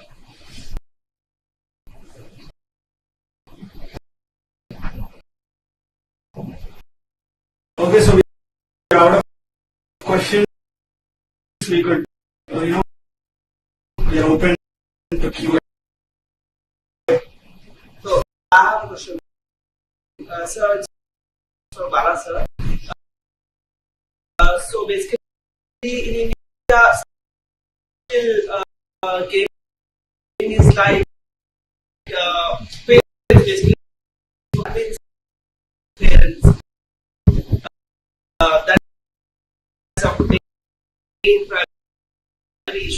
classify two different types of gaming that people can go and have their understand our situation when we started. Okay, so in 2010 when we started the gaming college, even mobile games were not there. Games means only PlayStation based games or PC based games or some games we use it to play on Facebook, something like that. So at the time when we do the marketing, sir, I'm very much interested. Please talk to parents. Please convince them. And when we call them, simply they used to say that, what are you talking? We don't let our kids to play the games. How dare you ask us to let them to do a gaming course? We started with that kind of situation. And we struggled a lot of batches, 3-4 batches, something. But by seeing the achievements of our first 3-4 batch students, by seeing their success story, now at this particular moment, confidently we are able to convince the parents by saying only one thing, that if the student is interested, if the student is passionate about gaming, it's a super. No way the engineering stats are comparable to gaming stats at this particular moment. Engineering jobs are more. But how many colleges, how many lakhs of graduates are coming, comes up, ask about the placements? I can say that an engineering graduate or some other graduate can start their career only after the completion of their graduation, after getting the certificate, after having 3 to 6 months of training. Those are able to work on the. If we make the education in gaming like again a traditional kind of education or something where just teachers can teach based on the experiences, they can teach with applications, they can teach with practicals. Very confident. If I have a student, first my question is to the student, that are you interested? Yes. In which domain? Means like whether you are interested in art or design or programming, or yeah, we are. And then I used to have my set of questions to process. Then if I feel that student is really interested nowadays, and to explain them about the industry and to show the what we can call everything now. That's the way how it's almost something like some way. Then those are able to handle and they called me. I also tried to convince, but he didn't. To join in my institution. So I'm not asking anything. If you want, you can join. Otherwise, just go. By saying that for my lunch, I came to my office. He came quietly to my office, filled the application, paid the fee, took the admission, and just went out. Not even a single. Wow. The student is working in EA. Now the parent is so cordial. But at that time, that is mainly south side, convincing the parents to want that we take MBBS in mind as well. But now it's so.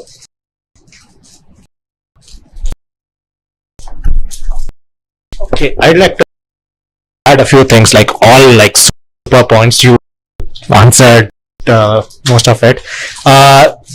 One thing you should probably convince like your parents or whoever is not, maybe yes. I don't know what's right or wrong. So let's figure it out, work and all that. Now everybody wants to become a Shah Rukh Khan or a Tom Cruise. That's exactly what the state of this industry is. BBC.com and download the actual report. You'll understand that this industry earns more than people in the industry, and like if that doesn't convince them, then I don't think anything else will. Into like this is, and if there will always be folks who are not convinced of it. This is the time where you actually put forward like other people's opinion on it, and you actually say that thing is the only thing that will actually give them some confidence. They will never be confident unless you stand on your own feet, a job or something like that. But no matter what, at the end of the day, they want you to be successful, be happy, and be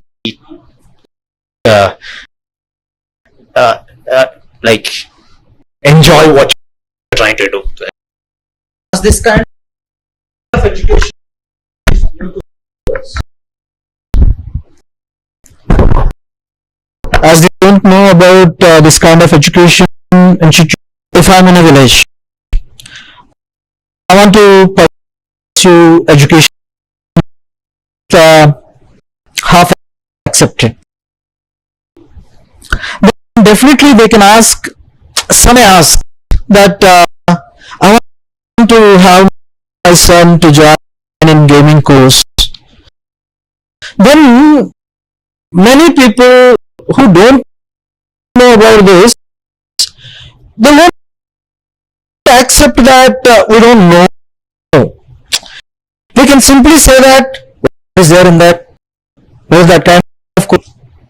The people who are in IT, the people who are in very good jobs, but definitely people will take the advice from the. Simply, I use it to share all the documents. Some mentioned that the stats, the documents, they separate set of things, resources. I use it to share with them, and simply I use it to ask them. If needed, I will speak with them, or otherwise you share with all these things with them so that they can understand. This is the thing that's happening. And but now there is good awareness. I don't say that totally.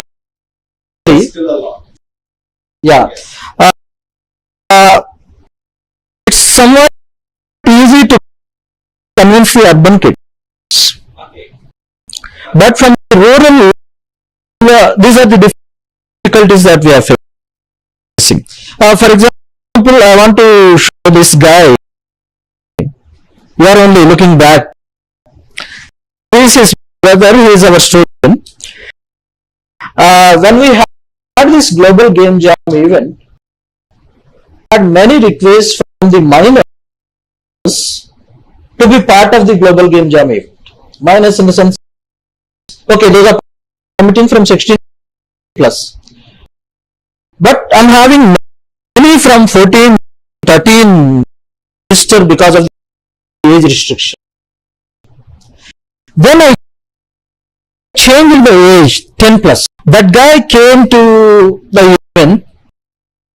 He was part of the event for 2 days, and he himself, along with his brother, made only sim only. And he's a Unity program. And he developed, no? He's the programming guy. Those two developed a game. Now, parent like means parent like the parent of this kind of people. They know the things. Those are simply coming. Those are giving the respect to the interest of the students and all. Mixed thing there nowadays. When I was doing that, I made an action shooter which I spent over a year. This was like a time before Unreal was free. I had to pirate it and run it. And like when I did that, they said we don't just teach. It's actually teaching computer science engineering. So, and to that, the state of the industry is improving. It's just this needs to keep moving forward a lot more.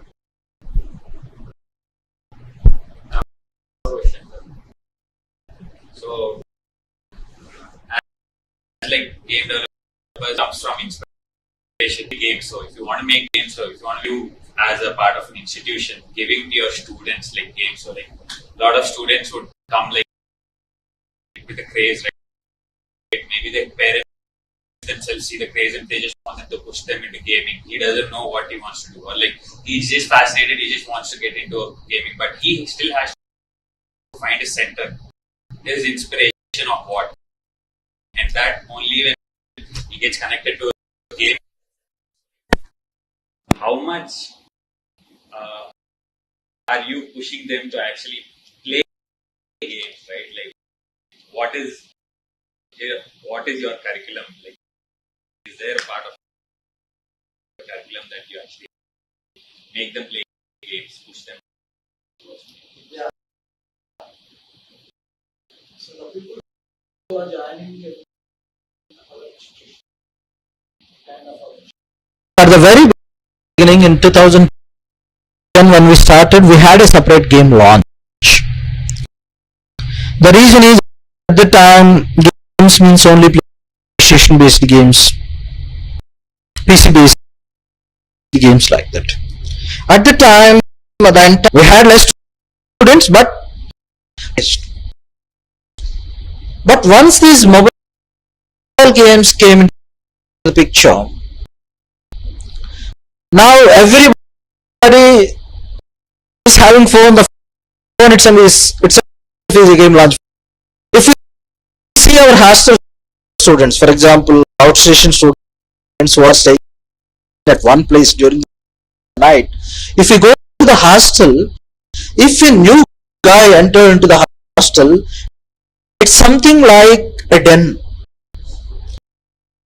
It's something like these people are with headsets and they don't know how shits are doing during night. And we're having game lunch, but frankly to say that many people are having their own consoles, their own PlayStations, their own sophisticated using them for education, but 100% those are using for playing games to explore their ideas, to what we can call improvise the incubators, to explore the ideas of the students, to polish them, and to make them comfortable with the required infrastructure support, mentoring support, and all. So we are encouraging. It's not something like we teach you listen. No, it's very interesting. First batch was started in 2010. They entered into third year in 2013. Starting from 2013 till 22, in every what we can call competition, maybe from IGDC or Casual Connect or Microsoft Imagine Cup or Global Game Jam, whatever, almost in every competition our students are with winners or runners from every competition. We are encouraging them like anything. So many good concepts and all.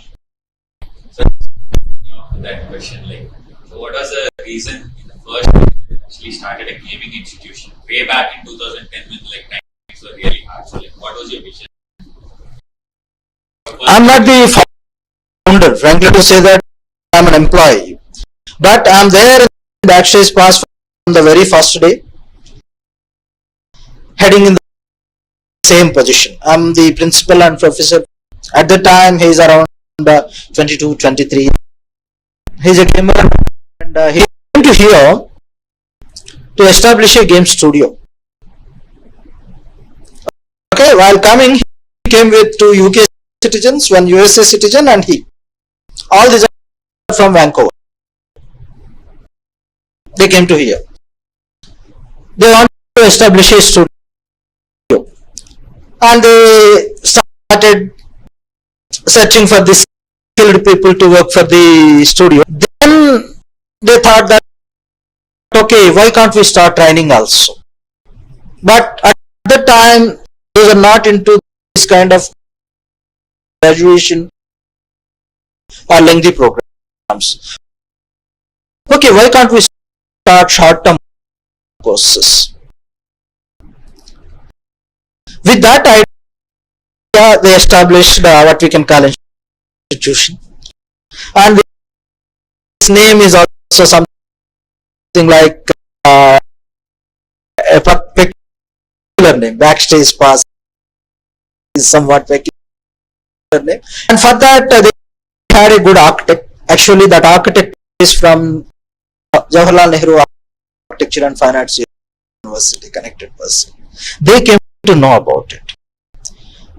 That university was divided, that's a fine arts and architecture university. They were looking for expansion. They came to know that something is happening like that. Then they offered the affiliation or collaboration at that particular moment. This is at the time there are some people in the university who are with good vision. They had some vision that it's going to be and affiliation to us, and like that we started in 2010 with 4 students.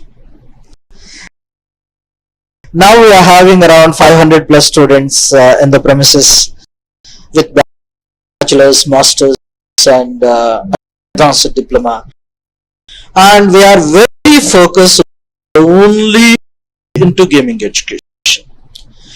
We are not touching any other area. It's not something like animation gaming, VFX gaming, not something. We are purely into gaming. In the gaming also very specialized courses, because programming is the technical aspect. Art and design is the creative aspect. Generally for the programmers, they need to have good mathematics and physics skills. But generally art people don't like mathematics. That's what I found. So that's why we are having very specific courses. One course is only for design and development, means programming. One course is only for art and design. Recently in 2019 we started one more bachelor course for AR/VR. The first batch is just this year passed out. So like that we are having very specialized and very focused courses, and we are having great support from the industry. That's I need to mention, because without their support we can't do anything. In order to starting from the beginning and helping them for mentoring, because industry is looking for the skilled people. No need to a person to come to us to teach, because those are having good pay, their area of interest to work in the industry. But the industry people are asking, sometimes those are requesting their own employees that go deliver some content there, teach them. We need to, at the end of the day, we need to hire them. So it's something like we are not teaching them. It's something like we are trying our own employees. In that way, the industry is really supporting us.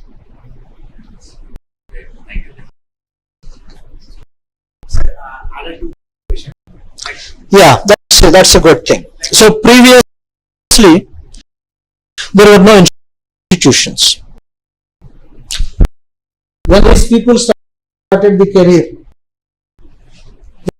there were no institutions, something like that. Yes, for that, great motivation is needed.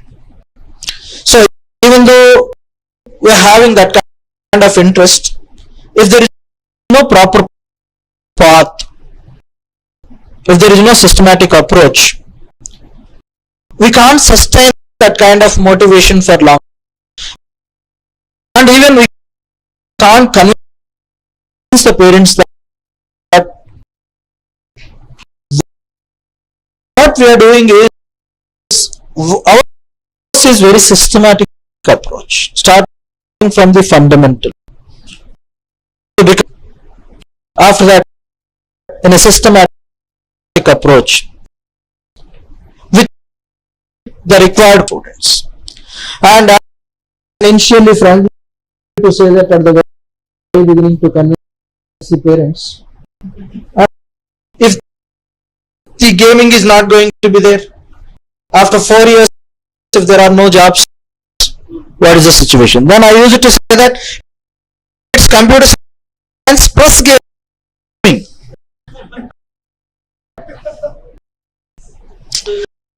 So computer science is there. If gaming is gone, you have your code. So in that way, but in these 13 years, 9 batches completed the graduation. From those 9 batches, maybe around 1 or 2 students who are in IT.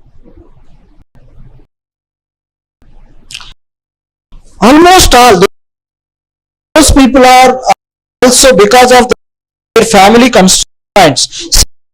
One guy is there, he's a good programmer. He started his career in gaming only, but finally, so he's in IT. Except that kind of candidates, all the remaining are in gaming.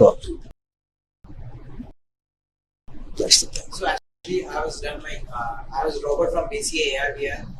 Like it's a first of kind in the President's University in the southern part. So I was a robot there. Before joining the college, I was mentors to the immersive technologies. Because I had a 3 years experience there. So eventually my team, my friends who has been graduated recently. So compared to them, I had more skills because I was self-learner at the time. And how do you justify? Because I was running my own company right now. So that's only because of your motivation, your self-interest. I can say that in every batch, okay, I'm having students who started their own studios, who are with from our student, So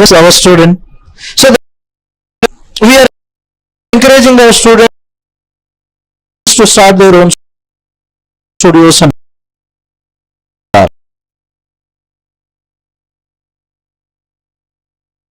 in that way, in every batch there will be around exceptionally good.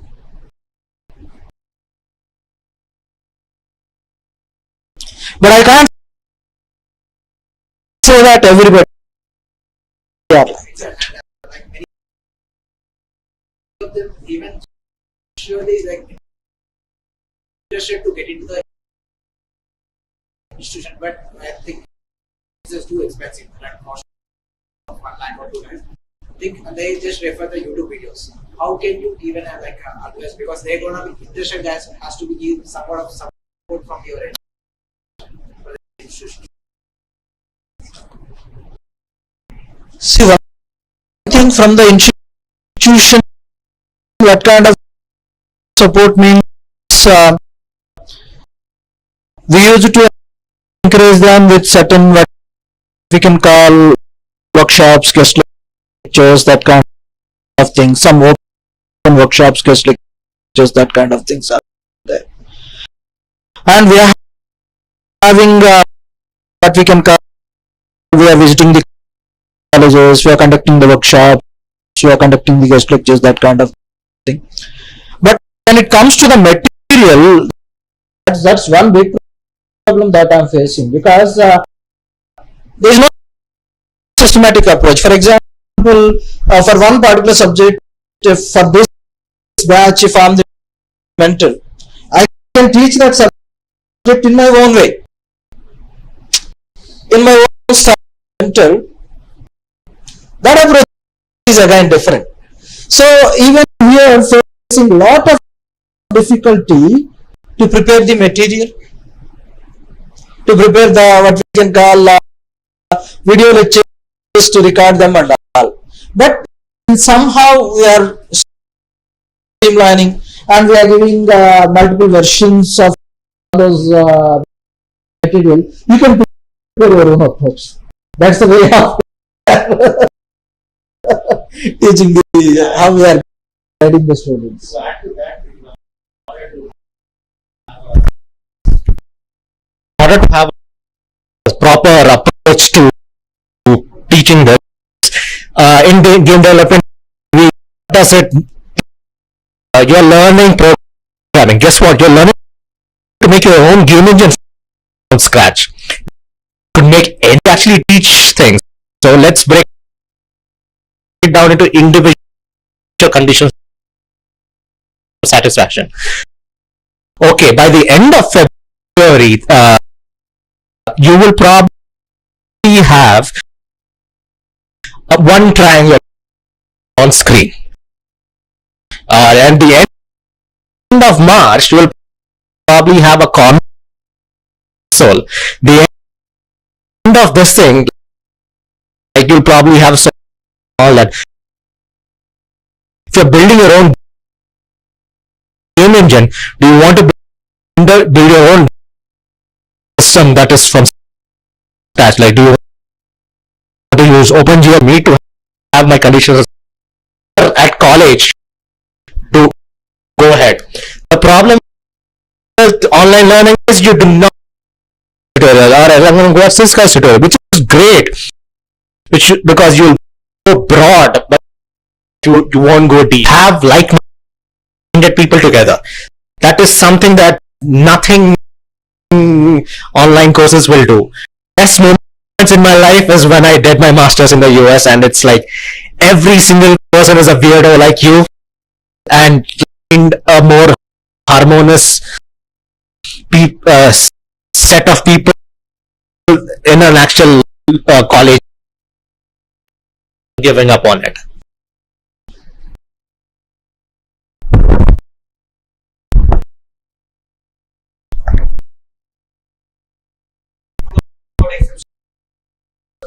So, what do you suggest, to start off the company after graduation, or start whenever you want? Like, nothing stopping you. It's a free country.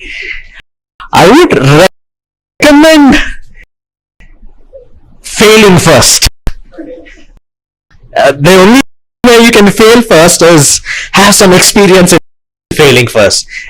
It is I know it is harsh. This is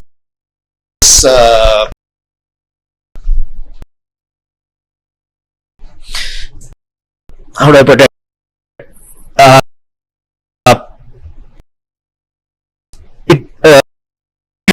Fail here. It's better that you fail here than out there. And while I was working, my boss was like, it is okay to break things because we know how to fix things, and they'll only rely on us how to fix things. So you learn those things, and if you want to start your company, it is great. It's just there's the saying, like, heavy lies the crown. So it's a lot of responsibility when you're starting your own company, because it's not just you. You have your staff, their livelihoods, their family. It's their lives that you're affecting, and so bear in mind that, be confident that, yeah, sure, I can probably take care of this before you actually step into it. VK started straight out of college, and it worked out for him. And there's no good or bad answer. Yeah, it's just be thoroughly plan. Make a game. Let's just make a game. That's not a good way to start. Break things down. Write it first. Like, if you are unable to write down your thought process in the first place, you can never make it down in the first place. Break. Can I change my scope and see, like, can I do this and try things in baby steps and all that? So the studio that I started, and the game that we are making right now, we know some idea about it, but it's like, it's going to be successful, maybe or not, I don't know, but it's not the game that I wanted to make when I started the studio. This is just the first game that I know that 2 games afterwards I will get to make the game that I want to make and all that. So think as your dream as your last option. Think about what smaller baby steps do I need. Hey, if I'm going to make something like an RPG, let's make a small 2D game which has a small inventory system. Like, all of these will build up over the course of time, and all these experiences will add up over the course of time.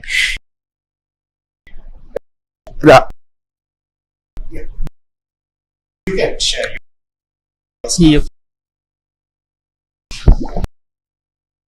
You would straight up start from college, so no worries there. You could also start it while you are ready to take that kind of responsibility.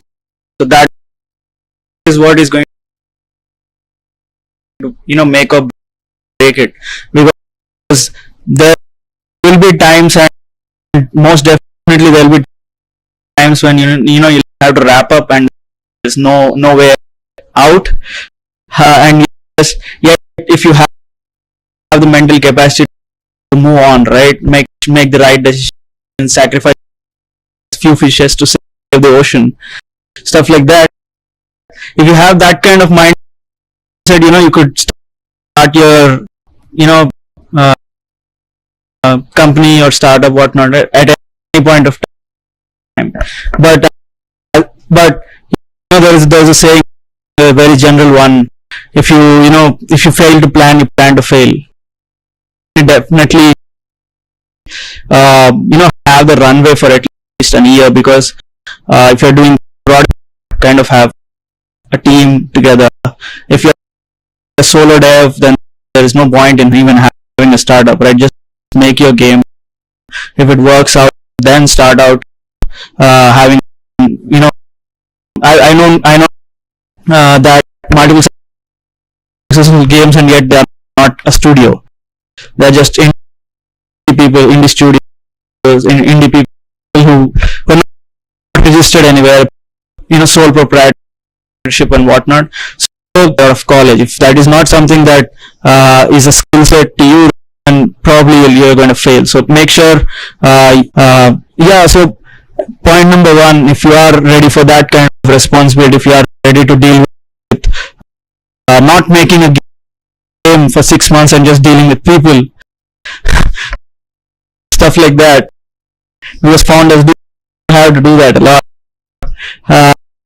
You would say, no, I don't want to deal with people, I just want to make game, then you probably are not a good fit to be a founder. So make sure that you are, because even in any field, right? Like even in superstars, movie stars, right? They don't deal with acting on the daily basis. Their entire 6 months, there's 20% of acting and whatnot. So that is how, even a founder, schedule is going to be. You're not going to sit on the game every day, and if you are a developer, jam, then yeah, you could start out of college, but definitely, just don't start blindly. I've seen a lot of startups fail without experience. Few people think that hiring will start, and if you think you're confident to make something exciting for people, jump, trust your gut, but always don't fail to plan.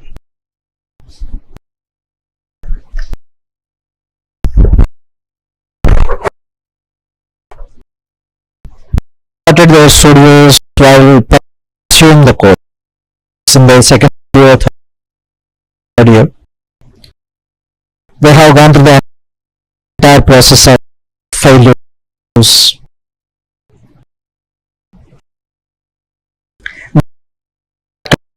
Kind of things. Graduation, those are with successful games. Those are with successful backstage pass. If they start developing the game, means we are encouraging them to register their studio. It's not costing much, but they can have that proud moment for them that many people can develop. If you develop a game, whether it is good or bad, whether it is with good, because we did something, we started learning. There may be some failures. For next game, definitely we will do some betterment. Like that. Suppose if you start experimenting after your graduation, you need to answer many people. Parents, okay, we may convince the parents because they are with us, we can convince them. But what about the neighbors? What about the near and dear? Everybody will ask what you are doing, We can't face it. That's that in mind. Those are compromising. Those are doing the game development, or those are having their own studios. So that's the thing. But if you have that kind of idea, and if you start that early during your course of study itself, you can cross all those hurdles during the course. Then you can come like a successful entrepreneur from the college itself. So I saw many people like that. There are so many success stories like that. Just to add another point, you started, like your parents or your family or something like that, and you would have to deal through it for sure. This thing that's like, if you cannot deal the criticism of your parents, you cannot deal with the criticism of your neighbors. If you cannot deal with the criticism of the neighbors, wait until you hear from the criticism of your boss or your supervisor. If you cannot deal with the criticism of your boss or your supervisor, wait until your game goes live, until somebody, a fat Reddit guy, starts commenting on your game, saying this is a piece of shit, go kill yourself. Like that will hurt you. So be prepared to embrace those negative things. It is a part of the job. If you are very sensitive to those things, stand-ups or something like that to gain some confidence, then start.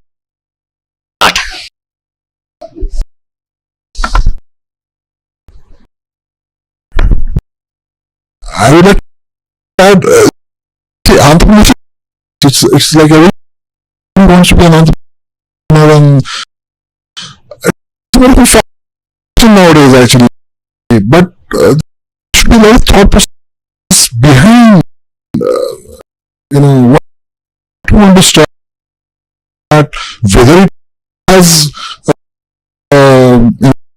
appeal, or, I mean, have you tested the idea first of all, and how many people have tried your product or game?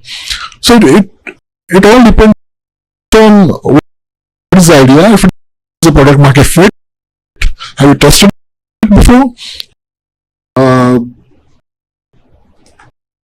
And of course, how can you manage the show? So it's not a fashion, it's more of a pretty serious thing you're going to enter into actually. So you have a lot of responsibility to sell for them. So I mean, take it seriously, test it first, start small. There is something called Google Springboard, where you can like Google Springboard, right? Right. So I mean, what they do at the end is just how Google Sprint. Got it. So Google Sprint, you can identify, let's say, 5 potential customers, and then you can show the screenshot of your personal product, and then you can analyze. So that sort of mechanism have you done for your product, and accordingly you can take a call that okay, this is what it, this is where it stands. So that's the thing actually I would like to put, in terms of taking it more seriously. It's not. Any more questions?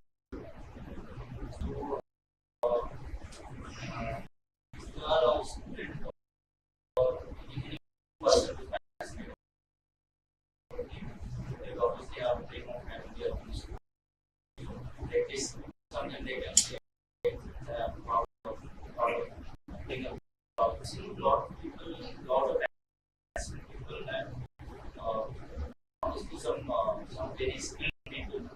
There are some people, there are some sales or something, like they start some people for a start when they start studio, obviously you have to keep your studio to survive.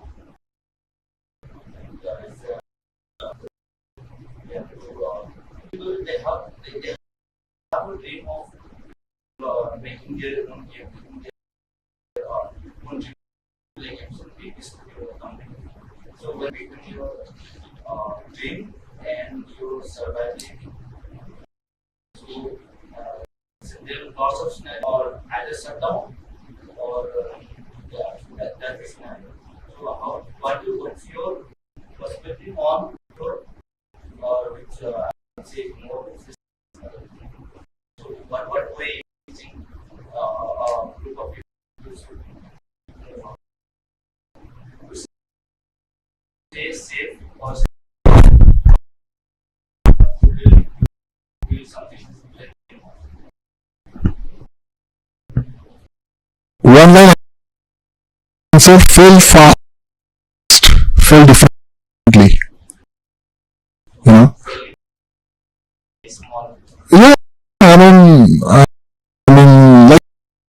you mentioned actually, you have to fail first, right? And then you will understand what exactly can go right.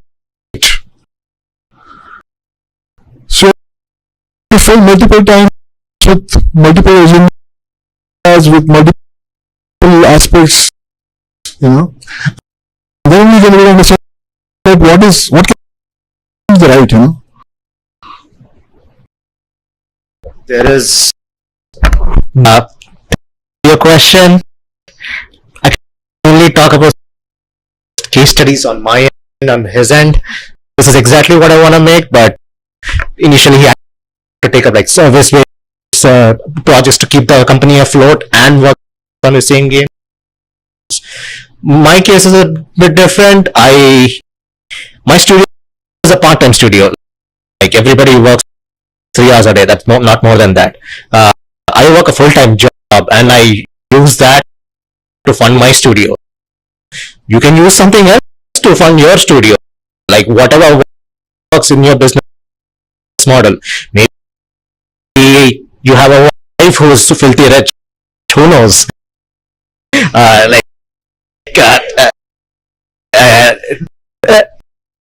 Your source of income.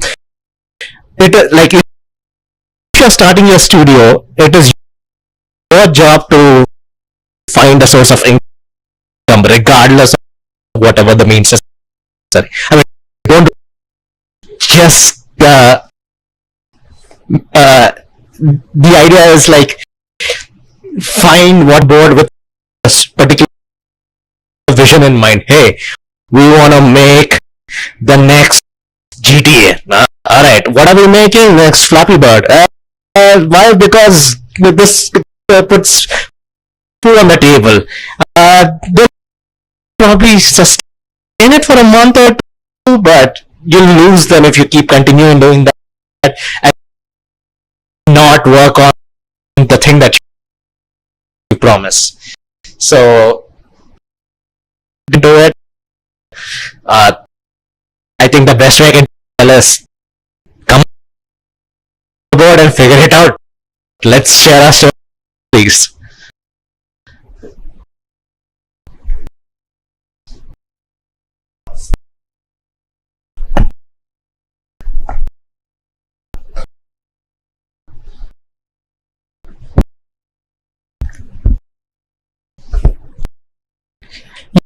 Yeah, so starting skills, right? As I said, you need to have a runaway. If you're having a baby, you need to make sure that you have money to make sure you're supporting it. So it's just like that. So or maybe you don't start fully commit to the studio first. Start slowly start building a project in stealth, and then if you find some investors or publishers or something like that, you could go full-fledged. So there are multiple ways to start a studio, but if you sit around and without any sort of plan, if you think 4 people, at least something that makes sense, right? So runway is definitely getting funded, but it's still is not happening at the rate that we think it's supposed to. There are, I mean, I've seen start where gaming companies together have raised 2 billion in India in the last 5 years. So yes, there is money. It's just not enough. So at this moment, I would ask you I would encourage you to have demos, vertical slices when you're already part of some full-time position, and then jump into a studio if you have something promising, because it might not be entertaining to a bunch of people that are trying to give you money, right, who are you targeting? What are the kinds of games that similar size have made? And how do you think you can justify the same amount of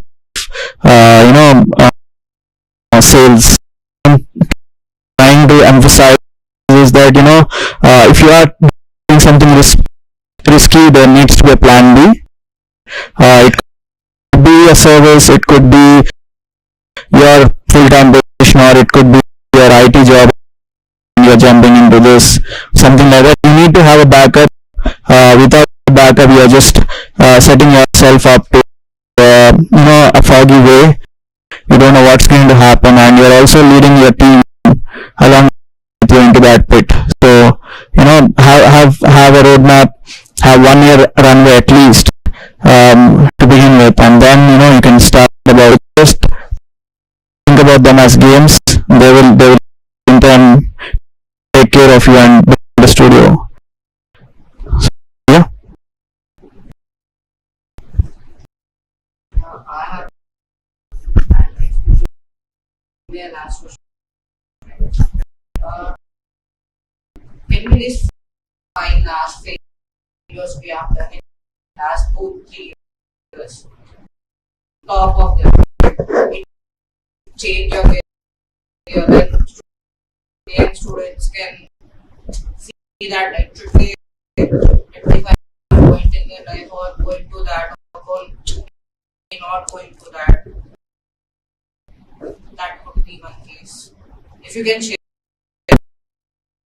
Casual game was made literally on nothing, right? So it's a simple game that I launched on.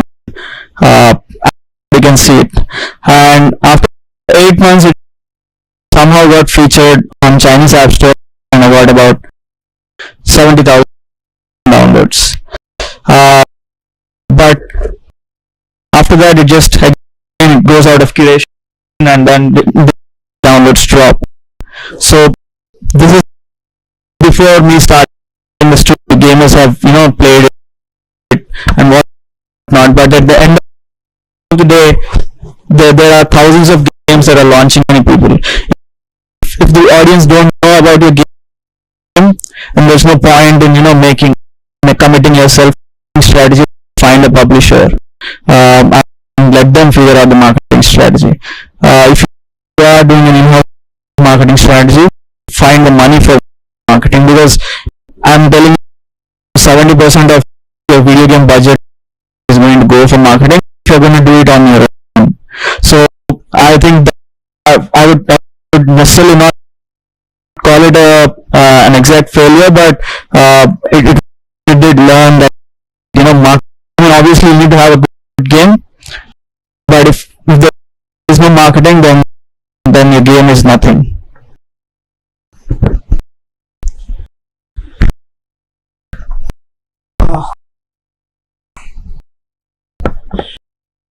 So I have like 2 feelings that I'd like to share. One is when I was literally starting out, the first thing I did was, alright, let's open up Unity or Unreal and just try to make something. Let me make a Flappy Bird clone or a Temple Run clone or something like that. I did this for multiple projects, and how many of them do you think ended up seeing this?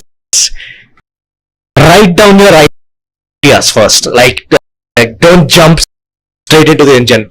Like put down your thought process onto a piece of paper, chalkboard, or even write on the soil. It doesn't really matter.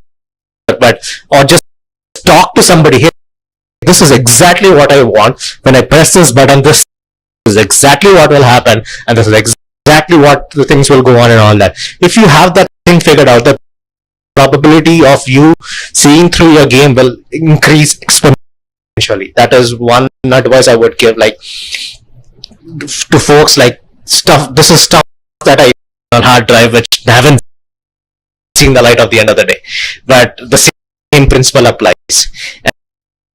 And the other thing is, if you start on a game, see it through, like ship it, even if it's bad, ship it. Even if it's ugly, ship it. Get the criticism for the public, get the hate, get the positiveness. It will change you, it will inspire you, or it will uh, teach you a lot of things that you couldn't have learned if you haven't shipped the game. Not just individuals, even big studios do this. If you look at Gollum or Redfall and all that, they knew this game is not gonna work out well and all that, but they still ship it because of all the hate. You know, every single YouTuber does a deep dive analysis. They're like, this okay, this is what went wrong. This is we missed in our QA thing. Ah shit, we should have done this differently. Why did we decided to do this? Let's not do this. You learn a lot of things if your game is out there, even if it's ugly. Yeah, it's your job to receive the hate. Don't kill yourself over it. That's part of the industry. Like, but see it completely through. Don't just give up. It's like I don't want people to judge me just because it's not good. Put it out there. Put it out there for sure, but don't leave it halfway through and say I'm done with this.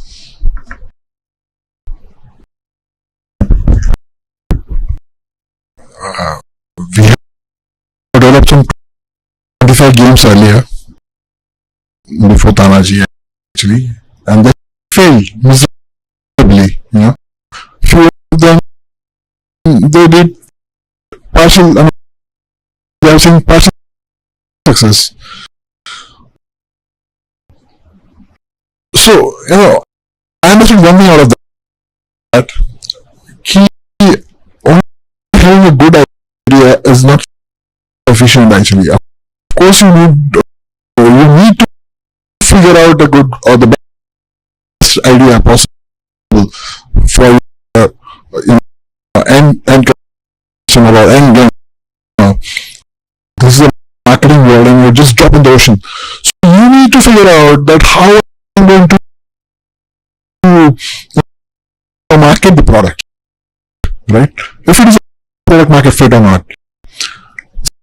If you have spent 2 months to develop, that means that you have spent almost lakh or 1.5 lakhs rupees to develop. So that would be a development cost. But what about the marketing? You know, so I'll put some light on marketing as well. So for your game, you need to have some marketing budget as well. You know. For on monthly basis, maybe if you put, let's say 50, so how much I'm getting back as far as my marketing money is concerned? Is it like 2 lakhs or 3 lakhs that are happening? Are there enough ads in the product actually? So how I'm going to get back the money? You know, so that's the first thing you should keep. You know, I mean for all young entrepreneurs or all young game developers, like people only focus on playing a good game. Original. Peter Thiel has a book called 0 to 1, in which he mentioned that all the basic origin there to have. So they have, you know, the earlier versions, some small innovation, and then you push it like Super Mario. You can that, but that's not sufficient, you know.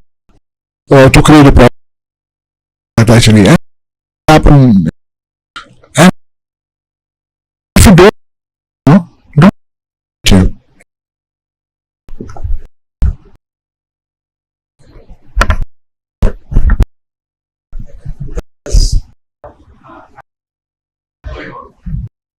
So,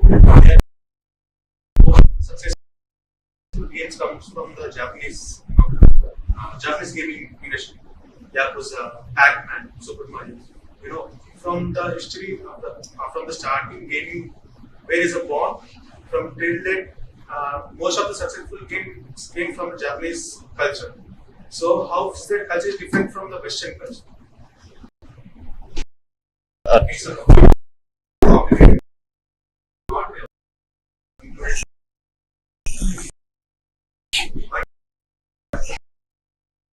It's important. So yes, it's very broad to say. There's a lot of cultural differences between Japanese and English stuff too, but essentially most Japanese games start with this philosophy. Level 1, you rescue a cat. Level 100, kill a god. That is the actual principle. Whether it's Yakuza or Final Fantasy or Pokemon, it is pretty much the same thing that's there. Western game design uses a lot of Joseph Campbell's hero's journey or 3-act structure. That thing okay, you have your Star Wars kind of inspiration. There's a big clutch and then a happy ending and all that. This is in terms of overarching game design. There are multiple actual comparison and level design between. To paraphrase your question, also Japanese have more games, but American games are more successful games. In terms of revenue, they make are not published outside of Japan, so you don't even know that those are existed. So I'm not really sure the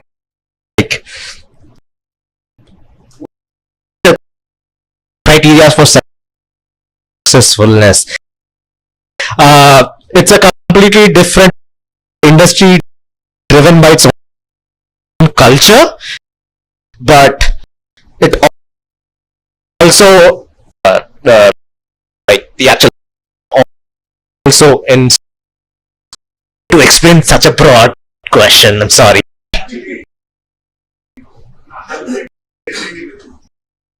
Yes. So, very stories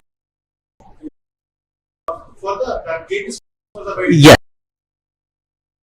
Whenever Japanese do all that, so it has a cultural influences, but they cater to a universal audience. I'm sure I'm seeing a lot of games at IGDC and over here all cater your games to a global audience if you want to stand out on a global space.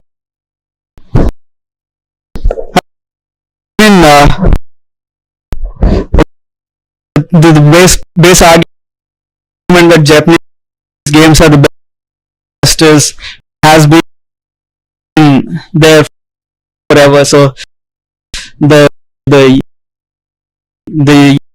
West versus the East, right?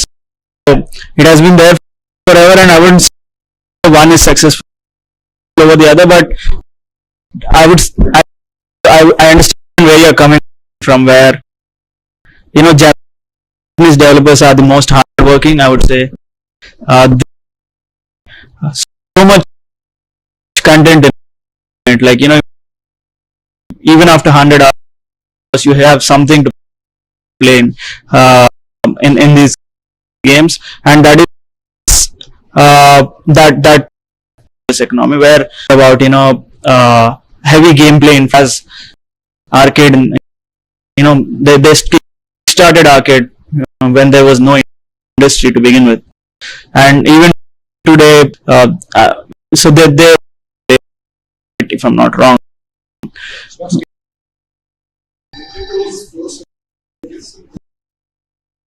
Yeah.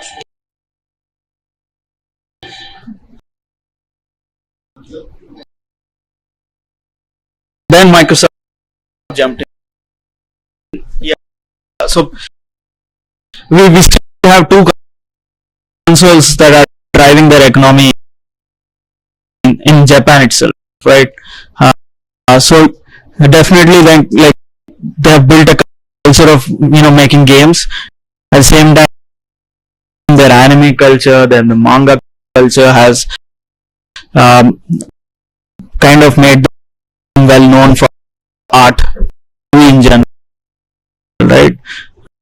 So yes, there is no argument that who's better, east or west, but I would say that the culture of overworking, the culture of skill, being the masters, right? Even their sushi, they have to master it for 10 years or something. So they have the culture. The mastering of skill is something that is baked into their culture, and that's the reason why they do everything. They approach everything with such craftsmanship. If you publish a game to a Japanese thing and all that, and you say like, hey, play our game, the first thing is like, what happens when I press this button? Okay, I'm gonna leave this and do this. What's gonna happen? They care about the actual moment interaction. What exactly happens when I do this? Compared to most Western games, like, oh, yeah, this is the same third person this thing. What? Like, you do not pay much focus into that and all that. It's, as we said, it's a huge cultural thing and all that. And also Hiroshi, it's good or bad. I prefer that's the sad part of it. If you guys are not familiar with it, Japanese have this extremely overworking cultural thing that's there in their society. Essentially, like, if you come back home at 6:30 in the night, your neighbors will mock at you. Look at him, he's coming back home so early. He's just slacking off. So it creates a societal pressure, and the sad part about it is a lot of, it's something that Japan is trying to fix, and I believe they are actually working towards it, and which is a good thing. But the quality of the sheer amount of times sword clips to other person's head, you chop, there are a bunch of bugs where you fall through the map and you finish the game in 30 seconds. So like, there are all these errors, and they're like, screw it, it's fun. So that is their primary sense of motivation. Most of Western studios are story-driven stuff because of Hollywood influences and all that. So add your cultural influences into it, but explore it to a worldwide audience. You didn't mention about the Korean games. Korean games, oh well, those are, they get stuck in the gaming zones. Yeah, that's like, there's a saying in the industry, like, if you think you're good at something, remember there's always a Korean who's better than you. Like, scary people who are so good at their job, you'll actually be terrified. Like, hands on, if you ever meet a Korean developer, no, he's miles better than you. I mean, so maybe you can Google the games, play, and have more opinions, about the Eastern games. Maybe in the future. Yeah. Closing. We had a great. Yeah. Yeah. We'll open the floor, and we're here. We're offline. You can talk to us. I hope you had a good, informative session. I hope you've understood a lot about gaming, career opportunities, and how to convince your entire family. So, yeah, thank you for being a great audience.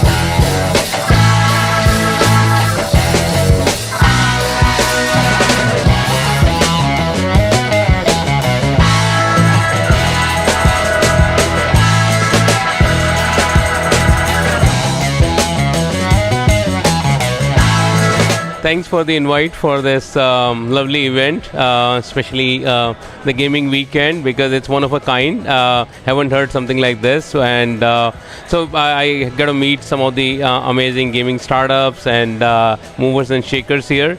High energy, pretty good turnaround, and great concept to continue with. So yeah, it was fantastic, and all the more. Largely because I happen to be here at E-Galleria Mall, which is like very techno mall, and that also gives me I would like to congratulate, because it's not something easy for anybody to get tempted not to bring shopper stop and lifestyle and all those kind of brands and focus only on the technology aspect, and the bringing only the brands, focusing on technology. And at the same time, I was there at T Hive, which is like, again, in you don't get to see these kind of places in a mall. So amazing concept, greatly executed, and I definitely wish them all the best to continue kicking some asses here. And at the same time, congratulations to the event organizers of the gaming weekend for pulling off this fantastic event in such a short amount of time. And that shows the power of Hyderabad ecosystem, because you just call and people are available. So yeah, congratulations, thank you very much. I had a great time in this event. Hyderabad Gaming Weekend event was pretty amazing. Go Digital Now was the sponsor of this event, and they were very helpful with everything. We had a great time telling about game. We got great feedback. So our name of the game is Elemental. You guys have to play it. And once again, thanks a lot to Go Digital Now and also Hyderabad Gaming Weekend event. Thank you very much. So we are here at Hyderabad Gaming weekend, and I think we are having a great time. A lot of people are actually completing our game. So we are showcasing Occult Chambers today and for the past 3 days, and we are having a good time. And thank you for Go Digital for conducting this event, and we are very thankful for the organizers to have such a good event.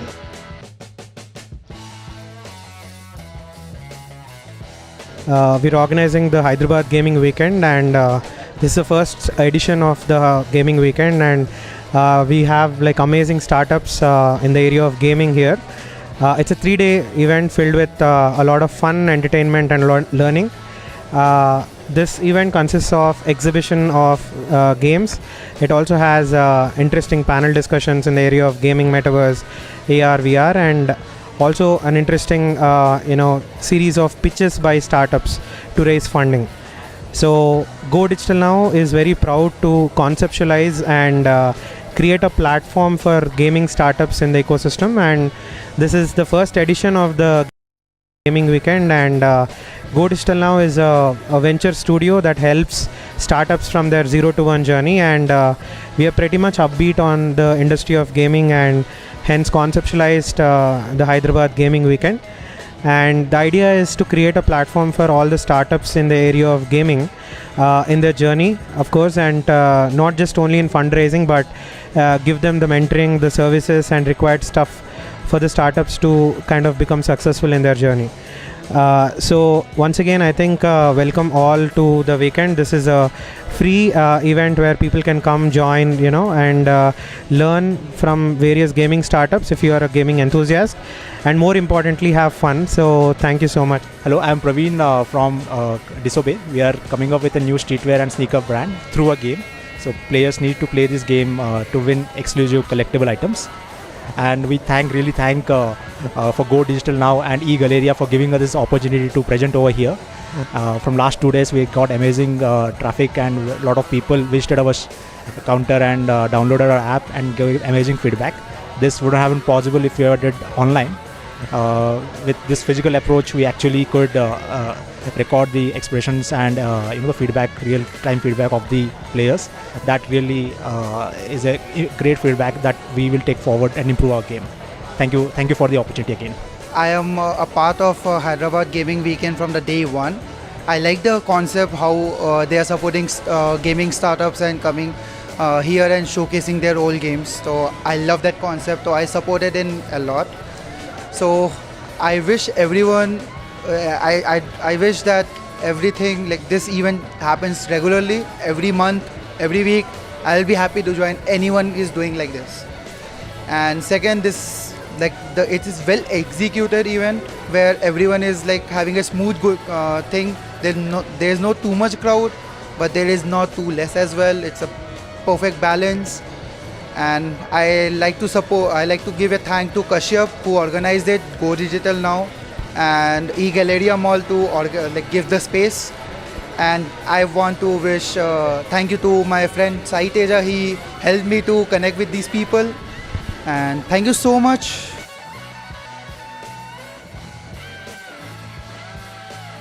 I'm here at the Gaming Weekend in Hyderabad at eGalleria Mall. Fantastic job done by Kashyap and the Go Digital Now team. Over the last 2 or 3 days, have met some amazing startups building some amazing products here. Now I really understand why people say that Hyderabad is literally leading the wave to take India global. It has been an extreme pleasure by connecting with all these amazing minds here, the young folks who are literally defining the space of gaming. And yeah, I'm sure I'm going to be visiting here more and more and collaborating very closely with a lot of folks here. And yeah, looking forward to that. Thank you so much, Kashyap, for inviting me. It has been a pleasure. This event was an amazing event, like Hyderabad Gaming Weekend, the first ever gaming weekend. It's a very big opportunity for small startups like us. I would like to thank Go Digital and eGalleria for giving us this opportunity. We have got a lot of feedback for our games, and also we were able to meet potential investors. I'm very happy to be part of this. Thank you very much. We are working on a Desh VR, which is an Indian tourism-based metaverse, where you can have an explore to the different places, like a landmark like a Hyderabad, like Charminar, and also the most exhibited place and popular place in exhibition of Hyderabad is Nampalli. So where you can have a virtual walkthrough and have a virtual experience. And this weekend, the weekend which I had the gaming weekend, which make it like a cool experience, and we got exposed to a lot of users, and very then curious about knowing about a game, and has been seen what we are doing for the future. And it has been a great weekend which is connected by the Go Digital Now, and it has in the eGalleria Mall. This was a wonderful experience for us, and we with our team we had a lot of enjoyment, and we got a good response from them, and thank for this giving an opportunity.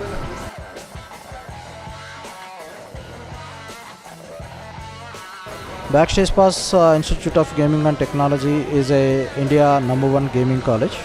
We established that in 2010. We are offering 4-year duration bachelor courses, 2-year duration master course, 1-year duration advanced diploma courses in game art, game design, game programming and AR/VR technology. We are completely with industry mentorship, and Backstage Pass is equipped with its in-house incubator, level 2 games. Students are exploring their skill and doing all the experiments as part of their course to develop the games, to learn from the industry experts and all. And about this Hyderabad Gaming Weekend, thanks to the C Galleria Mall and Go Digital people to host this event. We are the educational sponsor for this event, and it's a good initiative, and it's really helpful to the startups and students and parents community to create the awareness about the industry, job prospects, etc. Hyderabad gaming event దగ్గర మా game showcase చేసుకోవడానికి మాకు opportunity వచ్చింది. It was such a wonderful experience. 3 days చాలా బాగా వచ్చారు crowd. We got really good feedback. And so my co founder Dhiraj చెప్పు. So this Tanuj our lead Unity programmer. This is Pawan, he's our 2D generalist. This is Raghu, our 3D generalist, and this is Sahas, he's our lead game design playtester. So Sahas, you have any words to say about the event? The event was fun. Lots of people came. Lots of fun. All of these games are really nice. So more events like this have to be organized. Super, thank you so much. So we have had a really positive experience. చాలా మందికి ఇలాంటి gaming events చాలా ఇంకా conduct చేస్తే మా లాంటి కొత్త స్టార్టప్స్కి చాలా హెల్ప్ అవుతుంటుంది. It's lot of exposure and also lot of communicating and socialising, networking also చాలా బాగా హెల్ప్ అయింది. కొన్ని ఇండస్ట్రీ వెటరన్స్ రజత్ గారు, కపిల్ గారు వీళ్ళంతా కలిసి వాళ్ళ ఇన్సైట్స్ వినడం అంతా కూడా మాకు చాలా బాగుండింది. So we're making a game called Om the game, inspired from our Indian culture and the ancient scriptures. So ఇది చిన్నపిల్లల నుంచి పెద్ద వాళ్ళందరికీ కూడా ఒక మంచి beautiful experience to actually fun play. It's a multiplayer game. ఒకరినొకరం మనం బెటర్ చదువుకుంటూ కాంప్లెక్స్ గేమ్ ప్లేతో పాటు సింపుల్గా ఉండే గేమ్ని కూడా మేము తయారు చేస్తున్నాము. దీని అంతటితో పాటు వీఆర్ ఆల్ కమింగ్ ఈ ఇయర్ ఎండ్ కల్లా మేము మీ దగ్గరికి రిలీజ్ చేయడానికి వస్తాము. ప్రస్తుతానికి కరెంట్ టెస్టింగ్లో ఉంది. So guys, on the game, we're coming. It has been a wonderful opportunity given by eGalleria and Go Digital now, and we have been using it to the full extent. You know, a lot of people came, visited our stall out here, and it has been a very, very wonderful experience to see our fan base is growing and gamers are playing our game, liking it. I hope that they should focus more on such events in the future. And it would be lovely to part of events like this henceforth. Thank you.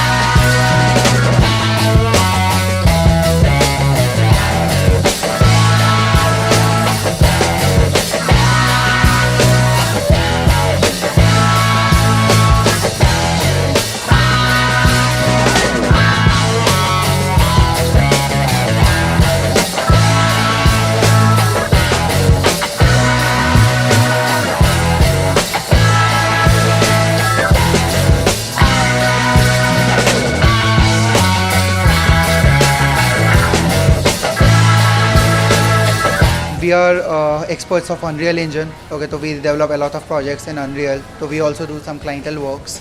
But yeah, our major focus is our own game called Tridasha. So the game is all about two brothers going on an adventure and trying to explore the mysterious island and how a siblings fights. That's what we want to show that in our game. So that's the simplest way I can say you about the whole story. But apart from that, there's also one of the unique selling point for especially for this game is like we are trying to connect the beliefs of the history of the India and trying to convert that into a gameplay. Okay, like you will just be a part of a journey of that belief, and that's what we want to focus on that in a very narrative way. No, actually we will be we are currently in a very early stage of POC. So we are developing our first public demo, and it will be live in next 6 months. We are trying to target IGDC 2023. So let's see, let's hope for the best. So mostly the target people will be anyone who likes stories, okay, and mainly from 18 to 25. That's the major target audience I have, because a lot of over there a lot of people love to explore the stories, and it will be having amazing mechanics and combat systems. It will also have some magical elements, so people love to fight with magic. Yeah, sure. I will just try to make you understand with the one situation. Okay, so in start you are going to find a stone called Antaryami. Okay, so Antaryami means inner witness. So how you achieve inner witness? By fighting inside within yourself. Okay, first you have to fight within yourself and try to capture your soul, try to control it. So in a game you will realize it, you are going to fight with the soul, and before you achieve the soul form you will try to we will make you understand how difficult to just winning your own soul. Okay, so once you achieve that, you can use your soul into any format at any combat, and it will be helping you in a very good way, and it will having some disadvantages as well, because it's an RPG. There will be always pros and cons for everything, but yeah, that's what you will going to understand with the gameplay. I was lying down in a bed. Okay, I was in a bed rest for at least around a month or two. So I was in hospital and I got this idea, like, why don't we make something related to an Indian beliefs? Okay, personally I'm an atheist, so no offense, I don't believe on God. Okay, but I wanted to showcase the stories of them in a very gamified way, and it should not be like very strict to any specific religion. It will be just a general thing, how you become a divine person or how you achieve that divine position in your life, right? So that's motivated me to start with the concept. Okay, then I was like, to make this concept, the story has to evolve within characters. Okay, and that's how I got 2 characters, just for a reason, because when we have a siblings, right, we have the different connectivity with them. Like, I fight with my sister a lot. Like, there's no one night I didn't had a fight with her. So that fight is not, it's a friendly fight. It's not going to harm anyone, but we do it. Is the nature of us. So that nature I wanted to showcase in our game. Okay, and that will connect in an emotional level for the people, and as well as the beliefs is just the plus point. They will learn a few things by in a journey. Being very frank, no single person can make this big games. Okay, so we have a team of 6 people right now. Okay, coming from technical art, developers, artists, we have musicians. So recently we have the music as well, the music launch in this event only. So yeah, I'm very excited to share that as well. Yes, thank you so much for this opportunity, and I want you guys to remember me. I'm Ronak Bagga, founder and CEO of Coolgen Interactives, and do follow us and wait for Trailer Sites. It's coming to your home.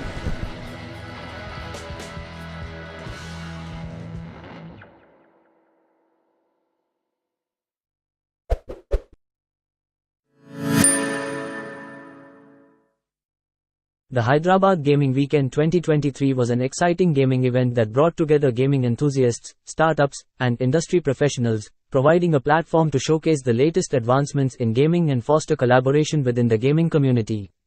During the event, engaging panel discussions took place, where participants shared their insights and perspectives on various gaming-related topics. Let's do this more of an interaction. Okay, I think the first session was with somebody like Rajat, obviously a lot of Gyan experience of the last decades. So this one, let's 20 plus, yeah. So now let's give it up for Kapil, the young sort of CEO from Meta Studios. Thank you once again. So after that awkward exit, that was a game that was, the plot was very different. So it was right. So so Kapil is back, and 2 versions, yeah, the version 2. So let's make this more interactive. I'm sure that it won't be boring. So if it is, raise your hands and let's make it more gamified. Okay. So Kapil, so firstly, journey, we'll get into all that. Why metaverse?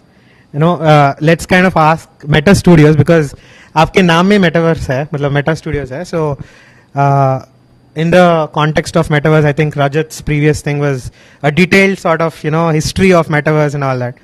But in your case, right, being a consultant at PwC and working in that space and building a practice in metaverse, for some of you who do not know PwC, it's a consulting firm. So yeah, so coming to Meta Studios as a CEO, right, that is transition. So for those who do not or not from the gaming industry, how many of you are not at all in the gaming space, like not connected to the gaming? Okay. So I think that question is very relevant because the future of everything is going to be on metaverse. So I think the last takeaway for me was like metaverse is going to be like a layer on top of Android, on top of everything, right? Like basically it's a layer. So with that, as a spirit, and Meta Studios is an interesting name. So you also run Meta Engine, right? So there are two companies. So tell us a little about the context of metaverse and how it is relevant to your vision at Meta Studios, and also a little more about for those who are not in the area of gaming and metaverse, including somebody like me. Primarily I'm doing this because I support or evangelize anything futuristic, and I believe that metaverse definitely has scope. Though I'm not from the gaming world, I'm nothing to do with the gaming world, but I definitely am a tech evangelist. I've always, throughout my life, like always believed in things that are different. So when blockchain came to India, I probably was one of the first community, evangelist in Hyderabad. In 2017, we got Joe Lubin from, Consensus. So we did a lot of such things as part of very mad and crazy people and community that we have. And metaverse obviously is the present. It's not the future. And this came out of a conversation with Rajat. And our conversation also has been pretty recent this year, Jan at IIT Bombay. So a lot of passion and a lot of things are there. So over to you now. I think what would it's such a long question, but how would you unfold it in terms of Meta Studios? So I'll divide it in like 2 or 3 parts. One is like why metaverse, right? And there I think we have quite a few things in similar. Like you mentioned, like something new, something creative, something which is changing. That is something that you really connect with. I'm the same. Throughout my life, I have been a fan of creating something different. Whether it is a company, whether it is a song, whether it is writing a book, whether it is studying, anything that eventually leads to creation of something, knowledge, product, company, anything, right? Classic example. This is an example I always used to take back in the day when I was running a label. Releasing a song is literally like giving birth to a child. Right, you write a song on a blank paper, you start on a blank paper, then music starts adding to it, the first beat, the second beat, then it becomes a melody, then becomes a complete song, then it is sounding odd, so you do a mix and master, so it becomes a beautifully sounding song that you can jam on, that you enjoy. You have heard it 500 times because you have made it, but that becomes like, okay, this is special. Then it goes in the market, then people start listening to it. You see one person is shaking his head on that song, that brings a smile on your face because it's like your creation. You created it and now people are enjoying it, right? That's literally a creator's journey. And this is the smallest example that you can take about creating anything, right? So that's who I am. Like, I love creating, and that satisfaction of creating something and seeing the journey of it. Sometimes things work, sometimes things don't work. Part of the life, right? When it does not work, you learn something out of it and make sure that next time it does not happen. So always been a fan of creating something and enjoying that journey. And we are living in times of generative AI. Oh yeah. So many AI tools, right? Yeah. Just as context, right? Where do you stand as a company? Oh yeah. Integrate a lot of generative AI stuff. So we have started doing that very actively now. So we have our head of AI integration who takes care of integrating AI elements in our gaming engine. So taking a step back, we have our own gaming engine on which so far, like it has been in existence since 2001. So far more than 600 MMORPG games have been built using that engine. It's a post-multiplayer development. Imagine like 50 users building an environment together. Interoperability that we spoke about, we are really trying to get deeper deeper into that aspect, and scalability, like how you can host multiple, hundreds and thousands of users in one single virtual server. So that's the gaming engine, and on top of it, now we are adding a layer of Web3 integration. So if any game studio wants to build a game, you don't have to worry about the Web3 integrations of it, because this is something that we firmly believe in, that when you start making a game with tokenomics, with blockchain integration, with all these things in mind, you are really not giving it a life. You are just thinking about making it an economic model. Rather, it should be the other way around. Make a cool game that will that people will really enjoy, and then, of course, in that journey, transition to making it economically viable so that everybody makes money, and you also, as a developer, eventually ends up making money. So, Quick question, because I think the economics and viability of the game versus making the game itself, it's a very debatable thing. Right? How many of you struggle to actually make a model to make money in the game? Is that the right context in terms of talking about? Because I think the creative elements of the game itself are the thing. It's also monetizability, right? I think a lot of startups that probably you can ask them how hard it is to monetize their games. Yeah, exactly. So, okay, let's even start with that question. How many of you all think in this context that if I'm making a game, one is what is the first thing that you focus on? That what is my focus? The game should be fun and everybody should enjoy playing it. Or second, how do I create a economic model in the game? Which side of the table do you fall in? The first one, making a game fun that everybody should enjoy. Raise your hands.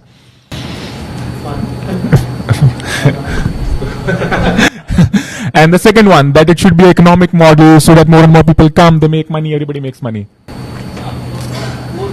I think that also. Yeah. Also, of course. Also, right? So, in the Web3 side of the world, many this Web3 games start from the second.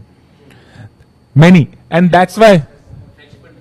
Yeah, I mean, take classic. There's this game Star Atlas. It's on Solana. They have 38 or 36 blockchain engineers and 3 or 4 game designers. Blows your mind. Like, yeah, because they are like, we have to create. Yeah, exactly. Yeah, that's another fact. Like, even the parity in terms of payment. So what are you building? Right? Are you building a game or are you building an economic model? So, and that's why the adoption in the Web3 gaming is at a low right now. Because you will play a game when it is fun, right? So drawing that balance is very important. And that's the kind of ethos that we try to do. So as Meta Studios is the game development studio and the immersive experience development studio, so we make sure that we are building fun experiences that then we can, so that we don't have to worry about all these integrations that our engine and our infrastructure takes care of.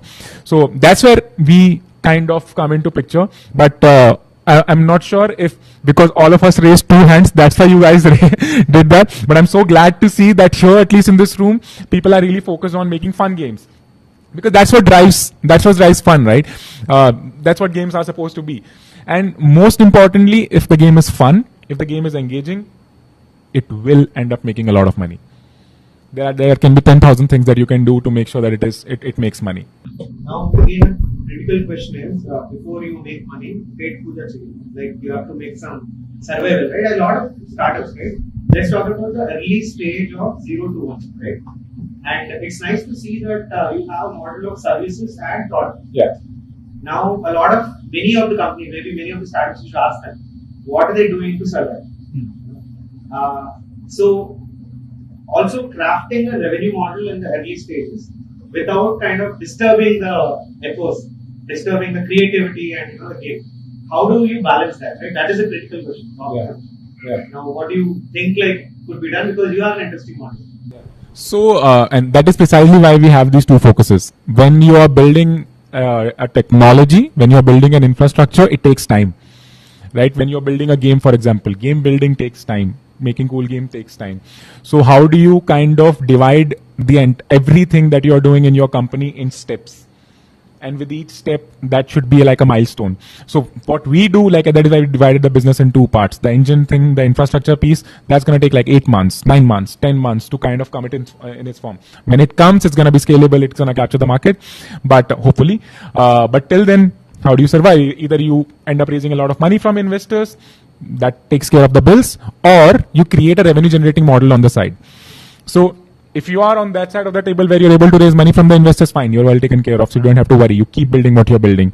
But if that does not happen, and it's fine. Like in business, it happens many times that you're not able to raise money, but you have faith in what you are doing, so you want to keep building.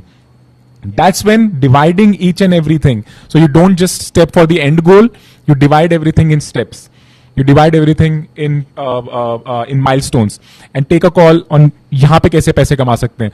What can I do more instead of just building? Can I do something else also that can pay the bills? So those kind of strategic decisions, and it's gonna depend company to company, founder to founder, team to team, कि आप किस तरीके के काम, the projects you are doing which can give you a venue to kind of start making money in the journey. One of my co-founders actually we do some side projects. So I think there is also sort of a misnomer. Like these side projects karna, it's a different thing. It's a deviation from the main kind of goal, right? So as an investor, again, it's a different thing. Somebody is doing a side thing. I don't know how you look at such a company, but survival is everything, right? So being in the game dev area as a game dev, right? How many of you are actually developers? Designers, how many of you are designers? Okay, and developers. So, and how many of you can actually be on any of the freelance platforms and make some extra money or making it, right? Good number. And why are the others not making it? So maybe they're just not raising their hands. Yeah, but do you think that is a good approach, given that a startup requires everything, right? A lot of focus. At the same time, you have to kind of build an alternative. So there are two philosophies that exist in the startup world when you're creating anything, and there is no right and wrong about it. Philosophy number one is that old story that a team crossed the river, went on an island, burnt a boat. कि अब तो पूरा island capture करके वापस आएंगे. Only one approach. No matter what, we're gonna do this. चाहे कुछ भी हो जाए, survival हो ना हो, we're gonna keep building. So that's philosophy number one. That you keep focusing no matter what, you don't deviate, you don't have a plan B, there is only one plan. Nawazuddin Siddiqui, like 10 साल लगे, 15 साल लगे, 20 साल लगे, चाहे कुछ ना हो, मैं एक्टर ही बन के जाऊंगा. Right? Brilliant. Respect. Hustle. Takes a lot of guts to do that. The other approach is practical approach. Always have two plans. Right? ठीक है, build करना है, 100% करना है, but at the same time I have to take care of my family as well. Everybody has a different set of responsibilities. Everybody comes from different backgrounds, right? So then you have a plan B, the survival thing. You figure out, should I do something on the side as well to make money while I am still chasing my dream, right? So there is no right and wrong. Which category do I fall in different phases of my life? I have been in different sides of the table. So I don't advocate one over the other. When I had less responsibilities, I didn't have to take care of my family, I was all out. चाहे कुछ भी हो जाए, like ठीक है, 5,000 a month, I'll still survive, fine, vada pav खा के रह लेंगे, लेकिन जो करना है वो करना है. When family comes and all those responsibilities come, you become more practical, then you hedge and you figure out what's the best way to kind of still chase your dreams, but have a stability, have some practical sense to it that it pays your bills as well. Now again, if you are on two plan approach, right? Even in two plan, there are two ways to do about it. Number one, for example, let's take game building example. I want to build a game. I keep building a game, but to make money, I do something separate, some side hustle. Or second is, while I'm building this game, can I build it in a way that it also pays my bills?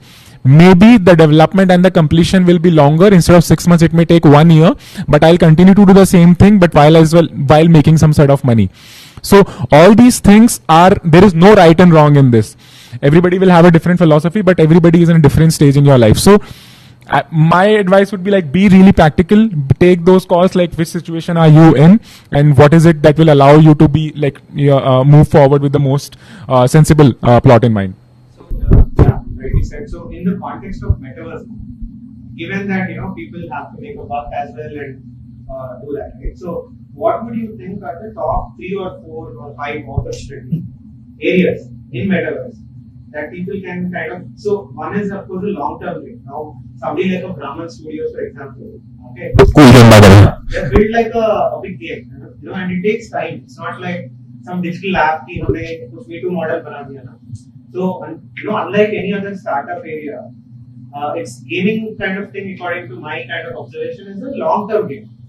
Game itself is long-term game. So you can't get an exit like doing a digital startup in like 3 days, and you can build literally an app in 3 days. We know it. We've done it. So 3 days you can build a front end, 3 days back end. But game, especially given the context of its huge back end, the computation, and depends on what you're doing.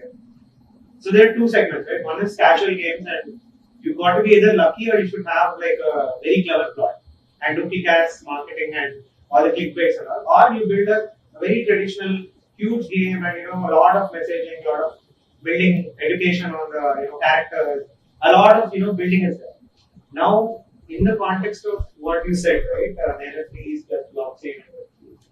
What could be the short-term sort of goals for startups in the area? Right? Every startup may not have that bandwidth to think of, say, 6 months, 1 year, 2 years. Right? On an average, I think it takes a certain amount of time for this domain to really kind of even raise money from investors. Right? Yeah. So, any alternatives or like top 3 areas or opportunities that you see? Very difficult question, by the way. But I can share my thought process in when it comes to building anything, whether it is short term or long term. I'm a long term guy divided into short term, multiple short terms. Follow an approach which can get you associated with more and more people. If you have the numbers, you will have success. Game bana rahe hain, it's game building is going to take 6 months, 1 year. How can you have a model, or can you have a demo, or can you have anything built which allows you a feedback loop? I'm building a game, I think it's going to be awesome, it's going to change the world, but that's what I think. That's exactly why we've done this event in first, so that people like them can actually get it. Yeah, so you're proving it's validation sort of. So like my son is the best son in the world, no matter what, because it's my son, right? Like I gave birth, like he's my blood. No matter what, I'm gonna do whatever to make sure, like that he wins. But that's because he's my son. Can I say the same thing about somebody else's son? I will be very objective in analyzing and giving feedbacks about somebody else's son. The same thing. It's your game, your baby, your product. You will love it no matter what, because you are creating it. You have decided the story, you have done the coding, you have done the art. It looks amazing. Yeah, because it's yours. Take it out. So feedback loop, I call it feedback loop. Like your feedback loop should always be as short as possible. So create things that you can take out in the market, or take feedback from people, and that will keep giving you a realistic output in terms of, okay, am I going in the right direction? Do I need to change something else? Okay, now this is working, this is not working. Let's twist this, let's keep this.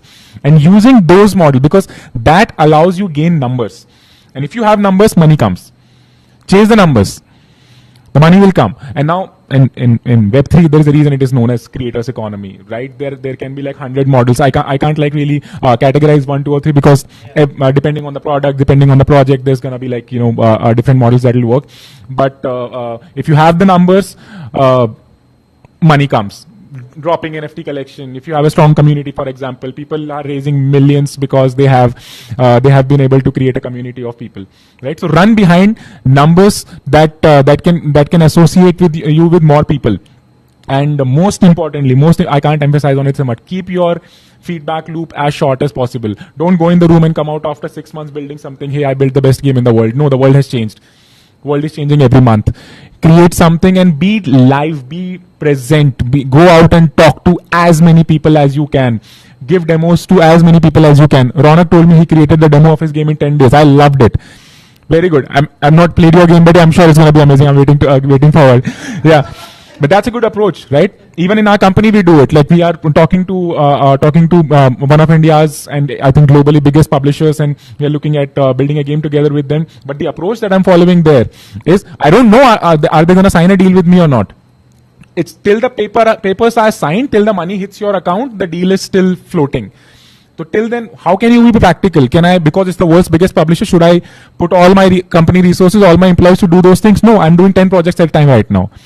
Even though I have this one of the biggest deals on the table, I'm still doing 9 other deals, being practical. I'm going to them with a demo. I'm going to them with a game design document. My concepts, my everything is in place. If they say, this works, done, let's do it. Then again, 1 month later, again, there's going to be a meeting. Does this work? Yeah, let's do it. Does not work, let's modify. Feedback loop.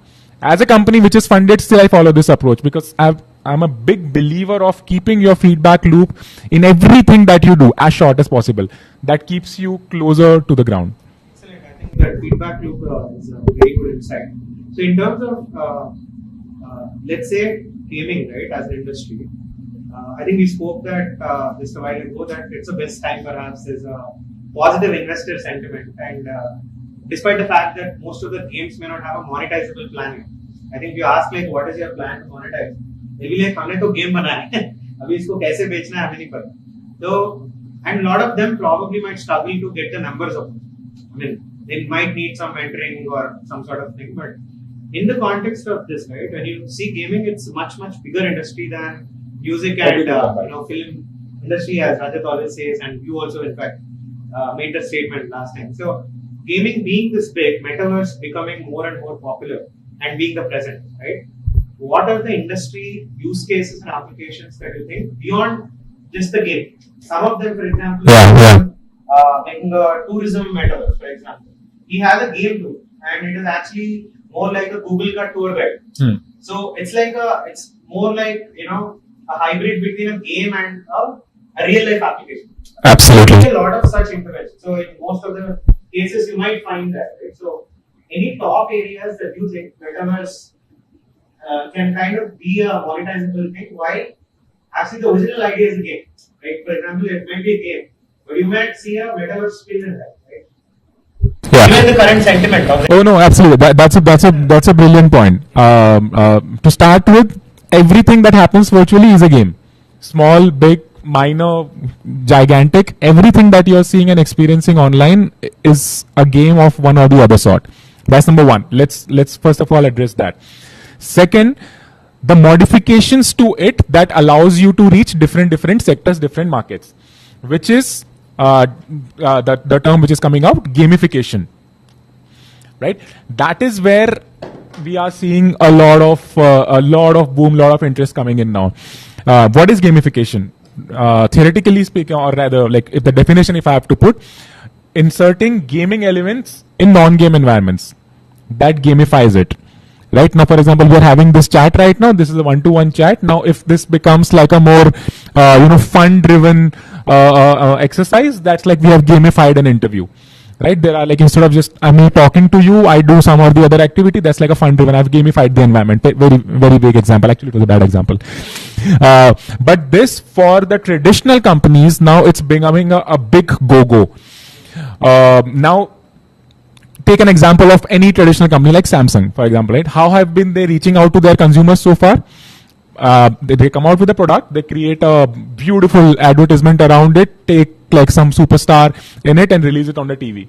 That's how they, step number one, that's how they do it. Second, when social media became famous, they started doing activation campaigns on social media, then physical events, etc. Now how are they doing it? Now they're going on party night. That's where the crowd is. Now they are finding much more fun and engaging ways to connect with the youth of the country. That's gamification, right? Now, if anybody knows how to build games, and they also know how the real world operates, how these traditional brands, how these companies want to connect to their consumer, you can become a bridge to that. And there's a huge demand for people like this who understand both sides of the things, right? Hardcore gamer, brilliant. Like very excellent point. Very well articulated. Yeah, you have to, the bridge. The real world businesses and a medium to kind of enter that, right? Yeah, because who pays? Who pays money? Yeah, that's a brilliant example. So many brands, like 200 brands are working with Rajat right now. There is a reason, right? Rajat has been able to put these traditional brands in a fun environment. People like to have fun. If there is a fun engagement happening, if there is an environment where there's fun, we are sitting here. I hope you are finding this conversation interesting. That is why you are sitting here. If it was boring, you would have left by now, right? So how can you engage with the people? And any brand who has money, brands, if you build games, who's going to fund it? Who's going to pay for it? Some or the other brand, right? Not me. I'm going to buy a game of like $1,000, but somebody will have to pay for the whole bill. Game development is an expensive exercise, right? Who's going to do it? Some or the other brand, right? So because they have the money, so getting closer to people who have the money in the most productive manner. And I always put it in two baskets. One is a proper core game development that in itself is one of the best things to be done.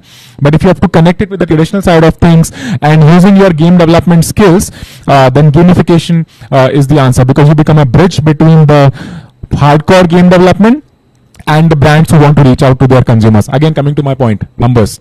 How do you reach more people? If you're able to connect more people, you make money. Also, yeah, I mean, excellent way of looking at it. So if there are some startups, right, that or games that essentially are in Web 2, we were just chatting, and that probably will see better light in Web 3 environment, right? Where there's a better scope, for example, to sell NFTs or to have more monetizable options. Not forcefully do it. So he was actually, he was saying Brahman Studios can also see a Web 3, So in case there is such thing, right, what kind of resources in terms of technology, because making in Web 2 is relatively different, making a same thing in Web 3. Yeah. So how do you see such a, what could be the changes? Yeah. I'm a firm believer of taking gradual steps. If you are in Web 2, you have made an amazing game, don't directly jump to Web 3. You have a game development team, hire one person or get one person to consult you that okay, this is the game, अब इसमें क्या-क्या next changes कर सकते हैं, which opens the door to monetize it.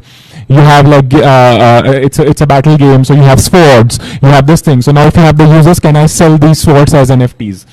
Right now, if I have sell it, why should somebody buy my NFTs? You provide some utility to it. Baby steps. So that is why somebody asks me, like, I'm a firm believer of Web 2.5. Not directly jumping into the whole Web 3 element, but again taking it gradual, because then the numbers are important. Ultimately, people are gonna play the game. Ultimately, school-going kids, college-going kids, they are gonna play the maximum amount of games. Right? So the more simpler you keep it for them, the better the chances of mass adoption. So if you directly switch to Web 3, your audience becomes Web 3, which currently is comparatively lesser. There is the biggest number of people sitting in the Web 2 world. So if you, like Rajat put it, right, you will be operating in the metaverse without even knowing that you are operating in the metaverse, because that will be the underlying foundation of it. That's the right way to put it. Your game, if you don't even realize that it's a Web 3 game while playing, but it is still like the backend, you have taken care of it so nicely that okay, I don't even realize it's a Web 3 game. I'm making money, I'm playing, I'm having fun, everything is been taken care of. That's the success. But that does not happen like this. Take some steps.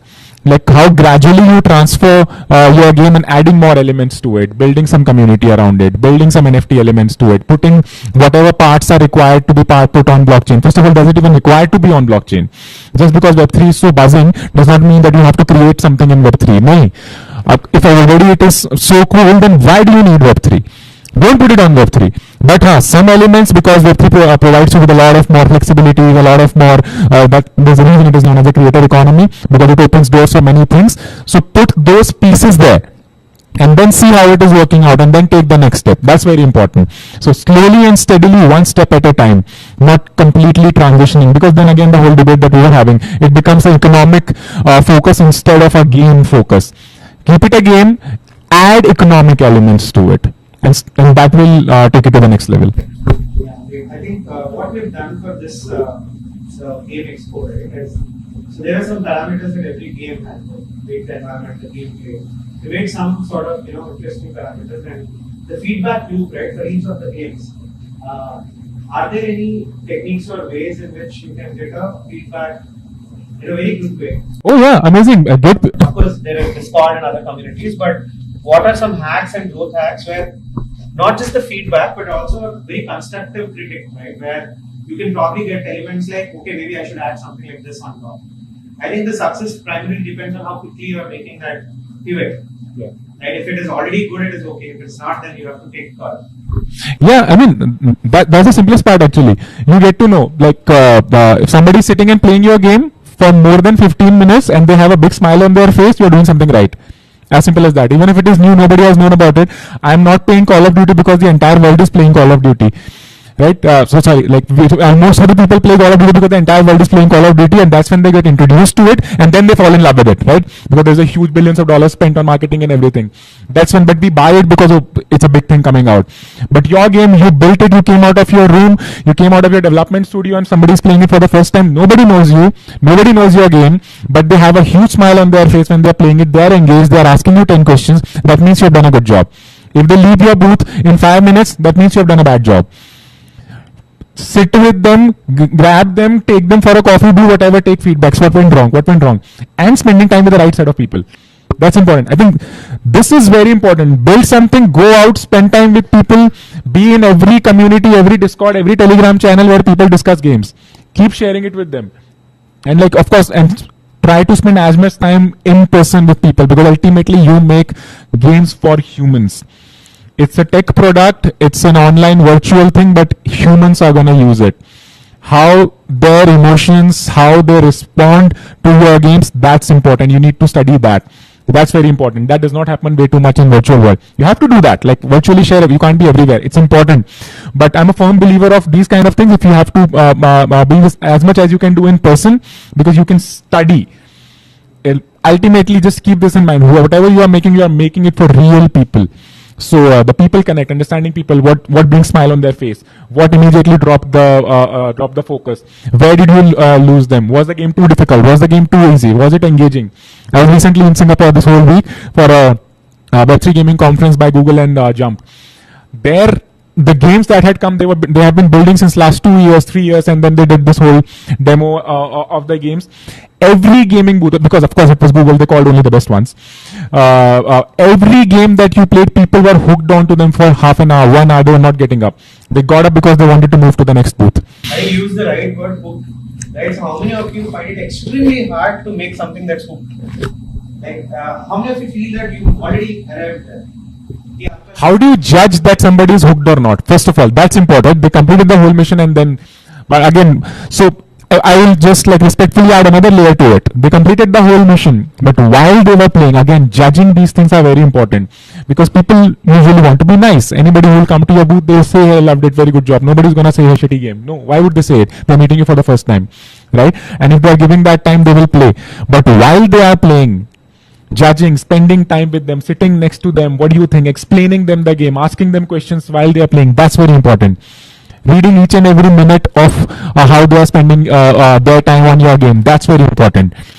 That's judging, and that's how you get to know whether they were hooked or not hooked. Taking that extra effort by sitting with them when they are playing, and spend as much time after you have played. Spend as much time as you can with strangers, people who know you. They will be nice. Go out, find new people to kind of spend time with and making them play your game, and especially people who are going to be really honest, and strangers, that they can you can judge them a little because of their body language and everything. That's going to be very important. So any kind of synergies that you see with these startups, or as such a metaverse, right? So anything that you see can be done. If you have some ideas, let's kind of brainstorm and probably forward to people. I would rather like to 3 things that you have in mind in terms of talent, in terms of synergies or strategic partnerships. When you call yourself a meta studio, right? You have a host of metaverse things, I assume. Yeah. So what are some synergies that you think can be explored? So I would rather like to put it the other way around. What do you guys think? Right? Because we had this chat and I'm really keen, right?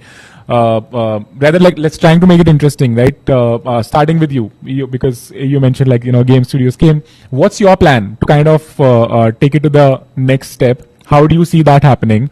And what kind of partnerships do you have in mind to take your game to the next step? That answers. That's a very interesting way of putting it. Exactly. And that answers the question that we are talking about, right? You didn't need anybody else to tell you this thing. You figured it out while playing, more people playing it and understanding what's working, what's not working. That's exactly the key. The more time you spend on this, you figure out these hacks. Other people, when they come and advise you, that is why the term is advise. They advise you. They can enhance what you are doing, right? But the heavy lifting has to be done by you, right? So this is, I think this answers. I don't want to spend more time on it because this has been a beautiful example from the people themselves. Yeah, I mean, like culture, tourism. Exactly. So, What is it? So, Ministry of Culture or anything. But one thing that I would like to add a flavor to that is you are taking the traditional approach, like telling people how traditionally Hampi used to be, right? That's what you want to do. Exactly. How does people want to see it on ground? What's the research that you have done on that? No, my question is, do people want to see the traditional Hampi? How? How do you know? No. So, sorry, let me rephrase my point. What you have done is brilliant. Of course, like Hampi has always had a traditional beauty. Would I want to go and experience that ecosystem? 100% yes, right? But I'm saying that this, again, you are making this product because you wanted to build it, and like, what was the reason behind, or let me rephrase it again. What was the reason behind choosing this to be built, like showing traditional Hampi to the people of today? What sparked this? Okay, and how do you plan to make money out of this? Virtual tourism. Why virtual tourism? And virtual tourism not to the current Hampi but the traditional Hampi.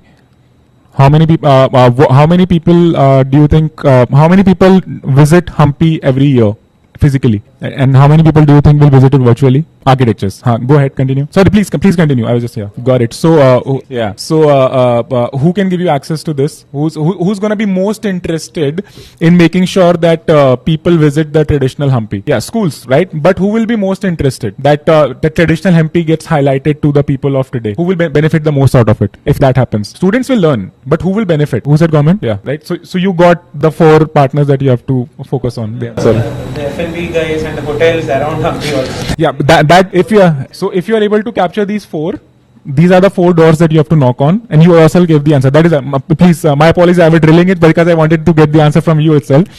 These are the 4 doors that you have to knock. You knock these doors, make sure you build an amazing product that can make them happy, because they are gonna win.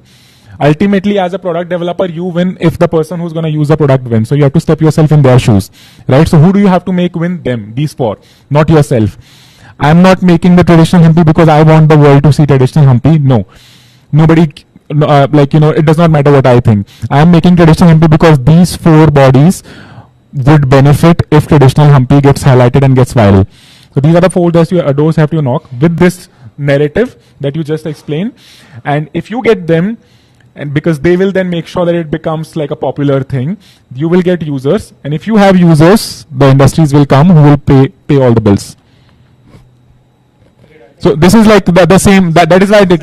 Yeah, that is why I wanted to do this exercise, drilling down, because every product that you make, just keep drilling this. You will have your own answers.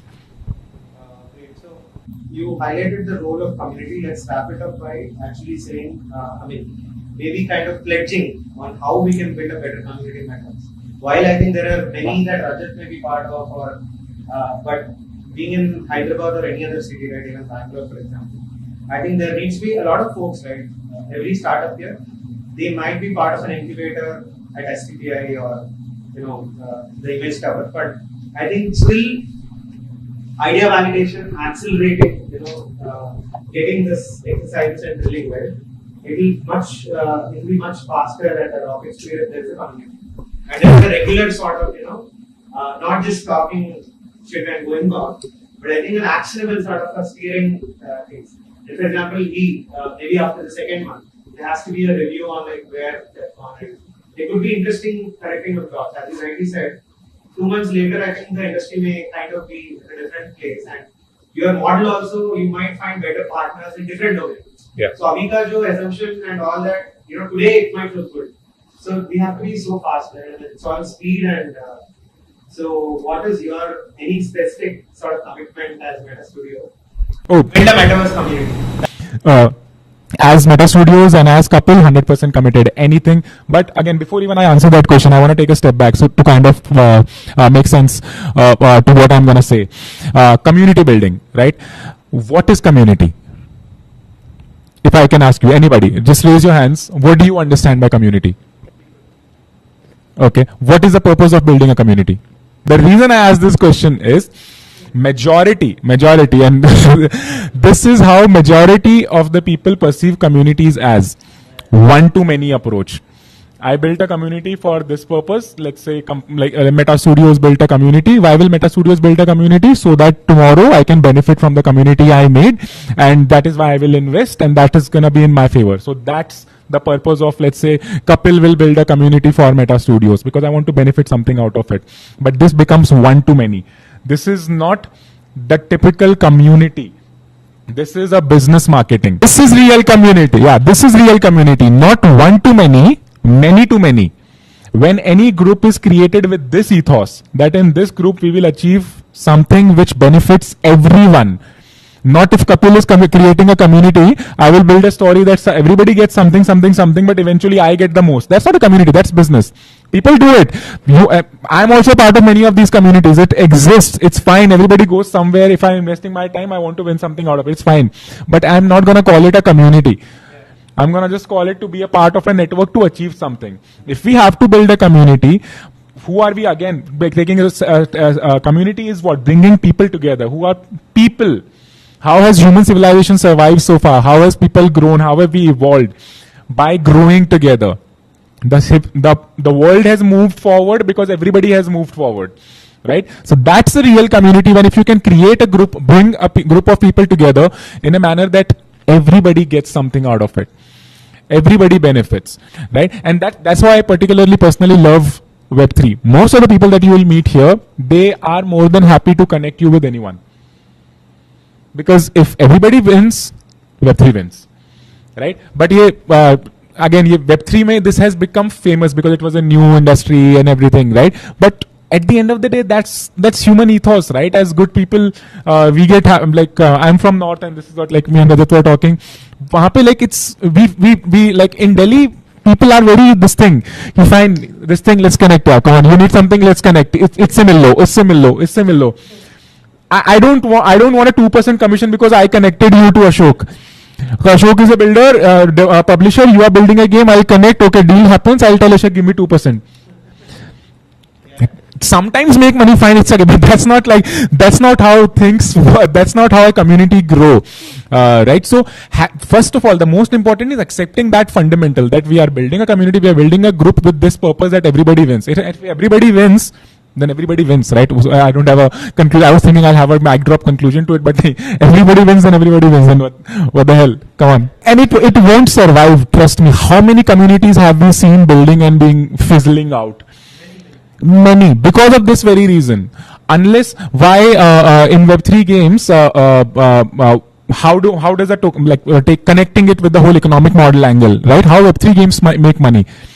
What is the game publisher or game developer thinking? Is the game developer, the moment game developer starts thinking कि मेरे पास ज़्यादा token रहेंगे, मैं बनाऊंगा and everything, then slowly and steadily the game starts moving out.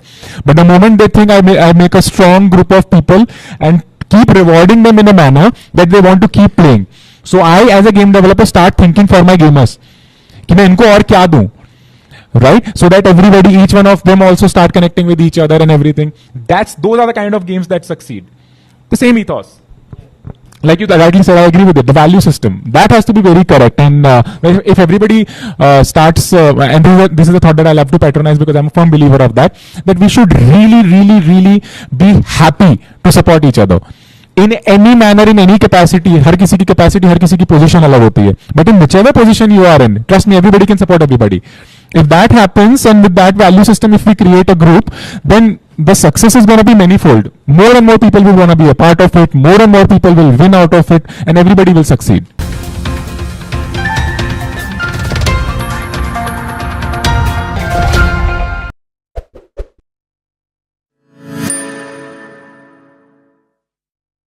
The Hyderabad Gaming Weekend 2023 was an exciting gaming event that brought together gaming enthusiasts, startups, and industry professionals, providing a platform to showcase the latest advancements in gaming and foster collaboration within the gaming community.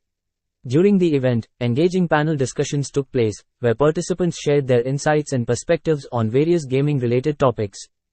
First, I want to say thank you, Kashyap, to give me this opportunity. And as I was into the gaming industry, I always fascinate about metaverse. And I think today is the best time to introduce in a very normal language so that people will understand. So before that we continue, I want to call upon Rajat Oja, CEO and founder of Gametronics. So Rajat, before we continue, I just want to set up some ground. So for that, I want you to explain about what is metaverse in a very general perspective, so that everyone can understand. Before that, I'll take the liberty of explaining Hyderabad to people who are ignorant, right? So Hyderabad is the most thriving ecosystem there can be, right from the government level. When we started Metaverse, I'll come to that. The second client I had was the Telangana government. When did you see that, a government taking, plunge into something which is so new and so this thing, and so very forward thinking. And when I made Hyderabad my home, there was a reason. Hyderabad was the capital, and it still is almost the capital of, the game industry in India. Of course, DSK happened in Pune, and that stole some, shine from us. But Hyderabad is awesome. Coming back to what is metaverse, right? So the question, but Hyderabad is super awesome. Right from colleges to the government to the companies to these ecosystem to T-Hub to people like STPI Image Tower and dedicated Image Tower and everything. So let me sell Hyderabad first. So it is done. So now coming to the most interesting thing, what is metaverse? Too much confusion? Even developers, they are confused, or they sell the confusion because that makes the whole world go round, because it's easy to raise fund when you start calling something as metaverse. It's easy to go out and say that you are metaverse hero because it's easy. So we also have our own definition, just like everybody has. The only thing is we are not out there to raise fund, and we are not we actually sit at the other side largely. But so our thesis is very simple. People call immersive world as metaverse, right? Gamers are living in that world forever, right? Even if you talk about social immersive world, Second Life has been around for ages, right? 2003 August onwards, right? So that's also done. Even if you say immersive world where you can do certain activities, and then there is a lot of social interaction. Even Call of Duty and other games you can actually talk, like Counter-Strike also. Like you're meeting people, you are in an immersive world. For me, immersive world again, and then people started selling their old dabbas in the name of metaverse with their VR headsets. Put in VR headset, it's metaverse. Like, come on guys, if that is metaverse, that was there since 2006. They're pulling out all their old junk, and bringing it back in the name of metaverses and saying, see, here it is. We made those kind of things in 2006 with Vuzix headset, where we actually delivered to, defense forces. And I was talking to Colonel here, and I said, we have simulated every single weapon Indian Army uses, every single tank, not every single, but T-72, T-90, BMP, ICVs and all. We've done. So then what is the missing element? What is, so we have covered the social interaction part, we have covered the immersive world, we have covered VR. All these things they don't define metaverse. For us, metaverse is when there is economy in the center of everything, and the interoperability, which we keep on saying, decentralization part of your assets. Imagine your Hello game, but can you take your gun around in other games and stuff? So it should be on a layer, it should be on a chain where you can actually, it should be It's again, we are not there yet, but everybody, whoever is part of some part of the I'm in the board of World Metaverse Forum, where we are trying to define what is the right definition, and this is the current accepted this thing, economy. And when KPMGs and people like KPMG, they come, KPMG, Accenture and lovely PwCs and Deloittes of the world, they come and they say people are going to spend 4 hours in metaverse, right? In next few years. What are they going to do? Why are they coming? Are they coming for just the assets, just for immersive world experiences, just for this thing? No. Immersive world experiences just for this thing? No. They're gonna live in there, right? And why are they going to live in there? Because that's the place where they're going to make money also and spend their money and earning also. It's the Instagram, how you see like kids, they live in there, right? And there are people who are creating reels, right? They make a lot of money for buying things. They go out the Instagram. Now Instagram shop is also there, is a thing. But they go out, go to their Mintras and Flipkarts and all these guys, and then they do it, right? while in a true metaverse, and we are working with some of the largest possible player in this domain, where we are bringing both the options of earning and burning there will probably unfold, because I don't want to answer this question in such a long way. So, very simply, social immersive world where our assets are interoperable and at the same time it's completely decentralized, as we say, and economy is in the center of it. When we actually have our trailer, the biggest font and the biggest thing what we throw on people's faces is economy, right? वो नहीं है तो सब बकवास है ना, कोई नहीं आने वाला, न कोई टिकने वाला, आके निकल जाने वाले हैं सब, ठीक है. एंड मैं उस जगह 4 घंटे तभी निकालूंगा जब मैं वहां पर जी सकूं. जीने का तरीका वही है कि वहां पर मैं कमा भी सकूं और उड़ा भी सकूं. And that's what is happening. This is what metaverse is for me. Even I was imagining something else. So yeah, yes, definitely. Yeah, we can come up with even 50 or more. Everyone have 2 or 3 definitions for that. Yeah, and also I want to highlight one of the thing, like you supported Hyderabad, right? I'm from Hyderabad. Hyderabad made me a game developer. Hyderabad made me a founder. So I'm very glad to Backstage Pass. I'm passed out from Backstage Pass. I was in Hyderabad, and I started my first gaming company here.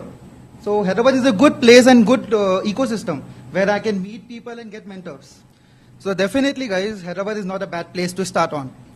So moving ahead, I wanted to ask you a personal journey, how you came up to a metaverse from a gaming industry. Okay, I want to just have a quick snaps of that. So yeah, I'm in the industry for 28 years now. I've been making video games. I still don't see metaverse different from video games and all. So I'm still continuing that journey. I'm not branching out or anything like that. So I started. So some of the games, you guys, I don't know if you're aware, and some of the games I have IPs of Prince of Persia, Resident Evil, Battlefield, Splinter Cell, Asura's Wrath. My name's on it in various forms and factors. I worked with Jordan Mechner for Prince of Persia in the earliest days of Prince of Persia, and very closely associated. So I have been making games. I own the theme park and arcade rights of all the games I named already. So I'm like the global. Even Capcom wants to do it, they cannot. They have to come to me for. And I built a video game theme park in Dubai called Hub Zero. Which actually got nominated for Brass Ring Award, which is the Academy Awards of theme park also. So that's a long story. But yeah, so I've been doing this, and other than that, I started my entrepreneurial journey in 2012 in the US. So most of my time was, of course, there.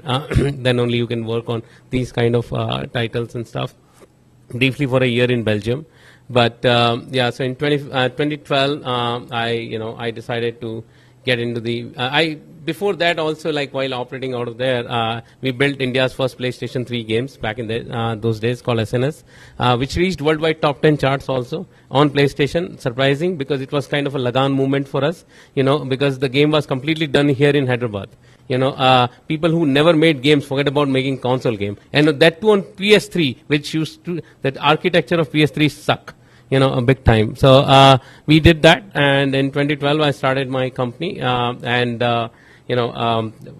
today we have presence everywhere. How metaverse happened in 2014? Again, the wrong definition of metaverse, as people say. When we were doing a lot of, I started another vertical within my company called Games For, which now is a dedicated thing and all, but where we were doing for businesses. Like Games For is like games for banks, games for hotels, games for hospitality, games for this, games for that, all corporate level games, basically for training purposes. So one of the leading private sector bank reached out to us, and then the same thing we did for Microsoft as well, where 5,000 people were in the single room, and 3 of the CEO and ex-CEO of Microsoft were talking to them. Same thing happened with ICICI Bank also. So if you were still saying that immersive world where people can come and people can talk, another thing, we did it in 2014, right? And we did that, but when we were doing other IPs, another IP we did is SGS, which is the virtual. It's a pre-alpha right now. It's a virtual reality game It's on Steam. We are going to launch it very soon on all the platforms possible. So now, especially now, quick, because he mentioned quick, so we brought it back to life in 2020 before pandemic happened. We wanted to get into the Web3 space because we were like a believer of that, especially understanding from different games and success stories and stuff. And we built our own chain instead of going after any existing chain and stuff. First step was building our own chain. The second thing is building the game layer on top of that. And all the successful metaverses right now, be it UEFN, which is now getting into the true sense of metaverse also, you can always see that their genesis is games, right? Fortnite is a game, and that gives the reason for people to keep coming back. So I'm still continuing that journey, so, and it's been awesome. If I've spent 28 years in one industry, I'm pretty sure it's a great industry. Otherwise I get bored very quickly and easily. That's amazing, actually. So actually, I also wanted to your perspective to the policies metaverse needs, especially with how the government is going to tackle this, because like that's one of the questions I always have in my mind. Today, I think I got an opportunity. Yeah, a lot of. In fact, I have been interviewed. I think maximum number of times this question has come up in all my interviews globally or whatever, even on the TV is always like they are like how the government is going to handle, like, so again it needs to be that big that government takes it seriously, so it's not even, like there is this Biper Joy is coming somewhere, Bipar Joy, Biper Joy, however you want to call it, I don't know, then there is election coming, all these things are coming. Is such a minuscule thing for the government to even bother about, at this moment. It's unfortunate, but the thing is, crypto and other things, government will definitely, come with, their regulations very quickly, because it creates the alternate governance, right? Government hates to share power, right? And if you give power to the public, the government power is gone, right? So they don't like it. So first thing, crypto maro,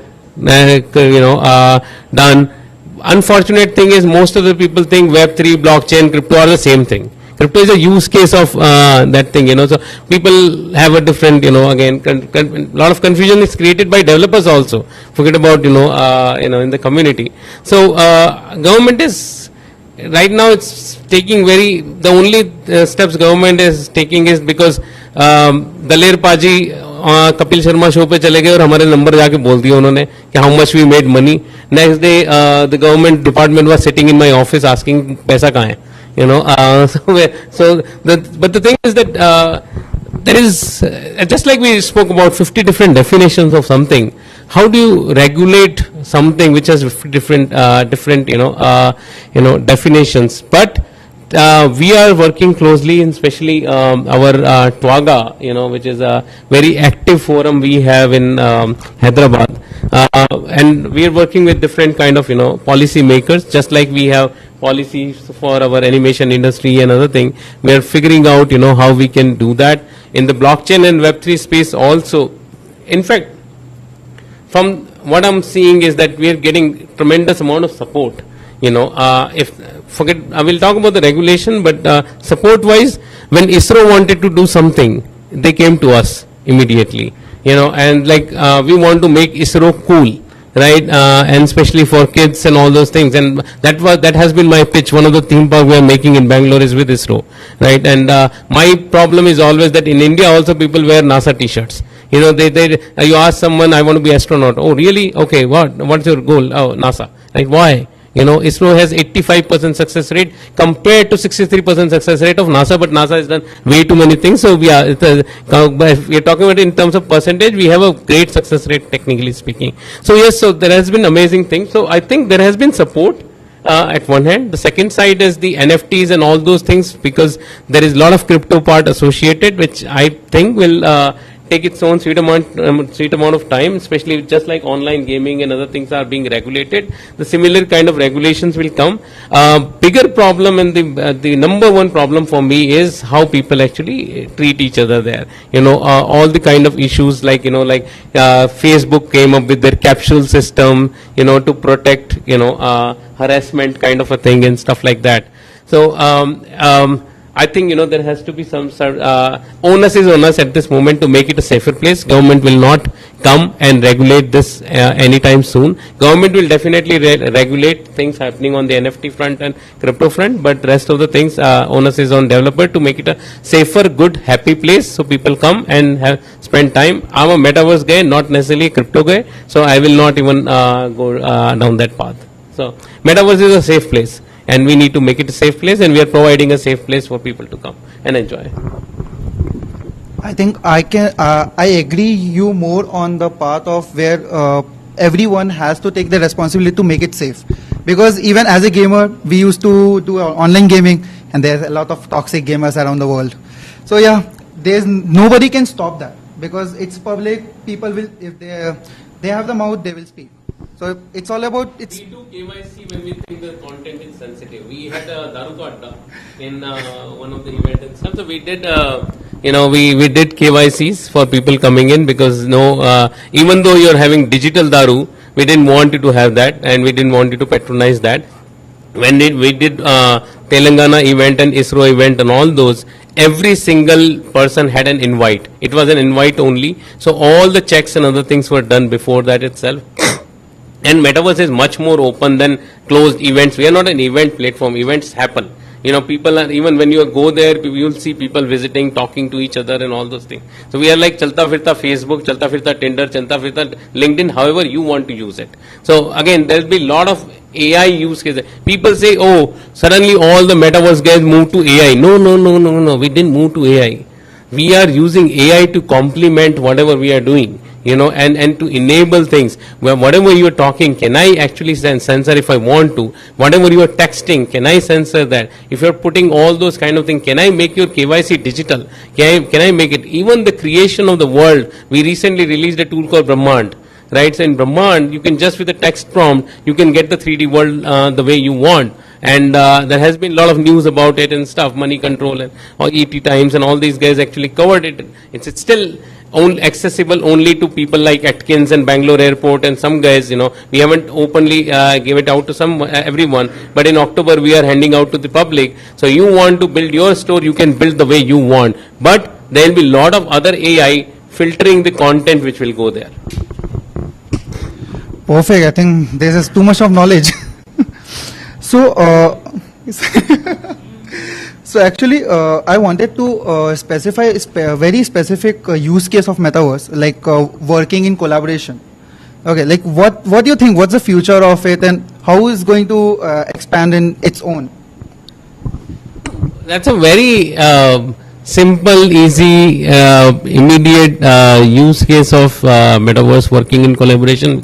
We learned it, with Zoom, Meet, and all those things, and people like. We had been using Discord, for our internal meetings and everything, people share streams and, that's our everyday review meeting tool also. We have people across the world working with us, and Discord is so that is already happening in one format, right? Passing it on it to the avatar systems and all those kind of other things, there has to be so there is a reason why you'll be doing it. Are you guys aware of Skyroot? Shame on you guys. So come on, India's the first private sector rocket which actually hit the space, came from Hyderabad, Pawan, right? So amazing guys, I love them. I love what they're doing. Imagine they're working in collaboration, right?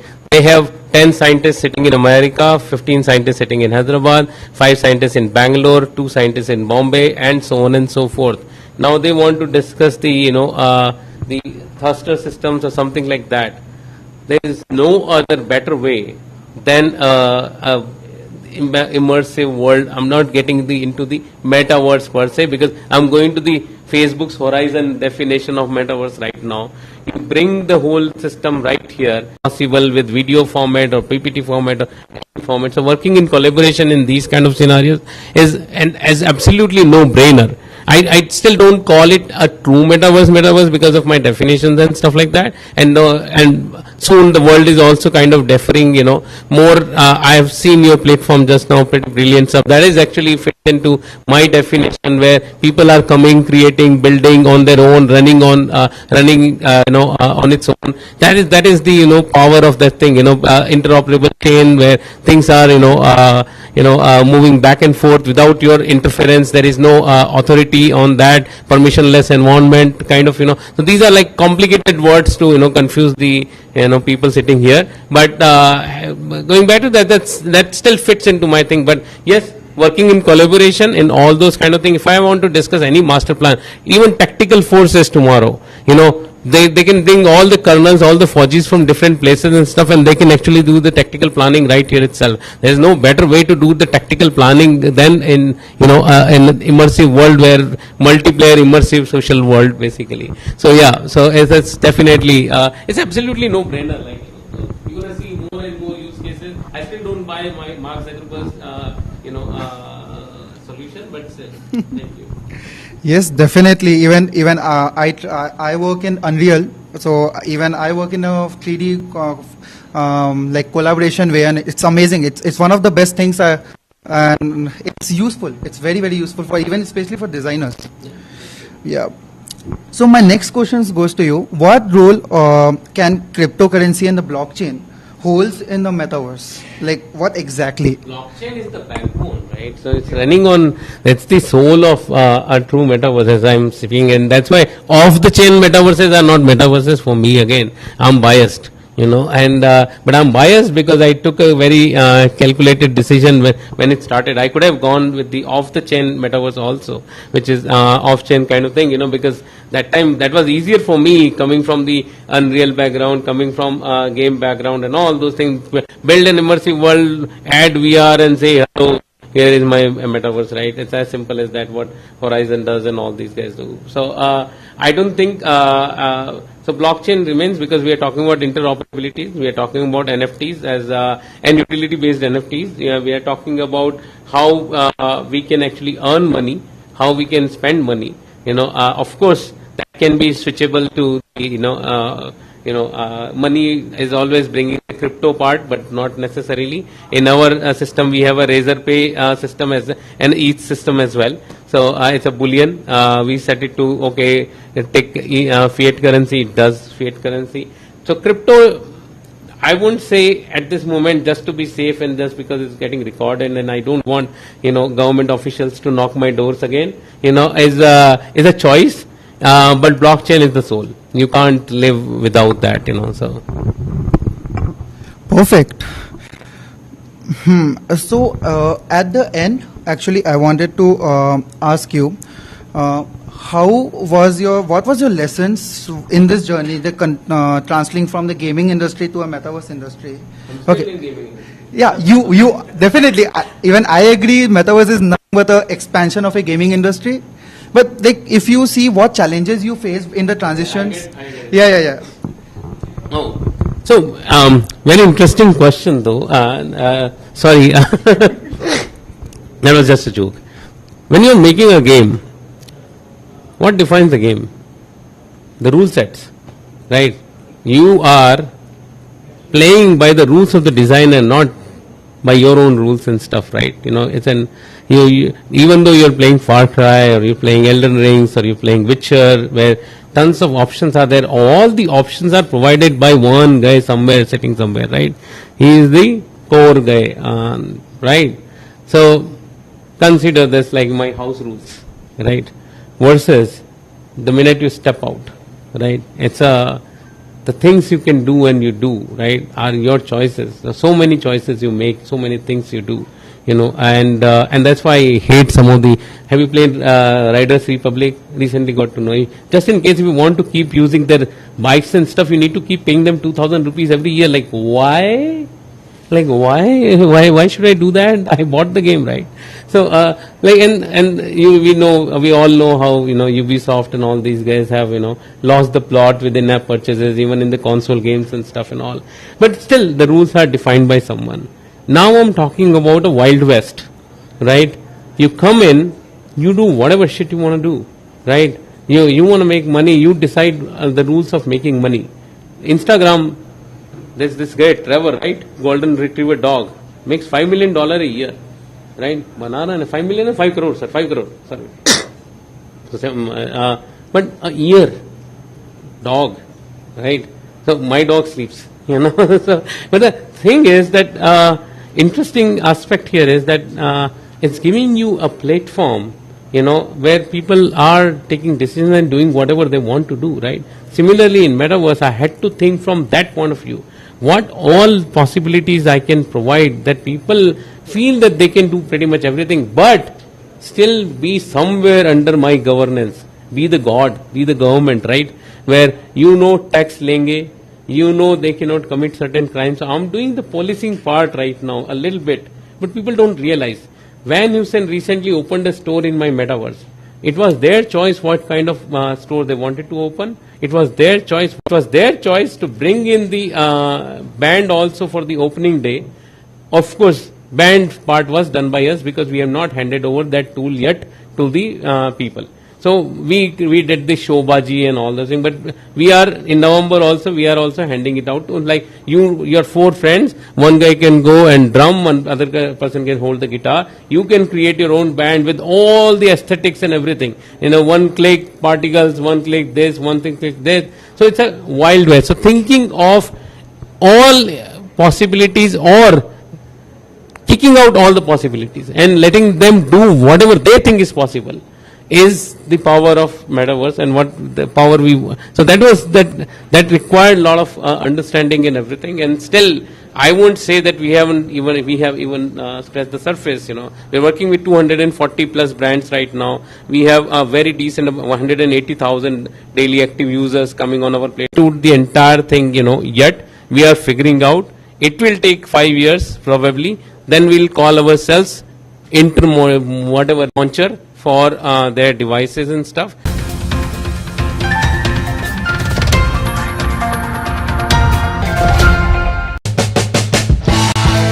I'm very much amazed. Home elevators has a huge scope. Elevators require regular maintenance for sure. Planning to expand our units and manufacture elevator equipments in Hyderabad. If you are going for UPVC or any other material, you need to go for a grill.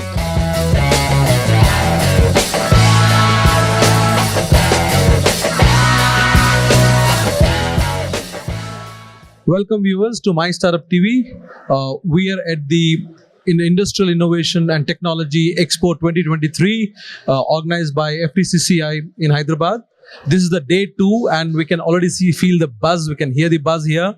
I think it started off on a great note on day 1. Today I have with me Avinash Challa, who's the founder CEO of Cube IoT. And let's understand, they have put one of the stalls here and let's understand what their business into. They're doing some amazing products with a cutting edge technology, state of art. So let's talk to them and understand what their company is into and what kind of product they're building and how they're going to revolutionize the construction of the real estate industry with it. Avinash, welcome to the show. Thank you so much. So Avinash, let's start by understanding you itself. Avinash, as a founder, CEO of the company, tell us something about you. I'm very much amazed to see the outstanding response what we are getting in our FTCCI stall, which we have placed just nearby the stage. And see, I started my journey into entrepreneurship in 2006 when one day I got stuck in an elevator for about 2 hours. And then I have realized that if there is any company which can give instant service within 1 or 2 hours, it would be very helpful. Then I found that there is no company such. Then I started a maintenance company in 2006-7, and then later on, immediately within 6 to 7 months, I have realized that having maintenance company is not just enough until and unless it is your elevator. So our first product is Cube Elevators. We started our journey with that, and in Hyderabad we have installed so many elevators, which are hydraulic home lifts, which are electric traction elevators, machine room lifts, machine room less elevators, screw based elevators, rack and pinion lifts, goods elevators. You name any type of elevator, we are into manufacturing of different types of elevators, and starting from 2 passenger up to about 50 passenger, we can provide elevators with. And we started this whole journey by so our first product is actually elevators. For about 10 years we we supplied elevators, and then in 2017 we have named the whole organization as Cube IoT, which stands for Internet of Things. So because with the latest innovation and technology which is developing across the globe, we thought we should bring it to our company, to our country, and explore new opportunities, export our products across the globe with the latest smart elevators. So we have made our elevator, which is we made it a voice operated elevator. You can operate the elevator with your mobile, and the panels, earlier you have a regular stainless steel panels. We have changed those panels and integrated them with the new touch panels technology. So then with the new item to the cart of touch panels, we started supplying touch panels to homes as well, apart from elevators. So our Cube IoT, apart from elevators, as we have entered into touch panel manufacturing, so you can replace all your old switchboards with the latest 100% reusable with 100% reusable plastic. You can have a beautiful touch panel with your family photo or a beautiful scenery of Mona Lisa. So like if you look at constructions, generally you will observe all the button switches are hidden to one of the corners. Now with this technology available, you can have a proper switchboard. It can be center of the hall as a beautiful photo frame, and it can have touch switches also. So with Internet of Things, we have elevators, we have touch switches which are integrated with Alexa and your mobile or Google Home, voice control, and we have switchable glasses as well. That's interesting. A big range of, or huge range of products that you're doing, and within elevators, you kind of different varieties which can be customized based on customer requirement. Now I understand it. So we regularly see paper ads and TV ads coming up where people are trying to say, promoting home elevators. Where do you see the market today? What is the size of the market, and where do you see it's going in coming time? See, home elevators has a huge scope. Example, if you just think about, Hyderabad, as Hyderabad is a growing city. You go to GHMC and get the stats of how many elevators or how many buildings are getting constructed in a month. We came to know with a proper analysis. I'll tell you how we have done that analysis, but we came to know about 3,000 homes are getting constructed and getting handed over every month in and around Hyderabad, that is in our Telangana state. So out of which 10% are apartments, rest all are independent houses. If it is an independent house, if it is more than a floor, ground plus 2 floors, if you don't have an elevator inside your building, the second floor is going to become basically no one is going to use that. It will become a storeroom. So people are opting for this new technology of home elevators in almost every house, because now in especially Hyderabad, you can see per SFT cost in a villa is costing about 8,000 rupees. Imagine your second and third floors in a villa are not utilized at all. So you are at loss of money, right? And elevator is only a product where in which it adds value to a building. Imagine a apartment ground plus 3 floors without an elevator. Each flat would cost about 30 lakh rupees. If you have an elevator, each flat would cost about 40 lakh rupees. So elevators are value add to your house, even if it's an independent villa, right? Absolutely. So the obvious question is, around safety of the of these elevators, because regular maintenance would be required in home domestic. Maintenance is usually ignored as compared to in gated communities. Let us say flats where there is a maintenance corpus, people spend money on maintenance required, whereas in a domestic one, probably people would not spend so much. So safety, is that something would be of a concern? When coming to elevators, all across the globe, there are some safety standards. And in our country, you have BIS standards.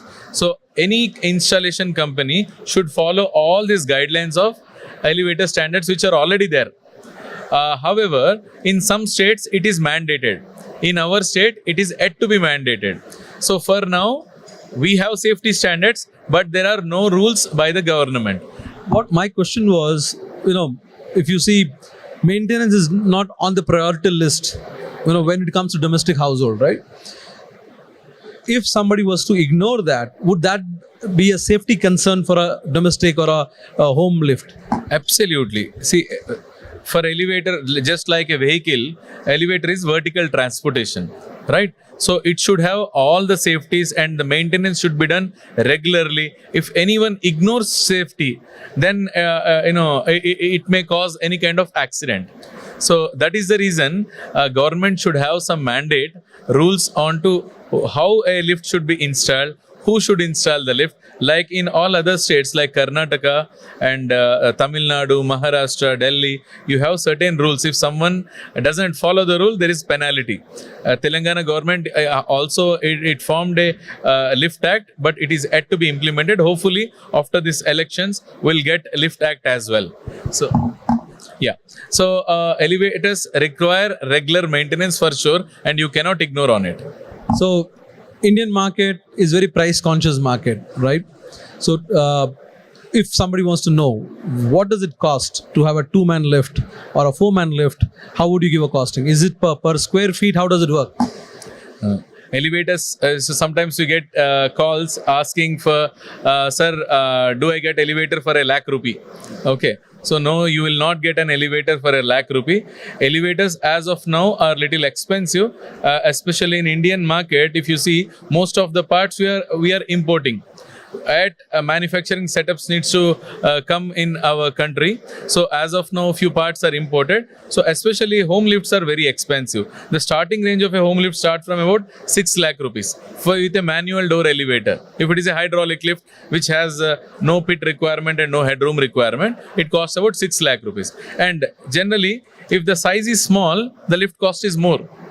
Why? Because if it is a standard 6-passenger elevator, you have more apartments which are using the same standard 6-passenger elevator. So the cost is average because all the parts which we buy for a 6-passenger elevators are standardized most of the time.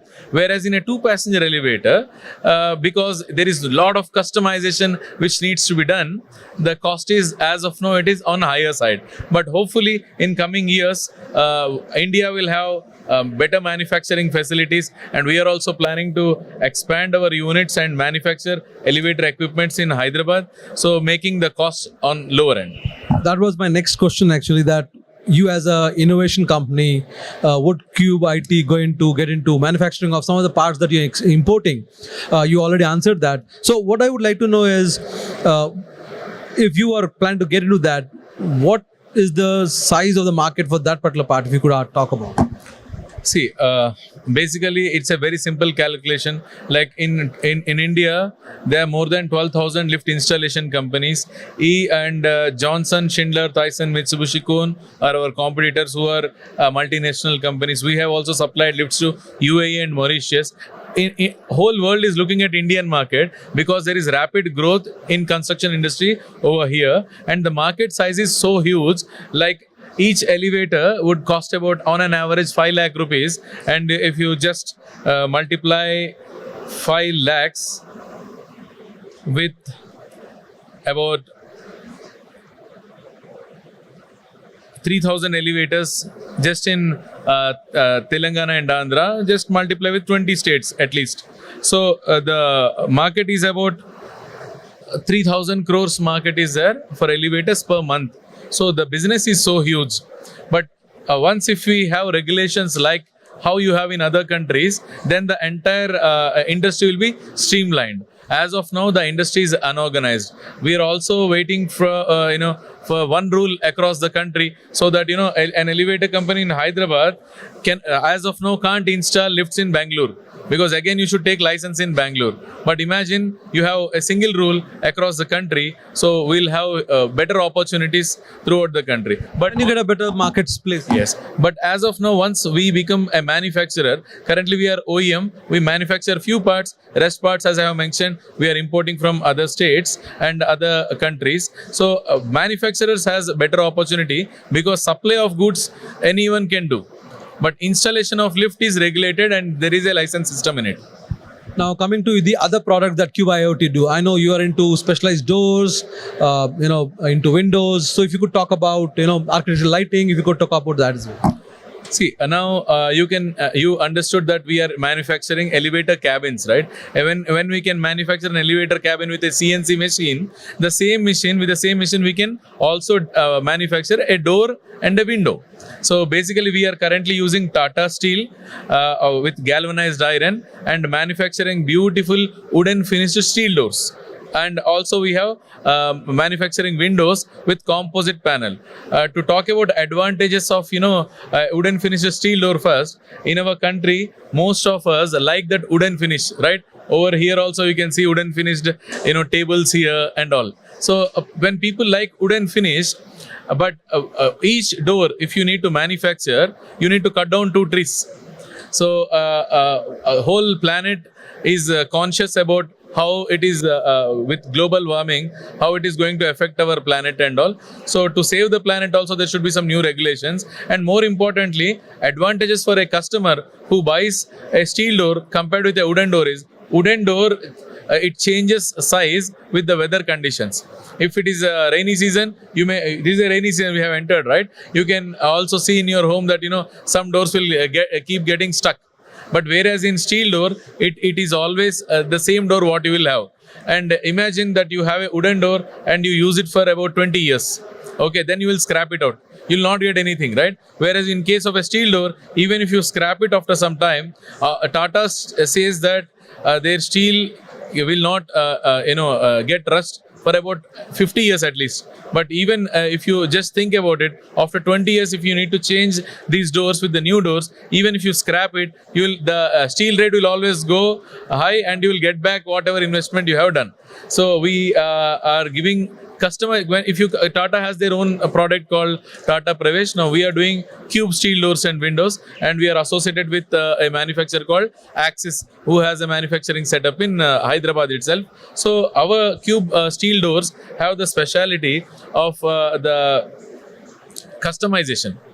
Generally, whatever size you want, even for your existing house, if you want to replace the doors, or if it is a school, if it is a hospital, if it is a shopping mall, whatever custom sizes requirement you have, just like how we are customizing our elevators to the required size, we are customizing doors and also windows to the requirement of the client.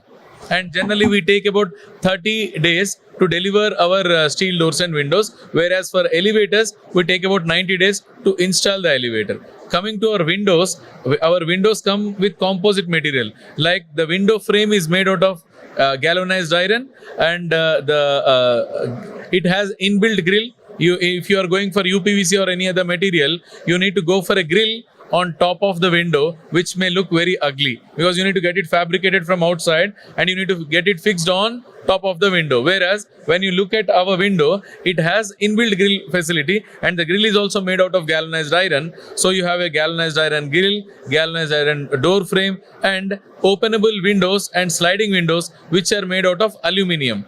And if you want a mesh to it, we have stainless steel option, galvanized iron option, we have fixed meshes, sliding meshes, and also roll-on meshes. So we have multiple options in window segment as well.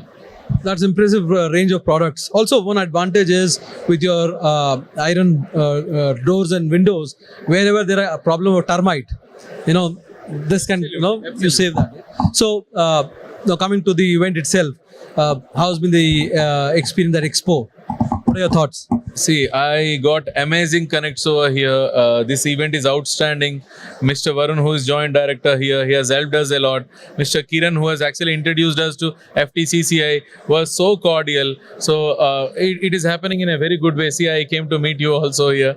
And yesterday there was a team from Vietnam who said that they'll help us in exporting our products to Vietnam. So I met our energy minister. I told him about Lift Act, and he said that he'll also help us and our industry as well. Well, many congratulations and all the best to you in your future. And I hope your Vietnam export business starts off. Thank you. Thank so you. much.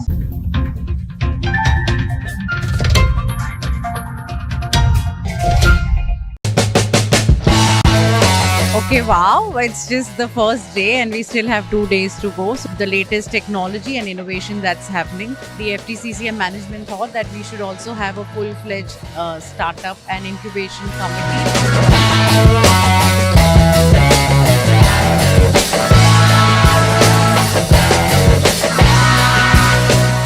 Welcome viewers to My Startup TV. We are at the first edition of Industrial Innovation and Technology Expo 2023, which is organized by FTCCI in Hyderabad.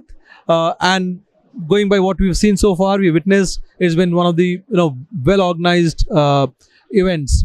And I have with me Kathy Narane, who's the CEO of FTCCI. Welcome, ma'am. Welcome to the show. Thank you. So, first thoughts, first reaction, first event under your leadership. How do you see it? Okay, wow, it's just the first day and we still have 2 days to go. So I think the next 2 days we want to ensure that we have a lot of visitors, a lot of MSMEs who can, participate, interact with the, stall owners. So it's just the beginning. So there's no reaction as of now, but I've asked my team to continue pushing and bringing in as many members as possible. And it's been a 3 months work, isn't it? And short time, but within that short time, it's definitely a very short time, because if you look at the FTCCI for one presidential year, we organize around 110 to 120 events in a year, and this is the first time that we've got into an exhibition sector. And definitely FTCCI is not a commercial organization like any other exhibition organizer, so we just a very neutral not-for-profit organization. However, we have to organize everything on a very sustainable way, and end of the day the objective is the same: to empower MSMEs for connection, to bring to them the latest technology and innovation that's happening. And the objective was very simple. Definitely we only had 3 months to work on it, and I think team has done fairly well, and we could have 130 exhibitors and a lot of visitors, as you may see. But the biggest challenge is the feedback, because I think we should be much more open to taking their feedback and what is it and what was lacking, and how can we perform, how can we evolve as a better chamber, because end of the day it's all for them. So if we just give them an open ear, I think we'll be able to perform better. you also had a very good lineup of partners, coming from different segments. You had somebody from the passport, somebody from T-Hub, and they play a key role in FTCCI and the partnership. Yeah, they do, because I think it's the state government of Telangana has been very, very supportive towards the federation, and they really encourage all the activities that we organize. Usually we go to the industries department, you say Mr. Jayesh Ranjan or Dr. Vishnu Reddy, they're all been very, very supportive to the federation. In fact, before even we start working on any project, we go to them, seek their support, because that's the time when we really think that they'll be able to guide us well. Sometimes when we curate things, we just completely forget about what is it that we need to cater to, so that's how we get connected to the actual industry and then come back. So even from the government or the industry or the startup community or the enterprises, the feedback is very important. One, that is after the event, and one, even before we start curating the event, what are the real-time issues, the challenges, and what is it that we should do? So I think these are two learning lessons that we've been taught, and we're trying to stick to that. So and now, as My Startup TV, we are the world's first TV channel dedicated to startups, and I need to ask this question. There's a big push within FTCCI for startups also. Could you talk about that? Yeah, so this was like probably I would say last year in July was the time, June, July is when, the FTCCI management thought that we should also have a full-fledged startup and incubation committee. And that's where we have the chair, the co-chair of the committee. And of course, they have been tying up and signing MOUs with not just T-Hub, but series of, I think, other organizations. The whole exercise is, we know, everyone knows that there are a specific organization, whether it's state government or a private entity. But then from the federation platform, what is it that we can bring on board? And I think Industry Connect is something that we can bring on board. Mentors are something, because we have enterprises who have grown over a period of time, and today they are the big name in the industry. So that's where I think FTCC again can play a key role. So one, definitely, besides angel investors and all those, which you may find in any other, I think mentorship is one, Industry Connect is the second. And I think also we have our own FTCCI Pokarna Skill Center. So that's also something that we are very, very passionate about. And we would, we organize a lot of mentorship programs, and we would like to see many more startups come up in the future. And if FTCCI can play a small role in that, we'll be very happy. Going forward, what is the vision or what's your plan of action with FTCCI, both in the expo sector and also, reaching out or outreach? So going forward, I think what also we've realized is it's very, very important to calendar all the annual flagship programs of the FTCCI, so that we have enough time for the Industry Connect to bring right partners on board. We are planning an outbound trade delegation to Brazil in the month of October. In the month of January, we would be taking a MSME delegation to Turkey. We also have a lot of inbound trade delegation visiting us. So that's again for the promotion of bilateral trade.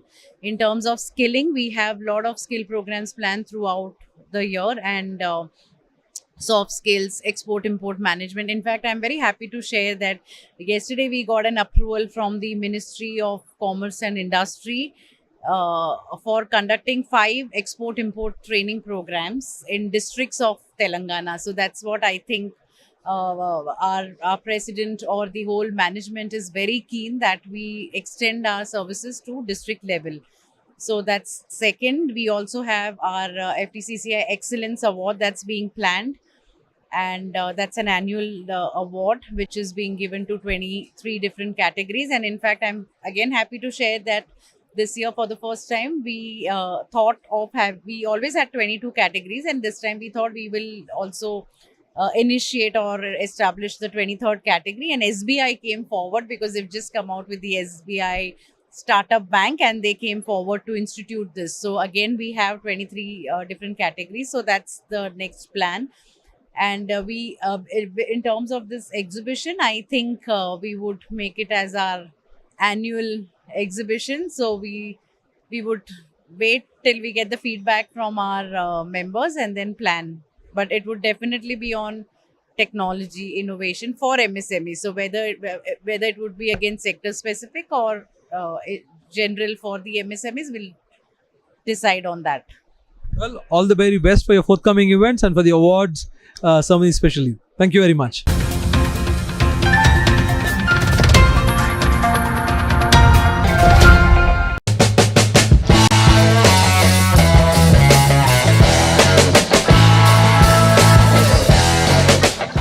The Industrial Innovation and Technology Expo 2023, organized by the Federation of Telangana Chambers of Commerce and Industry, FTCCI, was held from 28th to the 30th of June 2023 in Hyderabad. The event saw the latest advancements in the technology, also provided startups an opportunity to network with industry leaders.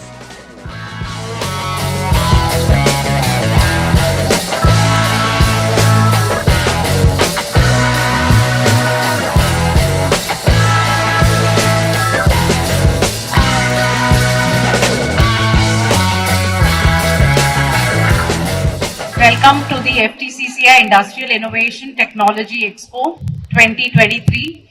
We shall soon commence the inaugural ceremony, and I request all of you to please join us for the ceremony. Can we have a big round of applause for Our chief guest for today, Mr. Jagdish Reddy, Honorable Minister for Energy, Government of Telangana. I also take this opportunity to invite President Mr. Anil Agarwal onto the stage, Dr. C. Tara Satyavati, Director, ICAR, Indian Institute of Millets Research, Hyderabad, Mr. Srinivas Mahakali, CEO, T-Hub, Hyderabad, Dr. E. Vishnu Vardhan Reddy, IFS, Special Secretary, Investment Promotion and NRI Affair, and Joint Managing Director, TSTPC, Mr. Dasriya Balaya, Regional Passport Officer, as well as the representative of the Ministry of External Affairs, Mr. Suresh Kumar Singhal, Vice President, FTCCI, Mr. Meela Jaydev, Senior Vice President, FTCCI. A very warm welcome to all of you on the stage. We also thank Government of Telangana for partnering with the FTCCI for this event. The Expo is supported by Ministry of MSME, Indian Institute of Millets Research, International Crops Research Institute for Semi-Arid Tropics, Central Food Technology Research Institute, Index of Industrial Production, Telangana State Girijan Cooperative Corporation, mystartuptv, T-Hub, PNI Hyderabad, Telangana State Renewable Energy Development Corporation, Grid Club, and Telangana State Industrial Infrastructure Corporation, TSIIC. We would also like to take this opportunity to acknowledge our sponsors, ICICI Bank, who is our banking partner, Quantum Energy Associate Sponsor for EV, 4 Solar Energy Systems Private Limited Associate Partner for the Renewable Energy, Standard Kitchen for Food Sector, Pokarna, our annual partner, Vishwarni Associate Partner, Nistala Organics, our associate partner, Dana Pani, who is handling the food court, as well as last but not the least, our title sponsor, Greenco. So a big round of applause, and thank you so much to all our sponsors and partners who have come together and had this faith in the FTCCI, because this is our maiden exhibition that we are doing. Your feedback is very, very valuable, and we will come back to you with that. I now invite Mr. Anil Agarwal, President FTCCI, to give the welcome address. Sri Jagdish Reddy Garu, Honorable Minister for Energy, Government of Telangana, Dr. E. Vishnu Vardhan Reddy Garu, IFS Special Secretary, Investment Promotion and Joint Managing Director of TSTPC, Dr. Mrs. C. Tara Satyavati, Director, Indian Institute of Millet Research, Sri Dasari Balaya Garu, our Regional Passport Officer and representative of MEA, Sri Srinivas Raoji, CEO of T-Hub,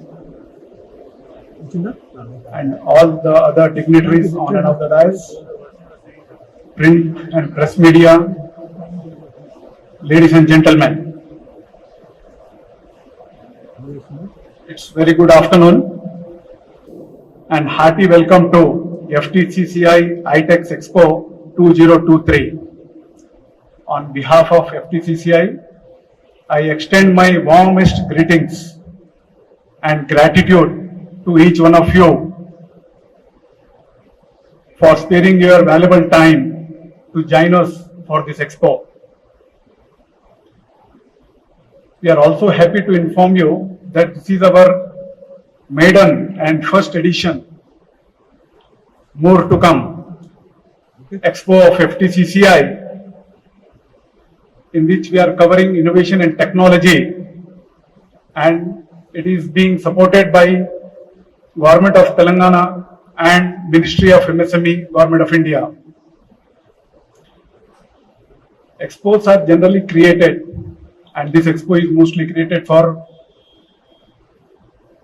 to make aware of the latest innovation and technologies which are taking place in various sectors, so that all the industries, particularly MSME, can adopt and benefit by modernizing their operation, thereby reducing their cost and become more efficient. I thank Sri Jagdishwar Reddy Garu and other esteemed guests for inaugurating this expo. I also invite MSME fraternity to go around the expo to have a look at all the products and innovations that are being displayed, and also they can have a B2B meeting with the exhibitors. And I'm happy to inform you also there is a delegation which is coming from Vietnam. 14-member delegation is coming from Vietnam. They will be visiting the expo, and already there are more than 100 requests for B2B meetings.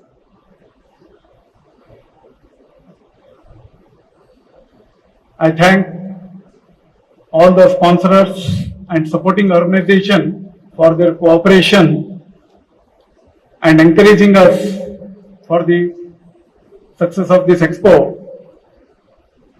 Last but not the least, I also want to thank Team FTCCI and congratulate and compliment them for organizing this expo. Special thanks to Mr. Varun, our Joint Director, who is in charge of this expo along with his team, and who is well supported by our marketing department headed by Mr. Vishal Chauhan and Mr. Rajesh. He is the person who is on the field and executes all our programs.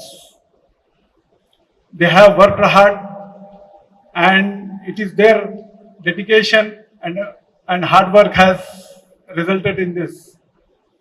So once again, thank you for joining us for this expo. I now invite Dr. C. Tara Satyavati, Director ICAR, for the special address. A very good afternoon to you all. Most respected Sri Jagdish Reddy Garu, Honorable Minister for Energy, Government of Telangana, Dr. E. Vishnuvardhan Reddy, IFS, Mr. Anil Agarwal, Khyati Narwani ji, Suresh Kumar Singhal ji, Mila Jaydev ji, then Dasar Balaya ji, and all other dignitaries who are present here. I'm really thankful for the organizers for inviting me to this program. All of you know that this year 2023 is International Year of Millets, and India is marching from food security to nutritional security, and all of you are aware that most of you are either troubled with blood pressure or sugar or some other ailment, because our lifestyle is so that it is hectic, stressful, and we forgot to eat what our ancestors or our grandparents are used to eat. We are totally dependent on rice, wheat, and other refined flour-based items, food items. Even if you look into the most available food products in the market, all are based on the refined flours, which are really not good for health. So with this background, I try to bring to you that millets are the most nutritious cereal grains, and they're named as nutri-cereals because they're rich in many important nutrients, vitamins, essential elements that are really, really essential for our body. And if you look into the international export market, there is a big market, very, very big market, where there is big demand for organically grown food material and gluten-free material, gluten-free foods. Gluten, that is celiac allergy, people who are suffering with that, they can understand. There is a big international market. So India is having a lot of potential because millets are grown here all over the country. Many types of millets are grown and many products are being developed from millets.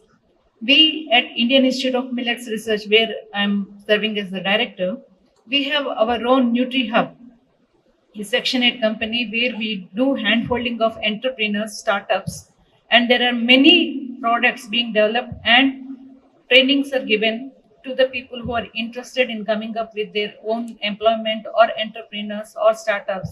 So we give them training and handhold them and launch their products into the market, and all kinds of trainings are given there. So someone is interested in this gathering, who are interested in taking up millet promotion, there is good fund coming from government, MSME, and many other channels are open for this uh, taking up of exports and developing products and sending abroad based on the millets. So, if you have time and if you are interested, you can visit our institute, Indian Institute of Millets Research, or you can also visit our website. There is another website called NutriHub, which is again dealing with all these millet-based products and technologies. So, thank you all for giving me this opportunity. Really, it would be heartening to see that there are many millet products and other things here. But the world is going towards millets and there is big market. So I request all of you to kindly look into that and tap that unexplored area and benefit. Thank you. I now invite Mr. Srinivas Mahakali, CEO, T-Hub, for the special address.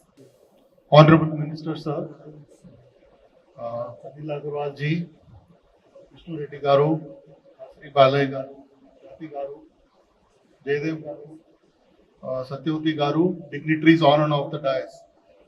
Today is a particularly memorable day for us at T-Hub because today was the day exactly a year ago we moved into the new premises. So T-Hub was unveiled last year, and yesterday was also a particularly important day because yesterday was MSME day. So two important dates for all of us, and clearly, the two things I wanted to talk about is when we are, the role of T-Hub we are looking at is T-Hub is a ecosystem orchestrator, enabler, facilitator. So when you're thinking of a entrepreneurial ecosystem, you need startups, you need large companies, you need funding entities, you need media, you need academic institutions, and you need large industry bodies like FTCCI to come together to build a entrepreneurial ecosystem. So I think two things which stand out is the consistent support we received from FTCCI all along. I'm also happy to, I think they announced a new category this year, the Startup Award, the 23rd category. I think it will be a big boost to our startups. Obviously, we believe that many of our startups today are micro entities. They will scale over a period of time to becoming small and then also become medium, right? So I think all the support we are getting from FTCCI by way of, for example, this event, ITEX, is a great opportunity for our startups to get market access, right? So we put together a framework at T-Hub in terms of how we can support our startups. One, of course, is methodology. Second is market access. Third is money. Fourth is mentoring, and so on. So the market access part, which today, many of our startups are here already, I think they'll get a tremendous opportunity for exposure to meet, so many B2B opportunities as well as meet, partners. So thank you for having us here, and look forward to building a very strong ecosystem for scaling our startups with the active support of FTCCI. Thank you. Thank you so much, sir. And we also would like to thank T-Hub for all the support that you've extended to our team. I now invite Dr. E. Vishnu Vardhan Reddy, IFS Special Secretary, Investment Promotion and NRI Affairs and Joint Managing Director, TSTPC, for the special address. Honorable Energy Minister Jagdish Reddy Garu, President FTCC Anil Agarwalu, Vice President Yedegala Garu, Srinivas, my colleague Srinivas Garu from T-Hub, Dasri Balay Garu, Regional Passport Officer, Ms. Satyavati from ICAR, and of course Ms. Kathy, and other dignitaries on the dais and off the dais, and media colleagues. At the outset, I would like to congratulate FTCCA and bringing this big show in a very short span of, I think, less than 3 months that they have been working on. The exhibition is very impressive. There's no doubt about it, and and it's also good to know that you also have international participation. You've been able to attract and encourage international participation in the first edition itself. It's a matter of pride for everyone. I think a big applause to FTCCA and their entire team. This exhibition also happens to be special because I think this year, from Telangana government perspective, as all you know, we are celebrating the 10th anniversary of our state formation.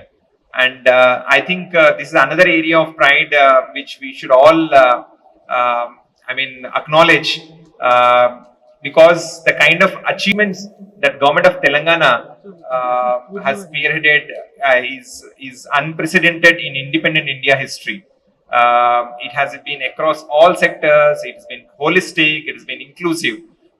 There are n number of ways we can showcase our achievement, whether it is agriculture or IT or industry, or for the matter the main three reasons that inspired Telangana's struggle for an independent state, whether it is water, power, or resources or employment. In all the areas, we have done spectacular achievements, and I think we should be proud of all these achievements, irrespective of whether you belong to Telangana or not, because this has become a role model for the entire country. That's number one. The number two responsibility that we all should take is that we should showcase these achievements. Its time has come where we need to showcase this not just to the rest of the country but also to the world.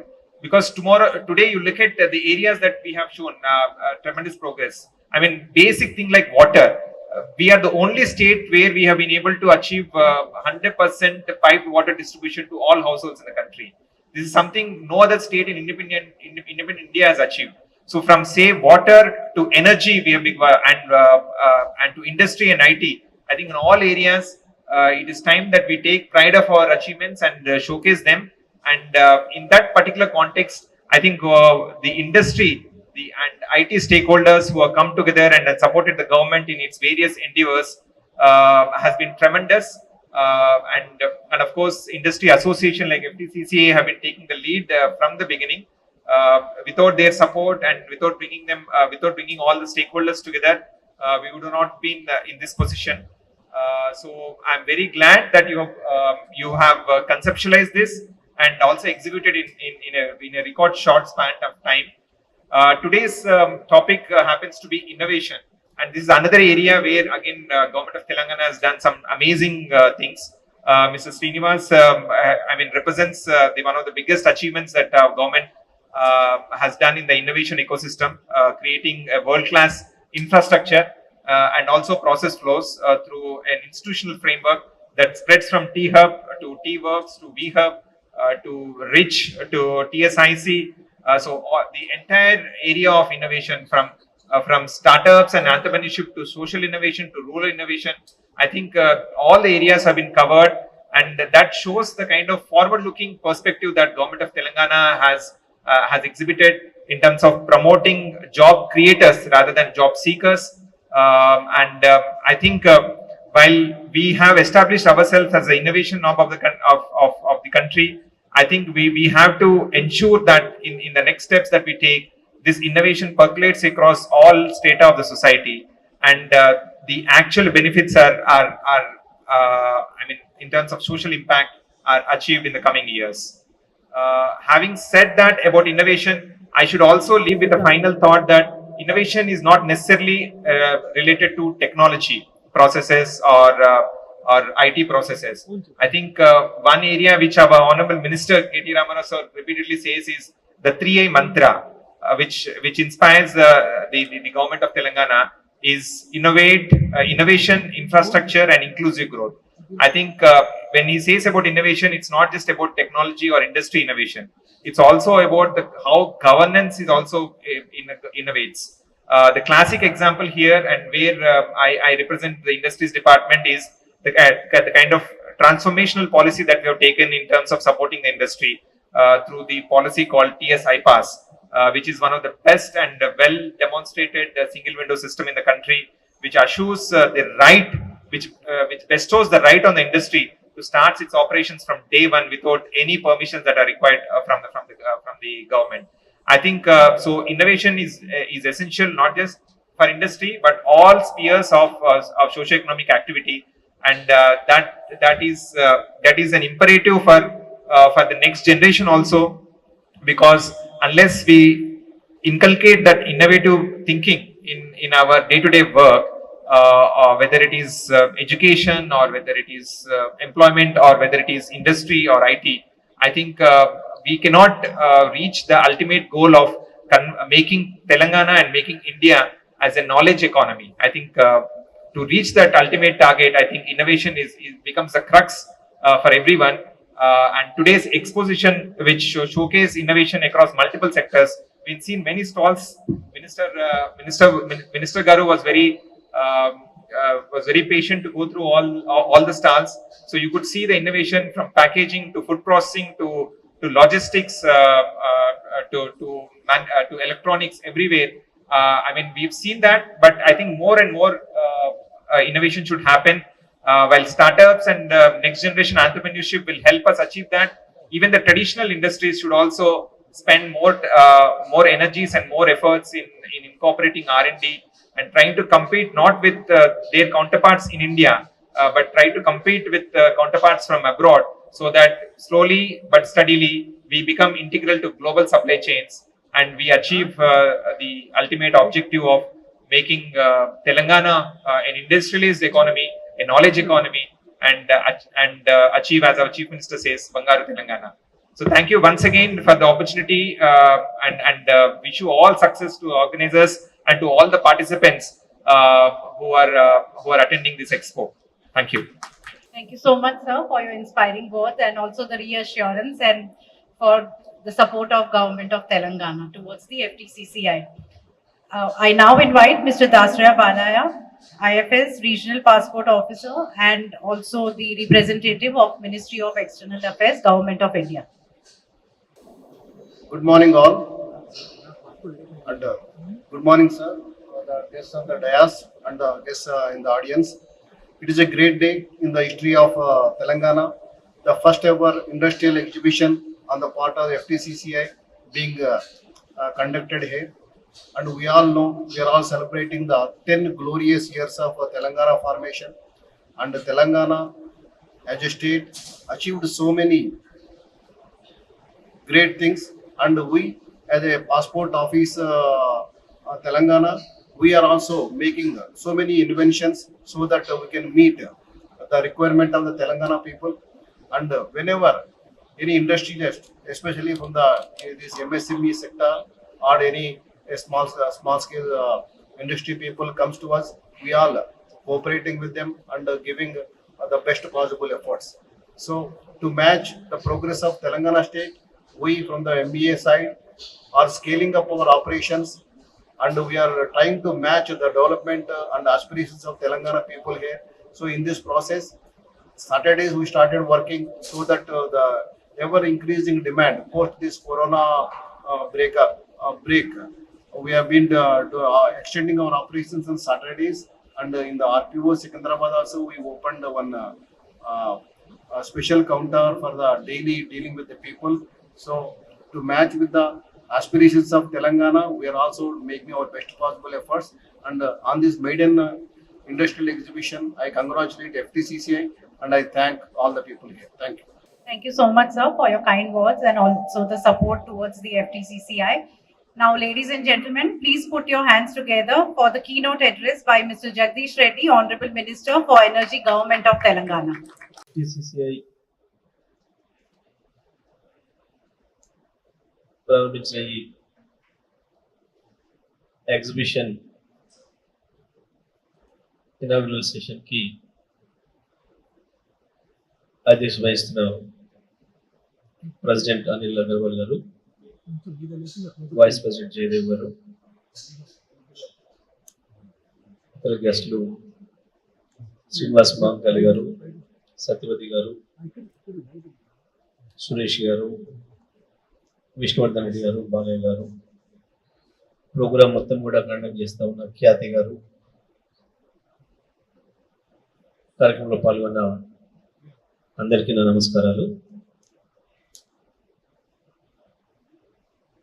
ఈ exhibition పెట్టే ఆలోచన ఒక మంచి ఆలోచన. కొత్త వాళ్ళని encourage చేయడానికి,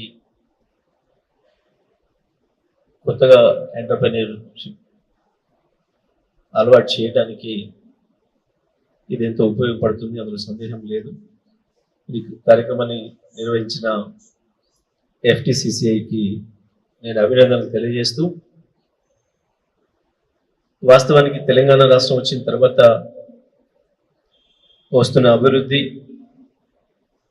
అన్ని రంగాల్లో వస్తున్న అభివృద్ధి, దానికి సంబంధించిన ఫలితాలు ప్రజలకు అందించడంలో ముఖ్యమంత్రి గారు చేస్తున్న కృషి, భారతదేశంలో అత్యంత వేగంగా అభివృద్ధి చెందుతున్న రాష్ట్రంగా తెలంగాణ రాష్ట్రం నిలబడింది అనే విషయంలో ఏం సందేహం లేదు. కేవలం 9 సంవత్సరాల కాలంలోనే 90 సంవత్సరాల అభివృద్ధిని తెలంగాణ రాష్ట్రం సాధించింది అంటే అది తప్పకుండా ముఖ్యమంత్రి గారి ఆలోచన, కేసీఆర్ గారి యొక్క విజన్, కేసీఆర్ గారి యొక్క కృషి, పట్టుదల. విష్ణు గారు చాలా విషయాన్ని ప్రస్తావించారు.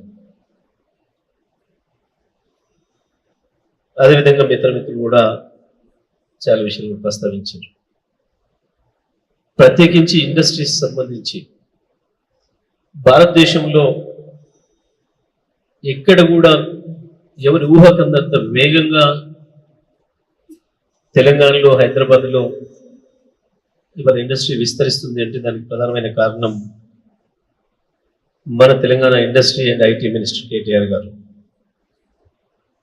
కేటీఆర్ గారు ఇండస్ట్రీ మినిస్టర్గా, ఐటీ మినిస్టర్గా తీసుకోవడం అనేది నిజంగా కూడా ఈ రాష్ట్రంలో ఉండే పారిశ్రామికవేత్తలందరి అదృష్టంగా మనం భావించవచ్చు. ఇవాళ టీ హబ్ కావచ్చు, వి హబ్ కావచ్చు, మనం తీసుకొచ్చిన ఐపాస్ కావచ్చు, అనేక అద్భుతాల్ని సృష్టిస్తాము. కొత్త కొత్త యువత బ్రహ్మాండంగా ధైర్యంగా ముందుకు వస్తూ ఉన్నారు. కేటీఆర్ గారు తనకున్న పరిజ్ఞానాన్ని, తనకున్న అనుభవాన్ని ఇతర దేశాలలో తను చూసి వచ్చి నేర్చుకొని వచ్చిన ప్రతి అక్షరాన్ని ఇవాళ ఇక్కడ అమలు చేస్తూ తెలంగాణ ప్రజలకి దాని ఫలితాలు ఎట్లా అందించాలని చెప్పి చేస్తున్న ప్రయత్నం ఇవాళ ఇంత మంచి ఫలితాలు ఇస్తా ఉంది. నిజంగానే తెలంగాణ ఇంత తొందరగా అభివృద్ధి జరుగుతుందని ఎవరు కూడా ఊహించలేదు, ఎవరు అనుకోలేదు. ప్రత్యేకించి విద్యుత్ రంగంలో వచ్చిన అభివృద్ధి, దానికి తోడుగా ముఖ్యమంత్రి గారు స్వయంగా ఆలోచించి తీసుకొచ్చిన ఇండస్ట్రియల్ పాలసీ, వీటిని ప్రపంచంలో మార్కెట్ చేయడంలో కేటీఆర్ గారు చూపించిన చొరవ, కేటీఆర్ గారు చేసిన ప్రయత్నం ఇవాళ వాటన్నిటి ఫలితంగా మనం ఈ స్థితిలోకి వచ్చినాం. ఇప్పటికి కూడా భారతదేశంలో ఇంకా అనేక రాష్ట్రాలలో మనం విద్యుత్ కోతలు చూస్తూ ఉన్నాం. పారిశ్రామిక రంగానికి కూడా ఇంకా పవర్ హాలిడేలు ఇస్తున్న సందర్భాన్ని చూస్తూ ఉన్నాం. మనం మనుషుల కొరకు ఇబ్బంది పడుతున్న విషయాన్ని చూస్తూ ఉన్నాం. ఇక పరిశ్రమల కనుక వెళ్ళి అక్కడ లేదు, తాగడానికి మనుషులు దొరకని పరిస్థితి ఉంది చాలా రాష్ట్రాలలో. అన్ని రాష్ట్రాలు అట్లా ఉండగానే తెలంగాణ ఇంత బ్రహ్మాండంగా ముందుకు పోతుంది. ప్రత్యేకించి ముఖ్యమంత్రి గారు ఇరిగేషన్ రంగం పైన తీసుకున్న చర్యలు, ఇరిగేషన్ రంగం పైన పెట్టిన శ్రద్ధ ఇవాళ తెలంగాణలో వ్యవసాయ రంగంలో కూడా భారతదేశంలో నెంబర్ 1 రాష్ట్రంగా నిలబెట్టింది. ప్రత్యేకించి సత్యవతి గారు మిల్లెట్స్ సంబంధించి ఎవరైనా ముందుకు వస్తే బాగుంటుంది అంటున్నారు. నేనే రావాలనుకుంటున్నాను. మీ ఒకసారి మీకు దగ్గరికి వచ్చి సందర్శించాలి. I want to visit your office. ఎందుకంటే మిల్లెట్స్ పండించడంలో తెలంగాణ నెంబర్ 1. అసలు ఒకప్పుడు మనం పండించిందంతా మిల్లెట్సే. పత్తి రాకముందు తెలంగాణలో ఎక్కడ చూసినా అవి కనిపించేది, కానీ దురదృష్టవశాత్తు అవి మాయమైపోయినాయి. పత్తి వరి వచ్చింది. మనం ఆరోగ్యానికి సంబంధించి కూడా ఎటువంటి ఇబ్బందులు వస్తాయో చూస్తున్నాం. ఇక్కడ చూసిన చాలా ప్రొడక్ట్స్ కొత్తవి కూడా చాలా చూస్తూ ఉన్నాం.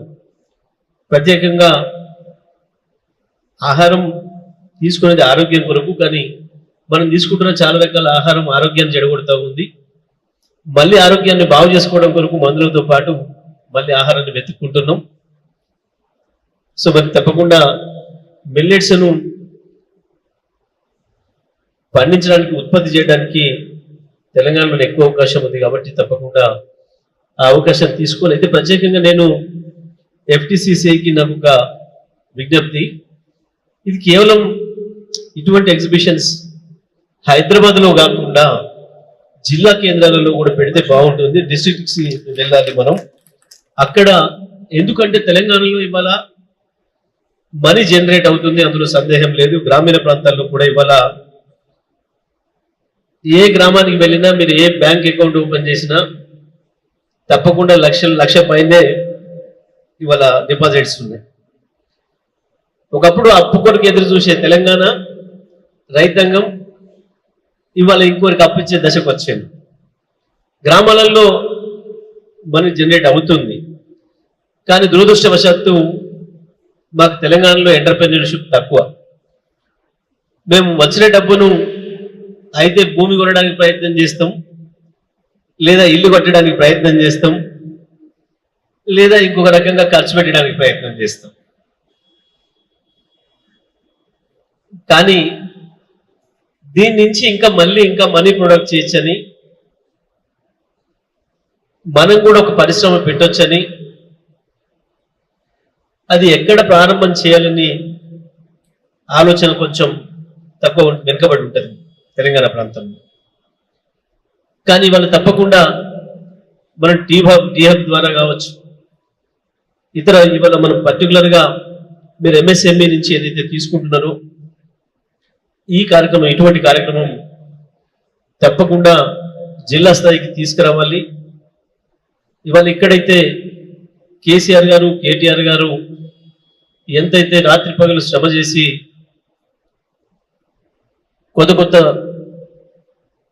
రంగాల్లో అభివృద్ధికి ఎట్లా ప్రయత్నం చేస్తున్నారో, కొత్త ఇన్నోవేషన్స్ తీసుకురావడానికి ఎట్లా ప్రయత్నం చేస్తున్నారో, వీటన్నిటినీ ప్రజలకు అందించాలంటే, ప్రజల నుండి మనం ఎంకరేజ్ చేయాలంటే ఇవాళ యువత వేలాది మంది అనేక రకాల గ్రాడ్యుయేషన్లు పూర్తి చేసి ఉన్నారు.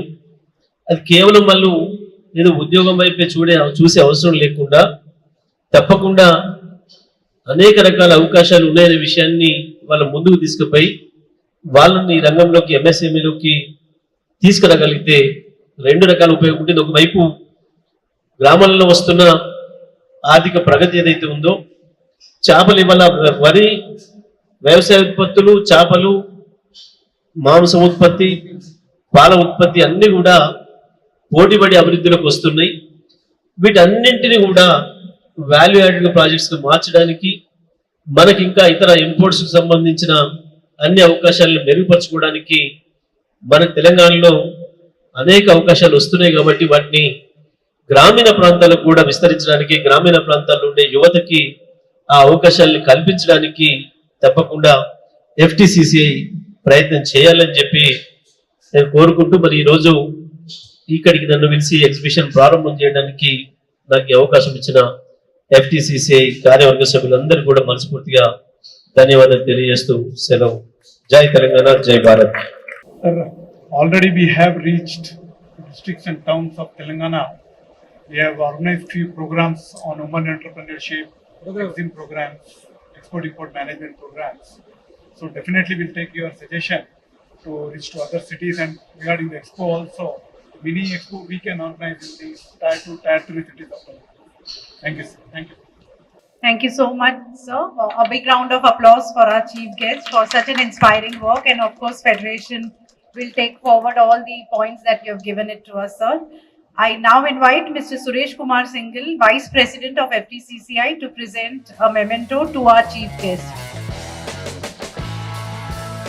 I request President to present a memento that is being prepared by one of our partners, Standard Kitchen, to all the dignitaries on the stage.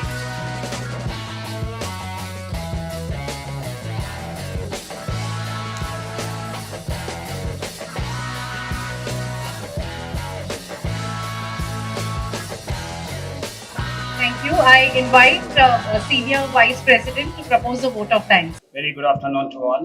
ప్రప్రదంగా FTCCIకి మాకు స్పాన్సర్ చేసిన వాళ్ళందరికీ హృదయపూర్వక నమస్కారాలు. వేదికను అలంకరించిన పెద్దలందరికీ హృదయపూర్వక నమస్కారాలు. ప్రత్యేకంగా మంత్రి గారు జగదీశ్వర్ రెడ్డి గారు పవర్ వెళ్ళగానే ఇమ్మటే ఓకే చేయదే వచ్చేస్తానన్నారు. చాలా చాలా థ్యాంక్స్ సార్ నా FTCCI తరఫున. అండ్ ప్రోగ్రామ్ మొత్తం అరేంజ్ చేసిన ఖ్యాతి గారికి thank you very much. Anil Agarwal గారు, senior vice president Suresh Kumar గారికి అండ్ సత్యవతి గారి స్పీచ్ చాలా వండర్ఫుల్గా ఉన్నది. మినిస్టర్ గారు అన్నట్టు ప్రతి గ్రామాల్లో మిల్లెట్స్ పండిస్తే ప్రపంచానికే ఎగుమతి చేసే స్థాయికి మన తెలంగాణ ఎదుగుతాము. అప్పుడు అన్ని ఎక్స్పోర్ట్స్ మ్యాక్సిమం మిల్లెట్స్ తోని మనం చేయొచ్చు. ప్రపంచంలో అందరూ మిల్లెట్స్ వాడటం మొదలుపెట్టారు. మనం కూడా మీరు ఇంకా ప్రోత్సహించి గ్రామాలలో మిల్లెట్స్ పండిస్తే అందరికీ ఇదవుతుందండి. అండ్ శ్రీనివాస్ గారు టీ హబ్ CEO గారు అందరూ కంప్యూటర్స్ కావాలంటున్నారు. దాంట్లో ఎవరైనా కానీ ఇన్వెస్ట్ లేకుండా కానీ ఆర్థికంగా తక్కువ ఉన్న వాళ్ళు కూడా దాంట్లో ఏమైనా కొత్త ప్రోగ్రామ్స్ చేసుకోవాలంటే 1 సీటు నుంచి 50 సీట్ల వరకు వారు అరేంజ్ చేస్తారు. ఆఫీస్ అవసరం లేదు, అన్నీ వాళ్ళే ఇస్తారు. 20,000 ఒక కుర్చీకి, కాఫీ టీలు అన్నీ ఇస్తారు వాళ్ళు. అది తెలియని వాళ్ళు ఎవరైనా ఉంటే కొత్తగా స్టార్టప్ కంపెనీస్ ఎవరైనా 4 కలిసి పెట్టుకోవాలనుకున్నా కానీ వాళ్ళు అరేంజ్ చేస్తారు. ఇది KT రామారావు గారు అరేంజ్ చేశారు. చాలా వండర్ఫుల్. మేము 3 times విజిట్ చేశాము. ఒక్కొక్కసారి ఒక్కొక్క ప్లేస్ చూపిస్తుంటారు సార్. చాలా wonderful. Thank you. And Balayya గారు పాస్పోర్ట్స్ మార్కెట్లో ఎవరైతే ఎక్కువ కావాలంటారో ఇమ్మీడియట్లీ ఇండియా మొత్తంలో ఎవ్వరు లేని ప్లేస్లో మన తెలంగాణలో శనివారం రోజు పనిచేసే కల్పించిన ఏకైక వ్యక్తి బాలయ్య గారు. ఎక్కడైతే ఎవరికైనా ఎమర్జెన్సీ ఉన్నా కానీ ఇమ్మటే వాళ్ళకి ఇస్తున్నారు పాస్పోర్ట్స్. అది మామూలు మాటలు కాదు. 2 నెలలు బ్యాక్లాగ్ నడుస్తుంది. అయినా కానీ ఎవరికైనా ఎమర్జెన్సీ ఉంటే అప్లికేషన్ పెట్టుకుంటే ఇమ్మీడియట్లీ అది కనుక కరెక్ట్ అనిపిస్తే ఇమ్మీడియట్లీ నెక్స్ట్ డే మార్నింగ్కే ఇచ్చేస్తున్నారు. చాలా thank you sir. Vishnuvardhan Reddy గారు అయితే ఇన్వెస్ట్మెంట్ ప్రమోషన్ అయితే ఇక బాగా చేస్తున్నారు. మాకు MSME కానీ వాటికి కానీ ఎవరికి కానీ ఎంత హెల్ప్ కావాలంటే అంత హెల్ప్ చేస్తున్నారు. Thank you. వీటన్నిటికంటే ఎక్కువ ఇప్పుడు మన తెలంగాణ రాష్ట్రానికి పవర్ 9 ఏళ్ల నుంచి పవర్ అనేది ప్రాబ్లం లేదు. అంతకుముందు మేము ఎవ్రీడే ఒక ట్యాంకర్ డీజిల్ వచ్చేది. ఓన్లీ జనరేటర్స్కి ఒక ట్యాంకర్ డీజిల్ పడుతుందంటే మీరు ఆలోచించండి ఎంత ఖర్చు అవుతుందో. అలాంటిది 9 ఏళ్ల నుంచి మేము ఒక్క డీజిల్ ట్యాంక్ కూడా కరెంటు కోసం కొనలేదు. అది చాలా చాలా గ్రేట్ఫుల్, వండర్ఫుల్ అనమాట. మనకు అది సమ్మర్లో 3 నెలలు కరెంట్ లేకపోతే మా ఫ్యాక్టరీ బంద్ ఉంటే పక్క రాష్ట్రాల నుంచి ఇక్కడికి పైపులు వచ్చి అలవాటు అయిపోయి ఆ కంపెనీలే వచ్చి ఇక్కడ పెట్టాయి. అరే ఇక్కడ బాగా మార్కెట్ ఉన్నదనేది తెలియకపోయేది. ఇదివరకు పవర్ ఉన్నప్పుడు మేము సప్లైస్ ఫుల్ చేశాము. ఎప్పుడైతే మాకు సప్లైస్ తగ్గాయో పక్క రాష్ట్రాల నుంచి ఇక్కడికి వచ్చి అమ్మారు. అరే ఇక్కడ బాగా మార్కెట్ ఉందని వచ్చారు. తెలంగాణ గవర్నమెంట్ మంచి ప్రోత్సాహకరము, పవర్, అన్ని ప్రాబ్లమ్స్ అన్నీ సాల్వ్ అయినాయి.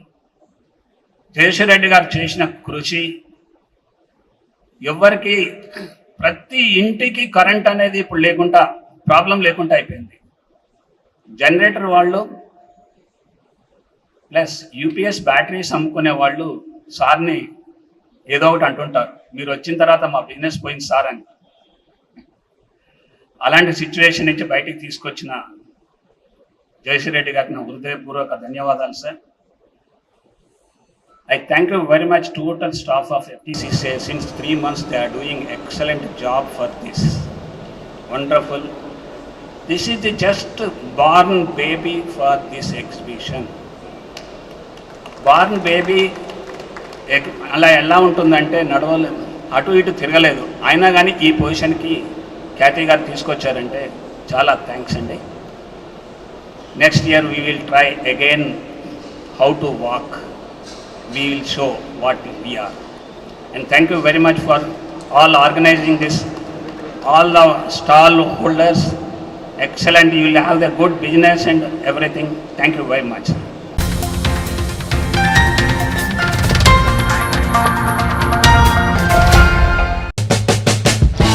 Great pleasure here participating in this expo. Lot many persons are suffering from BP, sugar, these gas problems, arthritis and all. Our main concentration is we want people to be healthy.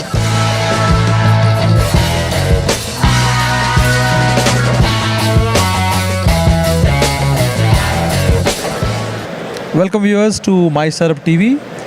We are at the Industrial Innovation and Technology Expo 2023 organized by FTCCI in Hyderabad. We are at day 2 of the event. Going by the buzz, if you see the number of people who have visited so far, it exceeded the expectation of the organizers, the companies that are participating here. And I have with me guests who are from Genie, which is into millet products. And let's quickly jump into Mr. Vishnu here on my left, and then in the red shirt is Mr. Hanmant Rai. And let's understand what kind of products they make and how they're adding value to already the list of existing products that are there, millet-based products that are there in the market. Welcome to the show. Yeah, first of all, thank you, sir. It's our pleasure actually being here. Thank you for inviting us. And yeah, as I mentioned, actually, we are from Genie. He's the super stockist actually of Telugu states, and I am the advertising manager. And actually, it's been a great pleasure here participating in this expo. We basically, like you told, Genie is a millet mix product, sir. We are concentrating on millets currently actually. So completely, we have a lot many products. We have divided it down age group wise, methodology wise like that. For adults, we have Genie millet health mix product, sir. And for women strong actually we have women strong product, and for junior actually 2 to 12 years we have Genie junior product, that's our top product. And actually for infants 6 months to 2 years babies we have Genie infants product. And also we are also having other products, especially Genie millet milk powder we have it. And in Karnataka we have launched like Genie ragi dosa mix, Genie millet dosa mix, Genie millet chapati mix, and we have lot many plans, sir, to come up with millets. And our main concentration is, our sales is secondary, sir. Our main concentration is we want people to be healthy. Because actually if you are seeing it now, nowadays, especially from the last 40 to 50 years, lot many persons are suffering from BP, sugar, these gas problems, arthritis and all. These terms of longevity issues. Because before 50 years it was not there, sir. Because before 50 years, especially before 1960s, our elder generation, our grandfather or grandmothers, their primary food was millets. They used to eat millets every session actually. All 3 sessions they used to consume millets. Yeah, but then those days, because millet was grown by, in all across India, and it was easy to access, plus the cost was not a challenge, right? Yes, but sir, today, yes, when we commercialize the millet product, yes, of course, it is out of reach of most people. How are you positioned cost-wise? Are you affordable for a lower middle class, families, even rural, I would say? Are you affordable? Sir, first thing, sir, I want to tell it in 2 things. First thing is what you mentioned is absolutely right, sir. Because nowadays actually millet kg, like whatever you take it, like foxtail millet or little millet, it's costlier than rice. But when people start eating millets, then definitely farmers are going to come and they're going to produce more. Because before, if you see it, like those biryani rice, it was actually too much costly. It was like 120, 130 rupees, those basmati rice. They have actually started eating biryani rice and all, biryani a lot. And now the prices has been reduced. I hope that then definitely people are going to understand millets and they're going to start eating millets, sir, because we know it, this 2023 year, like our Narendra Modi, sir, and United Nations, they have declared it as International Year of Millets because they want. And when they announced it, right, 70 countries accepted, sir, because everyone knows the importance of millets. Millets consists of lot many nutrients. Everyone knows it. With millets, we can get lot many health benefits. So that's the reason why 70 countries accepted, and Narendra Modi, sir, also felt very happy, and they have announced 2023 as International Year of Millets. I hope that everyone are going to start eating millets and production will be more. And the second thing, sir, actually we are charging just 396 rupees per kg, sir. Our Genie main product is there, Genie millet traditional mix actually we call it. Also we call it is Genie adult product actually. So we are charging 396 rupees. One can drink actually 60 glasses in a month, sir. 250 ml of glasses. One can drink 60 glasses. One can drink twice a day, morning and evening. So that actually he can drink for 30 days. So per glass actually we are charging 6 rupees like that, sir. But the benefits what you are going to get now, not only protein and fiber, we are going to get amino acids, antioxidants, vitamins, minerals, lot many things, sir. Micronutrients, we are going to get lot many things. It's like instead of drinking tea or coffee, if you drink not only Genie, sir, any like millet mix, especially that has to be prepared as natural as possible. So if you drink any millet mix now, we would get lot many health benefits. No, that's very good. You brought up the point of how you make it. So tell us about, for the benefit of the user, the process that you tell us about the your factory, the processing unit, and the process itself. Yes, sir. Yeah, like you see here actually, this is our product, sir. Genie millet health mix, Genie millet traditional mix. Like how we are doing it now, like I mentioned you before, it consists of 9 types of millets: finger millet, proso millet, little millet, 9 types of millets and 15 types of healthy cereals and pulses, sir. So these things, especially millets, these all things actually we are soaking in water for 9 to 12 hours, sir. We are soaking in water for minimum 9 hours. Because lot many persons knows that actually with millets they can get lot many benefits. But they don't know, but they doesn't know that how to prepare millets, how to cook millets actually. So we should have to soak in water, sir, for 8 to 9 hours. And after soaking in water, we are drying it in the sunshade. And we are drying it in the sun also for 1 hour. And after drying, and what we are doing, we are roasting in clay pots, sir. So that is the thing, that is the traditional way of approach we are following. Because if we roast millets in some steel or aluminum vessels, the nutritional value in those millets will get loose. So that's the reason why we don't want the nutritional value to get lost, sir. So that's why we are actually following the traditional way of making. Like before 60 years, before 1960 also, our elders, they used to cook millets and other grains in clay pot only. So that's the reason why they were healthy. So that's why we are cooking in, we are roasting in clay pot, and then we are grinding it in the stone mill, and then we are packaging it without any chemicals and preservatives, sir. So that's why people started trusting Genie, sir. Like it actually got enhanced in 2021, sir, our product. From 2021 onwards, there has been tremendous sales, sir. Like wherever you see, in Flipkart and Amazon, it's genuine reviews will be there. Even in Apollo Pharmacies, actually, the sale has been extremely good, sir. I cannot tell the figures here. The sale has been extremely good, especially in Karnataka and in Telugu states, Tamil Nadu, and we are planning to place in lot many like stores actually. Currently it's been there in supermarkets and we've been planning to place in Ratnadeep and other stores also, etc. It's been going good, sir, because it's a genuine product. We want people to consume this product and we want people to be healthy. Because eating white rice and all, it gives actually lot many, what you can say, like it gives some negativities to us, because only we get carbohydrates and fats. We are not going to get nutrients from it. At least we cannot stop eating rice, sir, because it will be difficult. Yeah. So you talked about using earthen pot for for roasting it. Now there are no industrial scale earthen pots, so the timeline that it takes to roast it would be very high. So what is your capacity today? I mean, given that you use the traditional method, how much do you produce in a month or a day? Sir, apart from marketing executives and distributors, we have 400 employees in the Genie plant itself, sir.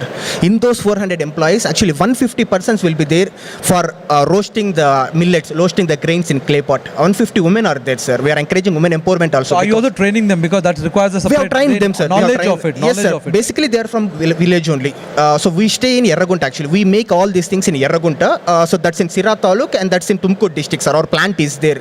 And all the, like, at least I can say 95% of the employees are from the same village only. At COVID time, actually, they have lost their jobs. They are forced to leave from their hometown, from cities. So that is the reason why at that time, actually, we have provided them these opportunities. And they know it, sir. So because they're all like village persons, right? And they can roast it well. They understand. Yeah, probably our team might have trained them 5 or 6 days. They would have got it, so they would have grasped it so early. And they have been doing it, sir. They know it properly. They are roasting it in clay pot. So like that. So how has been the experience, at the event? Yeah, the experience has been pretty good, sir. It's been fantastic, actually. The response. Yeah, the response actually from yesterday onwards, sir. And of course, yesterday, like we know, our energy minister actually, yes. Yesterday I was not there, but actually my team has given me this information, and he told that actually, like, I'm happy about this product. I'm happy about the innovation you have. You picked up about millets. We would have picked some other things also. Some what we can say, some non-healthy, some business-going things we would have picked up. But actually, our MD Dilip sir, he's actually more concerned about this thing. So, okay, we are doing business, we are accepting it, but actually our primary intention is we want people to eat millets and to be healthy. Millets, everyone has to know like that. So that's the reason why our production is like 6,000 kgs, sir, per day.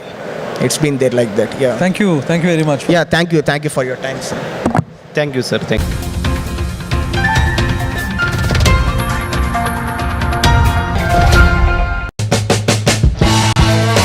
We are in the food processing industry. We are doing seasonal fruit, 6 varieties of seasonal fruit. In India, in an unorganized sector, we are the first in India. By till yesterday, today many people have come to my stall.